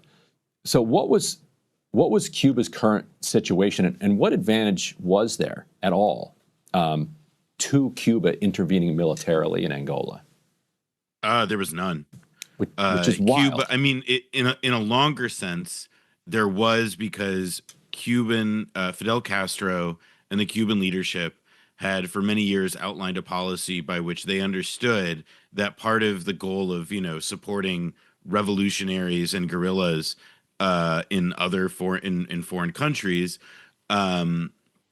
was that it was a way of combating capitalist forces more generally, a way of hemming imperial ambitions that they viewed as part of a global system, and that there was in that broader sense it was a way of fighting and applying pressure against its own enemies. Bad Lefty says Epstein and Adnan Khashoggi were one point some of the biggest weapons merchants out there. Adnan Khashoggi, father of Jamal Khashoggi of that Khashoggi. That's his dad. Enemies, namely the United States, through acts of solidarity. But that's a pretty abstract thing. The reality was that Cuba in 1975 was faced with a moral dilemma. The Angolan nationalists who had, competed amongst themselves, various factions, to be the ones who would take power after the Portuguese left in late 75, the left-wing Marxist faction, the MPLA, was in control of the capital city and was poised to be able to actually assume the responsibility of government. And they were the favored sons, or at least they were the favored inheritors of that authority by the departing Portuguese, who were now part of a recently installed left-wing junta. Mm-hmm. And the Angolans, the remaining two Angolan factions, one was the FNLA, which was very strongly CIA supported, very much aligned with Mobutu in Zaire, and led by a guy named Holden Roberto. And then you have Jonas Savimbi, who headed a more unknown faction at the time called UNITA, but we'll hear more about him later. And the Cubans were, they were told explicitly in mid-75, and they understood because they were in contact with the MPLA leadership, that essentially the CIA and the South Africans had begun arming and mobilizing against the MPLA. There were already border incursions. There had been huge fighting across the country, and neighboring South Africa had a huge interest in not wanting to see what they viewed as a aggressive communist government coming to power. In part because, as you said earlier, South Africa occupied Namibia, and through its occupation of Namibia would be exposed to Namibian rebels who would be able to take sanctuary in southern Angola. And so the South African interest, rears its head at this time. So all these threats are rearing their heads against many heads being reared, many heads, many rears. What in November 75 is the new government, the new nation of. Like a different meaning for rearing one's head could be to shove your head up an ass, right? That could be rearing. That could be seen as rearing, couldn't it? rearing one's head, like, inserting the head into the rear of oneself, um, in order to avoid or deny some unfortunate truth. I don't know. Of Angola, led by the left-wing MPLA. And the South Africans immediately invade from the south. They launch 2 different divisions, and the FNLA from the north and the central area, they attack. And the FNLA is wiped out because they're pretty incompetent and threadbare, and the CIA operation to fund them is revealed as it's a fiasco. But UNITA and South Africa are this really dramatic threat that the Cubans, in an act of sort of immediate daring do, send an emergency detachment of armed forces to support the Angolans, who then are able to successfully repel the South African advance. And although the Cuban hand is shown and the U.S. condemns Cuba in, world fora like the UN for, expanding Soviet, and then Soviet arms, of course, that are fueling all this combat, or at least fueling the MPLA's ability to fight this battle. And the U.S. is claiming that, oh, wow, well, we have, there's this, so world Soviet communism is on the march again. A CIA operation is revealed that we had been secretly arming these people, and this is at the height of the post-Vietnam Church Committee scrutiny of the national security state. And as a consequence, we had been arming who? Oh no, yeah, you're right. We'd been arming the South Africans. The Angolan operation gets immediately hemmed in, and as a result, that also means that because the U.S. refuses. Or did they have like a dissident group that they were supporting in Angola to commit to fighting to advancing further, and South Africa is at capacity at that moment. The Cubans are able to be this very decisive force. And it doesn't end at this emergency detachment, however, because the new Angolan nation is, desperately poor. They have no expertise. The departing Portuguese colonists and settlers, they poured cement in elevators. They threw away the keys to their cars.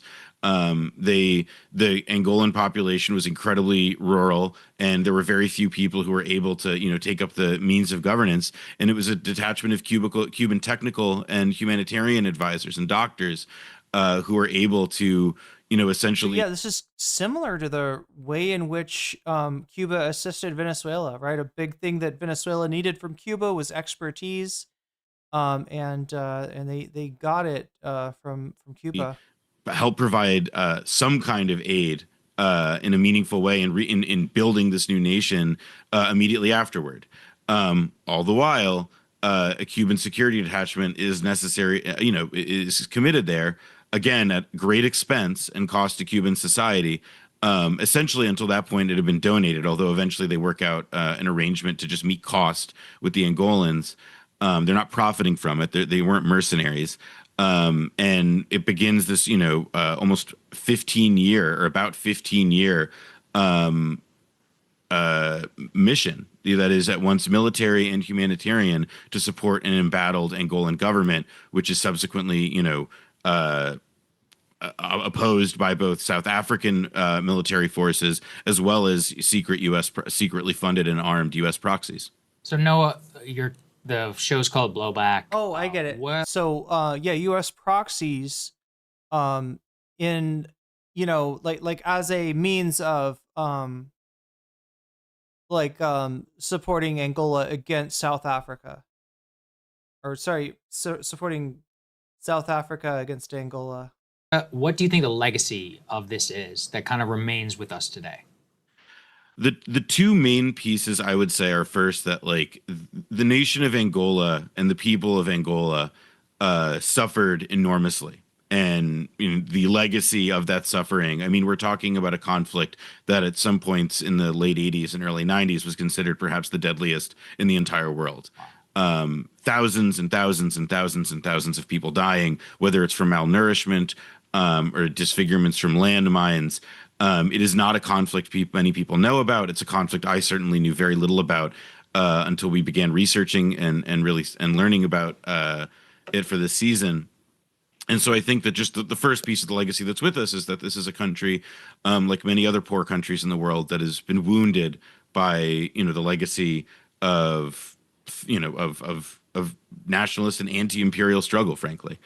And then the second piece of it, I would say, is that Angola today, or at least the way in which the actions and the legacy of things like Angola operate, and as pertains to why Ryan asked me on, I think is not something just about Angola specifically, but about something that it represents, which is how America involves itself in foreign conflict to advance a perceived American interest, which in the time of the Cold War was often structured around, and had this huge anti-communist ideological component, as well as obviously, rank material interest, if we want to call it that. But it is, I think, if you look at the Angola story and you trace the lineages of it, obviously you arrive at very, strange and weird facts, like the fact that Jeffrey Epstein was involved with, corporations that had been arming Angolan rebels. Obviously, Southern Air Transport did a lot more than just Angola, but also it's about, how even when these wars are over, when there's money to be made, when there's tons and tons of money to be made, particularly in diamond smuggling in the case of Epstein, the ways in which, even if the conflict is over, we've moved out, we've pulled up stakes, we're no longer, going, supporting our proxies. We fucked things up enough or destabilized them enough that some of the world's historical villains who walked the earth until pretty recently are able to profit immensely from it, like Jeffrey Epstein. The other legacy, the positive legacy, you talk about on the podcast, Nelson Mandela and a lot of other people cite the defeat of South Africa in Angola as the turning point in apartheid. That is where apartheid had its back broken. They did successfully liberate Namibia and knock the South Africans out of that and allow an independent Namibia to emerge, and then broke the back of apartheid. But so you were in the 70s and 80s. That's where Iran-Contra and Epstein come in, because as you talk about, the CIA operation is exposed. It's the late 70s, early 80s. Like people don't have the appetite for these wars, like these CIA dirty wars all over the country. So Congress is like, we're not doing this. You're not back. And this is what I was talking about, right? You got moments in which, there is hope. There is a opening that is made that exposes the secret workings of, for instance, the intelligence services of the United States, right? Like with the Church Commission or the Pentagon Papers for the military, right? Even in these moments where it feels like a new progressive dawn, right? Fascism is always there, always, at least in its nascent state, right? Just like it was, we kind of coming full circle here. The other, time being like the Roosevelt administration, seemed like a watershed moment, but the same business plot that tried to take FDR out before he could even do that shit, was successful in getting Truman in there instead of Wallace as the vice president, and then getting him past the Democratic primary. So there's it's shitty. It's shitty, but it's an important thing to recognize, right? These forces are never truly on their heels, and so many of the institutions, including, we're talking about the deep state here, chat. We're talking about the thing that Trump regards as his bête noire, mainly because he is in the pocket of Putin in so many ways, and the intelligence services likely know it, right? So, backing a secret insurgency in Angola anymore, and of course the CIA is like, no, we're going to find a way to do it.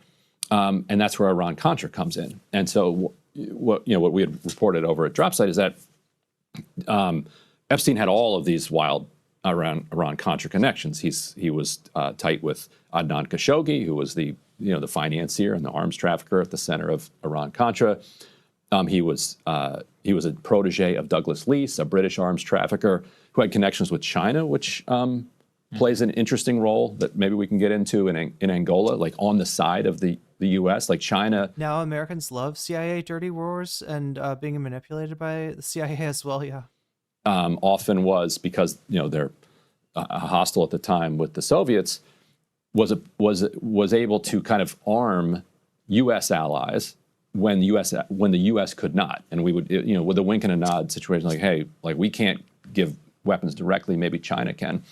That's where a guy like Douglas Leese sometimes comes in, and then Stan Pottinger, who was a lawyer and a business partner of Epstein, helped set up a lot of the kind of I'm going to try to identify a problem here before we wrap up tonight, right?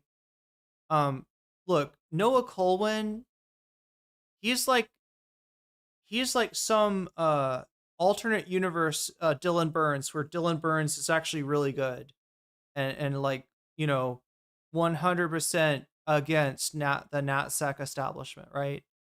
I'm just saying that because it's people always say Dylan has like a Lego person head, and this guy kind of has that head shape too, right? And the beard and everything. But anyway, I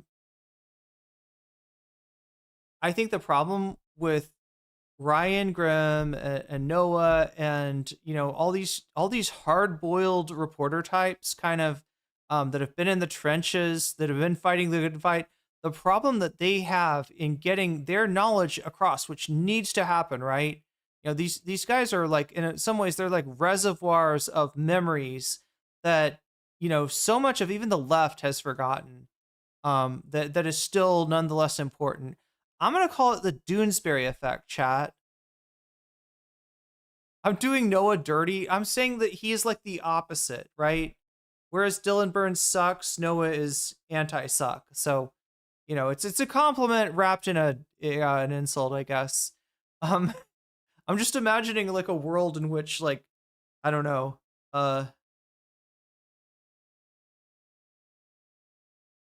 where he gets radicalized or something. But anyway, yeah, like I'm gonna call it the Doonesbury effect. Has anybody ever seen the Doonesbury comic? Right? Doonesbury was, I think it started like around the time of Vietnam, and it continued all through like up until like the Bush administration or something, and then I guess the guy died at some point. But if you ever look at a Doonesbury strip, you may have, as I have, a lot of trouble understanding what the fuck is even being talked about, because Doonesbury is a conversation that's been going on since the 60s, and kind of like if you weren't there, right, then you don't know that the feather is actually Dan Quayle, and like there's all this stuff like the weird the guy with the fisherman hat is like Hunter S. Thompson, right? It's like a military strip, but a comic. There's so much going on in it, and I'm sure there's like I feel like that's part of that like reservoir of memory that exists of the old left, which used to be called the new left, but now I guess it's the old left. That I think we need to connect to, right? We can't let that stuff slip through the cracks. We can't let that be memory hold, because there have always been people, chat, that kept track of this, that kept receipts, and that monitored what the fuck these rich assholes were doing behind closed doors. And I'm talking about the intelligence services, right? What their real priorities were, what interests they actually served. I don't think a lot of Americans understand that. And that's very convenient for those that operate in the shadows. It's very convenient for them that we have forgotten the history of so many dirty wars, right? But yeah, it's getting past that Doonesbury effect, right? How do you make Doonesbury comprehensible? Because these guys have been stewing in it for so long, they kind of like forget what they don't know, and they forget what they would need to be told first. if they were on the outside, if they were to lose their reservoir of memory and have to have all this shit re-explained to them, they don't know how to like introduce this shit, if that makes sense, right? They don't know how to like bring somebody else into understanding it because there's so much of it and it all connects back. It's rhizomatic, Chad. It's like it's fucking Deleuze and Guattari, right? It's all just like a fucking it's a mess. In terms of the sort of redundant loops that are involved in it. But once you start to see the constellation of what is actually going on, what is being hidden from us, you realize this is shit that we really need to shine the light on. And it may be actually a better Rosetta Stone than anything else I could think of for understanding our history and our place in it and our actual interest and the way that we have been prevented from reaching those. The way that humanity in a lot of ways has been prevented from reaching its potential is by fucking assholes like that, petty little assholes like this that operate in the shadows. Legal structures through which the money laundering and such was done for Iran-Contra. And for people who don't know, the middleman in Iran-Contra was Israel. So Israel would send weapons to Iran, and then the U.S. would replenish Israel's supply so that the U.S. was not directly arming Iran. Yeah, Mirror Lurk, that's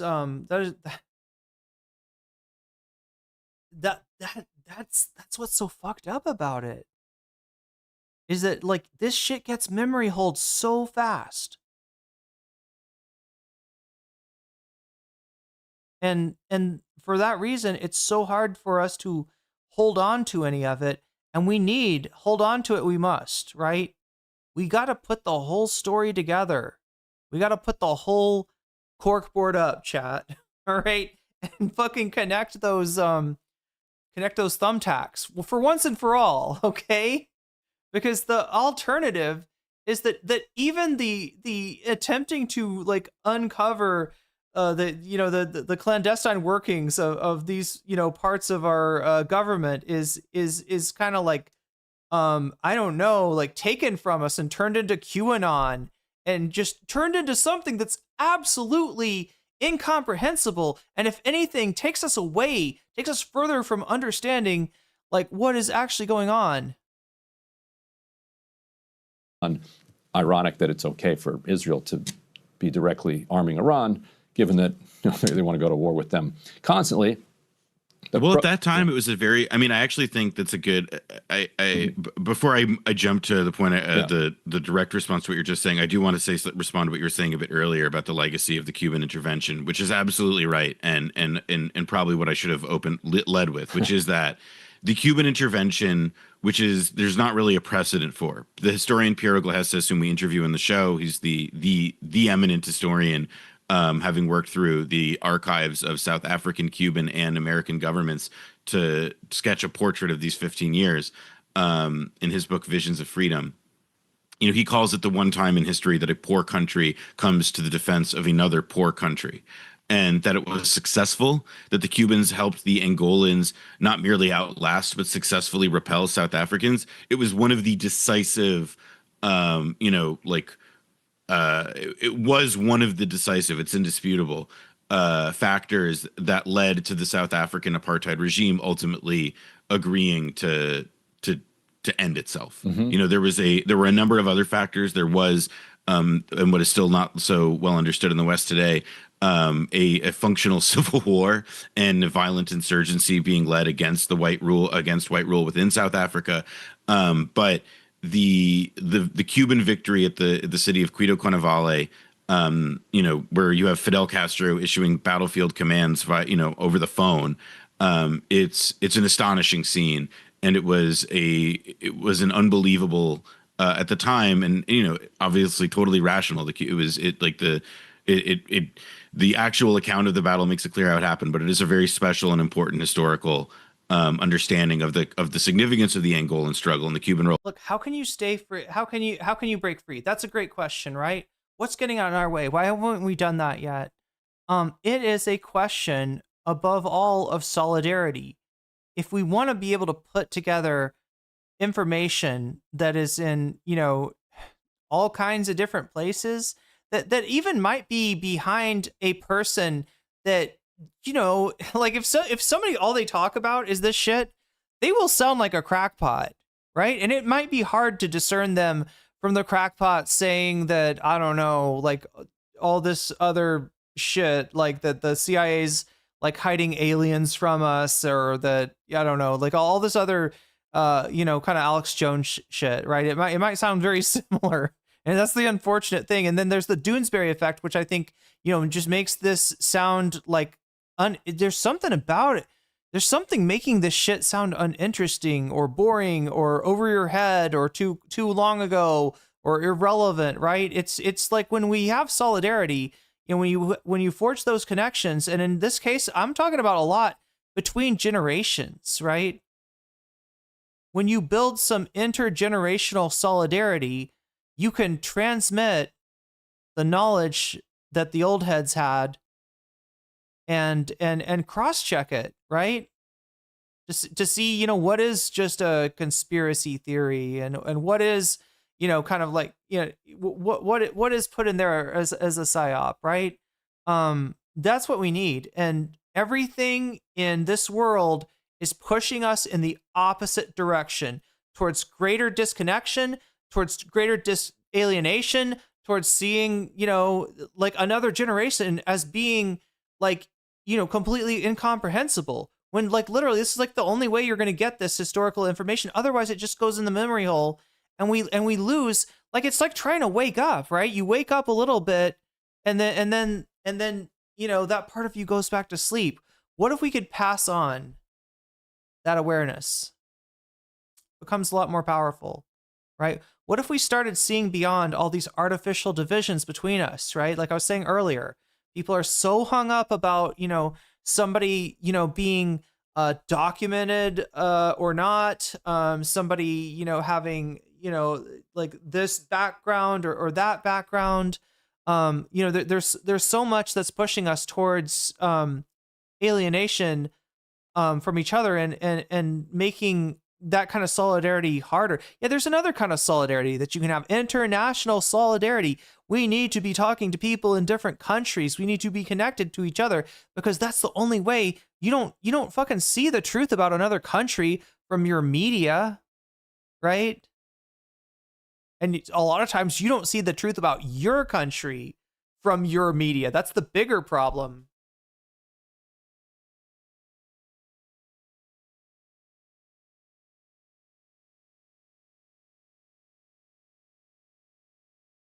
What if I'm Every Woman wasn't just a song, but a way of life? In it, in why apartheid fell, and how it suggested the South African apartheid regime was just overmatched in so much of what it was doing in Southern Africa. Now to your more recent and the specific part about the 80s and sort of how Iran-Contra comes in. I think it's helpful, and reading your coverage of this really affirmed this for me. Yeah, the real challenge for the old heads, for the Doonesbury crowd, is going to be trying to think about what you're trying to share as a person who knows nothing about it, right? That's a real challenge. I remember I had a chemistry teacher who had just graduated from I think Cal Polytech or something. Brilliant guy, but he had just been in an environment where they were trying to ask each other the trickiest questions in the world, right? For chemistry, there's like levels to it, right? There's your basic equations, stoichiometry and stuff like that. And then there's stuff that like kind of puts a little spin on it, takes it to another level, right? That where like, so the first, the easy questions are the ones that are just kind of obvious, the obvious answer that most students would come up with for that question is going to be correct. And then there's the ones that have like a little twist, right? And if you don't pay attention, oh, wait, there's the twist, right? Then your first inclination for an answer is gonna be wrong. And when you're doing that with like Gen Chem students that are just getting their their sea legs, so to speak, you're just gonna fail that whole class. And this guy almost failed all of us, right? He had to invent extra credit for us to get in order for like even like, I don't know, a quarter of us to pass the class, because he just his mind was not geared in like, how does somebody learn chemistry? His mind was geared into like, how do I, as a high level grad student in a discrete field of chemistry, how do I test my understanding of these concepts by asking the most complicated version of a question that I possibly could on an exam. The heart of Iran-Contra and the specific Iran-Contra deal was this convoluted arrangement by which, as you say, the American... So yeah, to teach Doonesbury, you must forget Doonesbury, or at least remember what it was like not to have seen Doonesbury, right? Or not to have, gone through all of that history, right? Americans were supplying arms to the Iranians, and using Israel as an intermediary, and then using the funds generated from that deal to arm the Contra rebels in Nicaragua. And that is where the name Iran-Contra comes from. But Iran-Contra as the snowflake method of writing, I'll have to look that up, Sassy. That sounds useful. Kind of like a signifier for this period of time also kind of works, because I would argue that the late 70s, and Angola is one example of this, into the early 80s, it represents, we think of it as sort of the moment, these birth pangs of neoliberalism in America. It's represented by this horrible economic calamity that begins to come, that's affected both by existing inflation issues and then with the Volcker shock. And then abroad, though, when Reagan comes into power, they're both at home. This isn't the Volcker Amendment. This is when Volcker was Volcker the president of the Fed or something under Carter? Is that what we're talking about? Like the basically austerity, if I'm remembering it correctly, deindustrialization and austerity is what he's talking about. Home and abroad, there are all these different kinds of policy changes and shifts among the attitudes of the American people that allow for both a kind of rearmament, which was not really... Timmy's Adventure Time says, I feel my brain shrinking watching this. Timmy, you're mistaking wrinkling on your very smooth brain for shrinkage, right? Possible in the 1970s. And while it might be tempting to think they're the same thing, they are in fact two discrete phenomena. Certain kind of appetite for, foreign intervention. And that also coincides with, all sorts of different deregulation and expansion of rule by finance throughout different sectors of the American economy that also enables, profit to take place from these sorts of sordid deals and these secret wars that pop up in all sorts of parts, primarily in the third. It's just a weird thing to come into a stream reacting to like Ryan Grimm and Noah Colwyn and be like, my brain is shrinking just watching this. Over the course of the 1980s, Angola being one of them, Afghanistan being another, Central America being another. We could go on.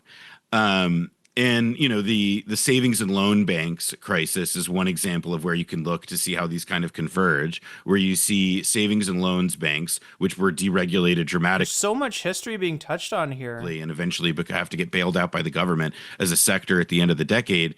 The spies, drug runners, white collar criminals.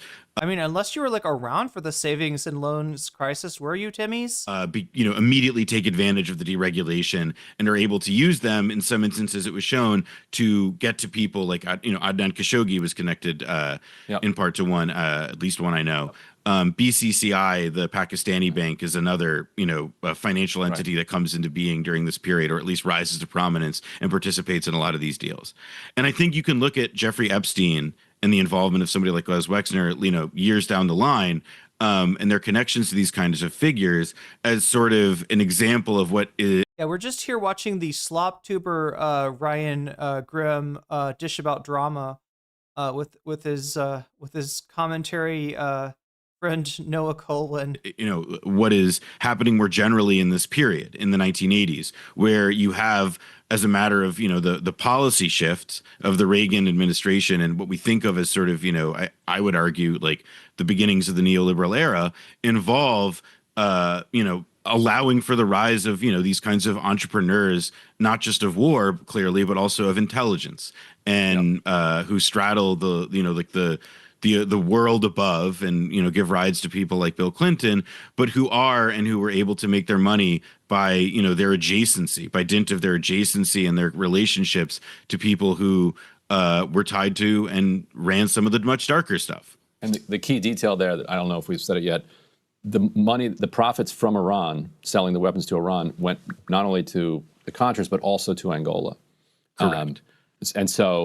And into that rides Jeffrey Epstein. Out of it, the UAE, as we mentioned, the UAE, we got to leave it here, but Epstein linking up with the UAE and the UAE getting involved with Angola is a nice transition point. Chat, to me, this is like the jazz club, all right? But it's their like least popular night of the week, right? Like it's, I don't know, what is a bad day of the week for like clubs and stuff, or like bars? I don't know if it's like Monday or Tuesday or whatever it is. It's like that night, right? And so on that night, what they do is they put on a group to do like experimental jazz, right? Groundbreaking shit if you're in the know, right? A veritable symposium, but like nobody's there for it, right? And there's not a lot of people who could honestly appreciate it. And that's why it's not going up on the popular night for the jazz club, right? Is because there's just not enough, like, you know, no true knowers of whatever ancient, you know, jazz tradition is being demonstrated on this night. Into the way that our contemporary kind of mafias operate, and we're born out of that Iran-Contra Super era. interesting. Yeah. Yeah. Noah, where can people find out more? Yeah, so our show, our full season, our full 10 episodes are, they're now coming out weekly, but if you want to listen to all of them now at once, you can go to blowback.show and hit the button that says subscribe. We have a special limited series about the history of the U.S.-Israeli relationship coming out this spring. Eleni, thanks for demonstrating my point. Yeah, you're like listening to this shit, this fucking amazing, groundbreaking shit, and somebody comes in and they're like, what is this fucked up music you're listening to? Are you okay? Are you okay? Are you all right? Are you all right? Spring. We'll have another full season later this year, but we have full archives of our seasons about the Iraq War, Korean War, Cuban Revolution, Afghanistan wars, Rise of the Khmer Rouge, and we got a lot more in the hopper. So Nice. This music doesn't even seem to be in a standard time signature. What's wrong with you? Okay, well, anyway, with that, Chad, that is, I'm going to take some advice from somebody in chat and hit that button. And while I hit that button, I am going to go ahead and thank my Patreons, because I do appreciate my Patreons. They are here for me to support me in a most steadfast manner. And I don't know what I'd do without them. You're awesome Patreons. Let me thank you for supporting me, right? So shouts out go to User, JMB, Brian, Emily French, Big Al of the Cake Mix, Direful. Shouts out to Sarah. Shouts out to Izzy Mandius. Shouts out to Steven Sayers. Shouts out to Animus. Shouts out to Infallible Fowl. Shouts out to Oral Solipsis. Shouts out to Nadia Yvette. Shouts out to Choki. Shouts out to Moe Noip. Shouts out to Funky Monkey. Shouts out to Temporal Insanity. Shouts out to Good for Gabby. Shouts out to Jules K. Shouts out to Buffy Geek. And a fancy shout out to Rachel K, to Omega Star, and to Zara Xerix. And with that, chat, I'm going to raid you into Brandon. If you're watching on Twitch, you're about to get raided into the Discourse. That is Brandon from Majority Report. And I think that he's talking about something similar to what we're, yeah, he's talking about the Minnesota incident. Anyway, chat, thank you to the mods for keeping us all safe, and for keeping my brain together for me. And thank you to everybody who liked the stream, because I really do appreciate that a lot. The thumb gang. I know it doesn't feel like a lot of power just to have one thumb, but honestly, when we put them all together, there's a lot of power in the union of our thumbs. So let's like have the union of our thumbs press down on the like button and push this stream and this content out to more and more people who will enjoy it. They just don't know that they will enjoy it yet, but you're going to help show them just by liking it. You're going to make YouTube push that content to them, and they never would have been reached otherwise. So much love, everybody. That is almost a 9-hour stream for me. Don't expect this long of a stream in the future. I will be doing my best to do shorter streams so I can do streams more often. I don't have to miss days because my voice is fucked, or because I'm too tired, or because I didn't have time the last night to plan the next morning. I'll look for big things coming up. I'm going to be revamping the stream alert, so hopefully that's going to be looking and sounding different very soon. And maybe the channel points could use some revamping, and yeah, a lot of stuff could use a lot of stuff, but we'll have to get to it when we get to it, which will be later, chat. I will try to be on tomorrow. If I don't, you'll understand why. 9 hours, not good for the voice, but if I can make it, especially if there's important stuff to cover, I'll be there for it. If not, I'll take a day off and work on the stream and or some content for you. So yeah, much love, everyone. Take care of yourself.